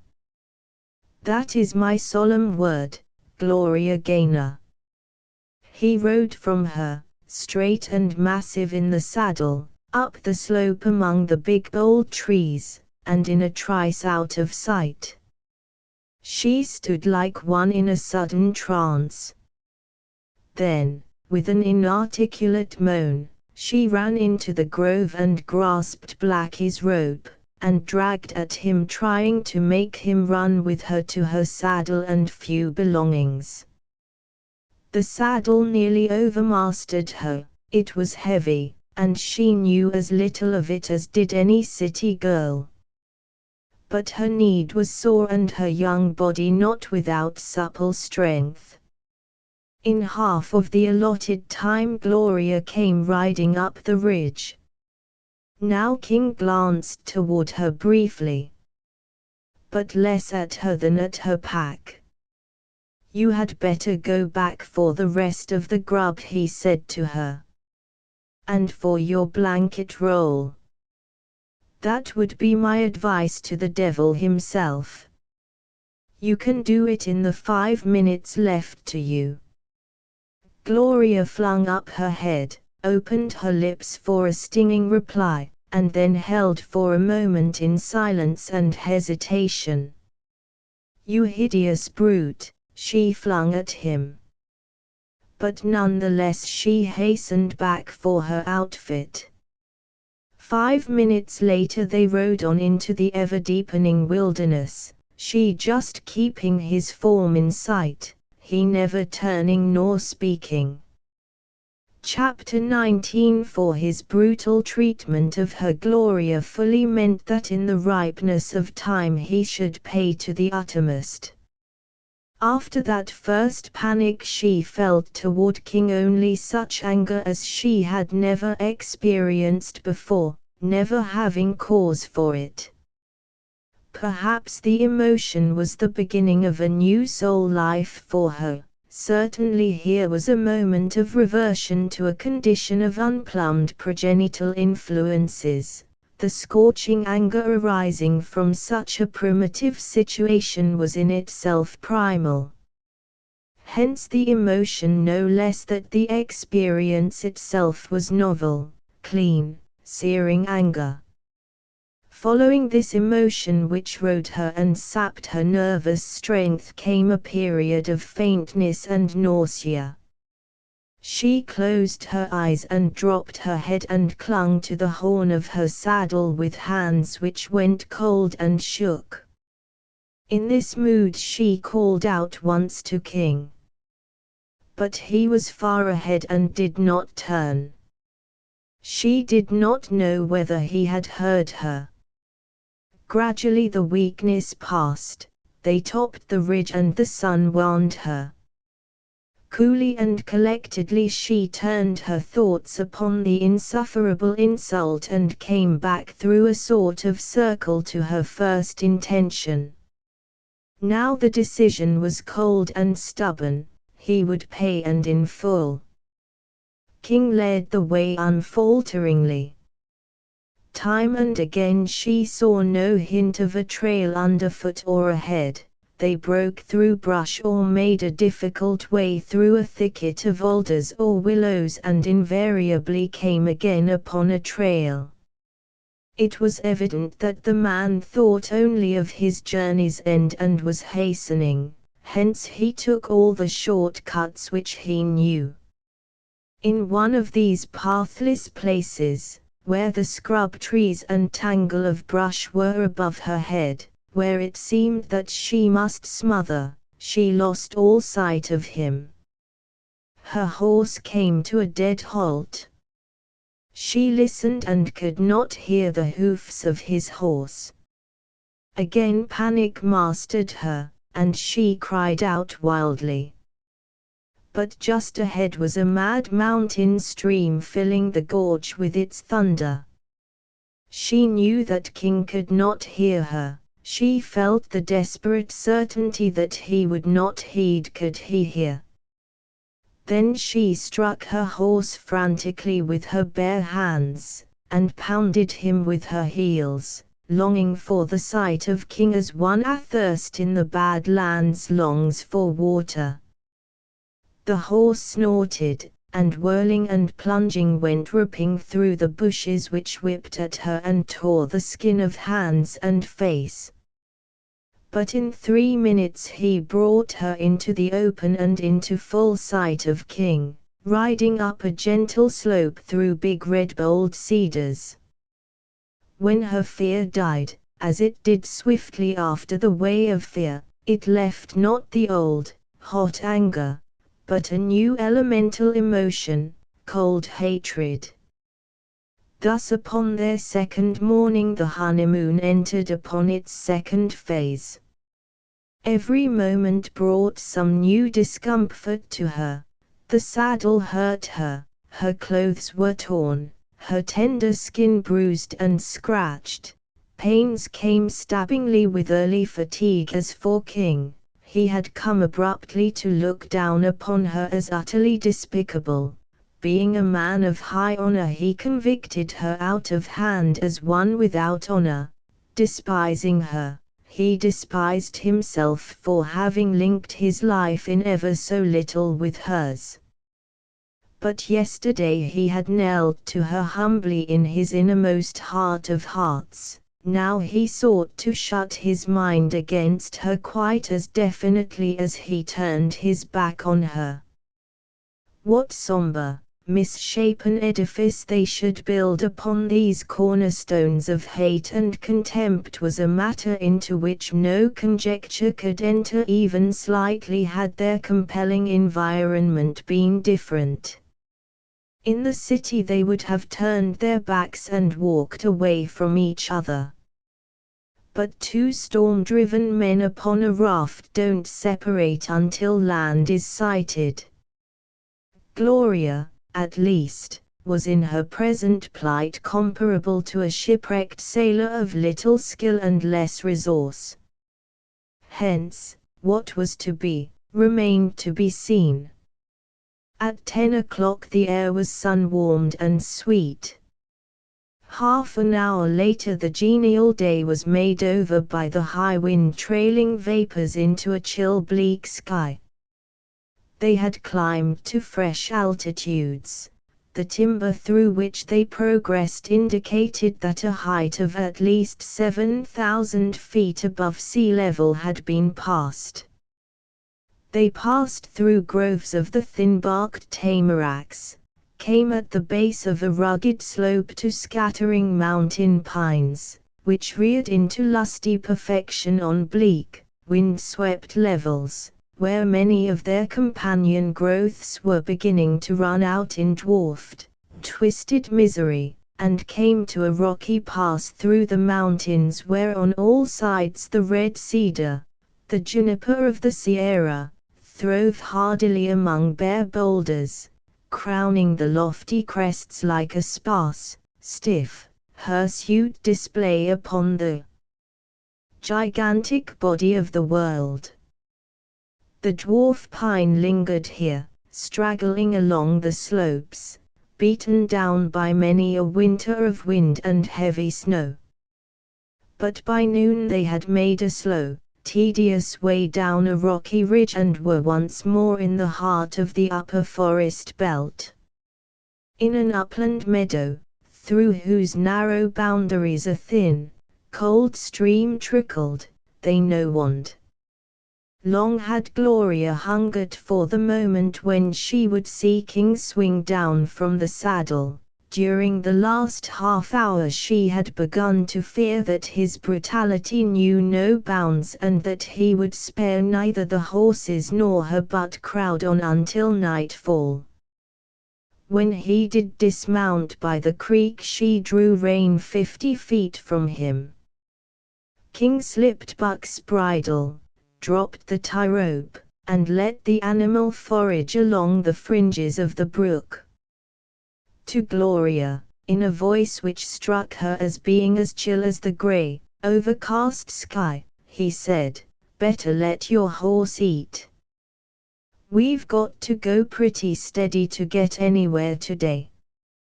Gloria got down stiffly from her saddle. In all the days of her life she had never been so unutterably weary. Further, she was faint from hunger and her throat pained her. She went to the creek and threw herself down and put her face into the cool water, from which she rose with a long sigh. She had seen how King did with his tie rope, she did similarly, but was too tired to trouble with removing the bit from her horse's mouth. Still Blackie accepted his handicapped opportunity and joined Buck in tearing and ripping at the lush grass. It was more inviting than the manzanita bushes and occasional sunflower leaves at which he had snatched during the day. King made coffee and fried bacon. The horses had earned an hour of rest and fodder, and a man has the right to bacon and coffee even though hard miles lie before him. While he pottered with his fire he looked more than once at the sky in the southwest. With all of his heart he wished that he had turned back with Gloria this morning. By now he could have set her feet in a trail which even a fool could travel back to the log house, and he could be again hastening upon his errand. Gloria lay inert. She chewed slowly at a bit broken from a slab of hard chocolate and kept her eyes closed. Her face was very white, 2 big tears of distress slipped out from the shut lids. But King did not come close enough to see them. When his coffee was ready he called to her, saying indifferently, "Better have a cup. It helps." But Gloria did not reply. King seemed not to notice whether she ate or not. But, when he had drunk his own coffee and she still lay quiet on the grass, he sweetened a cup for her, put some milk in it, and set it at her elbow. "Better drink it," he said coldly. And Gloria gathered her strength and sat up and drank. Thereafter she ate some bread and potted ham. Fragments of bread, the crust, and half of the ham she threw away. King opened his mouth to protest, then shrugged and remained silent. His back to a tree, he sat and smoked until the hour had passed. Precisely at 1 o'clock they were on their way. Gloria caught her own horse, coiled the rope, and mounted. As King rode across the meadow and to the wooded slope beyond she followed. It seemed to her that this was all a dream. She was almost light-headed. The sternest of realities began to seem impalpable and distant and of scant moment. She knew that she was going forward because she must, that otherwise she would lie here in the lonely wilderness and die. In her exhaustion she noted, as one does note his own soul play when overwrought, that the prospect of death seemed less terrible than that of utter desertion. The mountains were so big they stifled her. With every tortuous step forward this formidable land all about her had grown more severe, more lonely, more to her like the kingdom of desolation than she had ever dreamed existed. There were slope fields strewn with black lava rock where never a solitary blade of grass upthrust a thin spear. There were broken expanses across which the eye might travel wearily for what appeared endless miles. One could call out here with never a faint hope of being heard. One left alone here could die miserably, taunted only by the echoes of her own choking voice. This devil's land took on a vindictive personality. It was a hideous colossus, stooping over her, inspired with but one cruel desire, to crush her soft white body, to stamp out her life, to annihilate her and gloat over her shrieking despair. She felt like some hapless little princess in a fairy tale who had wandered into a monstrous land of black sorcery. By 4 o'clock, when it seemed to Gloria that she had reached and was passing the limits of her endurance, came two momentous occurrences. King, riding ahead as usual, was not quite so far in advance, and did not have his back turned square upon her. For the first time he had briefly mistaken the trail. They were on the steep flank of the mountain. He turned and rode back in her general direction but some 100 yards lower on the slope. "The trail's down here," he announced shortly. He did not lift his eyes to her face, did not note the droop of the weary body. His look was all for her horse, and a new and unreasonable spurt of anger was in his heart through her unbounded ignorance. She had needlessly fatigued her mount, having no knowledge of the ways one employs to save his horse. Gloria understood dully that she was too far up and must ride down to his level. She was beyond complaining or asking questions. With a sudden jerk upon the reins she brought Blackie about. King cursed under his breath. "That's too steep," he called to her. "Want to kill your horse?" Blackie tried to swerve and sidle down. Gloria lifted her whip and struck him. Blackie snorted and obeyed her command. Some loose dirt gave way underfoot, the tired beast stumbled, a dead limb caught at his legs, tripping him, and Blackie lurched downward and fell. Through the grace of fortune Gloria rolled clear and unhurt. Blackie got up, tottering, with one quivering foreleg lifted. King's face went black with rage. But this time it was wordless rage. He dismounted and made his way up to the lamed horse. Gloria, from where she lay, thought at first that of course he was coming to her. But he kept his back to her as he lifted the horse's foreleg and felt tenderly at the wrenched muscle. Gloria, without stirring, and without experiencing any poignant emotion, watched him listlessly, then shut her eyes. Her most clear sensation was one of relief. They would no doubt make camp here.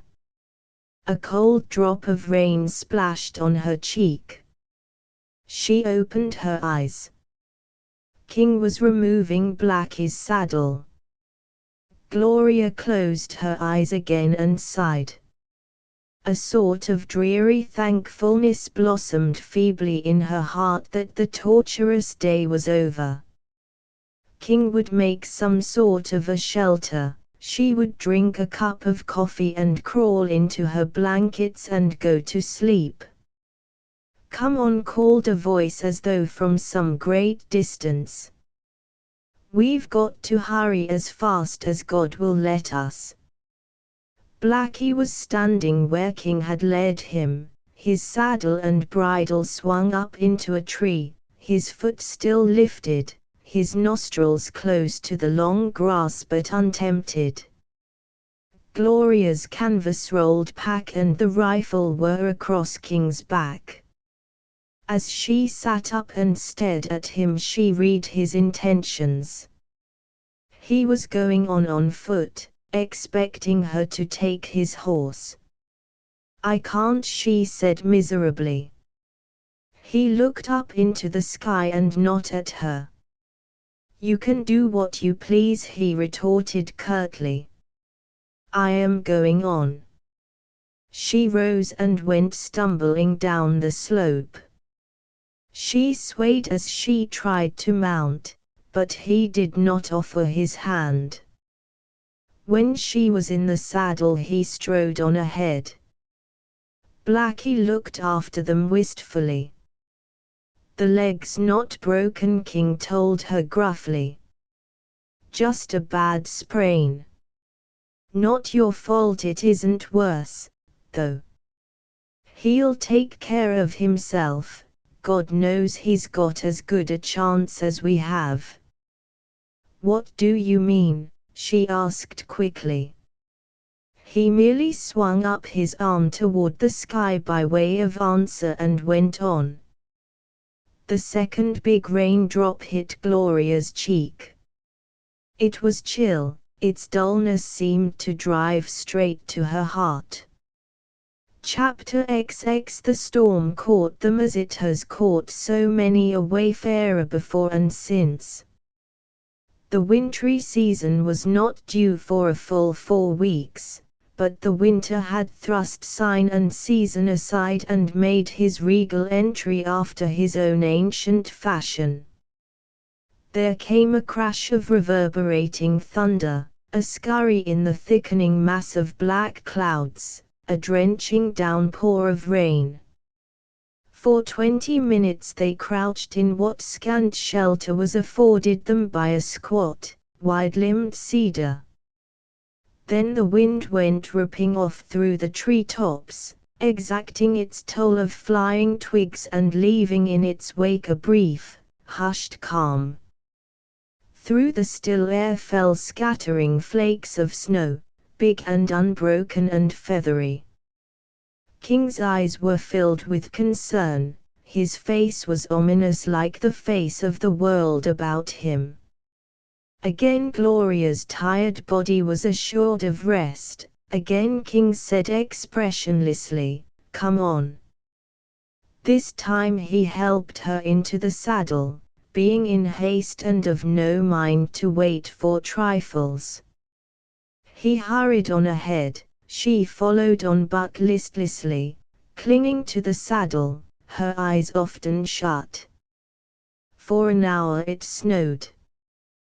Though there was no sun, it was not dark save in the deeper canons.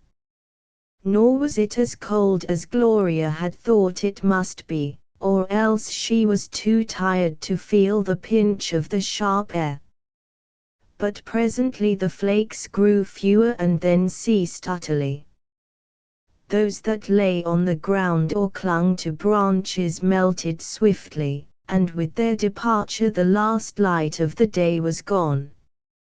Now King led the horse and Gloria rode through a gathering darkness. She wanted to ask why they did not stop, why they did not turn back, but lacked the spirit. Now and then she half dozed. At last it was pitch dark and the rain was beginning again. King had stopped and was helping her down. She was numb now in body, her brain was numb. The rain hardened into a rattle of hail. Thereafter the air softened and filled with swirling snow. Gloria could not see if they were in an open valley or shut in by cannon walls or upon the slope of a mountain. Nor did she greatly care. She waited until King prepared some kind of a shelter, and then went wordlessly to it. She felt fur boughs under her aching body and was, in pure animal fashion, conscious of blanket and canvas over her and of a grateful warmth. Through a tangle of bushes she saw the flicker of a small fire, she smelled coffee. She drank half of the hot cup which he brought to her. Then she let go her grip upon a wretched world and passed like a child into a heavy sleep. By his fire of little cheer Mark King sat, with his canvas drawn over his slumping shoulders, his head down, his heart as black as the night, his soul possessed by ravaging blue demons.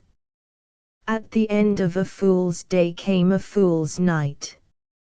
He should have paid heed to the first threat of a thin film across the sky. He should have turned back with Gloria the first thing this morning. He should have done anything in the world save exactly what he had done. He should not have married her. He should not have brought her with him. It was even sheer idiocy to come after this blind fashion into the mountains in the late fall. Though the season was early, the hour was ominous. The storm might pass before dawn. There remained the equal likelihood that it would not. Were he alone, or had he a man, or, yes, by heaven, a real woman with him, things would not be so bad.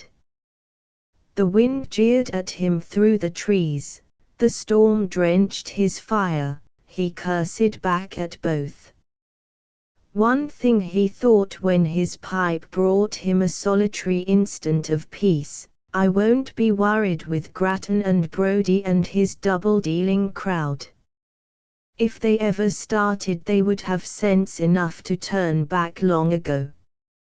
After the cold, wet night came a sodden morning. King stood up and looked about him curiously. His first thought was to make sure that they had really camped upon the edge of that particular upland valley which he had striven for. And a glint of satisfaction came into his eyes. It is something to have followed such a trail aright upon such a night. Down yonder, a crooked black line in a white field, was the stream which many miles further on flowed into the American. Rising abrupt beyond it were the broken, precipitous cliffs of granite such as beetle above the mountain tributaries of the American. The rocks, like the river, were black, and looked far colder than the white world which extended in all directions. If, in truth, there existed heaps of raw red gold somewhere in a cave in these mountains, and there had been any exactness in the description in Gus Ingall's Bible, then the spot was not more than 3 or 4 miles away. That was one consideration. It was still snowing. Here was a second consideration. King turned moody eyes to Gloria's canvas and fur shelter in the lee of a little bit of cliff. There lay the third. He prepared breakfast without delay but without enthusiasm. He felt a tired man with shackled limbs dragging a dead weight. When he went to wake Gloria he first stood over her, looking queerly down upon her sleep. She showed less trace of the hard day and wild night than he had expected to see. His preparations for her comfort, instinctive and thorough, had been made with the cunning skill of a man familiar with situations like the present. She had rested. She lay curled up, snug and warm, under the covers, upon which a thin layer of fluffy snow had gathered. Her face was against a curved arm, and the sweetness of it in its tranquil repose was a bitter sweet to him. Her lashes against her cheek stirred and flew apart under his steady gaze. He looked into Gloria's eyes, sweet and soft, heavy with sleep. "Time to be up," he said. He turned on his heel and went back in haste to his fire. Gloria, awake, was ravenously hungry. She came sooner than he had expected, setting the wild disarray of her hair in some hurried order. Her eyes were quick and curious as she looked up at him.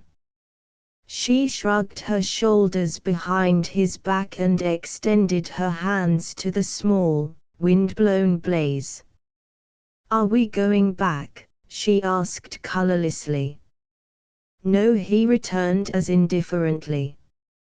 "It's about 4 miles to the caves.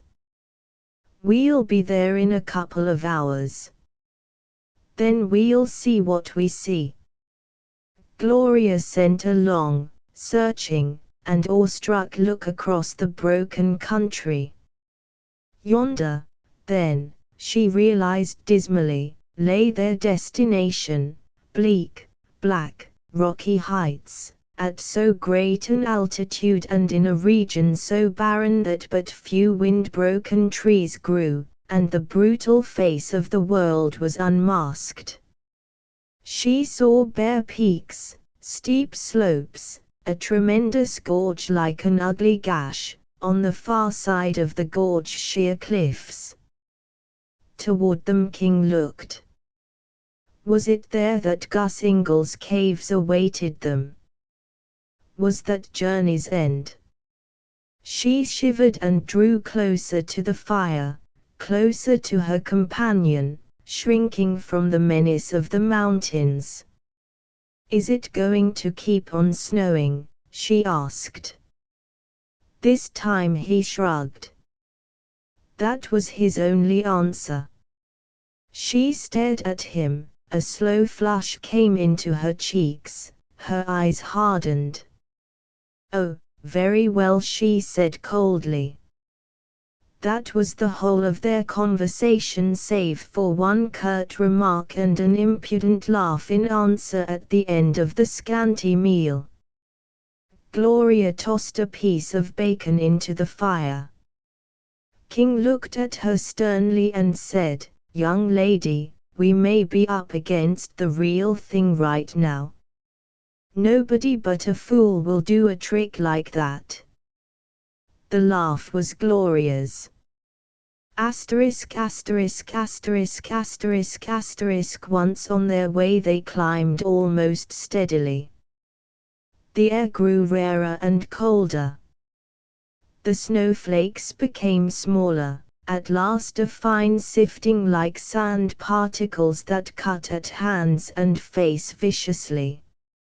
No longer were there groves to shelter them, on all sides bare, hostile rocks, and only occasionally a sparse growth of sprawling, earth-hugging dwarf pine and cedar, over which King strode as over so much low, tangled brush. Then came a long ridge, a spine from which the world dropped almost sheer on both sides, with the wind raging so that it seemed Buck must be blown off his feet, or the girl torn from the saddle and borne far out like a thistledown.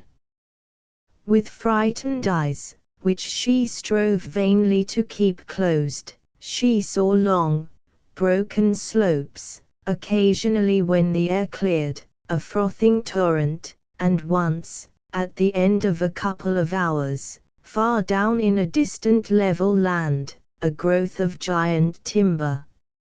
She thought that King was making his way down there. But his purpose soon became plain even to her. He was keeping high on the ridges, going about the head of the ravine which lower down cut like a knife across the timbered tract, headed for what he took to be Gus Ingall's cave. A mile away she saw it, a great, ragged, black hole in a high mass of rock, close to the crest of the next ridge. She was wrapped warmly, and yet here the icy breath of the wind pierced the fabric of her wrappings and hurt her to the bone. She watched King wonderingly as he hastened on. Did the man have no sense of bodily discomfort? Certainly he gave no sign. He was like an animal. She found room for a flash of scorn in the thought. For so she was pleased to consider him lower in the scale than herself. At another time she might have seen the world about her clothed in grandeur, now its sublimity was lost eye upon her. It was a ravening beast, an ugly thing, big and brutal, and, like King. Oh, how she hated it and him! When at last he waited for her and told her to get down, she had the suspicion that he had gone mad. Certainly here was no spot to tarry, it was on her lips to demur. But she looked at his face and slipped stiffly from the saddle. They were high up on the ridge. Gloria, on foot beside him, clutched at the wind-twisted branch of one of the sprawling cliff growths, in sudden panic that she was being swept from her feet. Just below them was the deepening cleft in the mountainside which, further down, widened and descended into the steep-walled gorge. Through it shot a mad, frothy stream.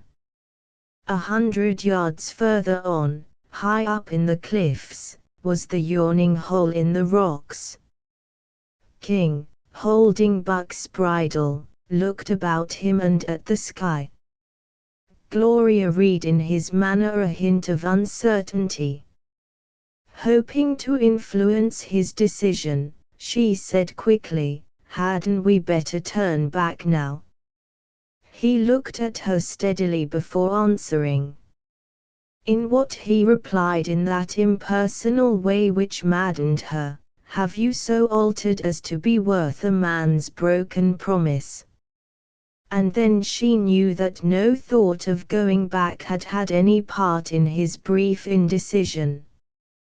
He was going forward, would go forward in anything he undertook, that was a part of his make-up. He was merely seeking the best place to unpack and a convenient spot to tether Buck. They were going to make camp either right here or nearer the cave, perhaps in it. She looked at the uninviting hole and shivered. She would know his decision when King saw fit to enlighten her. Now he merely dumped at her feet the roll from the horse's back, setting his rifle down against it. Then he led Buck away, zigzagging tediously, at last passing from sight beyond an out-jutting monster crag. Gloria crouched, seeking to shield herself from the whiplashes of the wind. She listened to it as it shrieked about the slabs and boulders of granite. The sound was indescribably eerie, filled with unrest, eloquent of the brutal contempt of the eternal for the feeble and transient. The universe grew utterly lonely, the wind was a whining thing cutting through the silence. And King was so long in coming back. The terrifying thought electrified her, what if he had deserted her? What if he had no intention of coming back? She should have known better, perhaps, deep down within her, she did know better.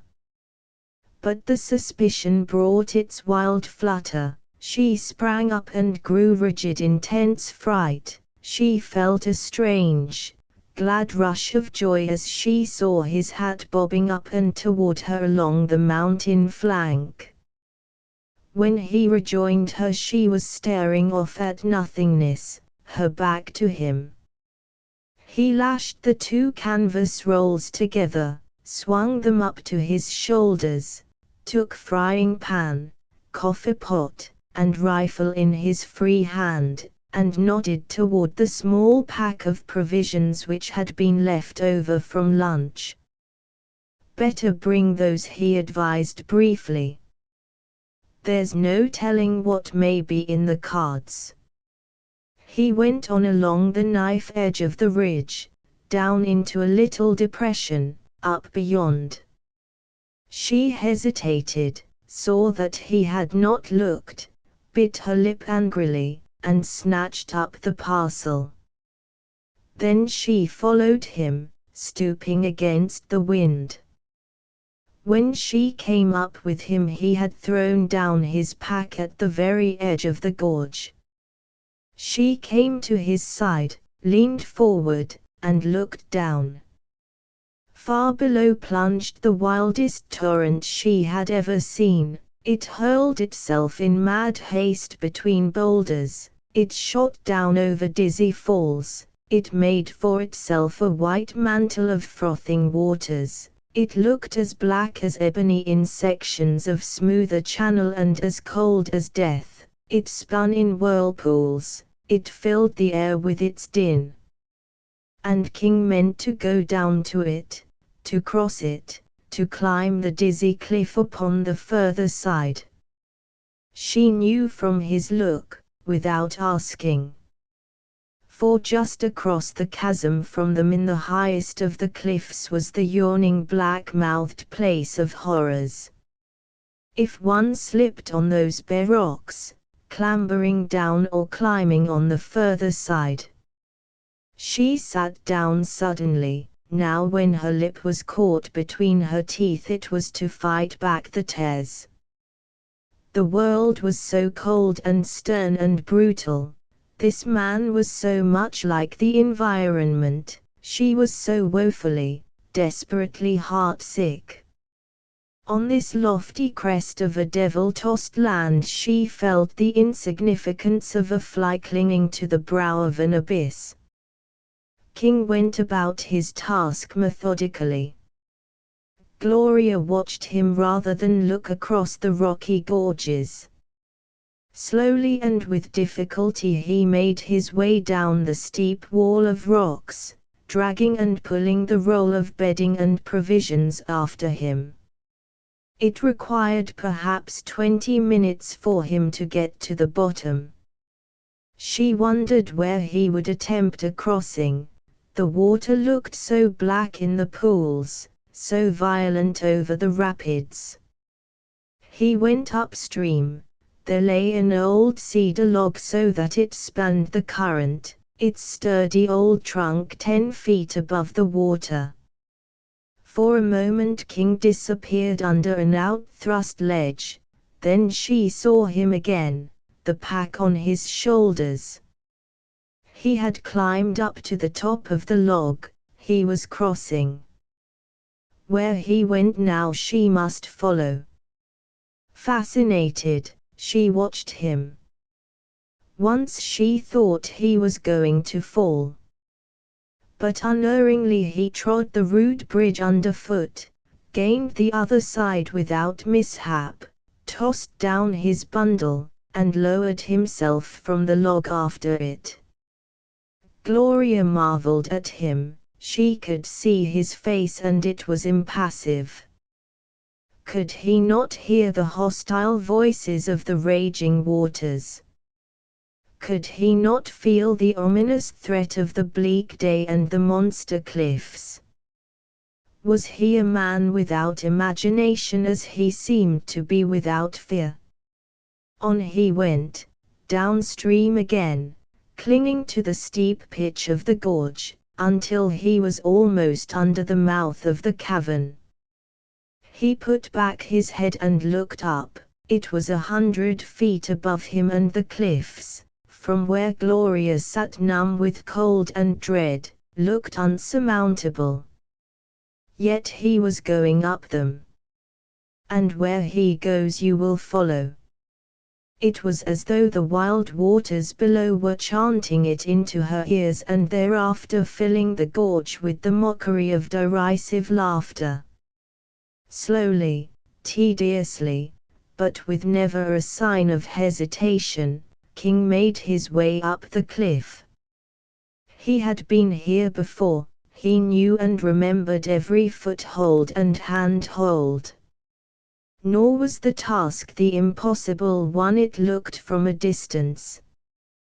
There were cracks and crevices, there were seams of a harder material which, better withstanding the attacks of time, were thrust out beyond the general level, on them a man might stand. There were spots of softer material, scooped out into pockets by wind and water. There were flinty splinters, there were places where the wall, looking from across the canon to be sheer and perpendicular, sloped more gently, and a man might crawl up them. King had drawn up after him, stage after stage, the roll of bedding, using Blackie's tie rope to haul it up and to moor it briefly. Gloria saw it swing at times like a huge, misshapen pendulum, watched it crawl up after him.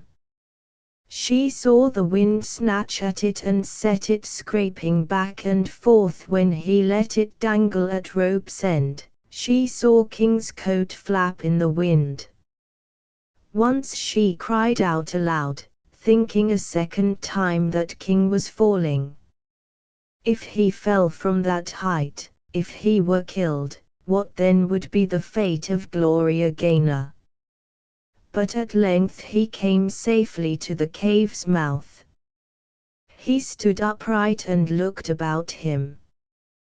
Then he drew up to his feet the dangling roll, with it in his arms he was gone into that yawning hole. She waited breathlessly for his return. She saw him come again into the light, he had the rope in his hand, was coiling it. He began to come down. He was returning for her.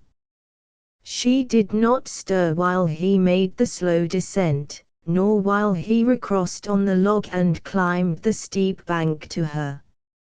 "I am going to spend the day up there," he told her in his studied aloof manner. "I'll know soon enough now what truth there is in the story of Gus Ingall's gold. There's room in the cave to sleep, and there's shelter of a sort. Tomorrow morning, if I find nothing, I'll start back with you. If you care to come up now, I'll help you." "What else is there to do?" cried Gloria, with the first flash of passion. "What else do you leave me?" He slipped a loop of the rope about her waist, taking slow pains not to touch her with his hands, and turned downward again. She followed, filled with sudden fear when they had climbed down 10 feet, obeying him hastily when he commanded her to stand still or to move on, feeling her fear grow mightily as they progressed. The wind, strengthening abruptly, tore at her in angry gusts. She was panting and shaking visibly when finally she reached the log spanning the stream. He was up before her, offering her his hand. How she hated to touch it! How she feared to follow him! But her hand went into his, her steps followed his, and without hesitation, for there was nothing left now to choice. She looked down and saw the water raging below. It was like a monster leaping at her, snatching at her. She wanted to look away and could not. Like one moving through the fearsome steps of a nightmare, she went on, clinging to King's hand, his hand tight upon hers, cold hands which met because they must. At last the torrent was behind her, She came down into King's arms from the log. She was faint and would have sat down, but he urged her on. It was another nightmare climbing up the cliffs to the cave. He went ahead, he stopped and braced himself, he tautened the rope about her waist and said, "Come on. Slow and careful does it." She clutched with her cold, sore fingers at the rocks, felt the rope tighten, and went up and up. The wind, as though in a fury at losing its quarry, shrieked in her ears, and in mighty gusts strove to drag her hands from the rocks and to set her swinging as it had swung the roll of bedding. She climbed on. King ordered and she obeyed. She waited for him to go up, further ahead, for him to call to her and draw in on the rope. Stage by stage, weary stages fraught with terror, she toiled up and up and up. And so at last, when it seemed to her that no strength remained in her, she came to King's side at the gloomy entrance of Gus Ingall's cave. The formless black void before her, which under other circumstances would have repelled, now invited. It offered shelter and rest and protection. She crept by King with never a backward glance, and threw herself face down on the uneven floor. Chapter XXI. A long time King stood at the mouth of the cave, looking forth upon the newly whitened world. The look of the thickening sky, the wintry sting of the rushing air, the businesslike way in which the snow swirled and fell created a condition upon which he had not counted and for which he had no relish. This was more like a midwinter blizzard than any storm had any business being so early in the season. For many hours already the snow had been falling, piling up in the mountain passes. If it kept on at this rate through another day and night, well, he and Gloria had best be getting out without any loitering. He looked at his watch, not yet 11 o'clock.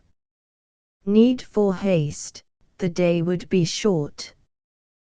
Before darkness shut down he had half a dozen hours for methodical search. Here was one of Gus Ingall's caves, another, he knew, was directly below and at the base of the cliffs, the third should be near. It was the third that he was chiefly interested in. He recalled the words in the old Bible, "We come to the first cave and then we come to cave number 3 and 2. There lay significance in the order of Ingall's numerals, first, 3, and 2. 2 of the caves were for anyone to see, before now King had been in both of them. Hence it must be that Gus Ingall's treasure lay in the third. That one King must locate. And without too much delay. He looked down at Gloria. She lay motionless just as she had thrown herself down. Taking his rope with him, King made what haste he could going down the cliffs. The sides of the ravine were littered with dead wood, drift and limbs that had broken off the few battered trees above. He gathered as heavy a load of dry branches as he could handle, bound them about with his rope, and, fighting his way all the way up, clambered again to the upper cave. Gloria had not stirred. He moved about her, went a dozen paces deeper into the great cavern, and threw down his wood. Breaking branches into short lengths, he quickly got a fire going. The flames spurted up eagerly, bright and cheery, and threw dancing light among the wavering shadows. He brought the bedding roll closer and opened it into a rough and ready bed. Then he called to Gloria. "You'd better lie here by the fire," he told her. "You're apt to catch cold there." She was sitting up, watching him. Now she rose listlessly and came forward, dropping down into a sitting position upon the blankets, her chilled hands out toward the blaze. "I don't like the look of this storm," he told her. "It is up to us to hurry. I am going to look around now. I think you had better rest all you can so as to be ready to make a start back as soon as I find out whether we are on a wild goose chase or not." "You mean, we may start back today?" "I don't know what I am going to find, of course, whether I am going to find anything. But if we can get only a couple of hours on our way today, it's just that much gained." "You are going to leave me here?" "I won't be far." With that he set fire to a dry pine faggot, the best torch available, and left her, going deeper into the cave. She watched him, marveling at the size of the cavern. He went on a score of paces. He seemed to be ascending a steepening slant floor and then to have gone over a sort of ridge and to be descending again. But still going further from her. Presently she knew that the tunnel had turned sharply to the right. She could hear the thud of his boots and for a little while could see the flare of his torch against a wall of rock. He himself had passed out of her sight. But she knew that he had not gone a great deal further. For he was not so far away that she could not hear him. He was going back and forth. At irregular intervals she saw a dim, ghostly light playing upon the dark cavern walls. And, despite the weary ache of a hardship-tortured body, she began to be interested in his search. If there were, in truth, such gold here somewhere as he and her father with him had dreamed of, gold for which 7 men had died 60 years ago, for which old Looney Honeycutt had hungered all these years, for which Brodie and his following and even a city man like Grattan were like so many ravening wolves on the trail, gold in quantity to make even toughened old gold-seekers delirious with the dreams of it, why, then, that gold was half Mark King's and half Ben Gainer's. And it might be that now, at this very instant, Mark King was finding it, was standing over it, staring down at it by the ghostly flare of a smoking torch. She sat, tense and still, listening, trying to probe with tired but suddenly bright eyes through the dark. She started, realizing that no longer could she hear King searching back and forth. It was very silent about her, only the crackle of the flames making a sound to be heard against the rush of air outside. It seemed to her that King had been gone a long time. She rose to her feet, tempted to follow him. She was curious to know what he was doing, why he was so silent, where he had gone. But in the end pride restrained her and she sat down again to wait in an attitude of indifference.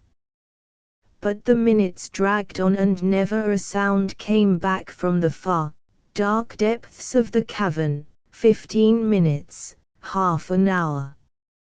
She grew restless and walked up and down. She went to the mouth of the cave and stood looking out into the swirling snowstorm. She returned to the fire, throwing on more wood. She felt sure that an hour had passed, 2 hours. She began to grow alarmed. Always that dread thought was ready to spring out upon her, if something had happened to him. She went a little way in the direction he had taken, stood peering into the dark, listening breathless and rigid. Never a sound.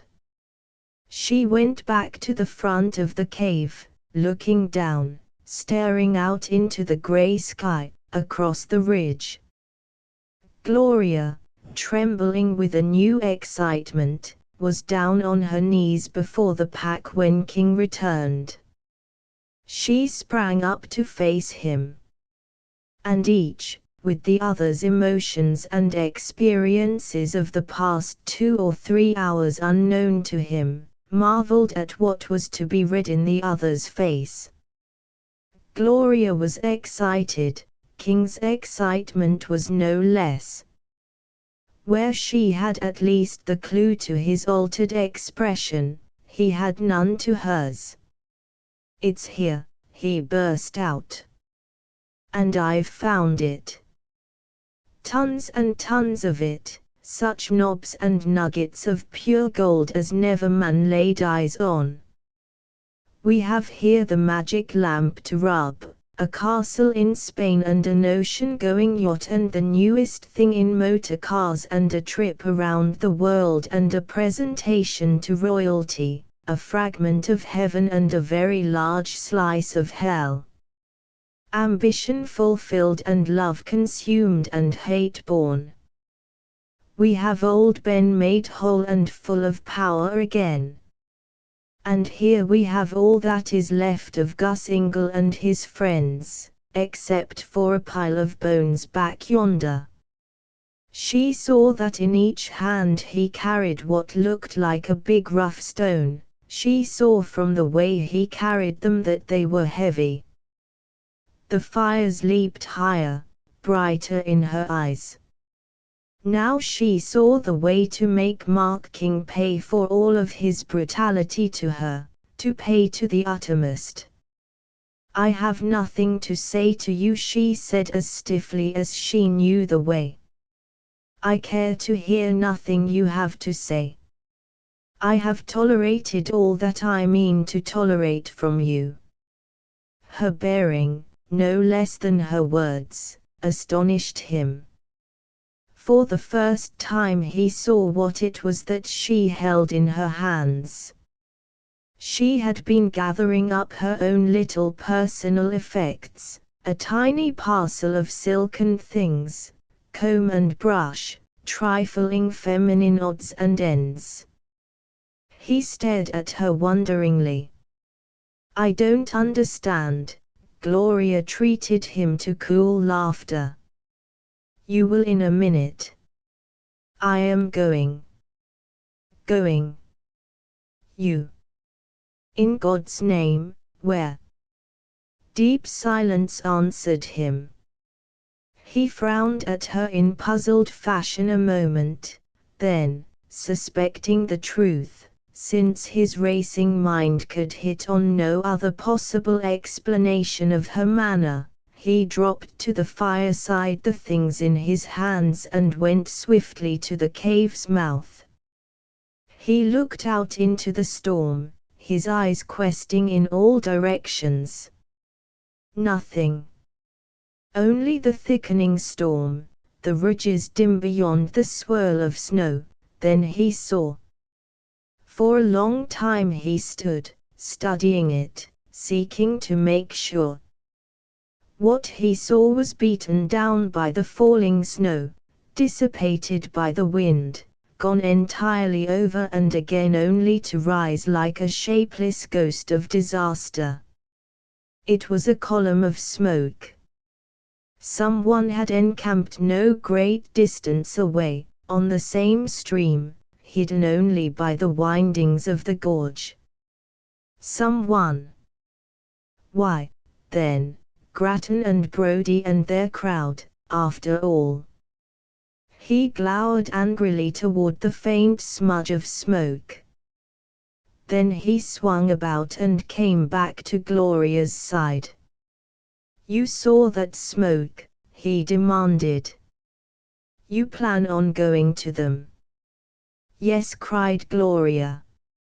She sprang up and confronted him angrily. Yes to both questions. You know who they are, then? No, but that doesn't matter.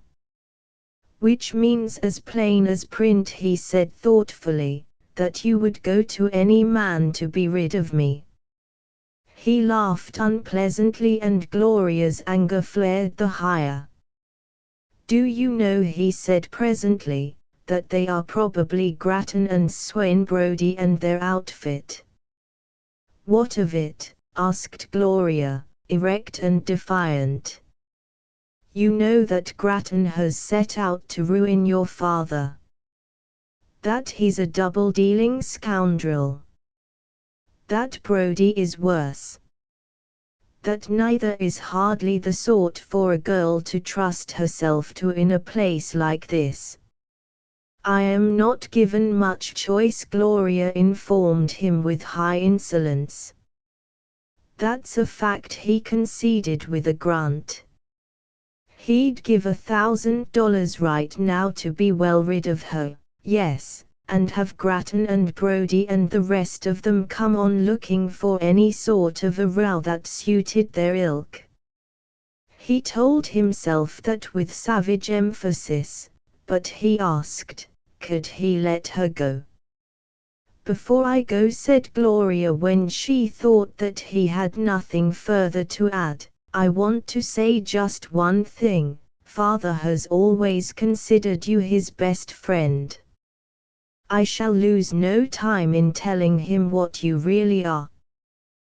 Gloria's remark, coming just when it did in King's perplexity, settled his decision firmly on him. The girl was a vicious little fool, so he was determined to think of her unequivocally. But she was, after all, Ben Gaynor's daughter and, furthermore, the apple of Ben's eye. She was in King's keeping, he had been eminently to blame for bringing her here, his was the responsibility. Grattan's eye was the sort that soils a woman. You are not going, he said suddenly, turning upon her. I won't allow you to put yourself in Grattan's or Brodie's dirty hands. A quick light was in her eyes, a quick spurt of satisfaction in her heart. In King's decision she read the assurance that he was still madly in love with her, that now his jealousy stirred him. She lifted her chin and with her little bundle under her arm came forward, walking confidently. Stand aside, please, she commanded. I am going, I tell you. Again sensing the familiarity of the battlefield, she felt an almost serene confidence, believing herself easily mistress of the situation. So much must have been plain to King from that stand aside, please, which Miss Gloria Gaynor of last week might have addressed to a porter, were it not that just now King's thought was not bended to trifles. When she came to his side and he did not stir, she sought to brush by him. There was no hesitation in the way in which he put out his hand and held her back. There can be only one captain to an expedition in adventure, he told her seriously. I have been elected to the job. You'll pardon me if I put matters into one-syllable words. Until we are well out of this, if we are ever out at all, you will have to do what I tell you. You are not going to desert ship. She stared at him speechlessly. Then, by what right do you issue orders to me? She cried. Let us say, he returned in the coin of her own harshness, by the old right of a husband. If that isn't sufficient, you can add to it, by the time-honored right of the Lord and Master. for that is just precisely what I intend being until I can turn you over to your dawdling set in the city again. Wait a minute, he added sternly, as he saw her lips opening to a rush of words. I would be glad to have you go were conditions less exacting. Now I have thought matters over, and it appears essential that certain of our marriage vows be remembered. You don't have to love or honor, but by thunder you are going to obey. Reversion to an ancient order of things, eh? Well, the world was better then, largely in that women were worth a man's while. Further, for my part, I fully intend to keep my obligation of protecting you against your own foolishness, the storm, Grattan, Brodie, and the devil himself. And, finally, I mean to keep my promise to your father. He sent me to get Gus Ingall's gold, it's here. So is Grattan with his cutthroat crowd. I will in all probability have my hands full. But, once and for all, you stick with me. Where he concluded with the last jeer, the wife's place should be. Gloria tried to stare him down, to wither him with the fire of her scorn, to brave by him. But the man, all emotion having receded from his eyes, was once more like so much rock, but rock endowed with dormant power of aggression. She felt as though she had to do with a great poised boulder which offered no menace so long as she let it alone, but which needed but an unwary step of hers to destroy its equilibrium and thus bring it crashing down upon her, crushing her. She began by wondering if she had mistaken his look just now when she had leaped to the triumphant decision that he loved her. She ended by feeling hopeless and tired and uncertain of all things. To keep him from noting how she was trembling, she went hastily back to the roll of bedding and dropped down to it. On the instant it became clear to her that physically King was the master. To her, before whom difficulties had heretofore invariably melted, it seemed equally clear that there must be a way out of an unbearable situation. So now, for the first time, she began a certain logical line of thought, seeking to shape her own plans. Please listen to me seriously, King said quietly to her. I won't talk long to you. Your father is on the edge of bankruptcy. He is temporarily out of the running, at the hands of the very men you want to go to. He counts on me for what is in Gus Ingall's caves. I have found at least a part of it, and I honestly believe that it is in your hands and mine to pull Ben through and leave him a rich man on top of it. Grattan and Brodie are down there, they'll clean us out if they can. The stake is big enough for them to stop at nothing short of murder, and I am not over sure they'd stop there. Gus Ingall's crowd didn't. And I don't know that men have changed much in 100 years. I am listening, said Gloria coolly when he paused. Here's the point, this is treasure trove, we got here first. It is up to us to hold it. Can I count on you? You don't happen to have any love for me, well, you shouldn't have any for Grattan or Brodie, either. And you know that you can trust yourself to me. Can I count on you sticking on the job, your father's and your own job as much as mine, until we make a go of it? Gloria's logical thinking had barely begun, and as yet had not had time to progress. Her spite was lively and bitter. In her distorted vision, blurred by passionate anger, she cried out quickly, "So, now that the odds are against you, you come cringing to me, do you?" Again she was misled into fancying that she held a whip hand over him. "Answering your question, I would trust Mr. Grattan any day rather than you. He, at least, is not quite the brute and bully that you are." King was hardly disappointed. "At least you have given a straight answer," he muttered. "That is something." Now he shaped his plans swiftly and carefully, knowing where she stood. It was characteristic of him that, once having seen clearly his own responsibility toward a foolish girl, he did not seek to simplify his own difficulty by ridding himself of her. Henceforth he would merely consider her his chief handicap, with him but against him.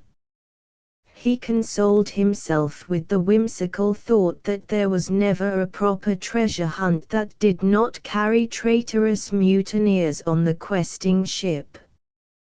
Chapter XXII. And so, after all, he and Gloria were not alone in the mountains. That other crowd was still to be reckoned with. King stood at the cave's mouth, frowning into the ever-thickening smother of the storm. Their smoke was gone again, beaten down, hidden behind the snow curtain. But they were there, at no very great distance. Thus, then, they knew something. Just what? Here was the matter of his perplexity. Did they know all that he did? Or had they merely such a hint as would lead them as close as this? Or had they followed his trail? He grew impatient with seeking to speculate. It struck him clearly and forcefully that he had but one thing to do, to trust that they did not have such full information as had fallen into his hands and to see to it that he gave them no help. Though they should come close, very close, still that which he had found might remain hidden from them. There lay his work, to do all that he could to hide Gus Ingall's gold. First he would bring with him more than the 2 nuggets, all that he felt he could manage to carry with the rest of his necessary load. Enough to help Ben Gaynor over a crisis, enough raw gold to slam down before some San Francisco capitalist, together with a tale which would make any man eager to stake the owner to what loan he asked. With that he'd seek to get back to the open. He would get provisions, snowshoes, a dog team, if necessary, a couple of trusted men to come with him. He would be back here within the week. But first, before he went, he would strive to make as sure as a man could that Brody's crowd did not find the golden hoard. He went a second time far back into the darkness of the further cave, carrying a smoking torch as before, vanishing from Gloria's eyes. She was alone, nothing stood between her and the cave's mouth, she was free to go. He must have thought of that. He was giving her her chance. She had but to snatch up the few things she meant to take with her, to go out, to find her way down the cliffs. She shuddered. She was afraid. Did he know that, too? Had he thought of that? She moved back and forth restlessly. At one instant she was sure that she would go, only to be certain of nothing before another second passed. How soon would he return? Would he hurry after her, Would he bring her back forcibly? She went where she could look out. The column of smoke had disappeared. The wind tore at her in mighty gusts. She hesitated and time passed. How long he was gone she did not know. She only knew that she had done nothing when at length he returned. There was a look of grim satisfaction on his face. Whatever he had gone to do he had done in a manner to please him. She noted that his coat was off, that in it, as in a bag, he carried something heavy. "This goes with us wherever we go," he announced triumphantly.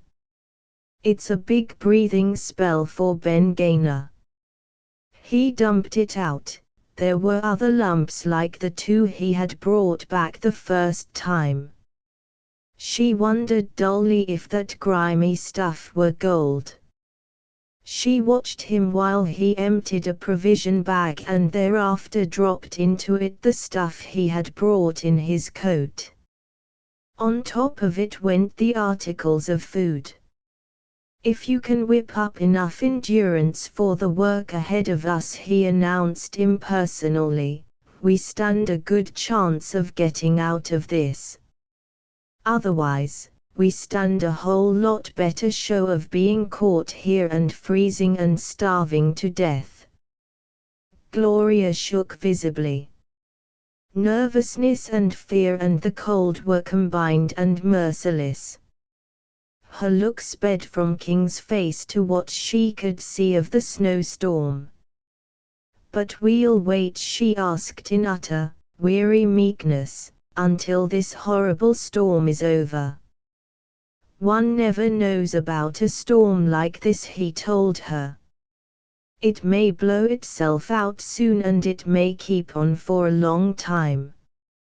Now, it's beginning to pile up in the drifts, to hide the trails, to make going harder every minute. As it is, we'll have our work cut out for us, if this keeps up all afternoon and all night." He shrugged. "You mean that then we couldn't get out at all?" she asked sharply.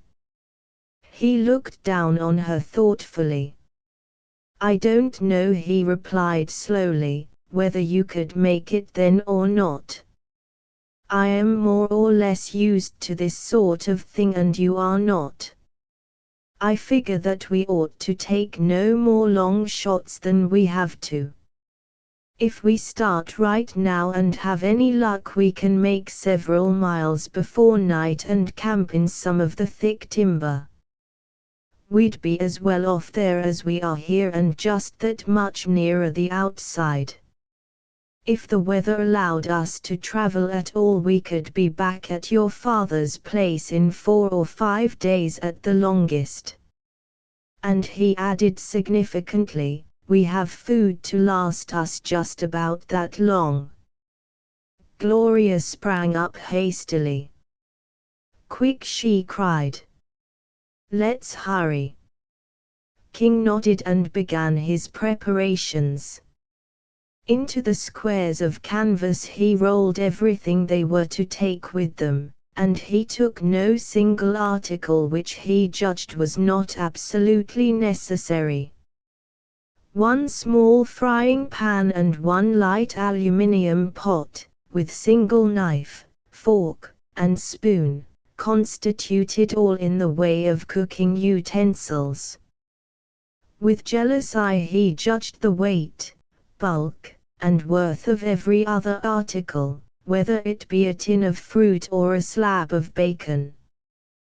Those delicacies, which his love for Gloria had prompted him to bring with them, he now placed at one side, to be left behind.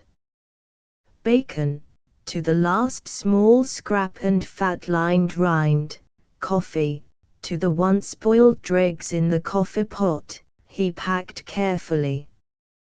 Then, his roll made and drawn tight, he took up the discarded articles and hid them under some loose dirt in a remote, black corner of the cave.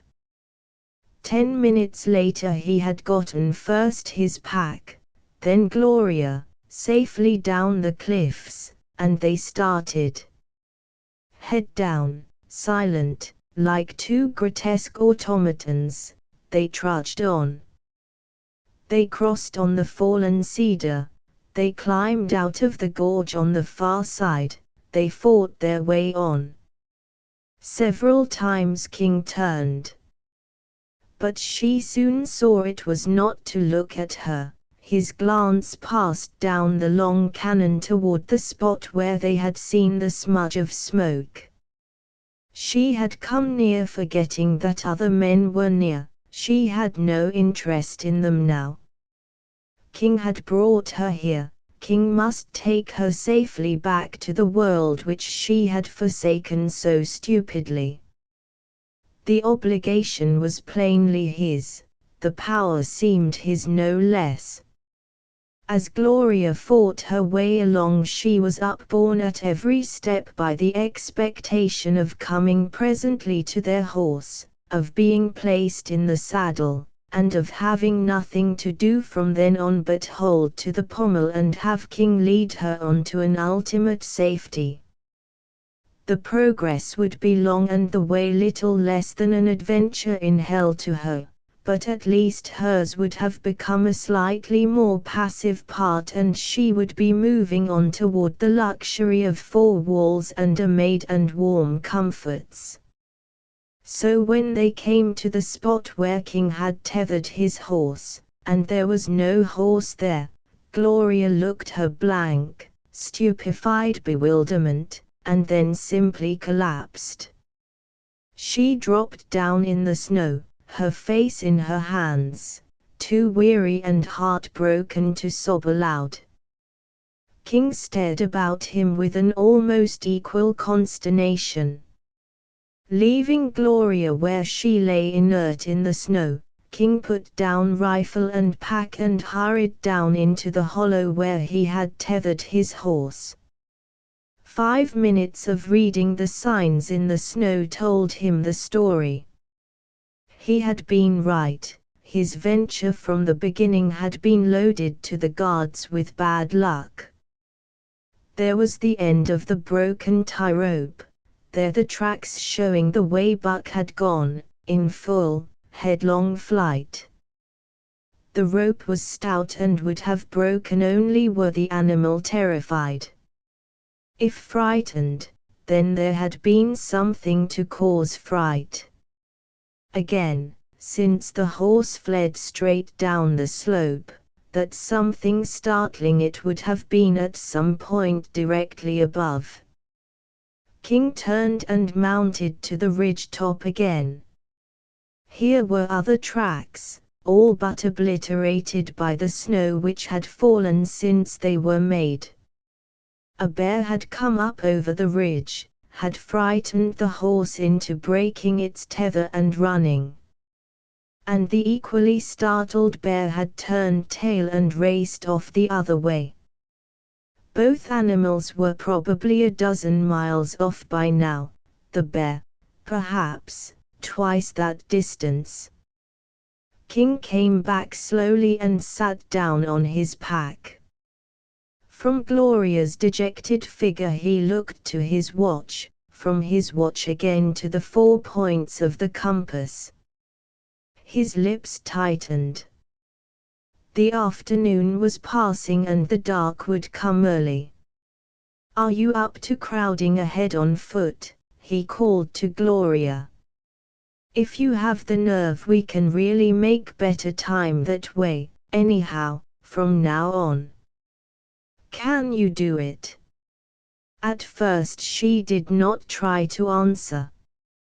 But when he shouted to her again, his voice hard with anger, she moaned miserably, "I am sick, I am dying, I think.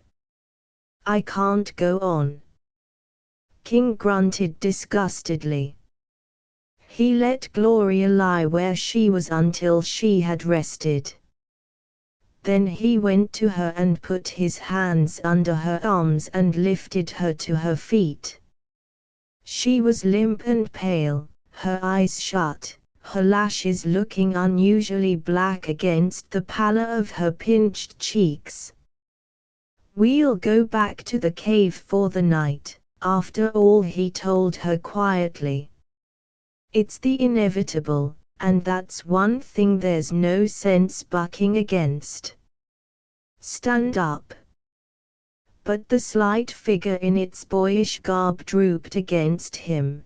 Gloria's head moved the slightest bit in sidewise negation, her pale lips stirred soundlessly. "What?" asked King. "I can't," came her whisper. He judged that here was no time for foolishness, but rather the time for each one to do his part if the two of them lived to make all of this an unpleasant memory. "You've got to," he informed her crisply. "I can't carry you and the pack and rifle and everything, can I? I am going back, the rest is up to you. Do you want to lie here and die tonight?" "I don't care," said Gloria listlessly. He looked at her curiously. As he drew his hands away, she slipped down and lay as she had lain before. He turned away, took up his pack and gun, set his back square upon her, and trudged off toward the only shelter that was theirs. Along the ridge, buffeted by the wind, half blind with the flurries of stinging hail with which that wind lashed him as with countless bits of broken glass, he did not turn to look behind him, not until he had gone fully half of the way to the cave. Then he did turn. He could not see her following as he had pictured her. He dropped his burden and went back to her. She lay as he had left her, her face whiter than he had ever seen it, her eyes shut, certain small blue veins making a delicate tracery across the lids. He had meant to storm at her, to stir her into activity by the lashings of his rage. But instead he stooped and gathered her up into his arms and carried her through the storm, shielding her body all that he could. And as he stooped and as he moved off, he was growling deep down in his throat like a disgruntled old bear. When it came to clambering down and then up the cliffs, Gloria obeyed his commands listlessly and as in a dream, lending the certain small aid that was necessary. Even so, the climb was hard and slow, and more than ever before filled with danger. But in the end it was done. Again they were in Gus Ingall's cave. King built a fire, left Gloria lying by it, and went back for his pack. When he returned, she had not moved.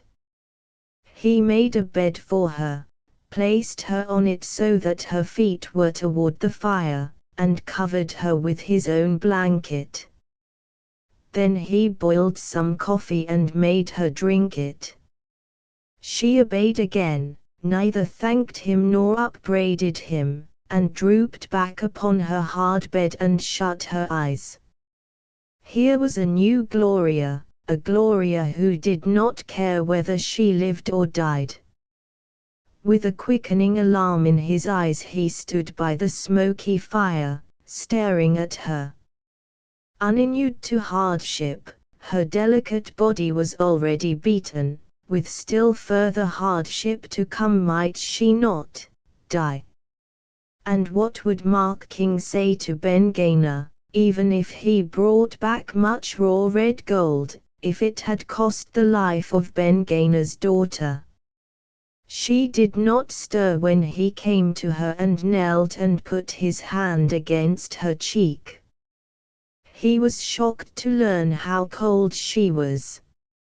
Lightly he set his fingers against her softly pulsing throat. It was cold, like ice.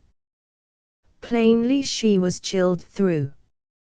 As he began unlacing her boots, a curiously bitter thought came to him.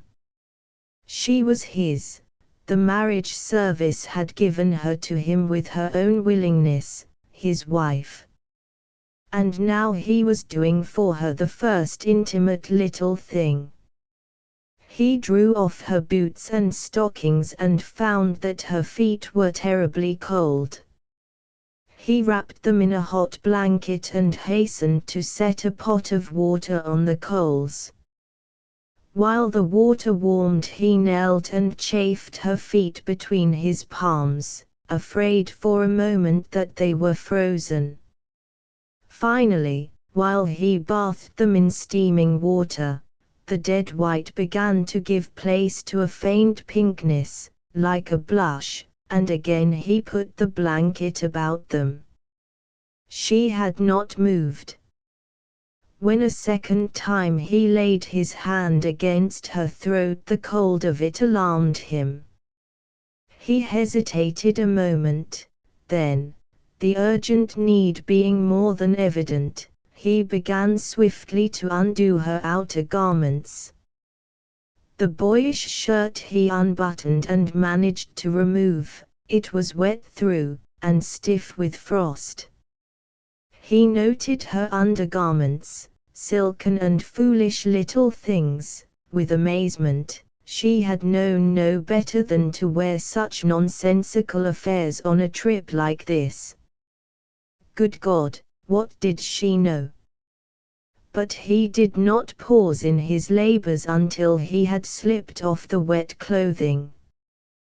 Then he wrapped her in another warm blanket and placed her on her bed, her feet still to the blaze. All of the time she had seemed, and probably was, hardly conscious. Now only she opened her eyes. "I can't have you playing the fool and getting pneumonia," he growled at her. "We've got our hands full as it is. Don't you know enough to?"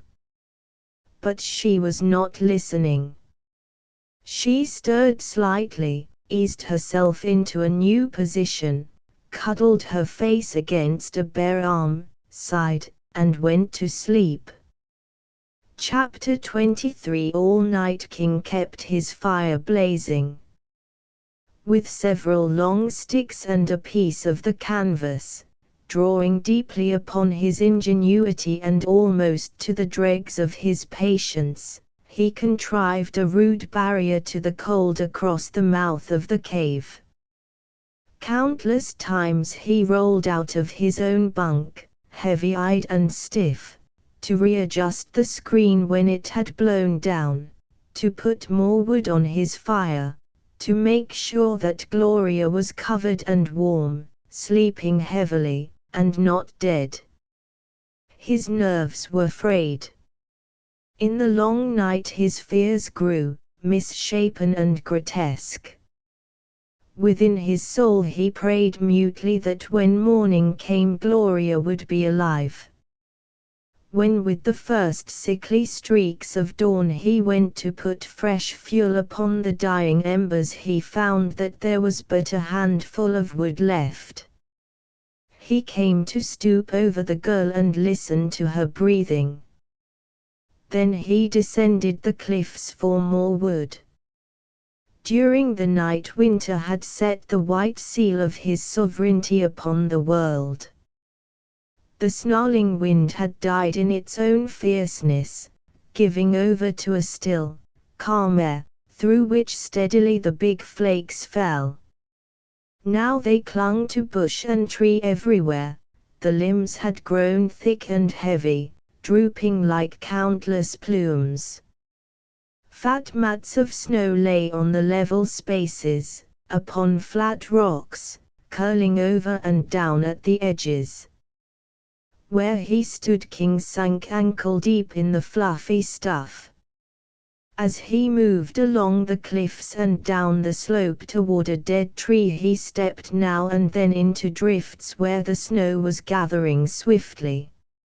As he looked up, seeking to penetrate the skies above him and judge their import, he saw only myriads of grey particles high up, swirling but slightly in some softly stirring air current, for the most part dropping, floating, falling almost vertically. Nowhere was there a hint or hope of cessation. The winter, a full 4 weeks early, had come. In the noose of his rope he dragged up the cliff much dead wood, riven from a fallen pine. Throughout the noise of his comings and goings the girl slept heavily. He got a big fire blazing without waking her and set about getting breakfast. While he waited for the coffee to boil he took careful stock of provisions. For 2 people there was enough for some 20 meals, food for about a week. Time to conserve the grease from the frying pan, to hoard the smallest bit of bacon rind.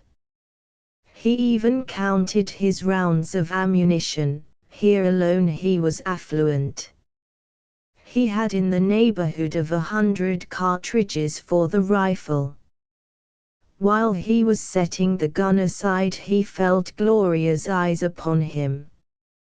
During the night and now, during this inventory, he had been granted both ample time and cause for his decision. He addressed her with prompt frankness. "Inside 15 minutes we've got to be on our way out. As we go we'll look for the horse. But, find it or not, we're going." She lay looking up at him thoughtfully. She had rested, she resented his coolly assumed mastery, she had not forgotten that there were other men nearby. But she merely said, by way of beginning, "The storm is over, then." "No.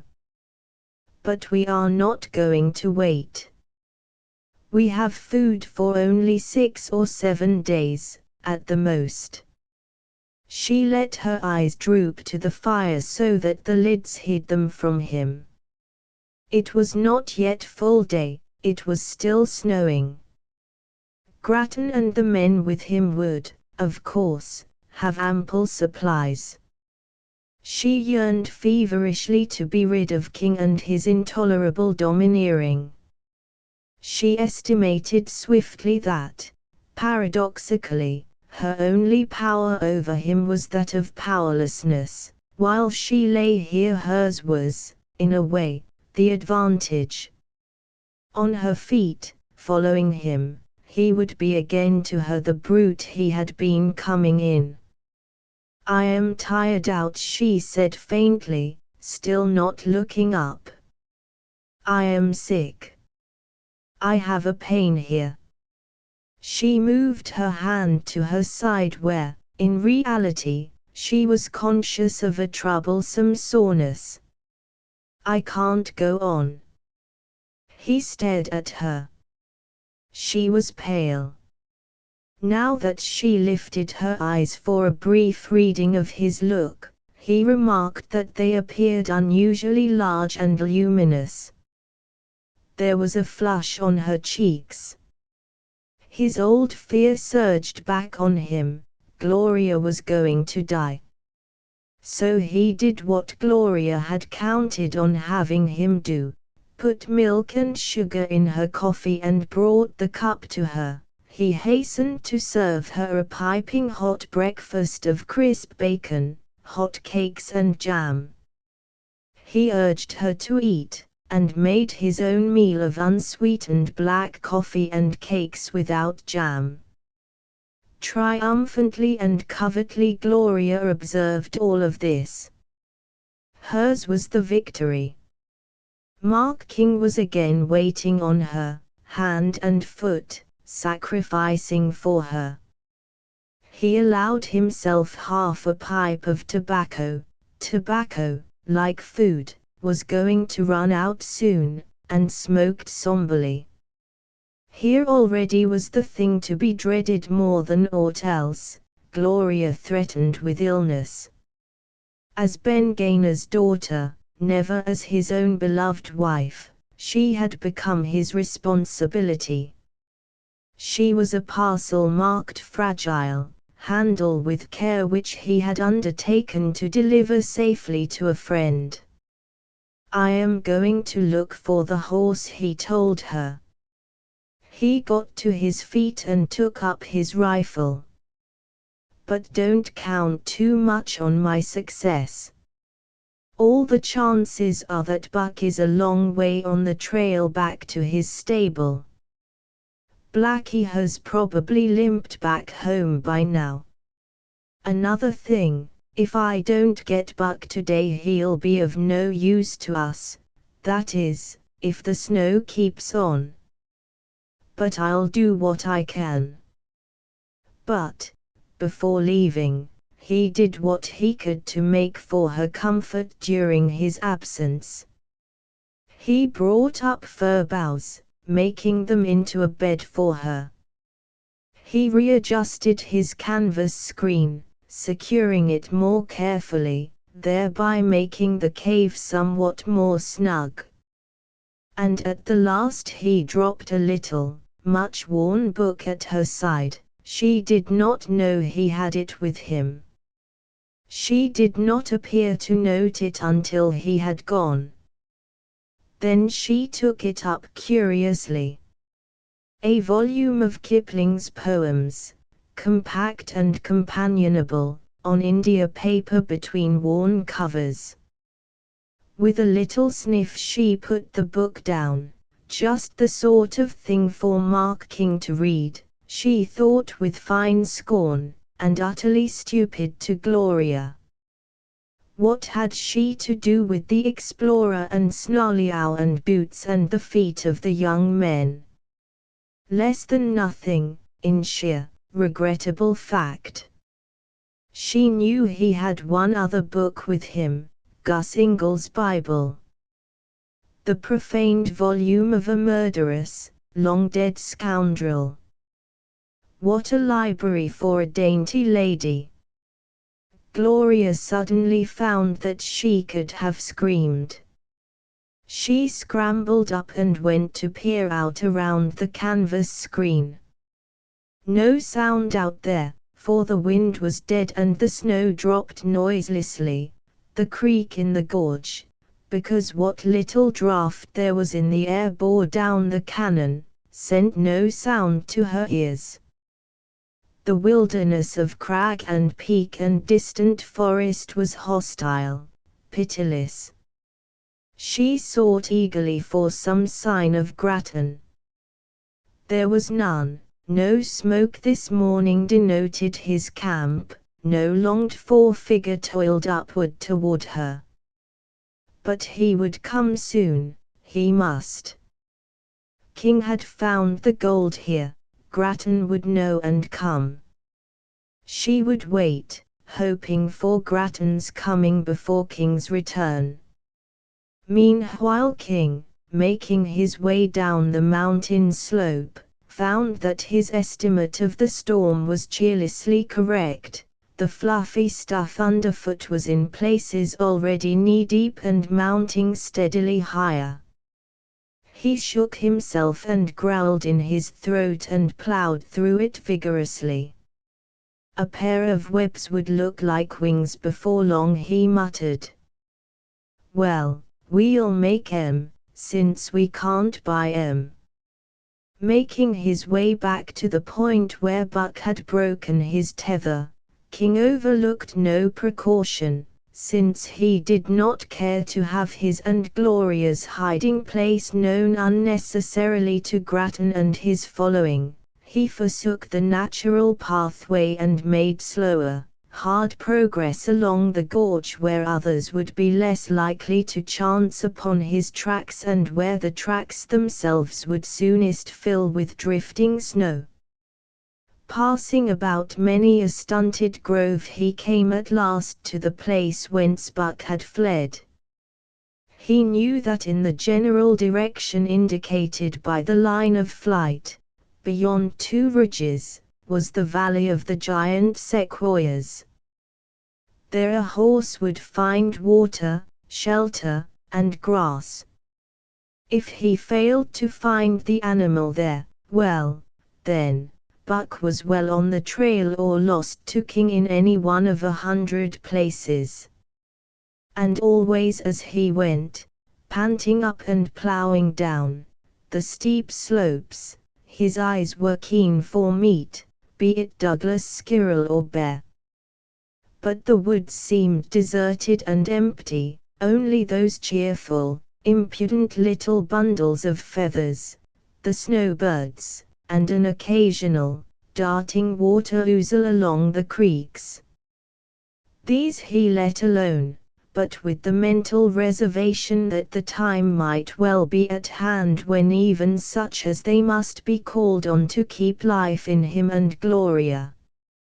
He had taken on a man-sized contract for his morning's work and drove his big body at it relentlessly. And he took his own sort of joy from it, the joy of a fight against odds, the joy of action in the open. His body was wet with sweat, but neither his ardor nor optimism were dampened. His foot came perilously near frostbite after he slipped into the hidden water of a small stream, but he considered the accident but a part of the day's work. So, prepared by common sense for disappointment, he looked hopefully to finding the horse. And as he pushed on he pondered other likely spots to seek this afternoon or tomorrow if he did not find the animal in the sequoias. When at last he came to the grove of big trees he was among old friends. But he knew almost as soon as he reached them that they had no word for him today. On his wedding morning he had planned how he would bring Gloria here, taking it for granted, in his blind infatuation, that they would mean to her what they had meant to him. Now he passed swiftly like a noiseless shadow between the gigantic boles. He did not lift his head to look at old Vulcan's lightning-blasted crest, 200 feet in air, all but lost up there in the falling snow. He gave no thought to the thousands of years which were Majesty's and Thor's. He went with his eyes on the ground, seeking tracks of a horse. And as he had more than half expected, he found nothing. The magnificent vistas, carpeted in snow, gave him no view of anything but snow. Later he must cudgel his brains and seek elsewhere. Now, with other work to be done, he should go back the shortest, quickest way. So he set his feet into the trail which they had made, and turned his back upon the grove. Where he crossed streams he took stock of pools. There were trout there if a man could take them. This was another matter to see about. Oh, he would be busy enough. And yet he did not loiter, and stopped only briefly and infrequently to rest. Before returning to Gloria, King meant to look in on Brody's camp, if only from a distance. As matters stood now there was no telling what bearing Grattan's and Brody's actions might have later upon his own affairs. It would be well to note if the men were preparing to fight the storm out or to pack up and leave rather than take prolonged chances with the season. So, a mile below his own camp, he slipped into a grove of firs and made his unseen way toward the fringe whence he counted upon seeing what they were about. He was still moving on slowly and had had no glimpse of the men when he heard them. He stopped abruptly and listened. They were down there, against the cannon wall.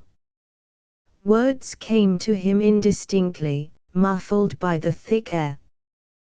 The tones of the voices were unmistakable. 3 voices there were, each with its own peculiarity, none of them Grattan's. First a big, booming voice, then a sharp, staccato quick voice, thereafter a high-pitched, querulous utterance, nervous and irritable. Disagreement, if not out-and-out quarrel, had already come to camp. King moved a few paces nearer, pushed aside a low branch from which the snow dropped with little thuds, and saw the men. There were 4 of them in an excited group, and slightly drawn apart, one hand at his mouth, was Grattan. The 4 paid no attention to him, but formed a group exclusively self-centered.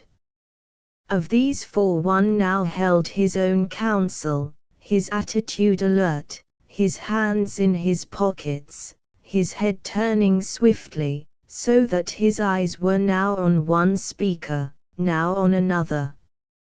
Across the brief distance King could see the puffs of smoke from the pipe in his teeth. The man wore a red handkerchief knotted about his throat. Its color was as bright as fresh spilled blood. Swain Brodie. Now and then as a voice was lifted King caught a word, repeated several times he heard the word bacon. Here, doubtless, was the matter under discussion.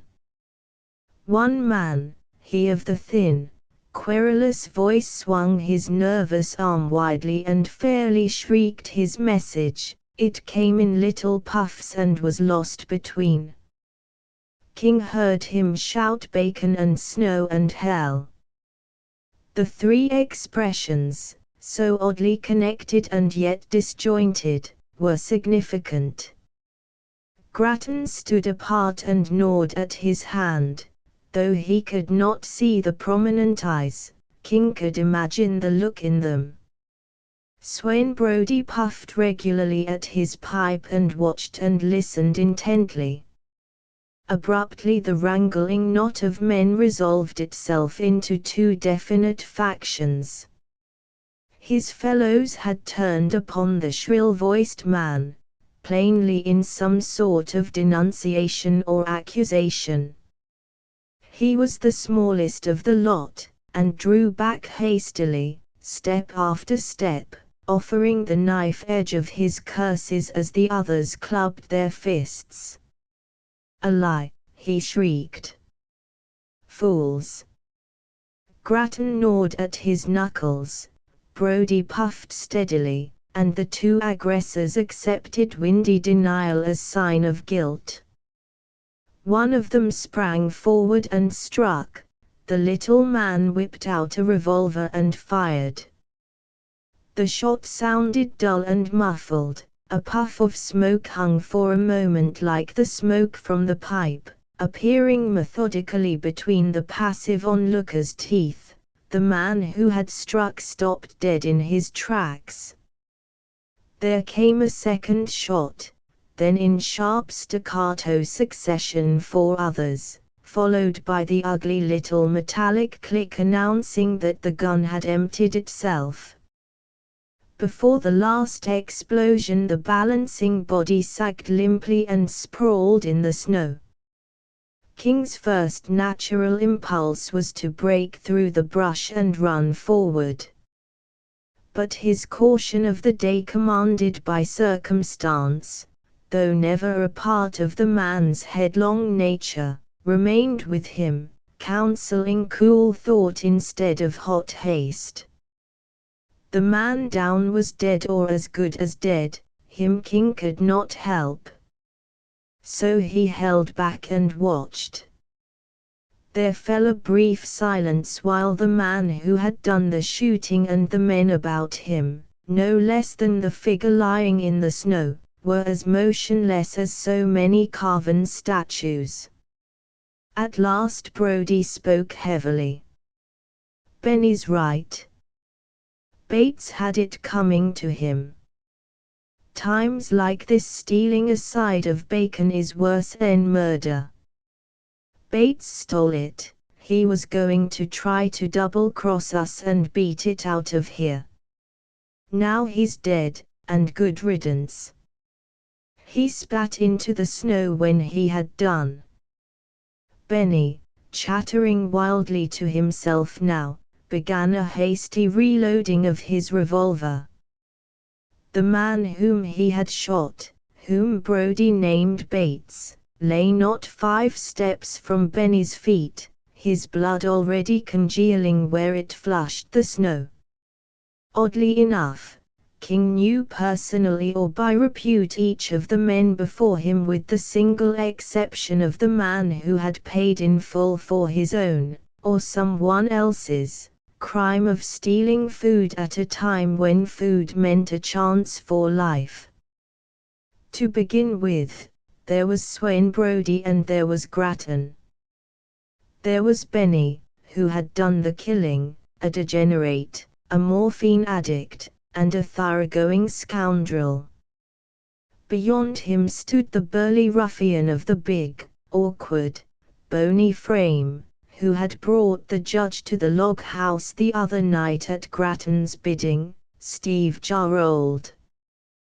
Through the trees, coming up now, were 2 more of the ill-featured party, a squat Italian, and just at his heels a ragged scarecrow of a man named Braille. It was Braille who came close enough to stoop over the fallen man. "Dead, ain't he?" queried Benny, half coughing over his words. His fellows had drawn closer so that they stood in a ring about the body. One man alone held apart. Grattan's eyes were wild, void of purpose. The dead, chalky white of his face turned a sickly greenish tinge. After a little, while no one paid any attention to him, he began a slow withdrawal, moving jerkily step by step, his dragging heels making long furrows in the snow. Then King, too, began to draw back, slipping quietly and swiftly through the screen of tree and bush, stepping in the tracks he had made coming hither, praying suddenly for further fast-falling snow to hide or obliterate the trail he had made. And for the moment he was not thinking of the gold which they, too, sought, and which he had meant to snatch away from under their noses. He thought only of Gloria. If that crowd, in its present temper, found the way to his camp, if, in one way or another, Gloria fell into their hands, then could she thank God for a clean bullet and a swift end of things. Chapter 6. The mere fact of being absolutely alone from midday to dark would have been for Gloria an experience at any time and in any environment. Of her friends in the city there were many who had never in a lifetime known what it was to spend half a dozen consecutive daytime, waking hours in perfect solitude, catching not so much as a fleeting glimpse of a servant, a policeman, a nurse, or a streetcar conductor in the echoing street. Solitude rendered repulseless by an absence of any familiar sound, neither the whisk of a maid's broom, the clang of a telephone bell, the buzz of motors, or the slamming of doors. At those intervals when King thought of her, it was to realize that she might quite naturally find discomfort in her bleak surroundings. Being denied coal grate and upholstered chair, it did not suggest itself to him that the chief discomfort would be a spirit-crushing, terrifying loneliness. She told herself, when he had gone, that she was glad to be alone. 5 minutes later she began to stir restlessly, another 5 minutes and already she was listening for his return. Never once during the day was there a sudden or unexpected sound, whether the snapping of a burning faggot or the scratching against the rock of a log rolling apart, or the flap of her canvas, that she did not look expectantly toward the rude door through which she thought to see him returning. Once that her restlessness came upon her, she could not remain quiet. She drew on her boots and walked up and down, casting fearsome glances toward the darkest portion of the cavern, shunning it, keeping the fire between it and herself. When she peered out across the desolate world, she drew back from its bleak menace, shuddering, returning to crouch miserably by her fire, shut in between two frightful things: the black unknown of the bowels of the cave, the white horror of the brutal, insensate wilderness. And, in her almost hysterical emotional frenzy, she saw back of each of them the man, Mark King, as though they were but the expressions of his own brutality. After an hour she felt that she would go mad unless she found something to hold her mind back from those hideous channels into which it slipped so readily. She snatched up the book which King had left with her, and forced herself to read. Pages eluded her, but here and there single lines or words caught her attention as a thorny copse catches and plucks the garments of one going blindly through it. So she was arrested by the line, in simpleness and gentleness and honor and clean mirth. And this was one of the times when she threw the book down and got up and walked back and forth impatiently. It was almost as though King had left the wretched volume behind to be his spokesman in his absence. She told herself angrily that he was not like that, had never been like that. He was a mere brute of a man, not such as fought and sailed and ruled and loved and made our world. He was, rather, unthinkably crude and boorish and detestable. But, rebelling at utter loneliness, she was forced again and again to the only companion at hand. She read The Explorer, fascinated in a shivery, uncanny way by the first line, as though a ghostly voice were whispering to her from the black corners of the cave, "There's no sense in going further, it's the edge of cultivation." And later, I faced the sheer main ranges, whipping up and leading down. Others than she had gone into the last solitudes. Others who had joyed in it and sung of it. It was as though the dead shades of those others squatted at the edges of her fire and mocked at her. Then she could fancy that it was King himself jeering, and that he cried, "Then he chose me for his whisper, and I've found it, and it's yours." She snapped the book shut. Later she opened it to the tale of Tomlinson. She did not entirely grasp it, but she could not entirely miss what it said. She hurried on, she wondered vaguely at the call of the red gods. Here again, seeking distraction, she was whipped back to reality. There were the lines, staring at her, as though King had rewritten Kipling, "Who hath smelled wood smoke at twilight? Who hath heard the birch log burning? Who is quick to read the noises of the night?" And the answer was, Mark King. Even now it was a torturous twilight in the cave, even now she smelled wood smoke, even now she was like one starting at the noises of the night. Man stuff, she thought contemptuously. She had heard such an expression used in connection with the verses of this uncouth scribe.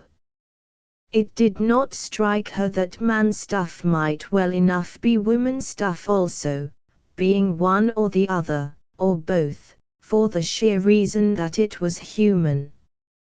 She chose to consider it merely the sort of coarse food for male mental digestion.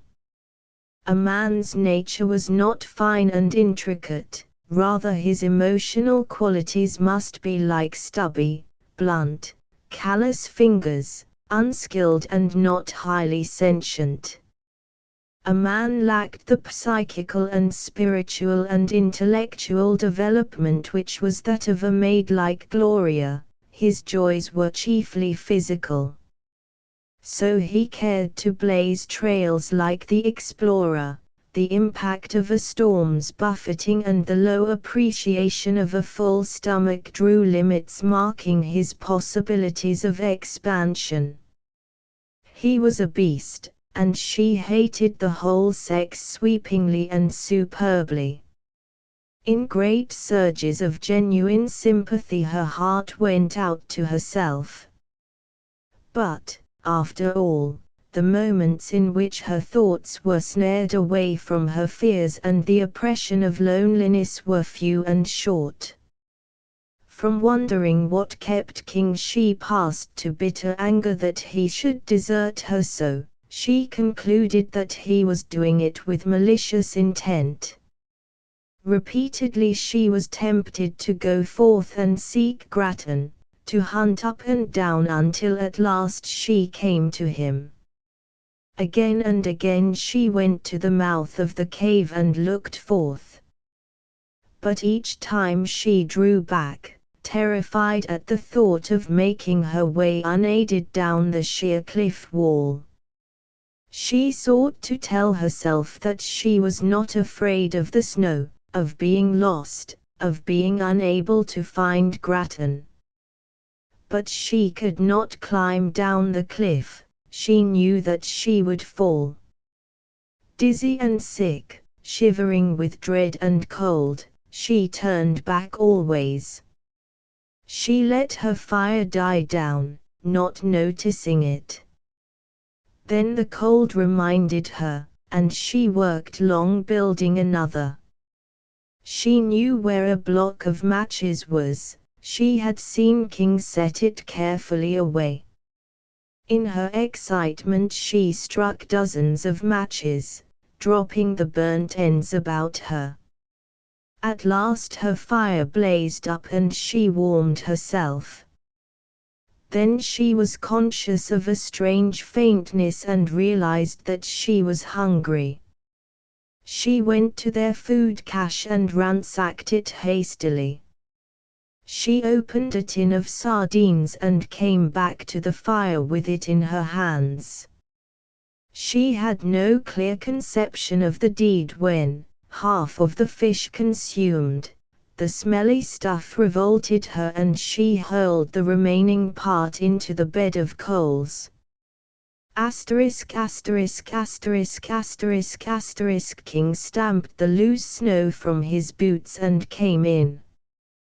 Gloria stood confronting him, tense, rigid, white-faced, her hands stiff at her sides.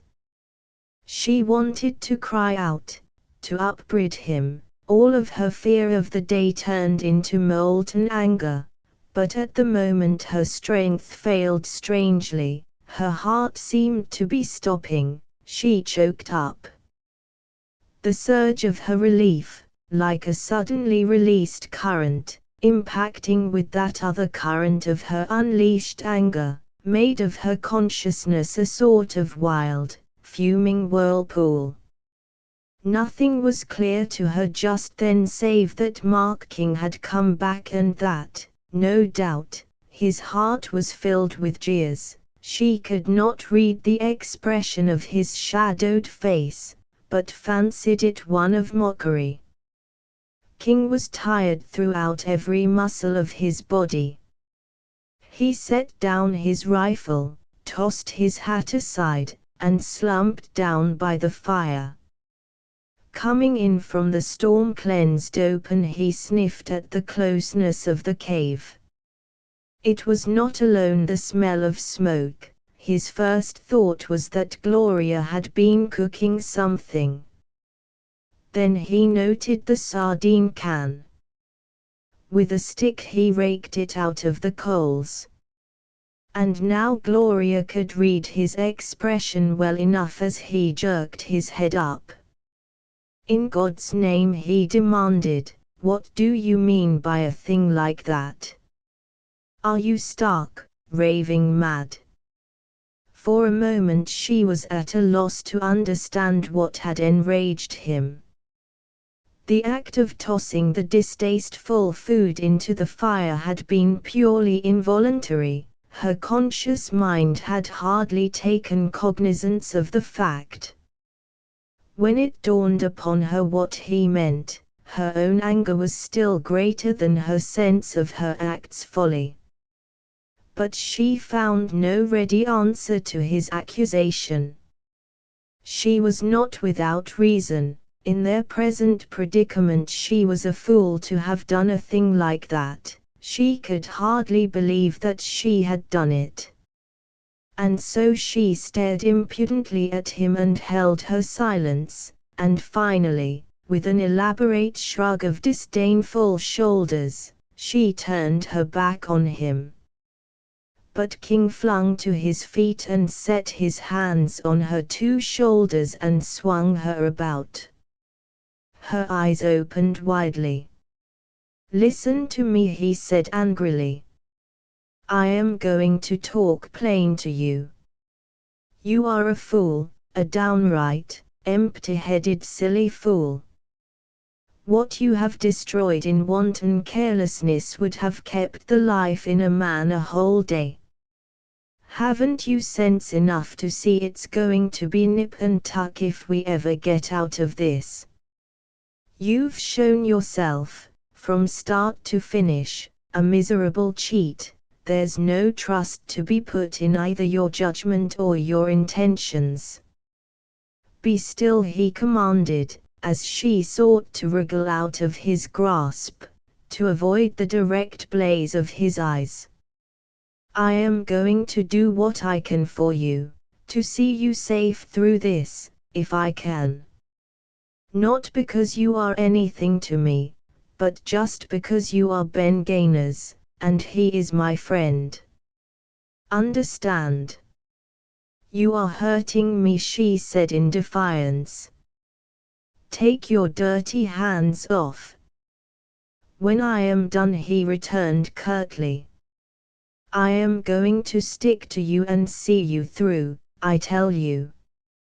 But I am not going to have you throw all of our chances away by dumping grub into the fire.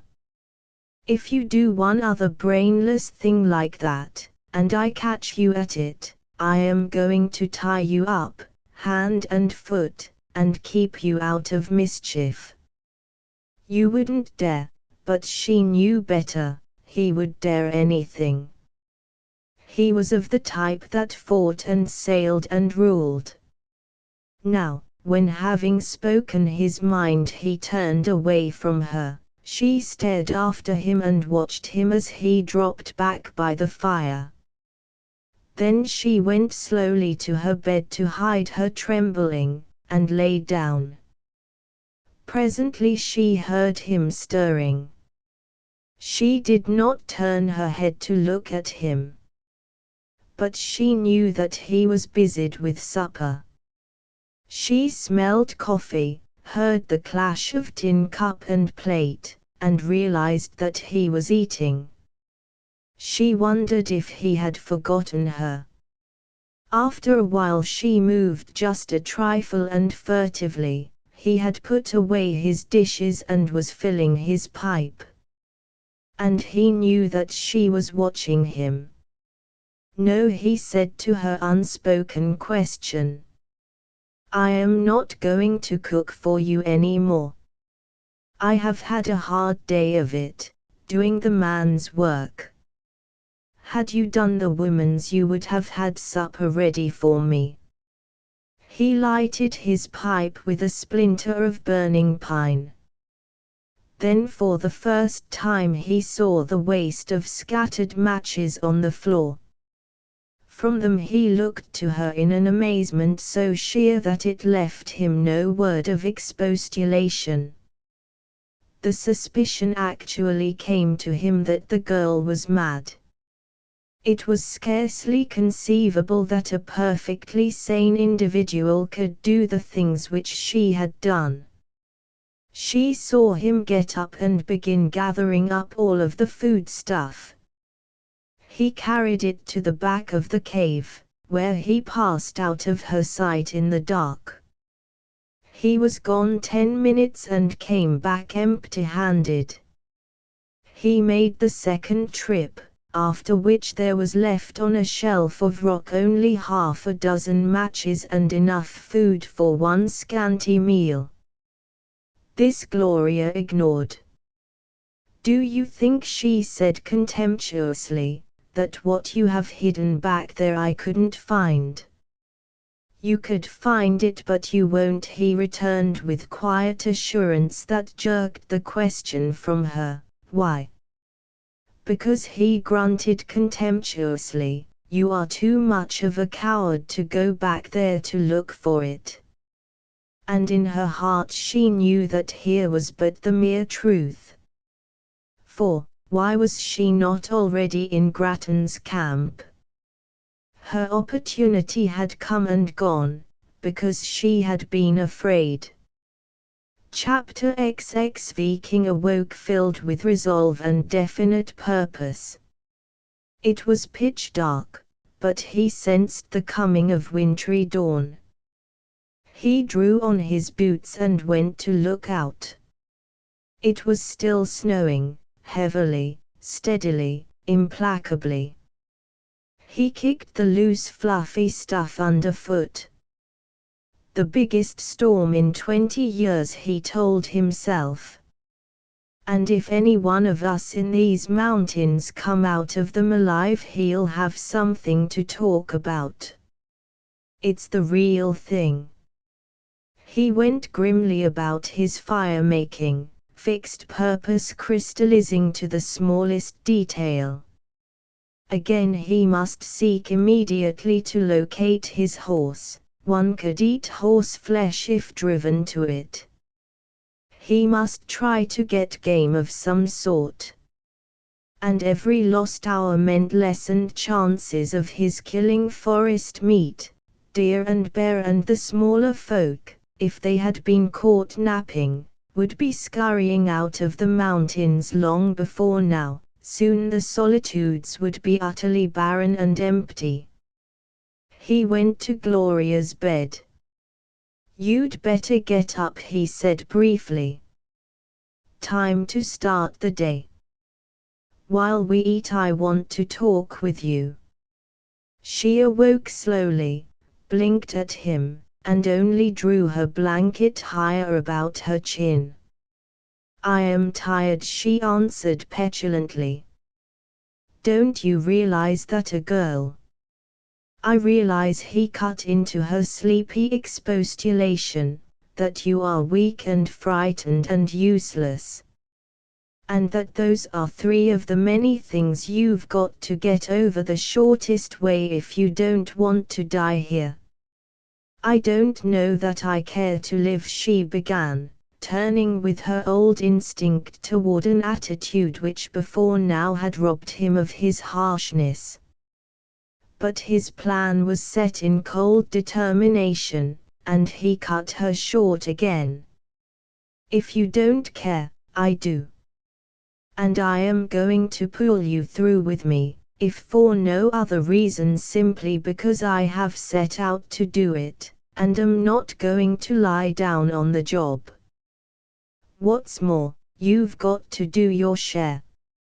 I have built the fire, will you get up?" "No," she flashed out at him, thoroughly awake now. "I won't."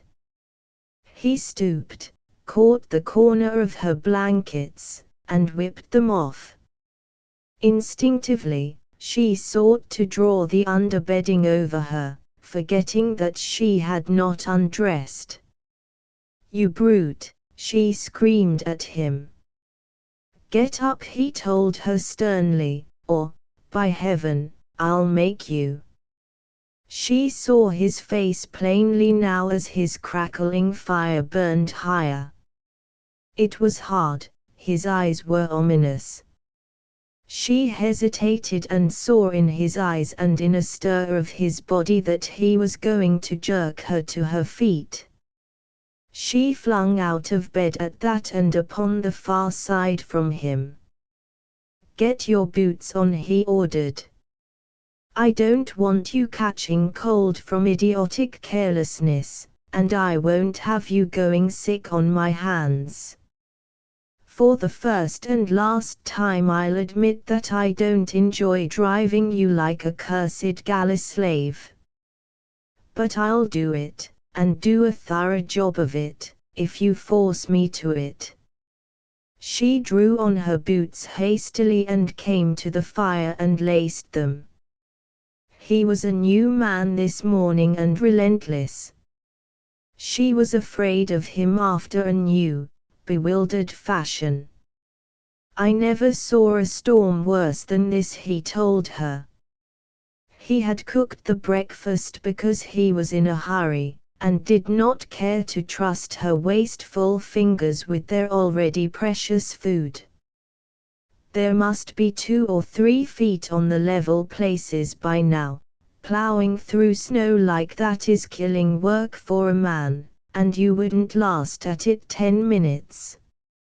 He had no intention of speaking contemptuously. She knew that his thought was not trifling with such matters as her feelings. He was merely indulging in plain talk. "We have enough food for a few days. After that, if we stuck on here and did not find more somehow, we'd die like dogs. Therefore we are going to get ready to beat it out the first chance we get. But if I wouldn't last 10 minutes, as you so elegantly put it. Not as you are, not as the snow is. But I'm hoping that before it's too late we'll get clear weather, a sun, a thaw, and freezing nights. Then we could tackle it on the crust. And your job now is to get yourself ready for that one chance." Her anger at the indignity already done her whipped out the sarcasm.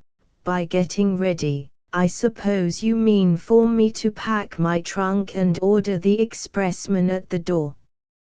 He looked at her with a long, impersonal stare which bewildered her. She was at utter loss to read its meaning until he spoke. "You are to pack what endurance you've got into your muscles. You are to make up your mind to call up all of the grit that's in you. You'll need both. And you are to quit lying around and getting weaker every day. You've got little enough time to harden yourself, so you are going to take on the job right now." She gasped, incredulous. He nodded sternly. "Gloria," he said tersely, "I am going to do all that I can for both of us. You are going to do all that you can. That is final." She bit her lips and gave him her scornful silence. The blood was red and hot in her cheeks. She ignored him when he called crisply that breakfast was ready. There were limits to her obedience, she thought rebelliously. To be told do this, do that, to arise when this man's body was rested, to eat when his stomach was empty, was intolerable. King looked at her and had the understanding to grasp something of her thought. So he explained, "I want you to come outside with me. You'll find it hard work. It would be a first-rate idea if you'd fortify your strength by the little bit of nourishment which we can afford to take. No. Well, I'm sorry. Here. He offered her the pieces of a sack he had cut in two for her. Tie those about your feet to keep them from freezing. When I want your advice, I'll ask for it, she retorted icily. Very well, he answered. And I can't make you eat if you don't want to. After all, perhaps you are not hungry. He set aside her portion. You'll have the appetite for that when we get back. She had the appetite now. But she would prefer to starve, she honestly thought at the moment, than eat when he told her to eat. Now he finished in silence. She saw him glance at his watch.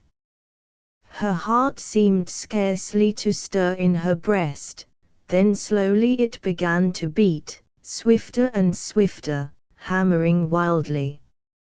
He had said that she was going out with him. What he promised to do, she realized again, he would do, if it were humanly possible. She wanted to run anywhere, just to be lost to him. And yet she stood stock still and rigid, while her heart hastened and leaped and her mind sought to grasp the thing to do. She must go with him, do what he told her like a slave, as he had said, or he would make her. Her reason said directly, you will go without a word. And yet, when he arose to his feet and knocked his pipe out and looked at her, her reason fled before the flood of the passionate willfulness of the old Gloria, and she cried shrilly, I won't. I won't. I am not your slave and I am not going to jump at your bidding. You can't make me, you shan't make me. I won't. He had hoped for better than this.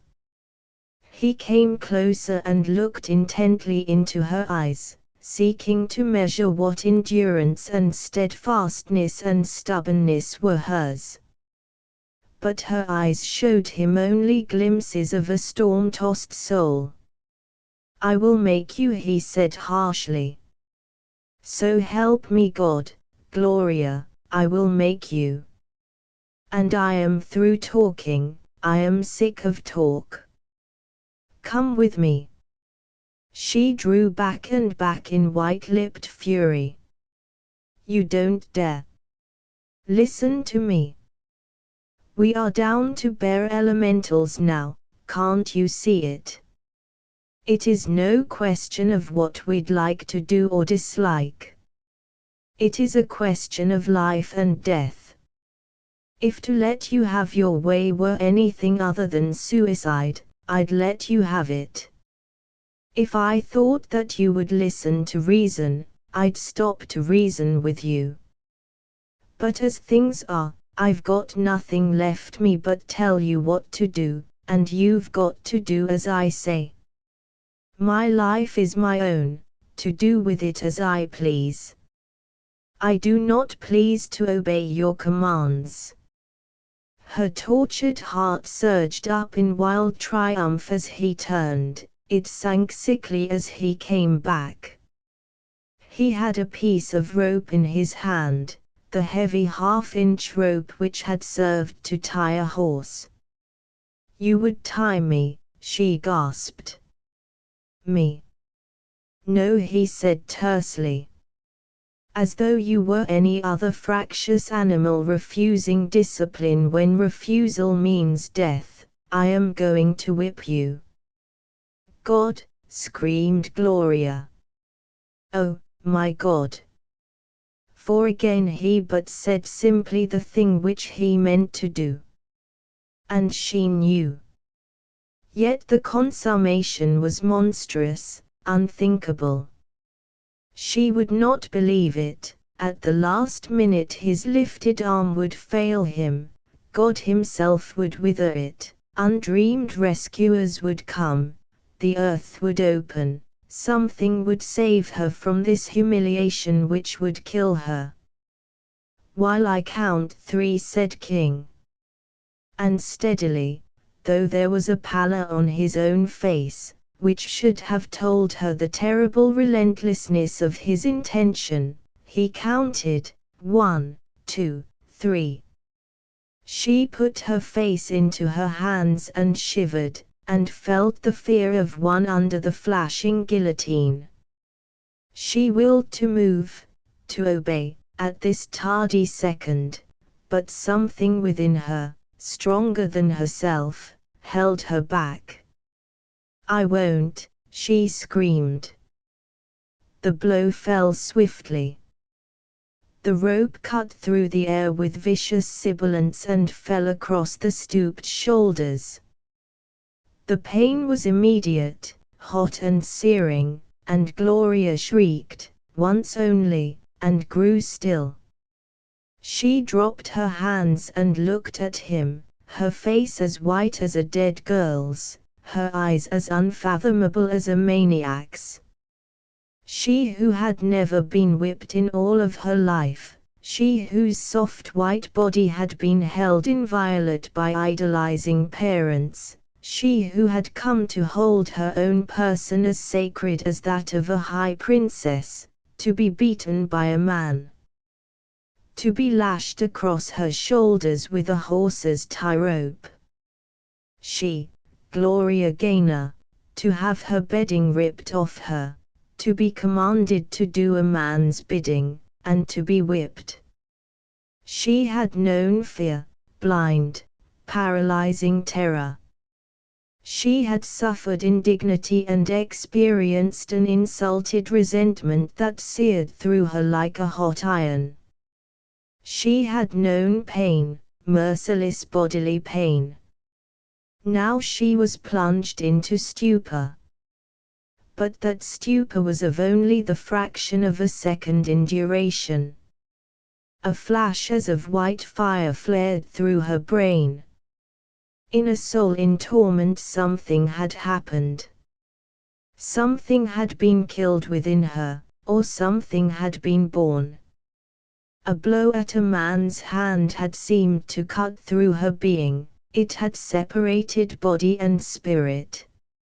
She was conscious of the body as though she stood apart and looked down at it. He could beat that, he was stronger.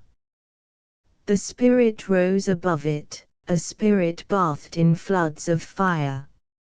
She was in the sudden fierce grip of such anger as kills, of such defiance as suffers death and does not yield.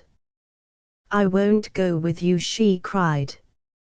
"You may beat me, you may kill me if you like, unthinkable brute that you are. I will not follow you now, I will never follow one step ever. I have listened to you, now listen to me. I would rather die than be brought to safety by you. If I cannot find the way home without your help, I do not want ever to get home. I am not afraid of you or your rope. I had rather feel a clean rope across my shoulders until they were bloody than your vile hand on mine."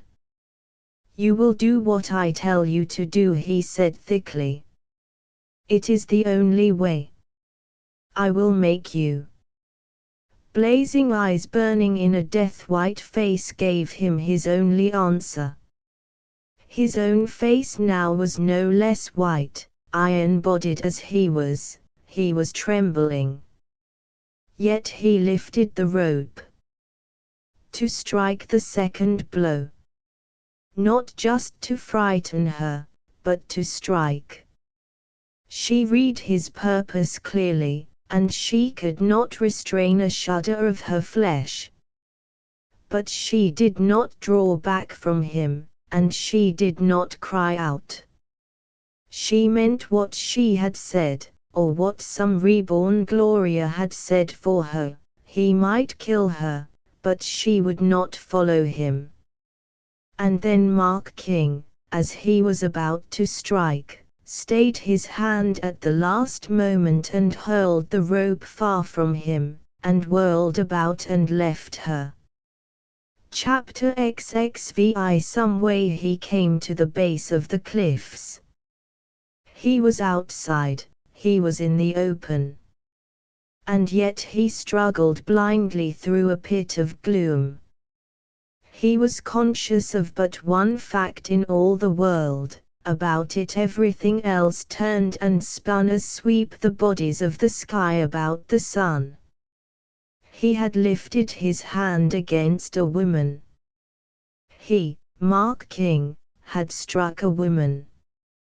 He had struck Gloria. His friend's daughter, Ben's daughter. He had struck her. What had come over him? Had he gone mad? Stark, staring, raving mad. He knew all along that his nerves were on edge, raw and quivering. But no jangling nerves explained a thing like that. He, who had held himself a man, had struck a woman, a girl. A little, defenseless girl. My God, he groaned. He stumbled on. He did not know where he was going or why. He ran his hand across his eyes again and again. He didn't know why he did that. One couldn't thus wipe out a vision which persisted in his brain. He'd see her as she stood there every day and night until he died. In a sweeping revulsion of feeling he saw himself all that she had named him, a great, hulking brute. All along he had been brutal with her, he should have made due allowances, he should have been patient. He had plunged her into an existence of which she had no foreknowledge. He had looked to her for the sober sanity of maturity when he should have remembered how young she was, how little of real life she knew, how she had been driven to desperation by circumstances which crushed her, how she had gone sleepless, living on her nerves. He had held her weak and worthless and without spirit or character. And now he could only see her standing up before him, white but valiant, defying him, unafraid, welcoming death rather than yield to him. He would have given 10 years off the span of his life to have the deed of one mad moment wiped clean. It was a long time before consecutive thought returned to him. And it brought him only increased bitterness. Gloria had said that she would die here rather than have him lead her to safety. Well, he did not blame her for that. Rather, he told himself grimly, he honored her for it. And yet, now more than ever, his and his alone was the responsibility of seeing that she went clear of this wretched existence into which he had stubbornly led her. He could not take her away against her will, he could not pick her up in his arms and carry her over a 2 or 3 days' journey. Nor could he entrust her to the only other human beings who were near enough for her to go to. What could he do? She would perish without help, hence he must help her. But how? There was but one possible answer, and in due course of time he came to see it clearly. He must leave her, get back the shortest, quickest way to civilization, and send other men, trustworthy men, in for her. It could be done even though the storm continued. He could get a dog team, Alaskan Huskies, to be had in Truckee, he could load sledges with provisions, he could put the right man in charge and then lead the way.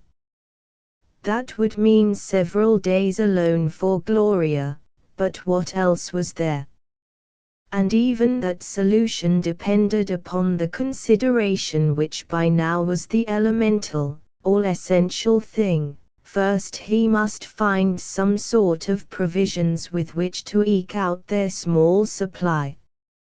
There was not enough in camp to sustain him while he battled with the storm for a way out and to sustain strength in her while she waited. He must first replenish the larder, otherwise they died. He must get fish in plenty or a bear or a deer. He looked at the grey, ominous sky, at the piling snow, and the chill of the wilderness struck to his heart. But at last his eyes grew hard again with determination. In a distressed mental condition in which the only solid ground beneath him was his determination to do to the uttermost that lay within him for Gloria, he broke into mutterings, voicing aloud fragments of speech, forcing himself toward steadiness of forward-driving purpose. I've got to leave her. She won't go with me. That means I've got to leave with her every scrap of food we have between us. I can go 2 days without eating. I can. A man, if he's half a man, can finish his work before he buckles under. Her one danger is Brody. Otherwise she would be safe enough for 4 or 5 days. She's got to stick close to the cave, she must not dare to set foot outside. But that's not enough, they might come to the cave. The way in is not over wide, would they see it from below? They don't know where it is or they would have done as I did, they would have come to it for shelter. No, they don't know of it. Can I close up the entrance, somehow, so that they won't find it? There are loose rocks in there. If they do come this way, up the gorge, it will be hard for them to see it from below. Even if they should find it, I can show her where to hide. Way in the back. There's a place there. I can get out in 2 days, back in 2 days. Somehow. Allow 5 days to cover accidents. 5 days, she can stick it out 5 days. If I don't take a scrap of her food away from her. Oh, I can make it, it is up to me to make it. I'll get a fish sooner or later, or a rabbit. A man can eat his boots. Asterisk asterisk asterisk asterisk asterisk. After a long time he went back to the cave. He knew now just what he would do, since it had become clear to him that there was but one thing to be done. Gloria faced him as he came in, she marked how he walked, like a very tired man. Her head was up, there were spots of color in her cheeks, in her eyes was a new look. She had found herself. Or she was finding herself. Her spirit had risen undaunted in a crisis, in a clash of wills. Hers had not gone down before his. Rather it had been hers that had triumphed. She might know fear again, but the time was past and dead when she would bow meekly before a man's bidding. So she told herself, while with head erect she awaited his speech. He began, saying very simply what he had decided must be said. He did not swerve for the useless words "I am sorry." He knew that she did not expect them, would not answer them. What he had done was monstrous and unpardonable, hence a man would not ask pardon. By his own act they were set as far apart as two beings inhabiting two widely separate worlds. It remained for him merely to instruct her concerning what she must do, then to find the way to bring her back safely to her father. Thereafter, there the haze crept in again. He would go away, far from the Sierra, far from California, to some corner of the world where no man who had ever known Mark King would see him again. At that moment he could have died very gladly, just to know that she was once more among her own people, and that so far as he was concerned life was a game played out and ended. Now that he spoke again, his voice was no longer harsh and stern, but gentle rather. Gentle after a steady and matter-of-fact fashion that was infinitely aloof. He could not know how impersonal his utterance sounded in her ears, since he did not fully realize how at the moment he held himself less an individual addressing another than as the mouthpiece of fate. The first thing in the morning he told her, "I am going over the ridge and to the headwaters of the other fork. I have been thinking of that country a good deal. It's a little far and hard going and I'll burn up a lot of fuel making the trip, but I've got a hunch a bear's in there. The one that stampeded Buck may have circled around that way. And I'm going to play every hunch I get, good and strong. It will probably be dark before I get back." She thought that he had finished. But presently, in the same strangely quiet voice, he continued, "I may even be gone all night. If I am, it will be because I am playing the last card. You have said that you would rather be dead than go with me. I believe you meant that." Again he paused. Gloria did not again lift her eyes from the fire, did not speak. King sighed and did not know that he had done so. "If I don't get back tomorrow night it will be because I am trying to break through to civilization. I'll outfit a party and send them in for you. I'll get through some way in 2 days. I'll get help back to you in another 2 or 3 at latest. You have food here to keep you alive a week, if you spin it out." Long before he had gotten to the end of his slow speech her heart was beating wildly. The old fear surged back on her, crushing her. To be left here alone 4 or 5 days, and nights. It was unendurable. She would be dead. "You have your choice," he went on, his voice grown still more gentle. "If you will let me help you." But, even while in the silence that followed she heard the rapid beating of her own heart, something stronger, more stubborn, than the Gloria of another day kept her silent. And still he had not finished. "Before I go I am going to do all that I can to wall up the mouth of the cave. It will make it warmer in here and there will be less danger of anyone finding the place. You threatened once to go to those other men. No matter what happens, you must not do that. You don't quite understand what some men are. These happen to be the worst of a bad crowd that ever got into these mountains. They respect neither God nor man, nor woman. They are in an ugly mood.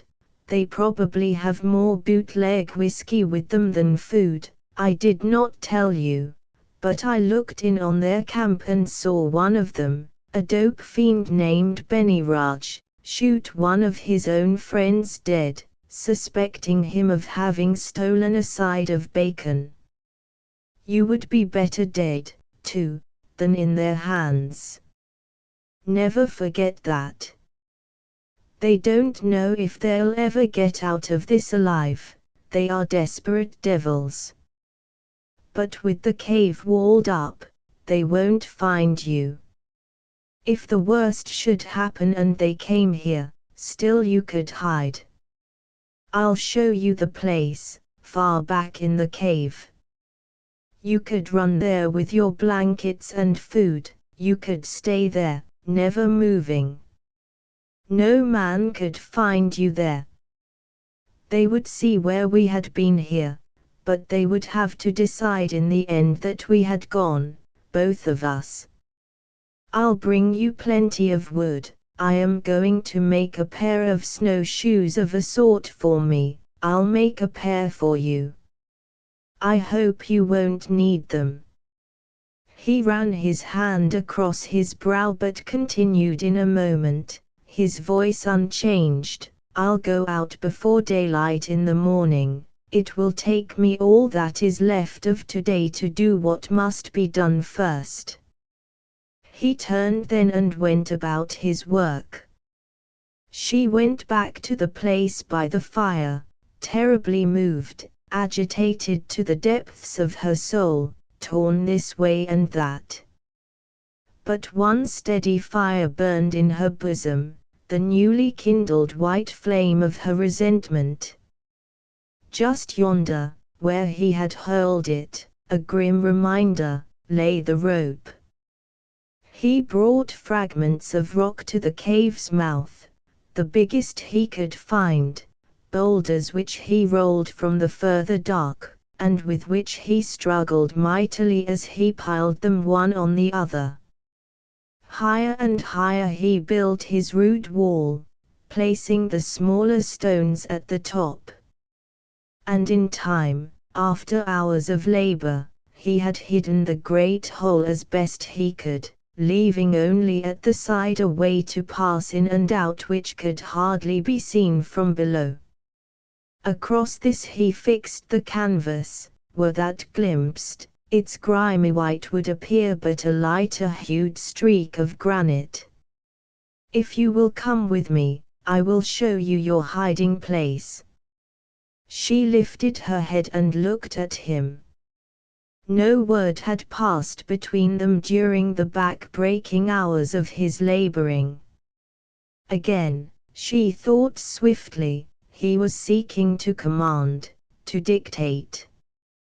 Doubtless, in the end she would have arisen and gone with him, since to refuse were madness. But he had not waited. He had gone alone into the depths of the cavern. She heard his slow, measured steps receding, she heard them again, slow and measured, as he came back. It's only about 30 paces, straight back he was saying. My steps, remember, but shortened so that it would be about the same for you. Say 35. There I have made a little pile of rocks. You can't miss it. That marks the place, just at the side of the rock pile. That's where I found the gold. There is a blind cave back there, just under this one. There's only a small entrance to it, straight down, a ragged hole in the floor, hardly more than big enough for a man to drop down through. I had it hidden by dragging a boulder over it. Now I have shoved the boulder just far enough to one side to let you go through. Also, I have set bits of stone under its outside edge so that it is fairly balanced. If you go through, a quick tug at it will topple it over to cover the hole again. There's air down there, that comes up from below. And it's a better place to be than here, if anyone should come. She shuddered. But he had not seen. There remained much to do and the hours fled so swiftly. He set to work making the clumsy snowshoes. He imitated a crude native shoe he had once seen in Alaska. He bent willow wands he had brought from along the edge of the stream, whipping them about with narrow strips of canvas, binding other wands crosswise, making, also of canvas strips, a sort of stirrup for each foot. The last of the week daylight passed and died gloomily, and he was still at his task, bending now by his fire, working on with infinite care. The sticks, brittle with the cold weather, broke under his strong fingers. Patiently he inserted others or strengthened the cracking pieces with string. His face, ruddy in the firelight, was impassive. Gloria, looking at him, saw no mere man but a senseless thing of machine levers and steel coils, something tireless and hard and as determined as fate itself. They had made their scanty suppers. After it both were hungry. They had been hungry thus for 4 days. There remained coffee and sugar enough for another half-dozen meager meals. Here the affluence ended. The bacon was down to a piece of fat 2 inches thick and 7 inches long. There was bacon grease a couple of inches deep in a tomato can. There was a teacup of flour. There was 1 small tin of sardines and a smaller one of deviled meat. Today they were hungry, tomorrow they would be a great deal hungrier, the next day they would begin to starve. King got up and went out, down the cliffs in the dark, for a last load of wood. When he came back she was lying on her bed, her face from the light. He stood a moment looking at her. Then for the last time he spoke to her. If I am long gone, you understand why. It would be best to save food all you can, not to stir about much, since exercise means burning up more strength, which must be renewed and by still more food. There is not a chance in 1,000 now that those men will find this place. If they do, there is not a chance in another 1,000 that they will find the middle cave. You will be safe enough.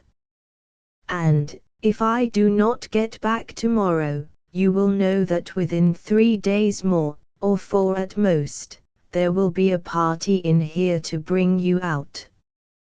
Chapter XXVI. Gloria awoke with a start. She had not heard King go, yet she knew that she was alone in the cave. Alone. She sat up, clutching her blankets about her. Objects all around her were plunged into darkness, but where the canvas let in the morning she saw a patch of drear, chill light. Full morning. Then by now Mark King was far away.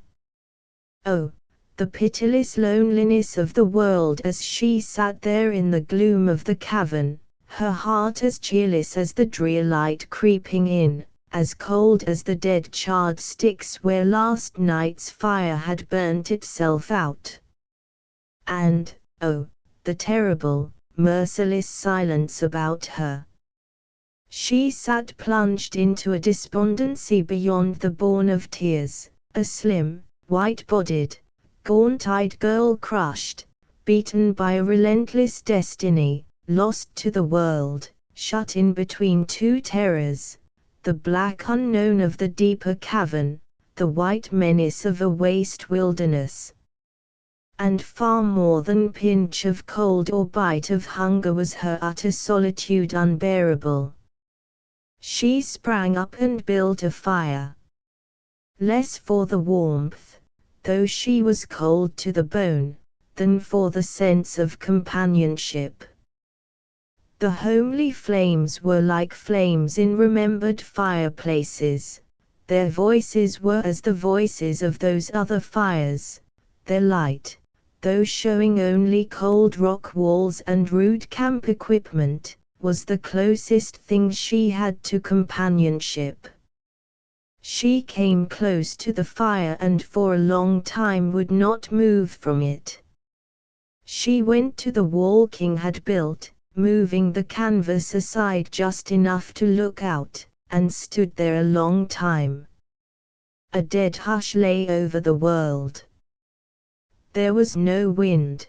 The snow in great unbroken, feathery crystals fell softly, thick in the sky, dropping ceaselessly and soundlessly. It clung to the limbs of trees, making of each branch a thick white arm, stilling the pine needles, binding them together in the sheath which forbade them to shiver and rustle. It lay in sludgy messes in the pools of the stream and curled over the edges of the steep banks and coated the boulders. It lay its white command for silence upon the racing water. A world dead white and dead still. That unbroken silence which exists nowhere else as it does in the wastes of snow and which lies upon the soul like a positive inhibition against the slightest human-made sound. No wind to stir a dry twig, no dry twig but was manacled and muffled, no dead leaves to rustle, since all dead leaves lay deeper than death under the snow. Gloria's sensation as she stood as still as the wilderness all about her and stared out across the ridges was that of one who had suddenly and without warning gone stone deaf. The stillness was so absolute that it seemed to crush the soul within her. She went back hastily to her fire, glad to hear the crackle of the flames, grateful to have the emptiness made somewhat less the yawning void by the small sound of a bit of wood rolling apart on the rock floor. She was hungry, but she had no heart for cooking.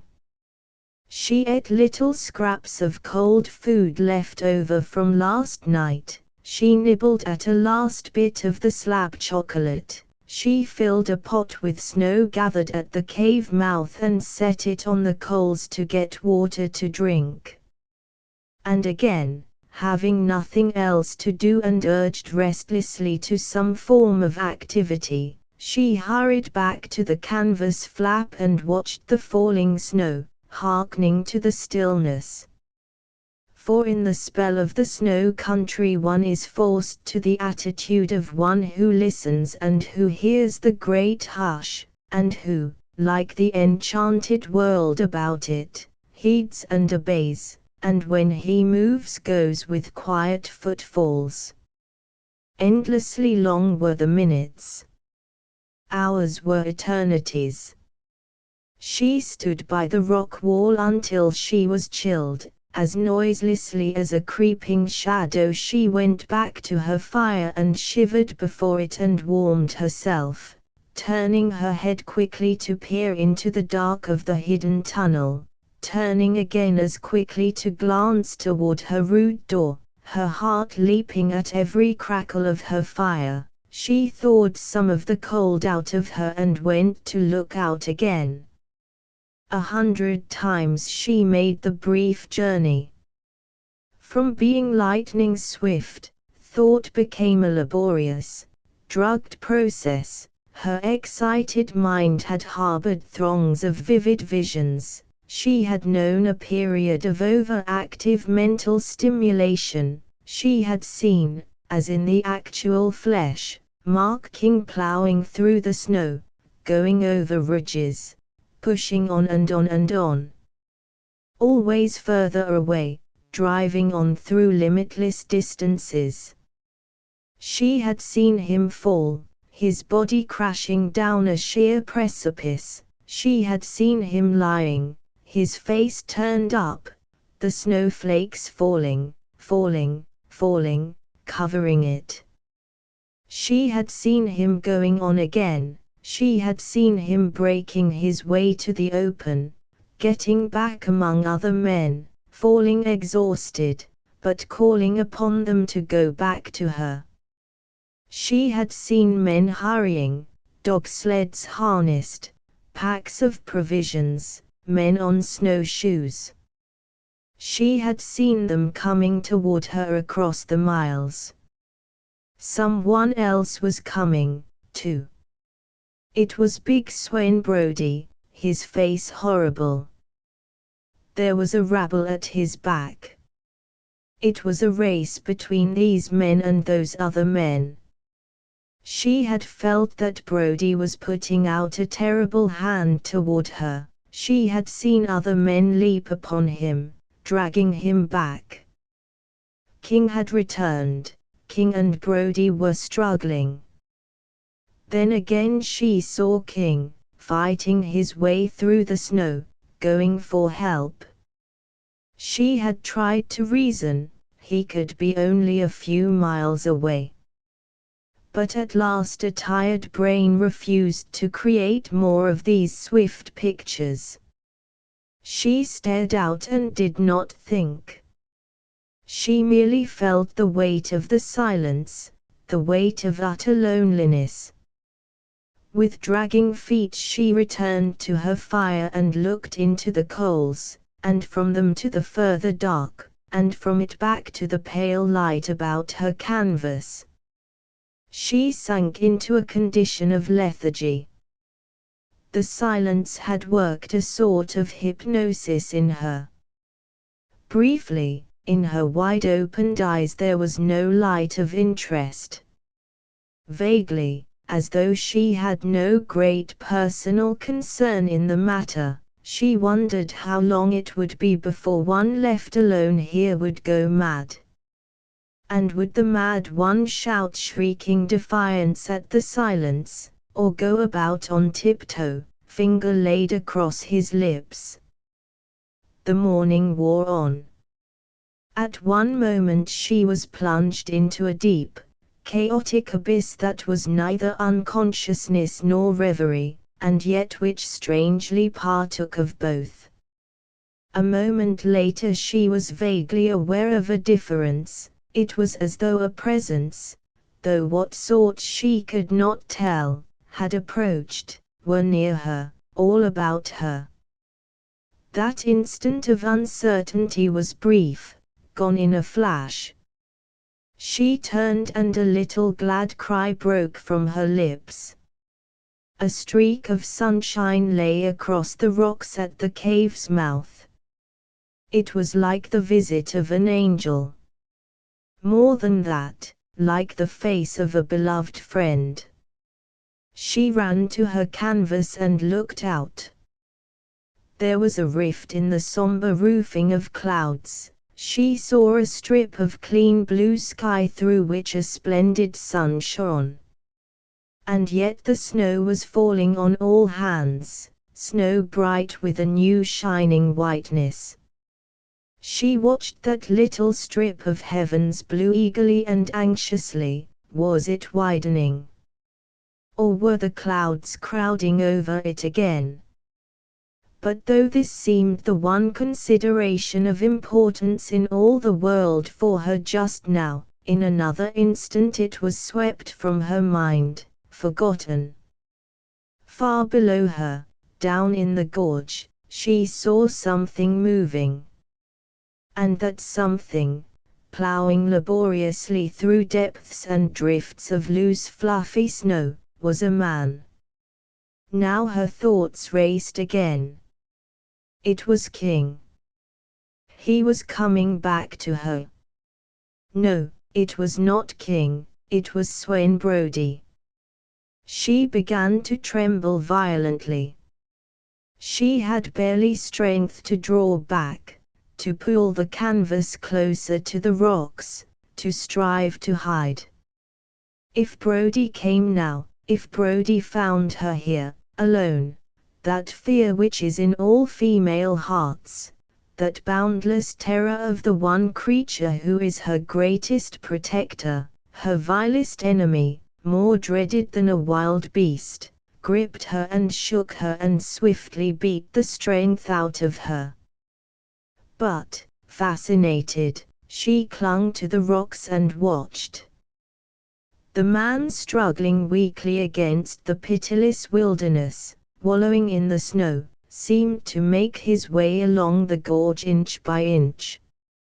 He carried something on his back, something white under the falling snow which whitened his hat and laboring shoulders. A sack with something in it, something to which he clung tenaciously. How he floundered and battled against the high-heaped white stuff about him which held him back, which mounted about his legs, up to his waist. At times, when he floundered, he was all but lost in it. He lay still like a dead man. He struggled, and began crawling on again. He stopped and looked about him. How her heart pounded then! He was looking for something, seeking something. Her. She was so certain it must be Brody. Yet she remained motionless, powerless to move, though she remembered King's word of the hiding place where she would be safe. She peered out, fascinated. In time the man came closer, and the first suspicion entered her mind that, after all, it might not be Brody. He stopped. He was exhausted. He pulled off his hat and ran his hand across his face. Then, still bareheaded, he looked up. It was Grattan. Grattan alone. Grattan looking back over his shoulder more often than he quested far ahead. Grattan in a mad attempt to make haste where haste was impossible. Now his every gesture bespoke a frantic haste. He was escaping from something. Then, what? He had left the other men. He was running away from them. She knew it as well as if he had screamed it into her ears. A sudden spurt of pity for him entered her heart. He seemed so beaten and bewildered and frantic and terrified. Who, better than she, could sympathize with one in Grattan's predicament? She looked far down the gorge. She could see, like a bluish crooked shadow, the trail which he had made after him. No one else in sight.